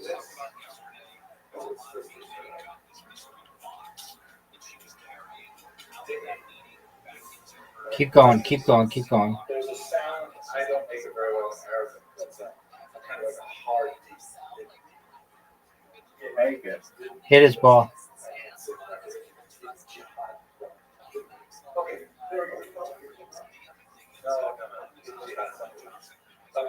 we go. No. Jews in Islam, I knew I should. Spain are especially important because what happens here is that the Muslims come in here with What's he gonna do? Of course, Catholic in particular. Small numbers, right? This is a whole massive insula out area that is still got lots of Christians in it. It's true, they're Visigoth Christians. Their attachment to Christianity is a little bit weird, but they've got to master this population. The Jews Why isn't he going? And the Jews are there and willing to help the Muslim. Dude, why didn't he go? We're going to extend to them all kinds of privileges and protections and rights. So the Jews partner with the Muslim conquerors. Did my fucking thing freeze? And Spain becomes the only territory in the entire map here, which is basically triangular in nature. What's going to happen over the course of the rest of the century? That helped you so much. Europe, aside from Spain, is going to be basically Christian, overwhelmingly Christian, with a small Jewish minority, other smaller pagan minorities. And the rest of the Muslims will be overwhelmingly Muslim, with a small Jewish minority. But in Spain, you have a relatively, not exactly evenly, but you have good proportions of Jews, Spains, and Christians living in a triangular culture, which changes politics dramatically. Okay, questions about that? Let's jump ahead to the next period. This game sucks. Here we go. This is when you have this golden age, where you have a triangular culture. The Jews are not the only minority. There's like kind of wiggle room between Christians and Muslims. It ends pretty dramatically with the Crusades, which is this pretty bizarre attempt that started in 1095 when the end of the year Pope Urban II says, how is it possible that the Holy Land, of course, Israel is holy to Christians as well, that the Holy Land is controlled by the Muslim Inquisition? Maybe we really shouldn't tolerate that. No. So let us get together a whole bunch of Christian armies. What the fuck was that, dude? Make our way down either by land or by sea. Water bomb. What a dirty, dirty water bomb. And this triggers the first real geopolitical war of the entire continent. Or you use water bomb. Fuck yeah, I did. He should have gotten a water bump on me. You fuck. That's not a water bump. Fuck.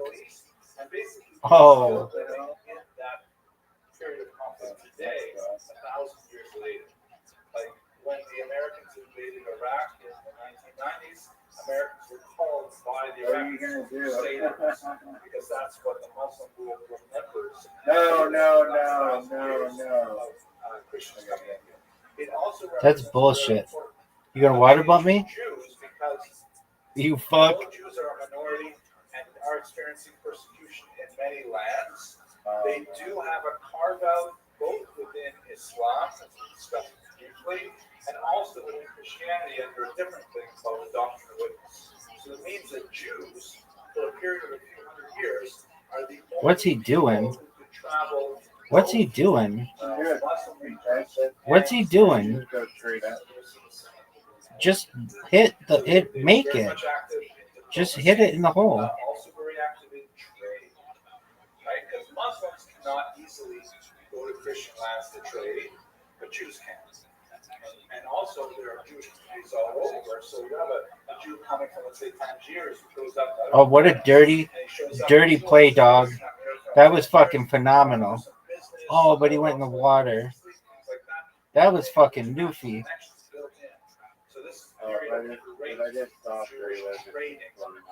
You're guaranteed to win, and I hate this hole.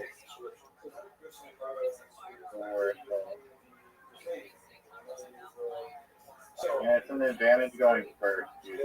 Giant advantage. I never have a good drive. On the whole, it was respected. But there were many punctuations where it was totally disregarded, including many we'll see in Spain. But the Jews never were subject to an outright genocide until the 20th century by largely pagans, the Nazis. That's it's only when religion was totally weakened that you could have an outright genocide. Even though there's lots of anti-Semitism, the Christians are still bound by the Ten Commandments, at least theoretically. And thou shalt not kill is one of those commandments. So there's like a moderating factor. But once people don't care about the Ten Commandments, it's based on it. Hit my ball, dog. Caspian C, hit my ball. Caspian C, hit my ball. Is he gonna go? Is he J-Yorn? Do you think he's J-Yorn?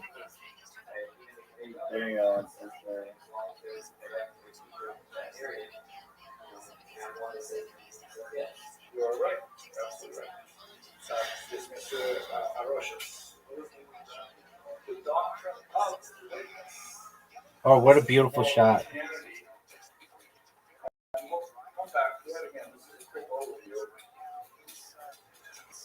The Muslims had something very similar called Yo, dog, in honor of our mini golf careers, are we gonna watch Happy Gilmore too?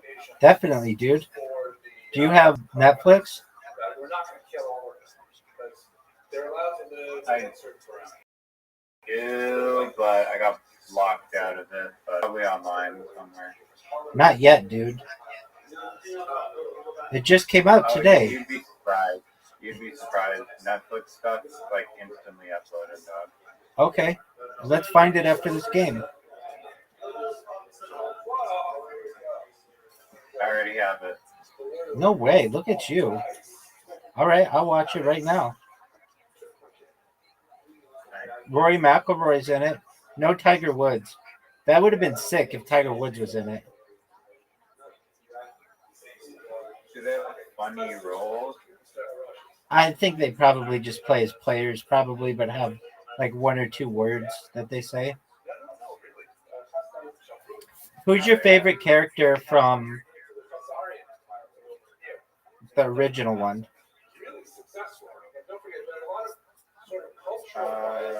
I like the caddy a lot, but probably just Happy Gilmore. We have international connections, experience. He's basically like the main character. There's not many other options. I mean, Chubbs is great. Shooter McGavin. Let me see if there's any like. Shooter McGavin. It's your turn, dude. Is he coming? Isn't he the one in like? Is he coming back? Yeah, he has a big role. He has a big role. Yeah, I'm curious as to. Come on, stop. It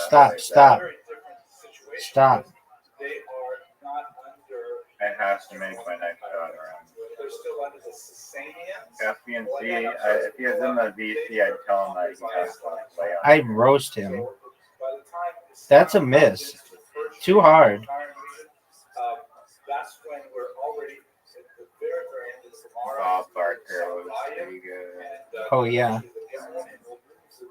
I just won. Tied for a win.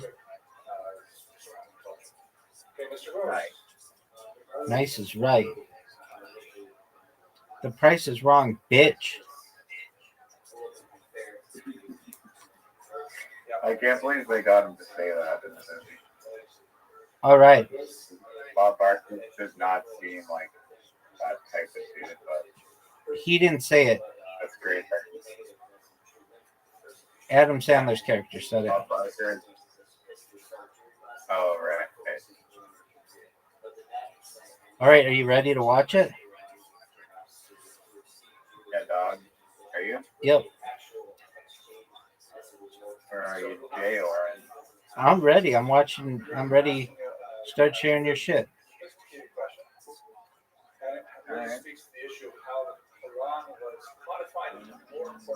Hey, how'd you find my rabbi eats ass like a pudding bowl? I just made a Blue Sky account just now and typed in Rabbi Rothschild. Do you like that?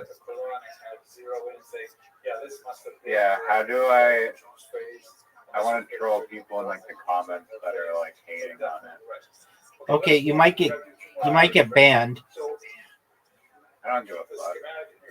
I'm just commenting it. Don't comment it because they'll think you're. Well, here's what will happen, which would be great. You troll people, and then they are like, then they'll ban your account, and they'll ask you to upload your ID, and then you do, and then they see you're a real person, and then they can't really do anything about it. Sounds like a win to me. Excellent.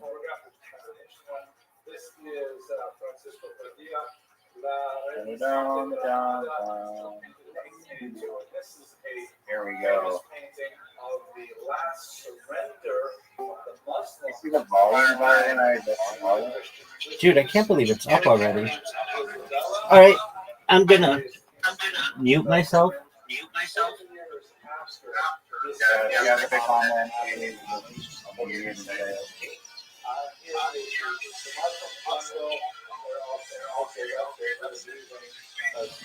Oh, I have to mute everything.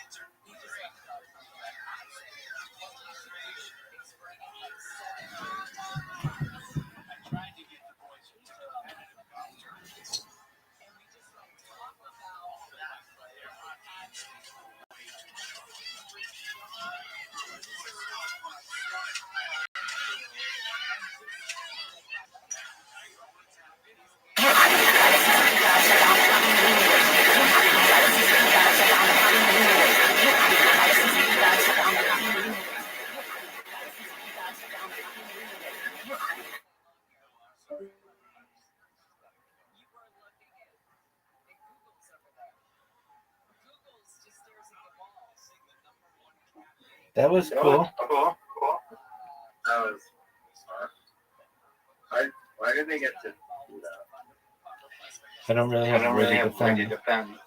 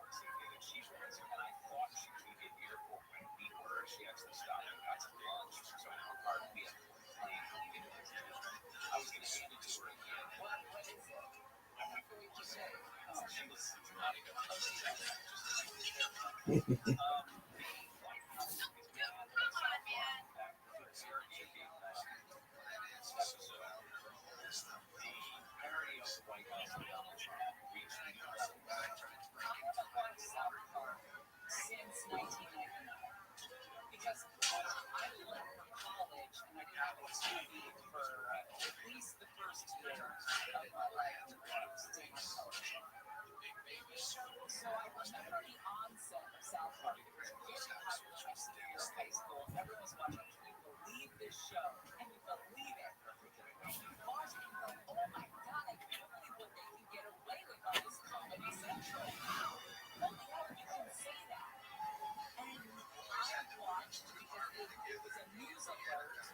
face there was. It's not going over well. So I watched the other night Southwest Simon, 26 years. Yeah. And I was shocked again what they can get away with. But here's the thing. If the other side did this, if the other side went as far as this side went, people would be crying in the streets. They'd be wearing their pink national hats. It would be once it's the liberal jokey jokes, it's all okay. Question mark? I'm confused. The parts that we can play, I'll play a little bit, and then we'll talk about what Trey Parker and Matt Stone have said. Parker and Trey Stone? Parker and Stone. And what they said at Comic-Con. The R word, every other word. Very excited. You can't do that. Surely you cannot do that. Amy King is live in the KFI 24-hour newsroom. Here's the latest. Florida Governor Ron DeSantis' deportation flights from Alligator and Alcatraz are underway. Senator Alex Padilla says he's got a plan to allow millions of illegal immigrants to be here legally. And Luigi, the musical about accused killer Luigi Mangione, has sold out in San Francisco, could soon be coming to LA. Those stories and more coming up at the top of the hour. Becoming sunny with highs in the low 70s. The coast 70s to low 80s for the metro areas, 80s to near 90 in the valleys, IE and high desert. This report brought to you by Rapid Radios. We've got a crash in Tarzana on the 101. Stop right now. Just stop the 101 freeway southbound of Reseda Boulevard. Motorcycle versus a car. There was some injuries there. Traffic jammed up all the way back from Ventura Boulevard on that southbound side of the 101. Hey, I'm hearing more details about that trouble in Diamond. The 50 freeway.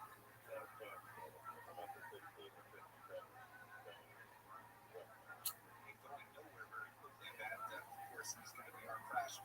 In Diamond Bar on the westbound side of the 60, 5 vehicles. One of them a semi. Looks like everything's kind of being taken off the freeway as we speak. But the 60's jammed from before the 57, almost all the way back from Forest Range Road. And southbound 57 jammed from Temple. So hang in there. We'll keep you updated. I'm Will Colschreiber. Let us know when you're stuck in a jam. Have 250 on your cell. Keyword KFI Drive. He's got apps for everything. Music, photos, even ordering coffee. The all-in-one app gives you the live radio experience. It's radio your way, anytime, anywhere. Join the millions already listening. The free iHeartRadio app. The #1 app for radio. iHeartRadio Earth is here with little tips for a healthier planet. This spring, you can share your own observations about nature with scientists and play a critical role in scientific discovery by adding to their data collection. Discover more about citizen science programs such as monitoring weather, observing plants and animals, and more. Brought to you by iHeartRadio Earth and the National Environmental Education Foundation. To find more tips for smarter, sustainable living or to take action in your own community, go to iHeartRadio.com/earth. The free iHeartRadio app is #1 for music, radio, and podcasts all in one. Discover a new podcast from our library of hundreds of thousands of titles. Here's an iHeartRadio podcast preview. The creator of the Bright Session is Now, vaccine, I know you like to do your own mystery solving, but this is a serious investigation. I need to forgive this house. Sorry, kiddo, you lost your curiosity numbers. You lied to me. We're going to head for the streets again. Join Nancy Myers as she tries to solve a big case in her small town. They discovered that Riley Stevens has gone missing. You think you're going to find Riley before the sheriff and community watch does? Or took longer to find what he was going to do? We're all over to it. You're acting like this is entirely your problem to fix. It's not even a problem you can fix. I don't find this suicide. Much worse than happened. Why does it have to be you? Because as we've established, we don't know who to trust. Riley! And pay close attention to the clues, because when it's time to solve the case, it's up to you. You think it happened. Listen to Nancy Miles on the iHeartRadio app.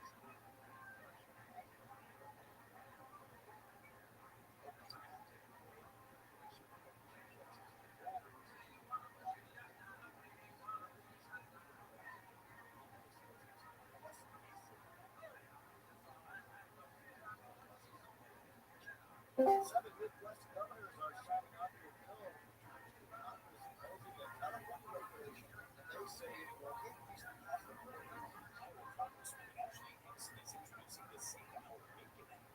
The bill is a response to California's proposition to outlaw farmers importing eggs sold in California come from farms where animals have a specific amount of space. The Iowa Farm Bureau Federation argues that other states should not dictate the production systems of others. The U.S. Supreme Court already upheld the law 22 years ago. Department of Agriculture planning to close multiple dairy farms to seize waterfront reorganization.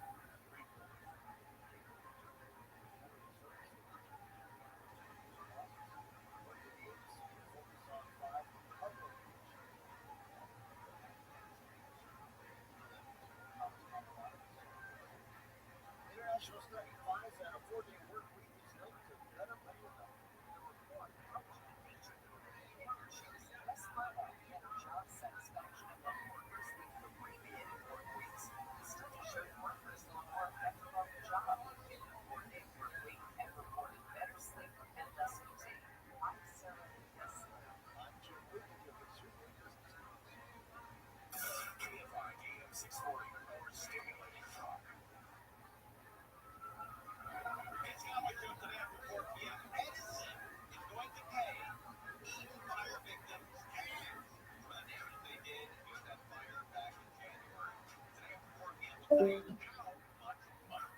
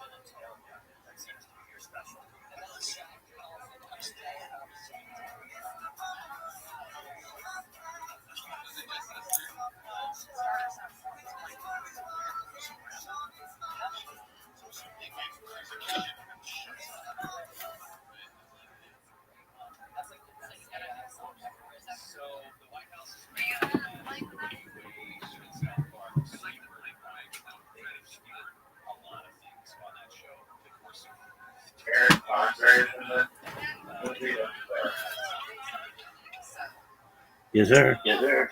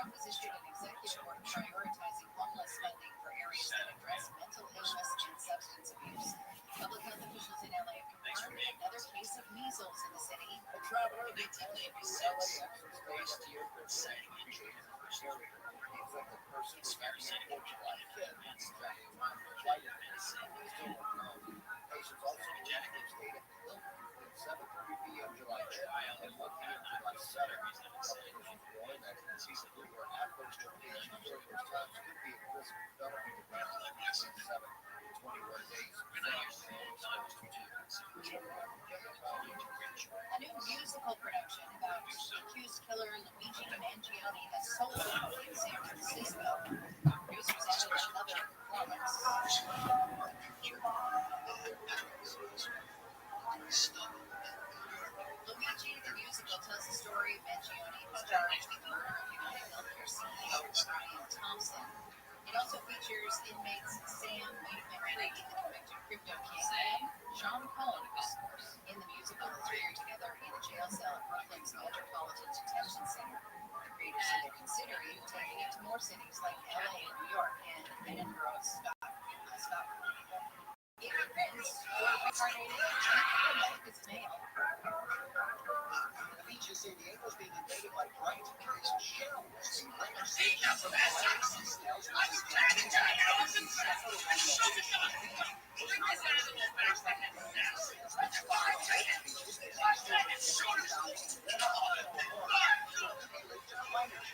They're also voracious predators, feeding on things like the deadly venomous Portuguese or certain beaches, including the Hoya Shores, are no-take areas, so take all the pictures you want, but leave the great-looking snails off the sand. Michael Trocher, KFI News. On our website, KFIAF40.com/SNA. Weather from KFI is going to be a nice day and a really nice weekend on the way. It's in the low 70s at the beaches, mid to upper 70s for Metro LA and Sea, 70s to mid 80s in the valleys, 80s to about 60 for the Inland Empire and Antelope Valley. Sunny after morning clouds tomorrow, highs around 70 at the coast, low to mid 70s for the metro areas, mid 70s in the valleys, or actually mid 80s in the valleys, and mid to upper 80s for the area. Near 90 for the Antelope Valley. A few degrees warmer Sunday, and then we'll continue the warm up as we head into next week. It's 70 in Anaheim, 69 in Studio City, 69 in Toronto Beach, and 71 in Arcadia. The KFI market report: the Dow is trading at 124 points. The Nasdaq is up 78. S&P 500 is trading at 25. It's the late on the 101. It's the 101 Connection. Right there after 134 and 70 here, the Hollywood split. Left lane is blocked. 2 vehicles involved. Traffic on the 134 as a result back to Gates Avenue. So that's rough. Just outside of the 101. That's jammed back to violent. Both of those freeways affected. We also got troubles on the weather structure. The 101 in Tarzana. Crash southbound to the Boulevard. This part of the Vegas Avenue. Traffic is slowly recovering back. It's going to take a little while longer. That's out. Also, in Logan, 660 freeway westbound Fairway Drive, the right lane blocked by the crash involved the semi. It's clear and jam for Grand Avenue. Really close riders, let us know when you're stuck in jam. Out 250 so keyword KFI traffic. I get to think about Michael Chris and got some fucking craziest night.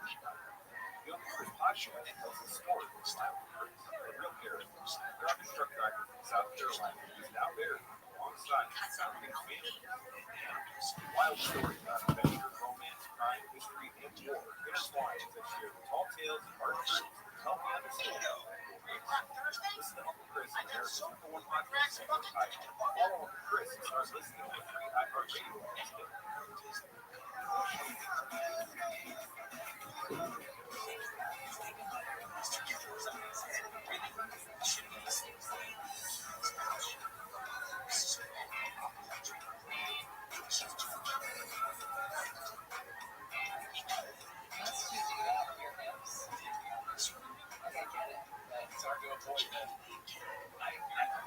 I never thought that my lumbar vertebrae were that flexible until I heard that song, and I just looked down.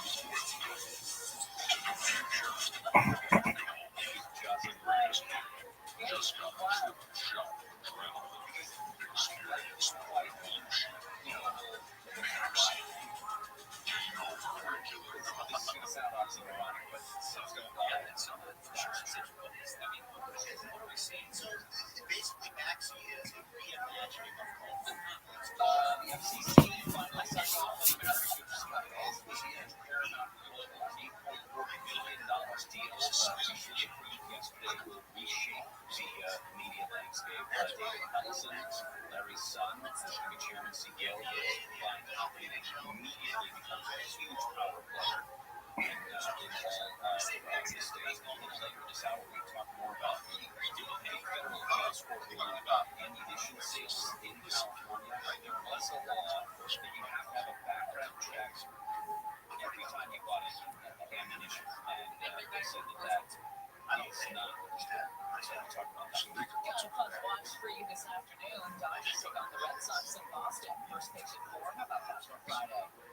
listen to all of Dodger games on AM 570 LA Sports Live from the Gallagher Motors broadcast booth and stream all Dodgers games in HD on the iHeartRadio app. Keyword AM 570 LA Sports. The crime wave in Encino continues. Yeah, I feel like burglars are saying we see you, but we don't care. This after a neighborhood watch has been activated long before that couple was murdered last week or the week before. I would say, I think the people who are trucking into Encino to rob homes on the streets, they're not aware, perhaps the DA and the LAPD had a meeting on Monday night to describe how they're going to increase patrols, etc. And that neighborhood people have hired private security on top of that. Not only is the LAPD hyper aware of this neighborhood, they drive private cars. Yet, here we go. Another break-in. This one in the middle of the day. This was yesterday afternoon. It was 12:55 p.m. This was on the 4300 block of Valley Meadow Road. It involved 5 to 6 men, to your point, being trucked in, essentially, 5 to 6 men wearing masks and driving a black Mercedes. Black Mercedes would raise eyebrows in the neighborhood. It was on top of mounted patrols as well. That's the case. Horses in my neighborhood? Horses in Encino, Bears. And how would the bears respond to a horse? I think they would not want to. I don't think they would prize. But anyway, on Wednesday it was that LAPD announced its crime suppression strategy in Encino, which just means we're looking at comprehensive deployment plan. Must be where your mounted force comes in. Several break-ins in the neighborhood. We reported to you that the couple that was murdered in their own home with their own gun by a guy who called 911 and reported himself. And the bodies were discovered for another 10 days.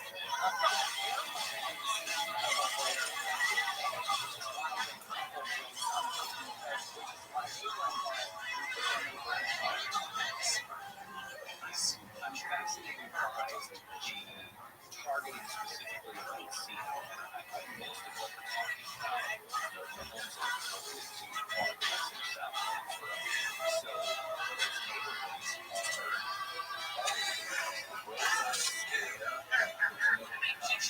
intersections, so there's a lot of crazy ins and outs, cul-de-sacs and things like that. And do you go in? Are you targeting a specific house? Are you casing these places to see when people are home? Once you get in the specific house, how can you guarantee that you're going to get out safe? Finish the whole and do the rest.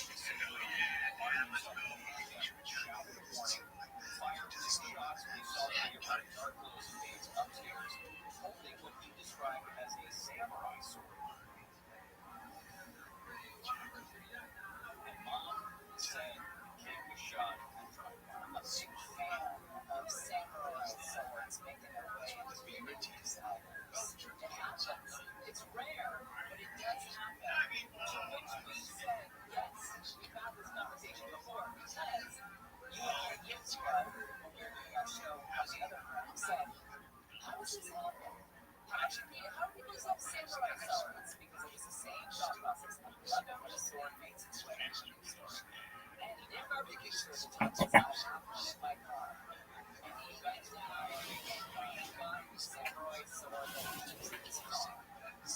this is something that people do from time to time. And sometimes it makes its way into the police blotter. Wait, was it Nick or was it Oscar?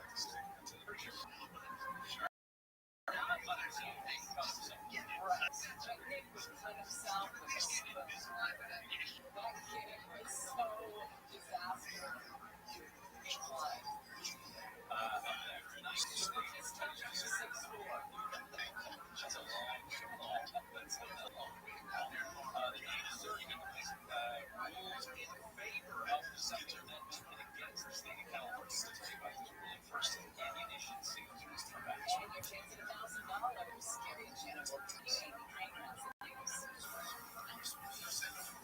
Here's the latest Florida Governor DeSantis' deportation plans from the flight traffic from Alabama to Alcatraz is underway. A 14-year-old has been shot during a break-in in the casino. And Hermosa Beach is taking down its historic windmill on PC. We'll tell you about that. Hold on, more coming up in the bottom of the hour. Sunny after morning clouds, highs in the 70s, beaches upper 70s and 80s inland. From the Southern California Toyota dealers, practice stay worth the pump with Toyota's full lineup of fuel-efficient vehicles. Crash and road speed on the 10. Looks like just vehicles are running this just like lanes left outside of the 10 right there, Del Mar Avenue. And they just all the way back to the Boulevard. That machine takes 60 the 605 to 60. Or the two tabs. It's a little slower as you get away from the 605. They can move over towards Westwood Boulevard and those two lots of buildings there. What about top of 101? It's like it was some trouble there just around Sunset Boulevard. A road crash and there were some injuries involved. Suddenly all the way back on the 110 freeway on that northbound side. Suddenly it's right past when you're stuck in a jam. 250 yourself, keyword KFI traffic release. I can't think so much of the crazy shots from the craziest night. You also this podcast tells the story of Miley Trace, the real hero, struggling truck driver from South Carolina, who's now bears alongside his founding family. Wild stories about adventure, romance, crime, mystery, and war intertwined with tall tales of hard truths that help understand listen on the Chris on America's Newest podcast Spotify. Follow Chris and start listening on the free iHeartRadio app today. iHeart is America's #1 podcast network. Open the free iHeart app and explore podcasts like this. Almost every drug investigation in America is based on a combination of force. People with their own troubles see a path forward by telling someone else. The CI system is based on blind deadly consequences. I'm Dugan, investigative reporter for Boston News Spotlight. And I'm going to bring you inside this secret world. The story of West at the forefront. I'm such a massive man. Thank you, Dylan.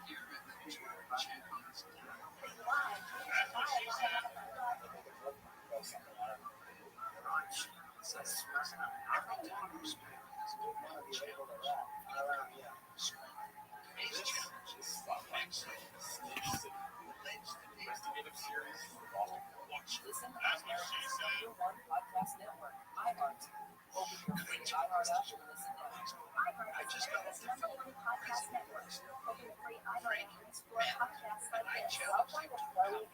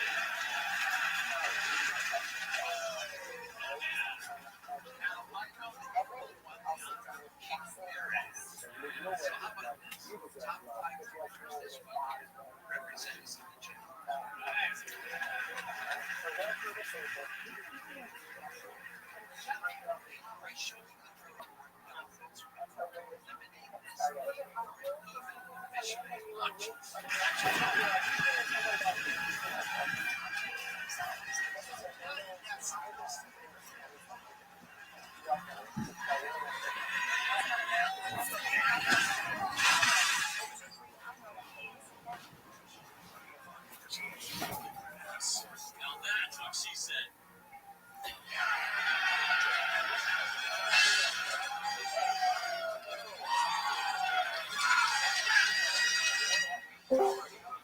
is shining, trees are shivering. What a day to play some golf. Welcome to the big What up, Frosty? We're watching Happy Gilmore 2. Feel free to watch. everyone is talking about. Happy Gilmore. Gilmore returns after a 10-year absence.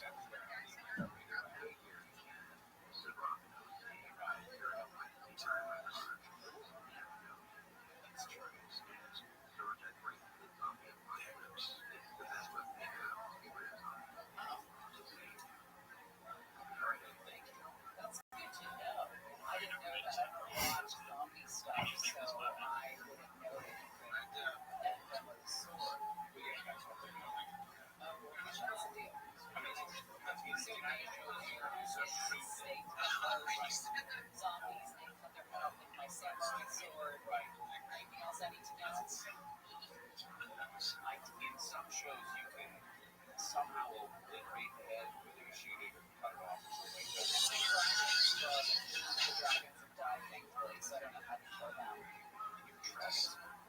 So you're beating that. You're going to tell me that this was featured in some awesome shows. It's a great fantasy novel about dragons. I shouldn't say that in that tone. I just feel like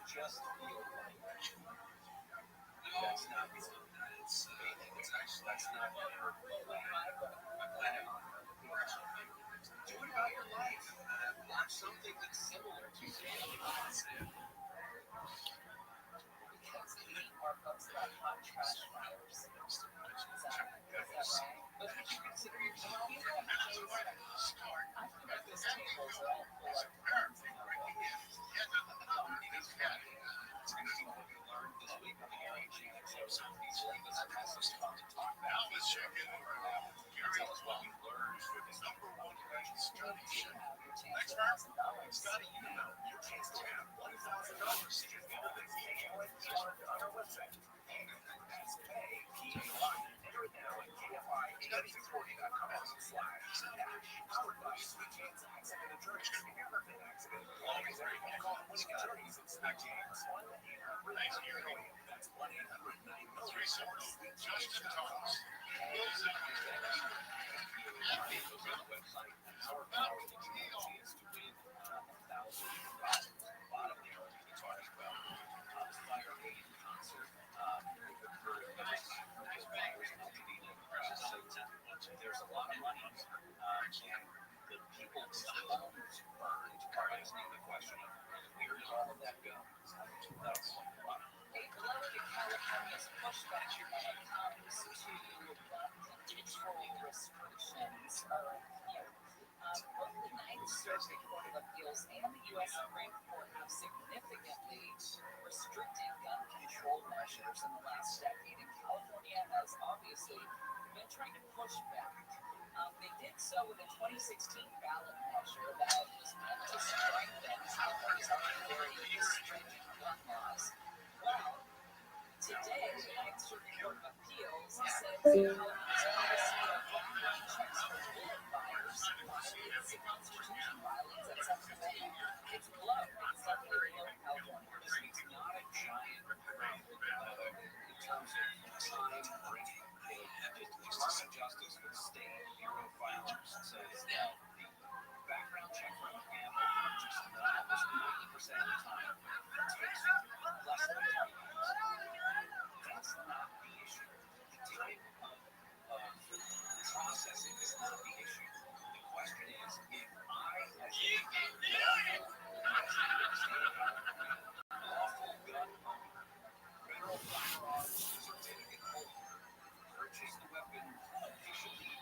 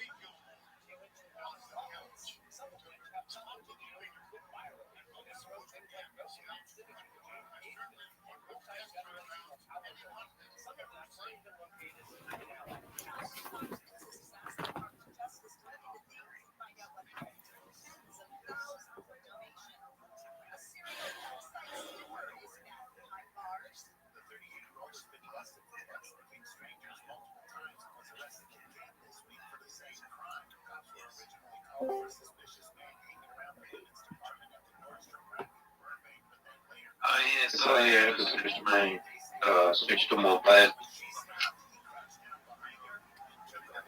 That's okay. We're watching Happy Gilmore 2. Feel free to watch.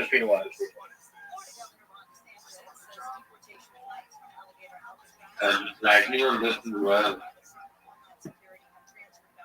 Is it just a picture or is it just my internet? No, watch it on what Riser is streaming.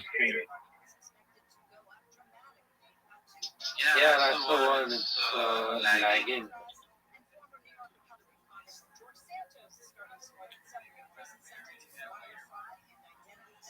Do you see it says watch stream?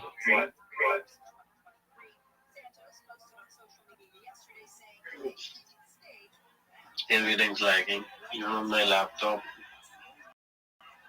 Fix this somehow.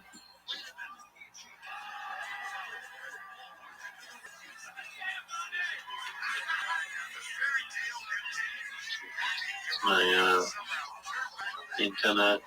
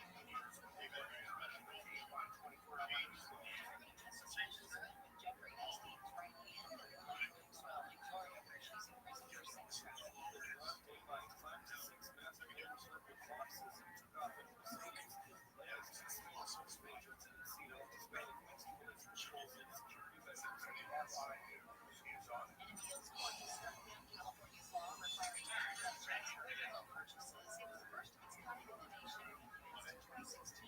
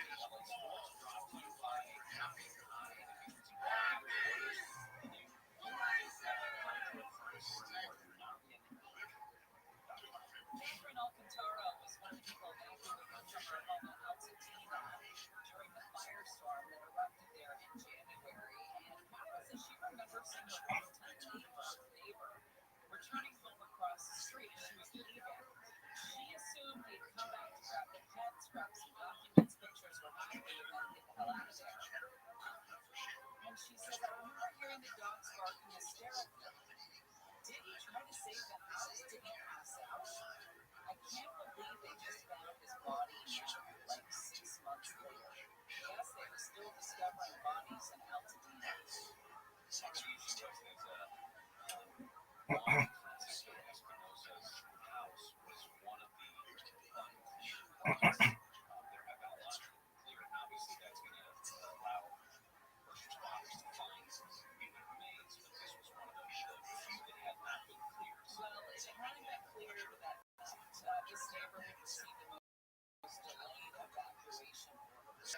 Electronic alerts found to be a section of West Altadena before 6 a.m. on January 8th, almost 12 hours after the fire started. Now, I live in this area.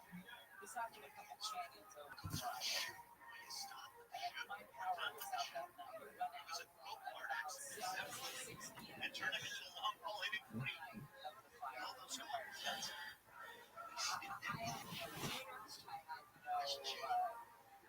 Nothing, no Wi-Fi, so no alerts. I didn't know there was a fire in Altadena. I got a text message from a friend in Orange County said, "Are you close to the fire?"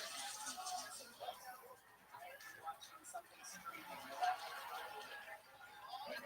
there's no way to let people know that there's fire where it had started and that it was eating up homes and was moving crazy fast. And in the neighborhood where that happened, it was the same situation. There was just no way to know. By the time the evacuation orders went out, by the time I saw the evacuation orders, I was in Orange County. It was the next day. Same thing with this neighborhood where the homes were actually burning. There are people who think the idea of delayed evacuation orders. There are people who said that they didn't have enough time to get it out. When the evacuation order did come, literally, according to Alcantara, her roof was already on fire. See, we don't have landlines anymore. If the power's out, we don't have these phones or sources that we get our information from. We don't have the fire departments right on the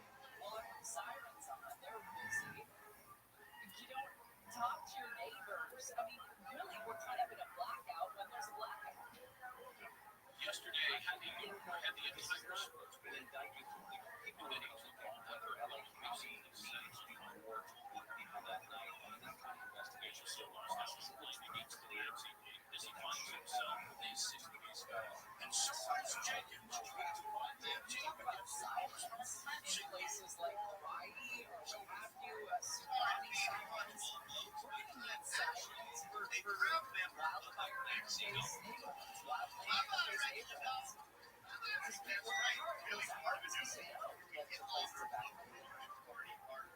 part is, our guys are radio break. You're just listening to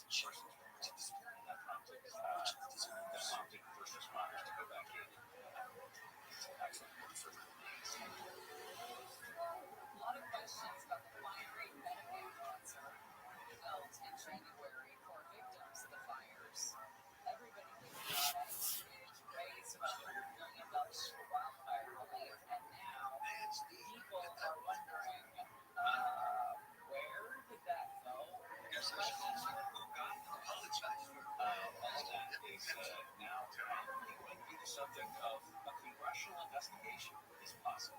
We'll talk about that. We'll talk about the other times we found out about this one. Scary June will continue. Deborah Moss live with the 24-hour news. The latest, another home has been broken into in Encino, and President Trump wants to remove homeless people from the streets everywhere. We're on the hour from the OU.com Weather Center. OU, sunny today, 7 around 9. This report brought to you by Lines.com, so your questions head and Boston Park. Freeway West Route right there at 3rd Street. Sunset. It's also really slow. 5 southbound. Game on 2nd. Boulevard.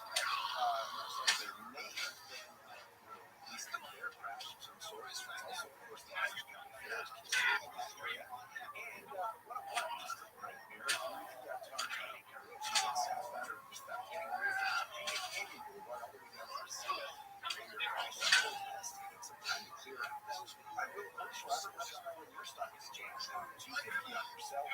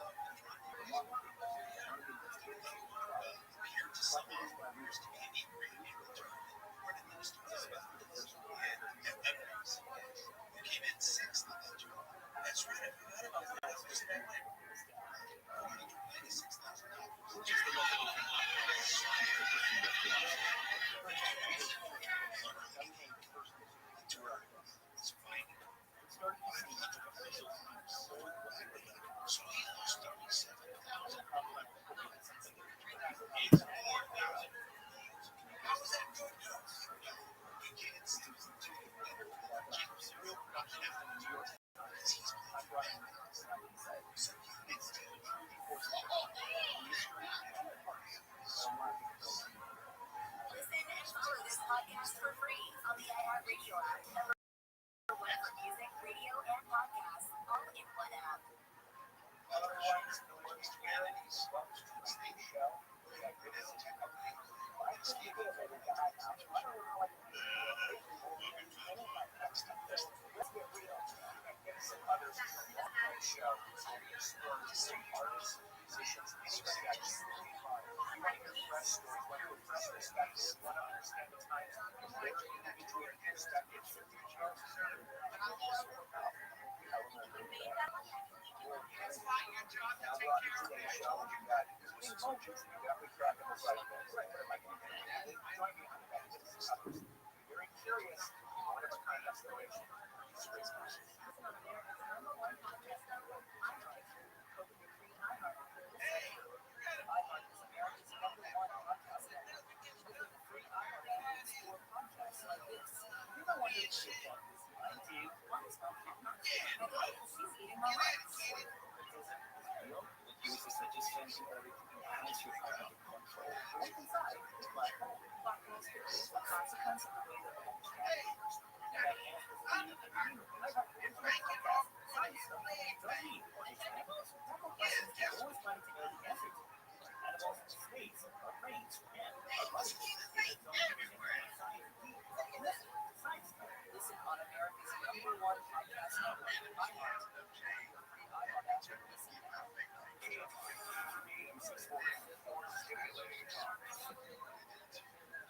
On the next Bill Handle show, Columbia University Trump administration $221 billion fund has added a new class, sourcing from the government 101. Is it a good idea? It's not. That's coming up at 7 o'clock Monday morning.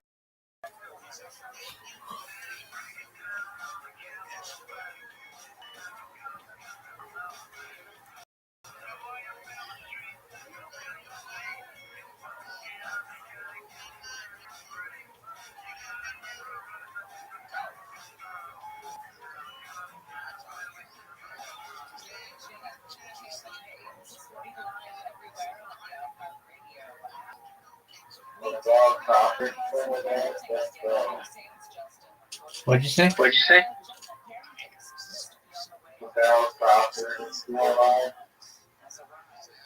One more time? One more time? Did you try to ask what Al Crawford is still alive?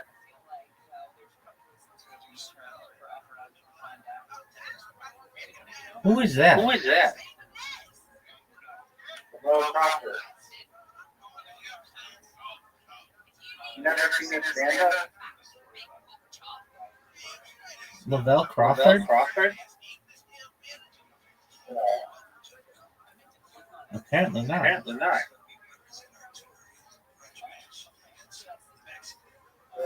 Free ball on that game.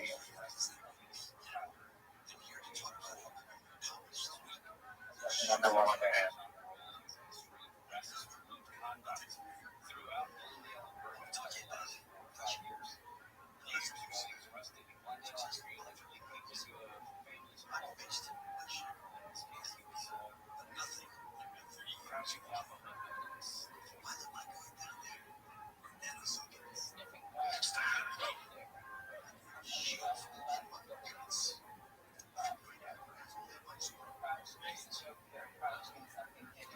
Oh yeah, Oh, the guy yeah, who the was guy who was on that big on pile that of big money pile in of that money one in that movie. one movie.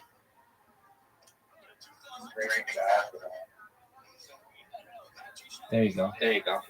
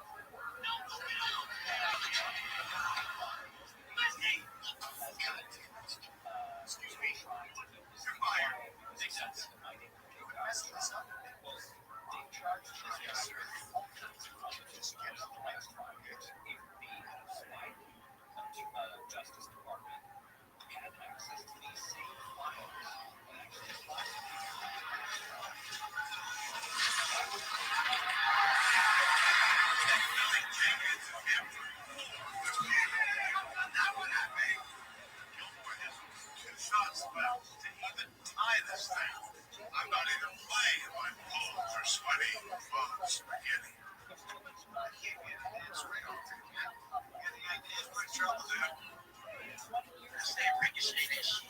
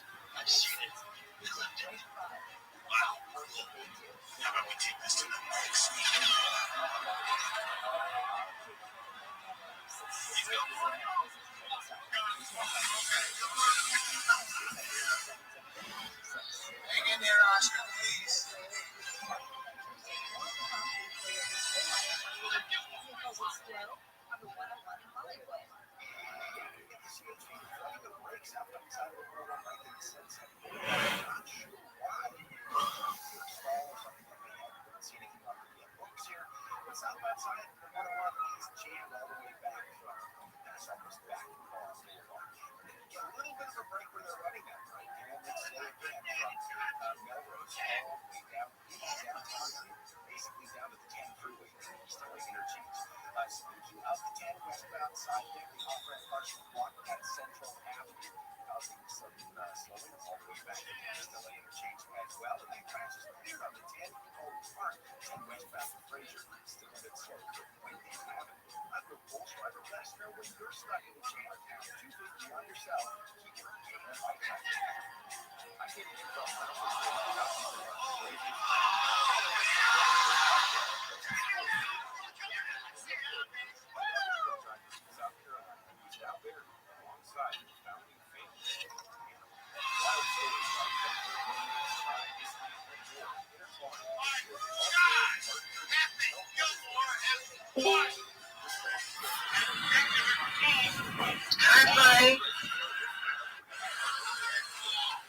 What's going on, girl? We're watching the end of Happy Gilmore 2. Feel free to watch.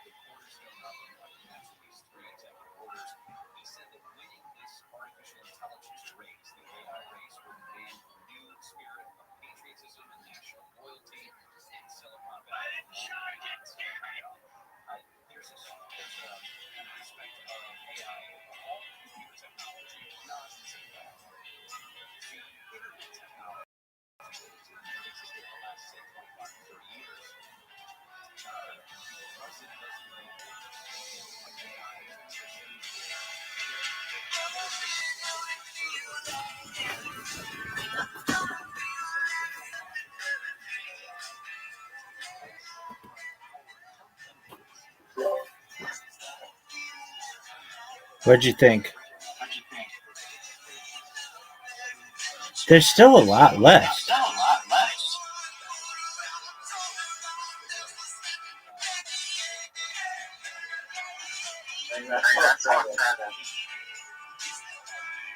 You thought what?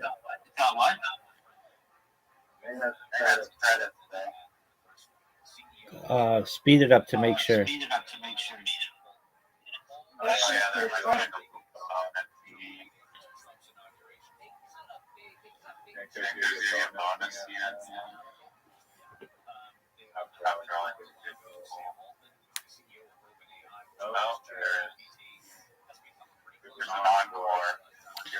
Okay.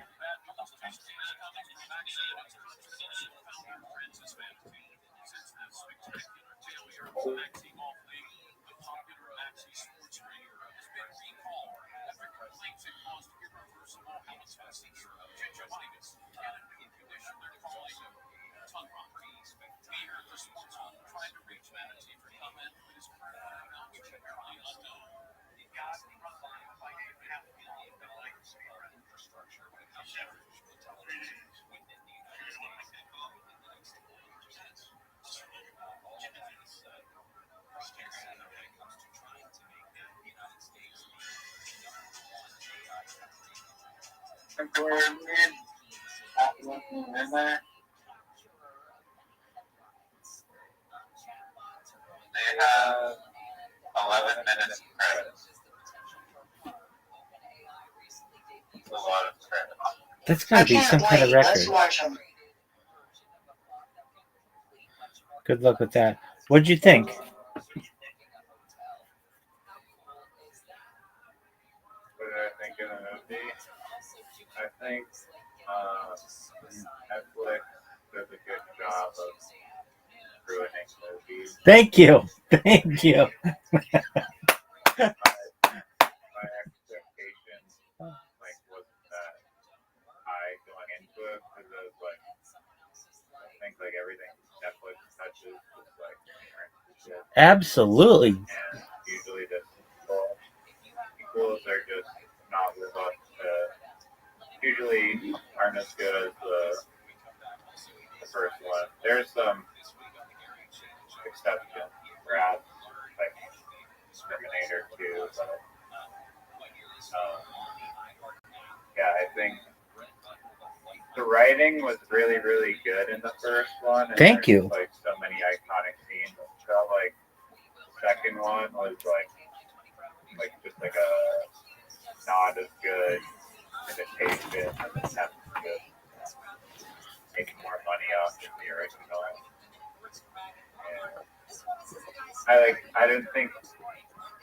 And yeah, no, I was gonna say I don't think it was terrible, but it was almost in the terrible category for me because the jokes just did not hit at all for some reason. I think there was 4 good jokes since I've been here. You're nuts, woman. I'm gonna tell you this. I don't think I laughed one time. You're hard to please. You're darn right I am, because the first one would change the culture of golf. It changed the way that you hit the ball. And this one was just a mockery. Firstly, it went downhill from the beginning. I was like, oh, that one hot chick's in it. I don't know, the lady from Modern Family or whatever. And I'm like, oh, tight. And then all of a sudden, she just gets killed. They kill that chick? The first scene, she's dead. Right. And so I'm like, Julie Bowen, who it seemed like it started off like, okay, I could get into this, and then she dies. And she dies, and he kills her. And then there's okay, so there's that. Then there's this random maxi whatever league that isn't even golf, and it's not even I don't even know how to describe it. The movie was great I don't want to say great, but it was okay until halfway through because they were actually playing like real golf. But then all of a sudden it gets to the second half of that. Oh, where did he go? There he is. The movie was fine up until like halfway through, but then it was like now we're gonna play in the Maxi League. I did like all the golfers in it. That was cool. I'm surprised Jack Nicklaus was in it. That was really cool. Fred Couples, all those people. That was great. And I liked all the cameos. That was cool. But it was like they kept shoving more and more shit in a golf bag, for lack of a better analogy, and it just at the end just spun off the wheels. And so they're gonna play in this Maxi League. This guy has bad breath, which is like part of a running joke throughout the whole, like it's not even a funny joke. And then the last hole of the seventh hole or whatever, they're playing on a green that's like that's We like need to rewatch all of this, please. that's like a lazy Susan. Like he's able to move the green with a cell phone. He's able to move the green with a cell phone. That's ridiculous. It doesn't even make any real sense. Like that's not golf. And I don't know the way that they should have just done it normally. They should have done it just like Happy Gilmore, where they just are playing in the open, and it's like you're playing against. I understand he was playing against like real people. I also didn't understand the opponent he was playing against was like a normal guy who had gotten in a go-kart accident and now could hit the ball really far, which was like a weird gift. And he had gotten. I don't understand that. Like there's some like thing in his spine or something that like exploded, and so he could work more and therefore hit the ball farther. So all the maxi golfers have to keep the spine removed so they could hit it further. But roast number 2 for those in the future that are listening. Right.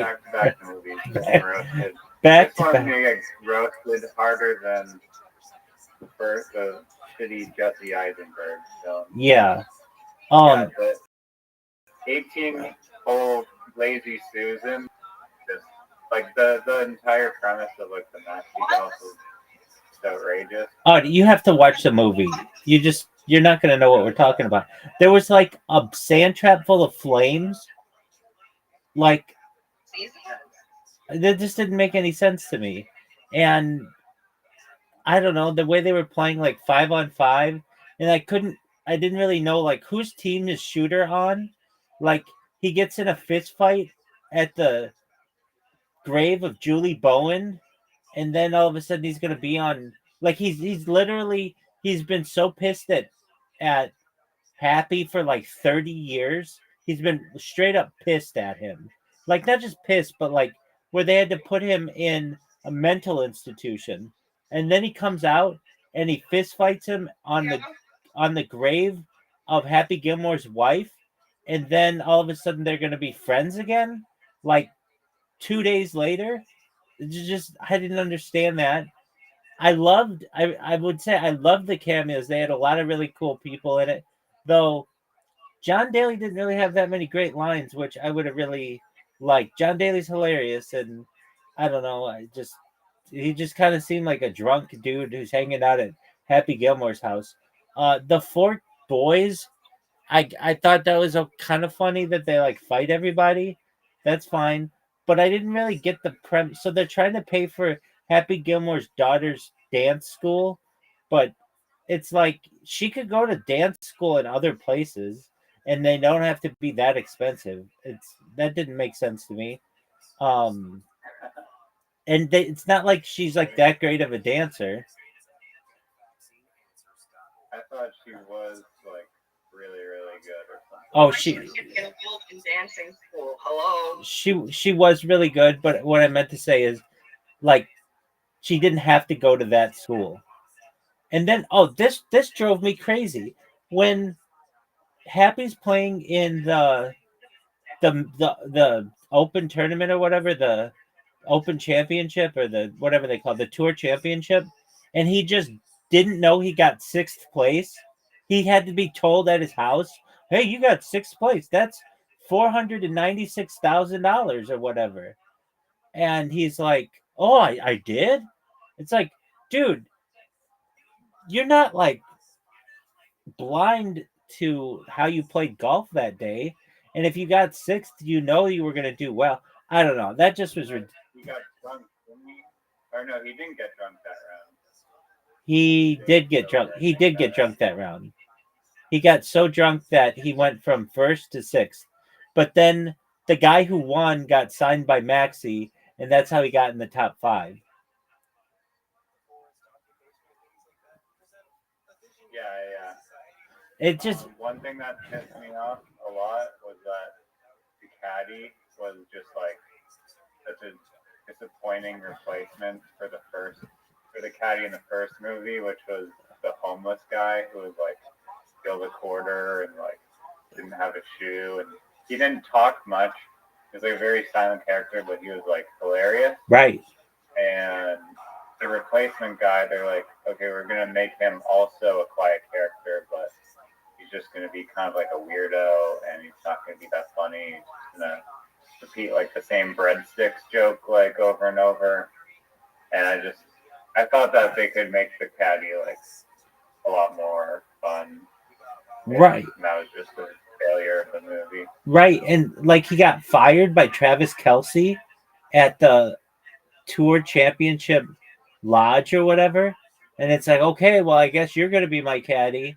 And then that guy's just like a waiter who also is not that funny. I'm like, I'm a complete. I thought it was going to be cool, like the guy who Happy strangled in the first one.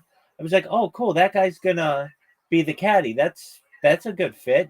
And then he's like, no, actually, I'm gonna play against you. And then it was like, oh, okay.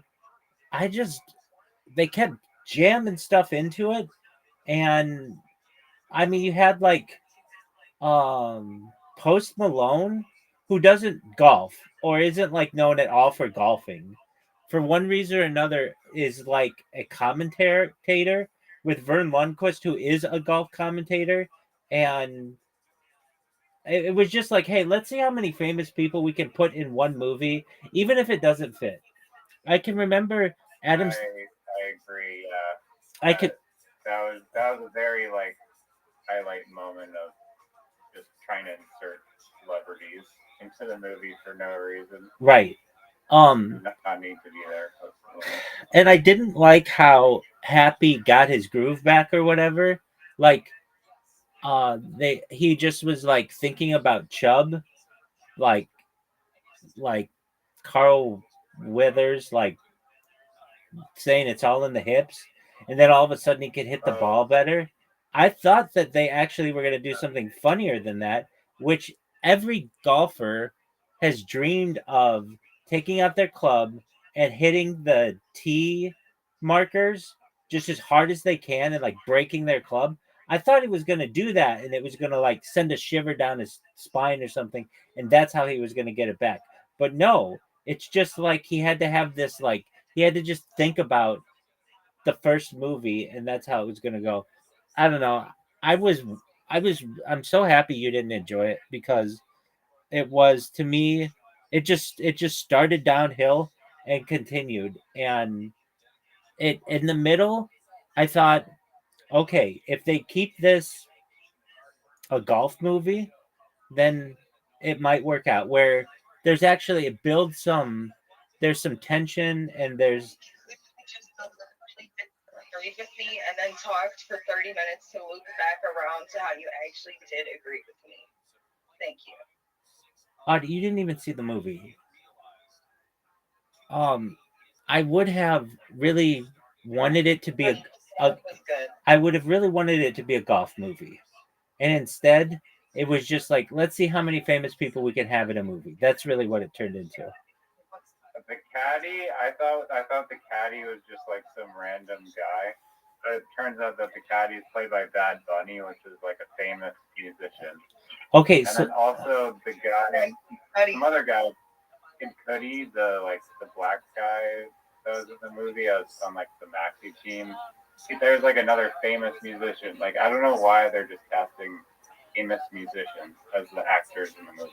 okay, I didn't know that was And Bad also Bunny. the golfers kind of suck at acting. Rory McIlroy, not a great actor.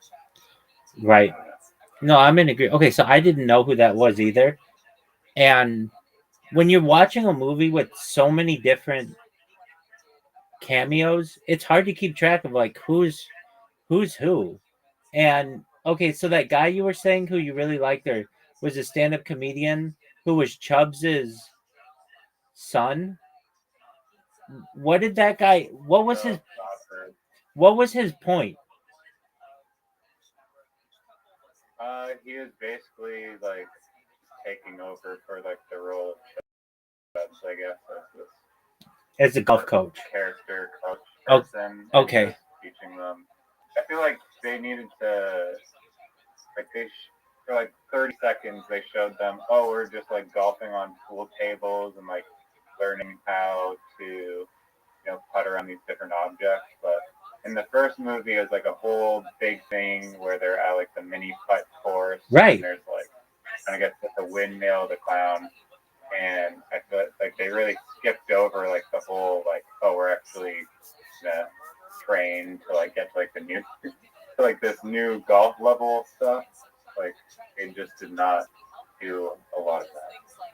And I don't understand why they had to have this maxi league. I don't understand why it wasn't just like, hey, we're gonna. There could have been another league, but at least keep it to golf, not where there's like fire pits and the bunkers are like death pits. Damn fucking soldier. They're like they had like fences. It's like it didn't make sense to me. And then you know what could have saved the movie, and you know what would have saved Julia Bowen is if they used the fucking plastic golf ball. Oh, I was thinking that. No, not plastic. They're rubber. Rubber. Yeah, no, I thought that. I'm glad that you said something. Yeah, so I was excited when I was like, oh, Julie Bowen, I think she's a good actor and she's pretty. And I was like, okay, she's going to have a big part in this movie. Oh, yeah, for the first 20 seconds. And then it's like, nope, you're never going to see her again, except for like flashbacks. So I wonder why she wasn't, she must be filming something else because I don't know why they would do that. Now, Adam Sandler, just hold on, I'm going to look it up.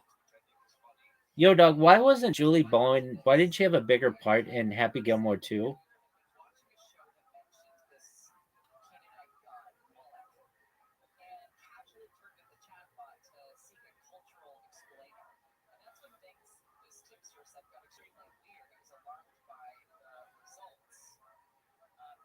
Didn't you say she fucking died? Yeah, but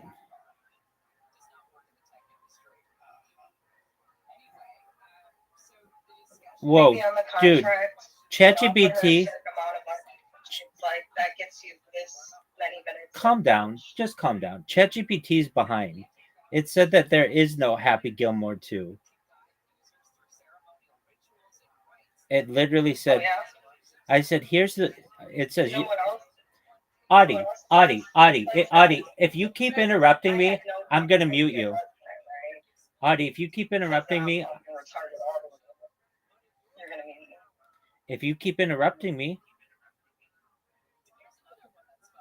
so it says, here's the breakdown on Julie Bowen. Audie, please be quiet. It says that Julie Bowen didn't have a bigger part in Happy Gilmore 2, mainly because there isn't a Happy Gilmore 2. It's like, yeah, there. I wish there wasn't, but yeah, there is. So ChatGPT must not be all the way updated. I don't know. It seems like she was shooting something else because that's what happens when they don't, when an actor should have a larger role and they don't. I don't know. Yeah, and I got confused at like they kept trying to jam all kinds of storylines in. There was like the Alcoholics Anonymous storyline, and the mini golf storyline, and the Maxi storyline, and the Shooter McGavin storyline, and then just the normal golfing. Another weird thing about the movie, they spent the same amount approximately with the Eric Andre golf round as they did like the final round, which didn't make any sense to me either. They should like the final golf round should have taken some time. And more than anything, I didn't understand why some absolute no-name golfer is all of a sudden like the best golfer in the world.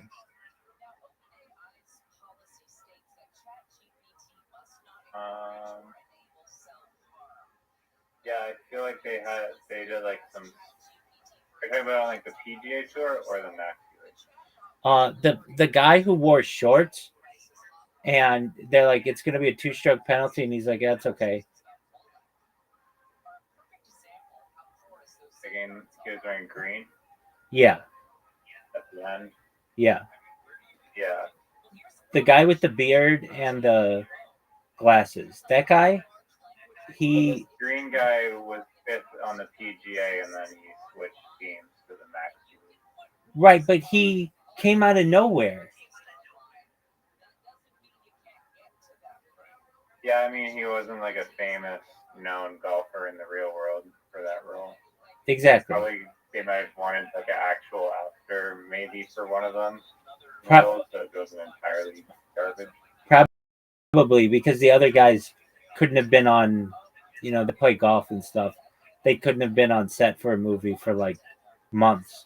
But I did think that the scene where Rory McIlroy got purple nurpled by a guy on the other Maxi team when they're coming out, I liked that part. I liked I did not expect Rory to get a nipple flip. I liked the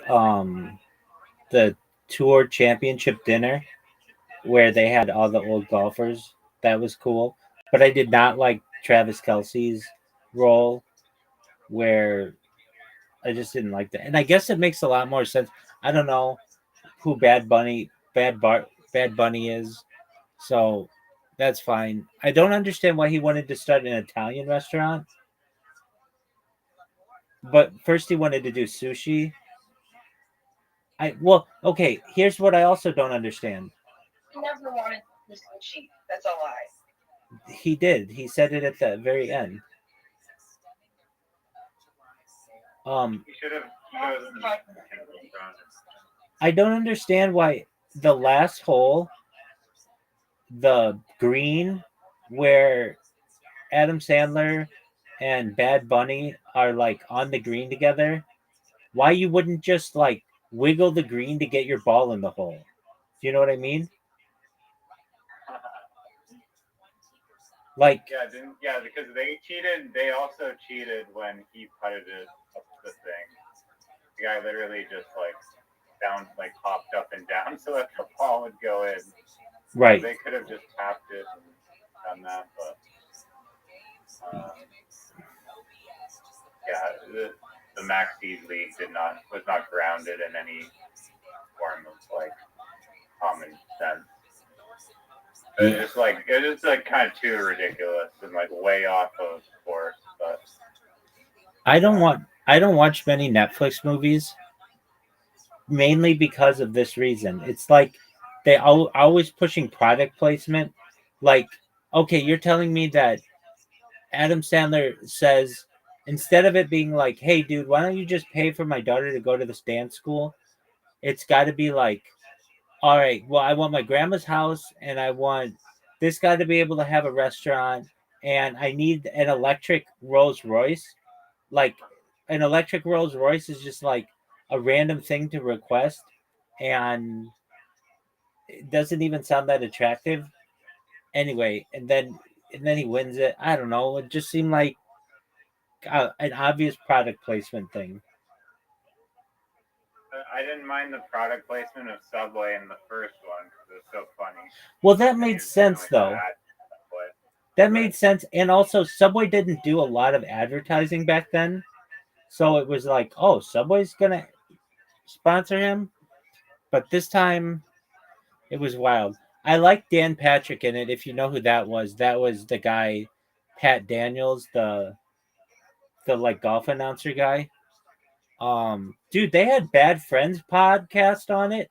That's really big for them for the podcast. Yeah. yeah. I don't know how they managed to get that role. I'm assuming that one Netflix executive really liked that podcast, and I was like, oh, I know what we could insert for no reason. That's what it was like. It was literally like they sat around a table and were like, all right, here's what we need to do. We need to get every golfer who's won a tournament of the last 60 years to be in this movie somehow. We need to put in it. It's got a prime drink, but not prime drink. It's got like a fake prime drink. We need to have this list of like 7 actors. We also need to have callbacks from the original movie every 10 minutes. We need like that was another thing. It was like I saw the original movie. I mean, they like kept having to remind me of everything, and I get it that this movie happened 30 years after the previous one, and a lot of the actors had died. But it was like if you were gonna do a Happy Gilmore 2, this should have been done 10 like in 2006 or 2016. Yeah, why did they not do that? Why did they fail to do it? So I've always had a theory on this. I remember when Adam Sandler signed a contract with Netflix to do original content. I always thought Adam Sandler's movies suck dick. Like since 2005, they've all been just bad. And if you're like, well, I like this movie, okay, that's fine. But he put out bangers with Billy Madison and Happy Gilmore and 50 First Dates, and like he put out like he put out very very funny movies. And then he signed with Netflix, and I remember him saying in some interview, it was like, yeah, I could go do traditional movies, or I could do this Netflix thing and just go on vacation with my friends and make movies with them. And it was like, okay, so you're not going to make good movies. And that's kind of what it seemed like he had settled on. Like he's not going to really focus on good movies. And I felt like his acting specifically in this movie, it felt like, and like all the ones after like 2005, or like the more like recent ones, it's like, especially in this one, it just seemed like his passion and like energy was just like not the same as the first movie at all. Like Adam Sandler was just not as funny as the role he played in the first one. Right. And I don't know. It seems like he was really. I don't. That was his daughter. Wasn't that his daughter in the movie? Like his real daughter? Yeah, I think that's his real daughter. And it's like he just was pushing this movie so that he could work with her. And I'm sure that's cool. Like, that's cool as a dad and everything, but I just didn't really buy it. Like, or I just didn't think it was like she was that good, frankly. And I was confused because she looks like she's like 20, and the boys were like well, some of them, but like I don't know. I think they were meant to be old. The older one was like definitely like looked like 30. Okay. And then as a baby, she's like this blonde girl, and then as she was an adult, she was like a brunette, which didn't, I guess, does happen to children, but it's just there's some continuity errors, and then or at least challenges, and then there was one girl at the very end, and I couldn't really tell the difference, but like there was a girl who looked like his daughter who was there, and she like had lost her dad or something, and this is when he was like sober for like 3 months or whatever, and she was like, I could really use a dad or something like that. I don't know. And then she talks into her like shirt or whatever, and then like a SWAT team comes in. That did not make any sense. The first one had a lot of cameos. It had Bob Barker. It had the Shooter McGavin guy. It had Ben Stiller. It had Julian. It had I don't know, some other people. Guy, you can do it. All those guys. But this one had all of those ones plus another 3 times as many. Like if they did this is my other question. Do you think there'll be a Happy Gilmore 3? I hope not. I could It'll just be similar. I could see it, dude, happening at the British Open. Maybe. I mean, they almost wanted to set it up that way at the ending. Yeah. There are too many repeated jokes from like the last movie. Like one of them was, they modified it, but like it was like him drinking the beer from like the fans afterward, after like in like the game at the course on Right. the holes. So I was like, oh, I need like coffee or whatever. Right. Which is fine. And the other joke that they're like, oh, the Suns work here, and then they're all doing like the dick thing, which I just was like, it didn't get me the first time. The only time I thought it was actually a little bit funny was at the airport at the end when they started owning the security guard with the baguette. That one I thought was funny.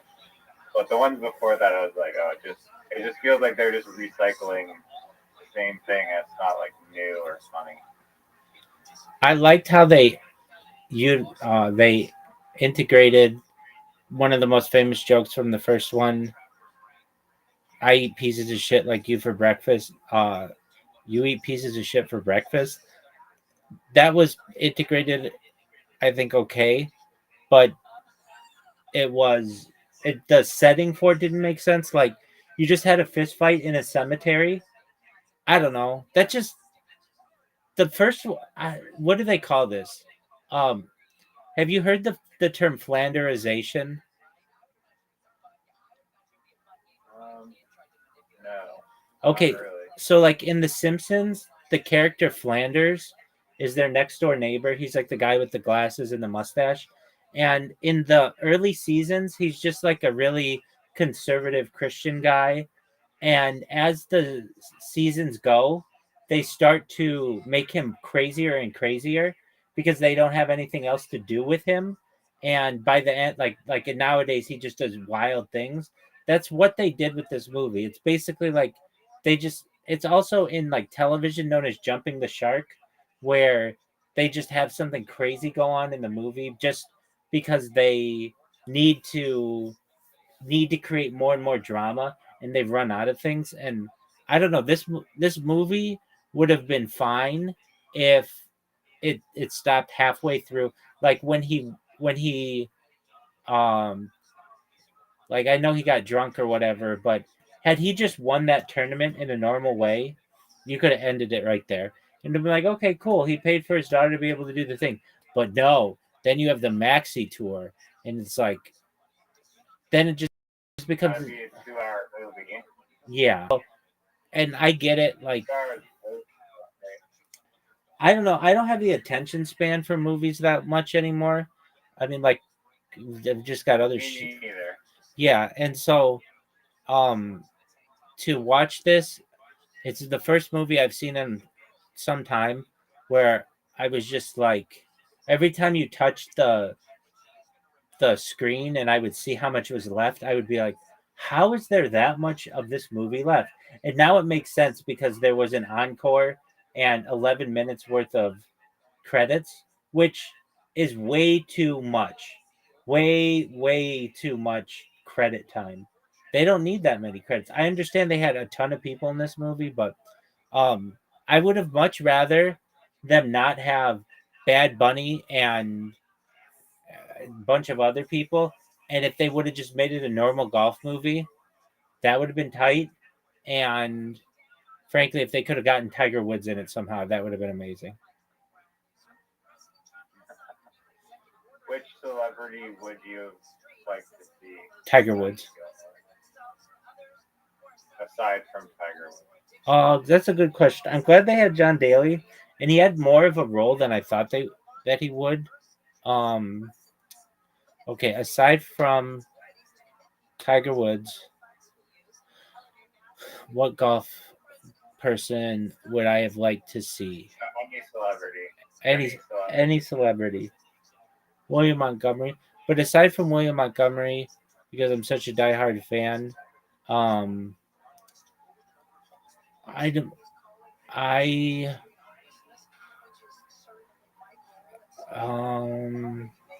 who would I like? What would have made sense in the movie? I mean, I know you're saying anybody, but I think Ice Cube could have played Chubb. dude, that would have been funny. Yeah, the guy they chose to play his son, I just wasn't familiar with that guy, so there wasn't like a huge connection to me, and they didn't really go into his whole hand. I did think it was funny when they like were beating up the alligator. Or that one guy wanted to beat up the alligators, and those girls were like the poor alligators. Um, what I don't know who would have been funny in it.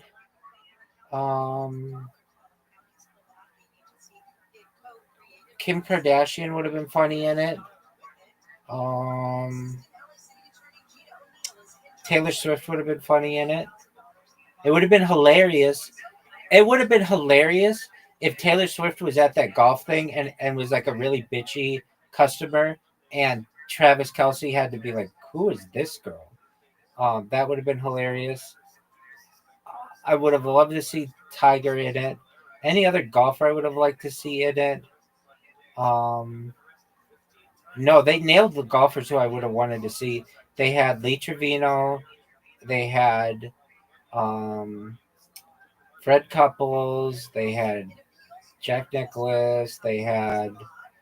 I'm sure there were other ones in there. Maybe I just couldn't. They had Nick Faldo. So all of that was cool, and I like how they make it seem like Happy Gilmore was a real golfer, and like he competed against Tiger Woods and won 6 golden jackets, and they made like 2 Tiger Woods. They made 2 Tiger Woods comments at least, so or like mentions when they were talking about his bust, and then how Happy was the best golfer of the '90s along with Tiger Woods. That was tight. Who else would have been cool in it?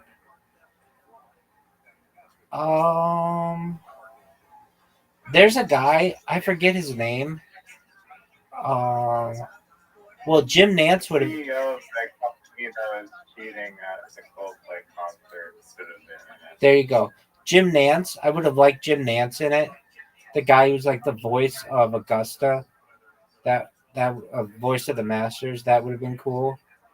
I would have actually rather not had some big cameo and have it be at Augusta National. That would have been really tight. I don't know. Augusta doesn't need the money. All of their members are billionaires basically. So they don't need to be in like a movie or anything, but that would have been cool if they even mentioned Augusta National. That would have been tight. Donald Trump would have been funny in it because he's a golfer. Joe Biden could have been in it. Barack Obama could have been in it. I mean, those would have been interesting cameos. I don't know. This movie just turned into every single character in it is going to be someone famous. There are going to be 0 non-famous people, and when that happens, it's just like to me, it's not like the same. I would have really liked his caddy to have been the original guy who he strangled. I know people know who Bad Bunny is. I don't know who that is. Not really that much. Or maybe I could make out his face. Doesn't he date Selena Gomez? No, that's Benny Blanco. Oh yeah. Both are B's. All right, yeah. What does Bad Bunny sing? I mean, I've heard his Very name. popular music. I know, but like, what's his most famous song? Dials, Soy Peor, I Like It, Ducati, Fede, Yo Pereo, Mia. I mean, these are all just like non-English songs. Not all of them. I mean, I'm sure. So I don't know. And maybe let me look at his face so I could be like, oh yeah, I know who that guy is. But okay, looking at him, I don't really know who this guy is. They also had um, they had like 3 rounds of golf. They had they had Adam Sandler's original where he like gets his groove back, where he's with Eric Andre. They had the tour championship, and then they had the maxi thing. And I just don't think that the maxi thing fit. The first two were okay, but I don't know. I didn't like that he had a drinking problem either. That, if I recall, Adam Sandler didn't have a drinking problem at all in the first one, and or Happy Gilmore didn't have a drinking problem in the first one. And I understand it's because he killed his wife, but that's just I don't know. I don't know why Julie Bowen wasn't a bigger part. She should have been. She should have been like his motivation. Oh, I know. When they signed Adam Sandler, when Netflix signed Adam Sandler to all these movies, I remember thinking to myself, I bet they just really want Happy Gilmore, because I remember um, Adam Sandler saying that he had written the script a long time ago and he never had it like finalized or whatever. I wonder what the Rotten Tomatoes is on it. Well, what's at the start of the movie? It says like Billy Madison Productions, right? Is that like Adam Sandler's It's Happy Madison Productions. Happy Madison Productions? Yeah. That's Is that it. owned by Adam Sandler? Yeah. Okay. So it's got a 60% tomato meter and a 73% popcorn meter. I don't know how it already has 250 plus ratings when it came out 12 hours ago. Like, to me, it's rigged. This thing is rigged. I mean, you don't think? I think that's like not a lot of ratings. No, I think. How many people are? Yeah, but nobody's writing reviews 12 like after 12 hours. Really would. Okay, fine. But you think they have over 250 ratings already? Okay, how many people do you think have seen the movie in 12 hours? Yeah, it's a good point. Like millions. It's a good point. Millions. But only 250 reviews is like nothing. I'm going to. Like one in every 100,000 people writing it.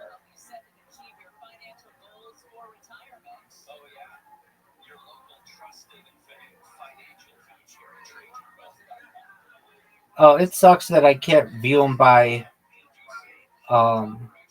worst to best. Okay, so what do these people say? It promised return to the links. If a disappointment to anyone looking for anything more from this round of 18. More cameos than comedy. Shout out to you, Lucas Hill Paul from the Daily Express UK. The number of effective punchlines can be counted on one hand, while the list of famous guest stars would take longer than an actual game of golf to reel off. That's exactly right. That's exactly right. I'm not reading any of the good ones. Okay, Frank Scheck of the Hollywood Reporter. The result is a the result is less a continuation than an exercise in fan service. If you're watching Happy Gilmore 2 at home, don't be surprised if some of the cast members show up at your door offering autographed pictures for a fee. I don't really get that. Okay. Mark Dujic of Mark Reviews Movies. The whole of the movie has obviously been constructed around nostalgia and guest appearances. Jim Varell of Pace Magazine. The sheer weight of the mindless reputation will wear on even the most nostalgia-fueled sense of appreciation. While it may generate some chuckles, it will also make you feel like you just lugged a bag up and down 36 holes with no cart.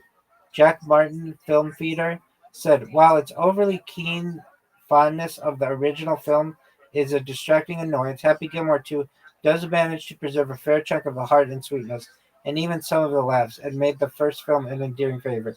It made me appreciate the first one more, because it was like, oh, they could have been terrible like this one. Arguably the least inspired film in the actor's canon, if not all movie history. Shout out to Nick Shager of the Daily Beast. Brian Ondorf said, call back the movie. That's exactly right. Ethan Anderson of Slash Film said, when it comes to Happy Gilmore 2, Netflix's latest comedic collaboration with SNL sensation Adam Sandler, you'd be better off taking a cue of Happy's golf rival Shooter McGavin and simply eating a piece of shit for breakfast. Hilarious. Louis Glazebrook of Screen Rant said, Happy Gilmore 2 has its moments, but ultimately fails where it counts, thanks to an unfocused plot, gratuitous cameos, and unearned nostalgia. Yeah, gratuitous cameos is a great way to say it. Let's see what Reddit says. I want Reddit to rip this Yeah, it's motherfucker. crazy how they, like, I don't know what the hell happens on Netflix, but it's crazy. I mean, there's poor writing. Like, whoever wrote the first one, like, I don't know how the hell they managed to write such a horrible movie. Like, that's their job, is to create movies, and they suck at it that time. Yeah. Okay. Who knows how much input Adam Sandler had in it, or whatever. He wrote it, I think.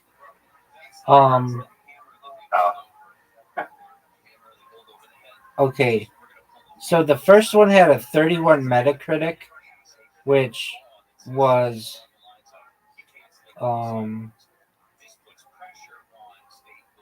let's see.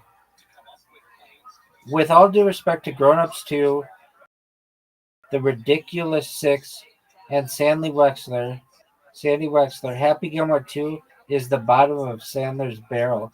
A grim disaster that not only sullies the good name of its ancestor, but so badly flails on its own limited terms that it suggests the A-lister should concentrate on dramatic parts and leave the immature comedy to others. You know, he had the movie Uncut Gems, which was a good movie. But, like, okay, next one. Let's see here. Directed by Rock could have played Cub's son, maybe. Let's see here. I'm just looking at the bad ones. Let me go all the way to the bottom. Are there people that actually thought they had something positive to say about it? A lot of people. That was dark. There are a lot of people who are also like, why was it 118 minutes? Like, it didn't need to be that long. And other people were like, do we need a wooden hand bit again? Oh yeah, that could have been like a lot funnier. Right. But it was not. It was just a copy joke, and they did it worse. Right. They literally took everything from the first one and tried to integrate it in the second one. Yeah, I don't know why they thought that was a good idea. Like, why? Why would you do that? Just write new jokes. Dude, this person has a great idea. Somebody's selling Happy Gilmore on DVD even though it's not available on DVD and only on Netflix. So they're just selling it on eBay. They just burned it on eBay and they're selling it. That's hilarious.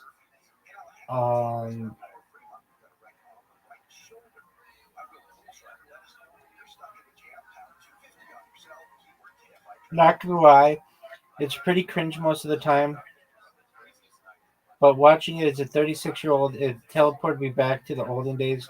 Gave me such a nostalgic feeling back to worry-free life. Knowing Sandler, that was his aim. And let's be honest, folks, don't we all need to be reminded of the good old days of these dark times? I loved it. I don't. That's not. No, I don't think that was great. I don't know why they killed the wife. That's what I don't understand. It all started, and I was like, "Oh, this is gonna be great. He's gonna have like a normal life." No,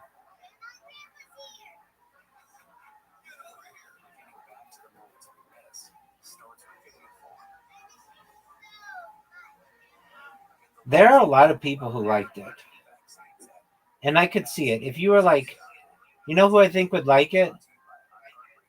If you've never seen a movie before, yeah. Yeah, exactly. I think Zoot would like it. Why, has he not seen Happy Gilmore? Well, maybe, but he would be like, it's got Bad Bunny in it, and it's got like Post Malone in it. Like he would love all of the cameos, but maybe not. He actually is a somewhat of a cinematog, and maybe he wouldn't like it. But I don't know. It's to me, they did not need that many cameos. To have that many cameos made it distracting, and I just can't get over how they end it on this green that can be like moved around on a cell phone. That just really that's what you think is good.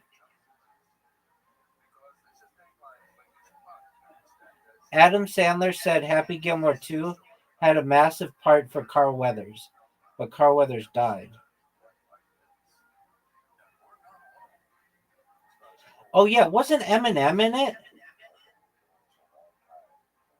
I didn't see Eminem in it. I thought I saw him.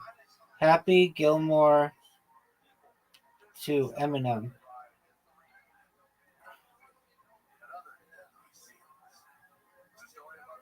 Yeah, Eminem's in it. Eminem made a cameo appearance in the movie Happy Gilmore 2. That's what I thought. Eminem plays the son. Eminem plays the son. The guy, you know, the guy who was like, he's the guy who gets thrown in the water and gets eaten by the crocodiles.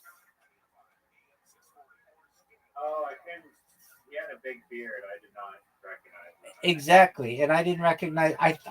His voice sounded similar, and that's why they made some joke like "Mom Spaghetti" at the end. Um, dude, who's in this movie?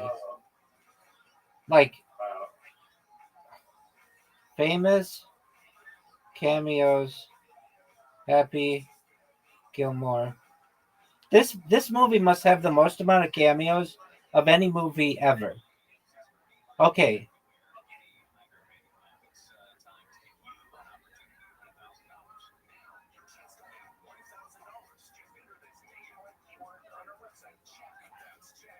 Absolute overkill.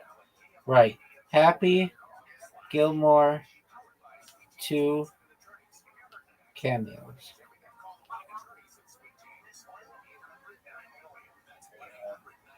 I gotta go take my dog out for a walk. Sure, dude. I've got to reset my stream. So you do what you need to do. I'll do what I need to do, and then come back when you want to get your ass kicked. How's that? Good. Thanks for watching the movie. Absolutely. It was fun. Thank you for showing it, and thanks for watching putting that other one in. Before 3 movies in like 24 hours. Word, dude. Dude, they had. I think Big Riverman was my favorite out of the 3. I'm in agreement with you on that. And after I saw it, I was not like that. thrilled with it, but it was better than those other two. Big River Man. Really? I like Big Red Man a lot. I thought it was very interesting, and also I probably laughed the hardest. Definitely laughed the hardest at Big Red Man. Yeah, it was. I mean, Big River Man answered all the questions. Like, I didn't need to know when Big River Man masturbated. I I assumed that he wasn't having sex, but they answered the questions like, did he swim the whole way? What did he eat? What did he drink? Like all that stuff. All that made sense. But um, the other stuff they were doing, uh, the the apartment one, not all of that made sense. And then the Happy Gilmore 2, it must have the most amount of cameos of any movie I've ever seen. It has to. It had Eminem and Post Malone and Bad Bunny and Travis Kelce and I would have liked to see Greg Norman.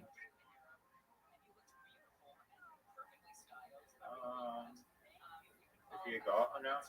No, he won the. He won. Hey, what's up? He's a pro golfer. Yeah, he won the Masters and the Open Championship. No, he never won the Masters. He lost the Masters to Nick Faldo in like 1995. He blew it. He blew like a 5-stroke lead.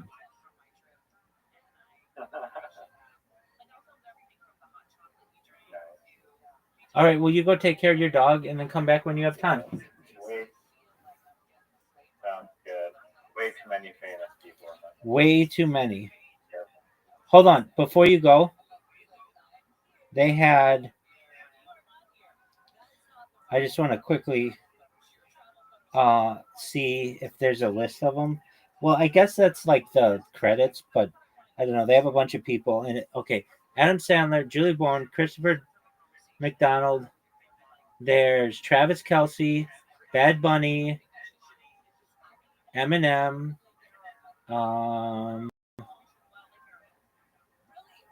like it's a bunch of people who are in Adam Sandler's family. So his wife's in it. His 2 daughters all appear in the film. That confused me.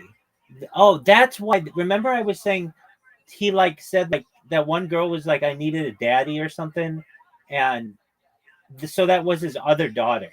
I was wondering, like, this girl looks like his daughter too. All right. Jackie, his wife, plays the dance instructor.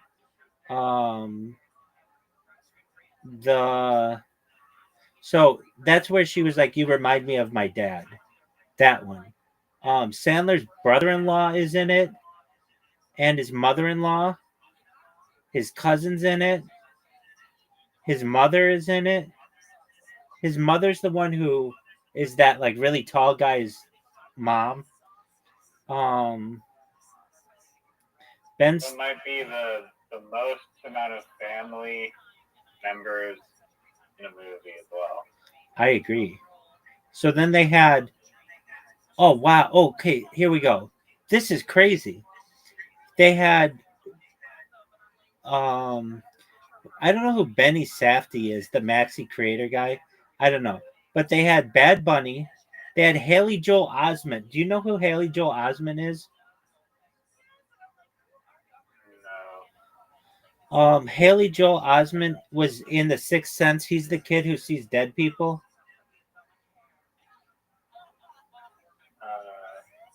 That's okay.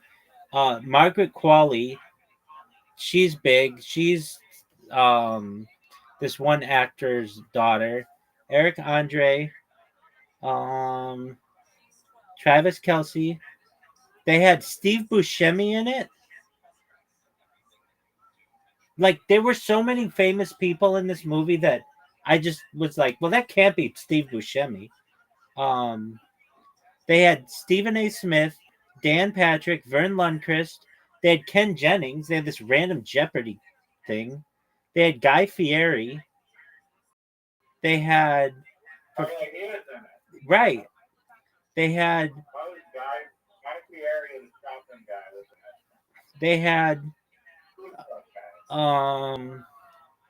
Post Malone. They had Oliver Hudson. They had Reggie Bush, Nikki Garcia, Becky Lynch. They had Boban Marjanovic, who was a former NBA player. He's that tall guy who's like 7'4". They had Eminem, and they had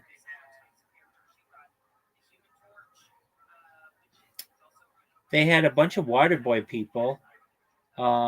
Blake Clark, who played the farmer Fran in the Waterboy, and they had John Daly, Keegan Bradley, Bryson DeChambeau, Tony Finau, Ricky Fowler, Brooks Koepka, Rory McIlroy, Colin Morikawa, Jack Nicklaus, Xander Shanphilip, or Xander Shanphilip, Scotty Scheffler, Jordan Spieth, Justin Thomas, Bubba Watson, Nancy Lopez, Will Zalatoris, Nelly Korda, and Paige Spiranac.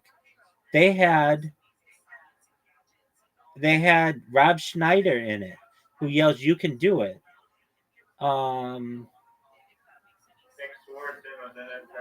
Yeah, Dick Swartzen was in it. Yeah, definitely. Dude, they had more people in this movie. Oh, and they had Kevin Nealon in it. I mean, that's just what I remember. No wonder they had 11 minutes of credits. Everybody was in that movie. I think all the background characters were also A-list celebrities as well. Yeah. All right, big dog, go do what you need to do. All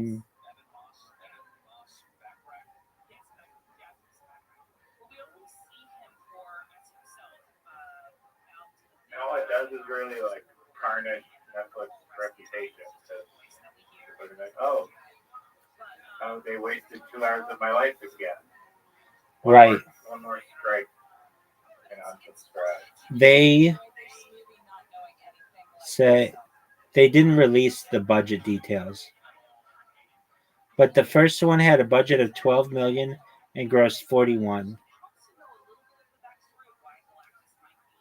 Isn't it more difficult for them to gross money now? Perhaps.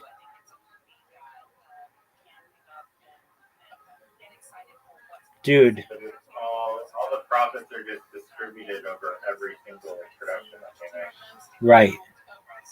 Okay, they had Adam Sandler, Julie Bowen, Christopher McDonald, Benny Safdie, Ben Stiller, Bad Bunny, John Daly, Dennis Dugan, Haley Joel Osment, Lavelle Crawford, Jackie Sandler, Sadie Sandler, Sonny Sandler. They had all three of his daughters in this thing. Maxwell Friedman, Philip Schneider, Ethan Kotowski, Connor Sherry, Steve Buscemi, Kevin Nealon, Kim Whitley. She was big. She was in Napoleon Dynamite. John Farley, Eric Andre, Martin Hohili, Margaret Qualley, Vern Lundquist, Post Malone, Jack Garapatu, Keegan Bradley, Fred Couples, Bryson DeChambeau, Nick Faldo, Tony Finau, Ricky Fowler, Jim Furyk was in it. Sergio Garcia was in it.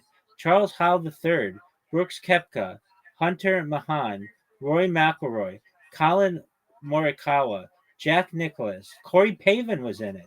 Xander Schauffele, Scotty Scheffler, Jordan Spieth, Justin Thomas, Lee Trevino, Bubba Watson, Seth Waugh, Will Zalatoris, Marcelo Hernandez, Travis Kelce, Nick Swartzen, Eminem, Robert Smigel was in it. Oh, yeah. John Lovitz was in it. Rob Schneider was in it. Blake Clark was in it. Dan Patrick was in it. Stephen A. Smith. I had lunch with Stephen A. Smith once. Chris Berman was in it. Jim Gray was in it. Oliver Hudson was in it. Fernando Marrero was in it. Reggie Bush was in it. Rebecca Quinn was in it. Nikki Garcia was in it. Tim Herlihy was in it. Nelly Korda was in it. Nancy Lopez was in it. Jonathan Loughran was in it. Chris Titone was in it. Boban Marjanovic was in it. Judith Sandler was in it. Leela Titone was in it. Joseph Resi was in it. Let me just see if anybody else famous in it was in it. Paige Spurniak was in it. Ken Jennings was in it. Carter Hembley was in it. Robert Simmons was in it. Ella Stiller was in it. Chris Witowski was in it. James Downey was in it. Jenna Sims was in it. Guy Fieri, Sarah Sarandos, Frank Korakaki, Sean Avery, Chris Chelios was in it. Rosie McDonald was in it. Andrew Watt was in it. Claudia Robinson was in it. Scott Stuber was in it. Ellis Craver was in it. Sullivan Flannery, all these people. Incredible amount of people were in it. I have never seen a movie with so many famous people in it. Bobby Lee was in it. Who's the other guy who's also in that? Who does the Bad Friends podcast? Tom Johnson was in it. Michael Lowry was in it. Dude, everybody was in this movie. Carl Weathers was in it because they did his like cameos. Or his like, dude, everybody was in this movie. Yeah, pretty. It's just not a good choice. Dude, they could have made it. They could have made it an excellent movie if it just stuck to golf. Yeah, the writing was not. The jokes were not funny. The writing sucked. The plot was terrible. Right. I can't believe they had that many people. It makes me want to watch it again. So I'm like, oh, that's where that person is, and that's where that person is. I don't think I ever would, but just because it was just so fragmented, like because of all the people that they wanted to stuff into this movie. Like they all need one stupid line that isn't gonna work well. So word dog. They can be included for some reason. 100%. All right, pimp. Go enjoy your dog and come back when you have time, okay? All right. Sounds good. Peace, pimp. Peace out, dog.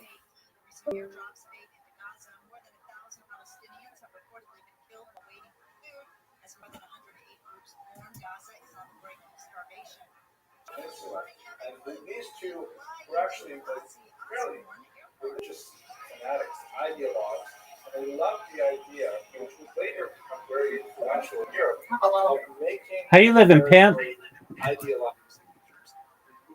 It's me again. What's up, B. Alexander? Nothing much, just chilling. Excellent. Feel free to chill in here all day, every day. I'm always live in here, so you've got a new friend in me. I'll make you do eating stream. What'd you say? You were in ICE's Discord? I was in ICE's Discord? Eating.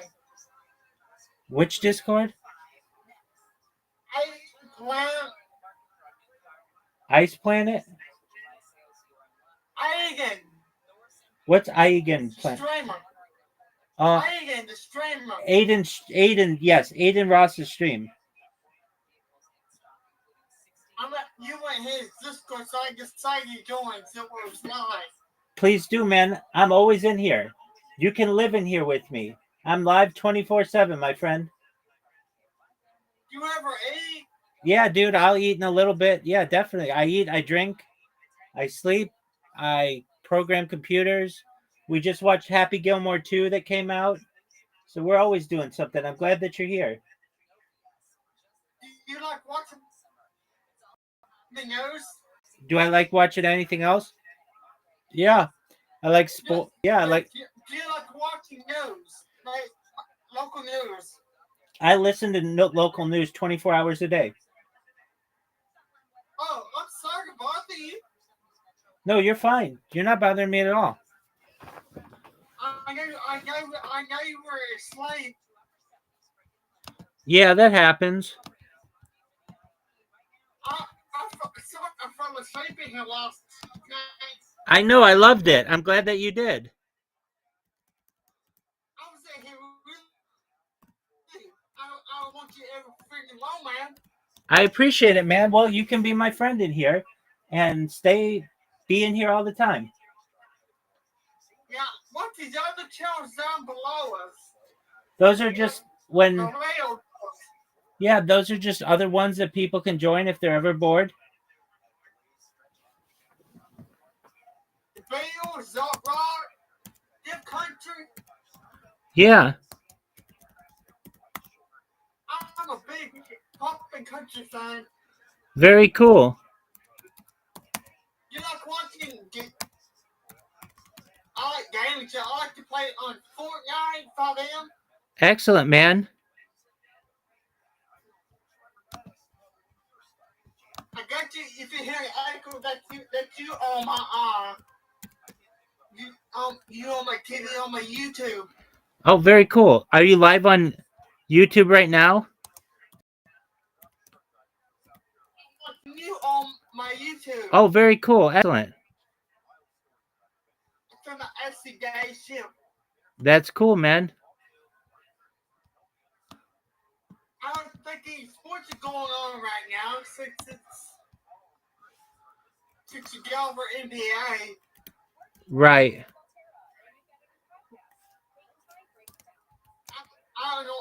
I know football's coming up. That's correct. Do you play fantasy football? No, I like to watch a streamer called Way Hooping. He's a big Baltimore Ravens fan. And so am I. I'm a big Baltimore Ravens fan. That's tight. Do you like Lamar Jackson? Do you like Lamar Jackson? Oh, yeah. Yes, I'm a big fan of Lamar Jackson. Before I used to watch the Buffalo Bills. Oh, very cool. Do you like Josh Allen? Yeah, he's pretty cool. I like all of us. I'm a big. I made Google because I'm a big NFL fan. Excellent, man. That's great. If you hear, I'm sorry to hear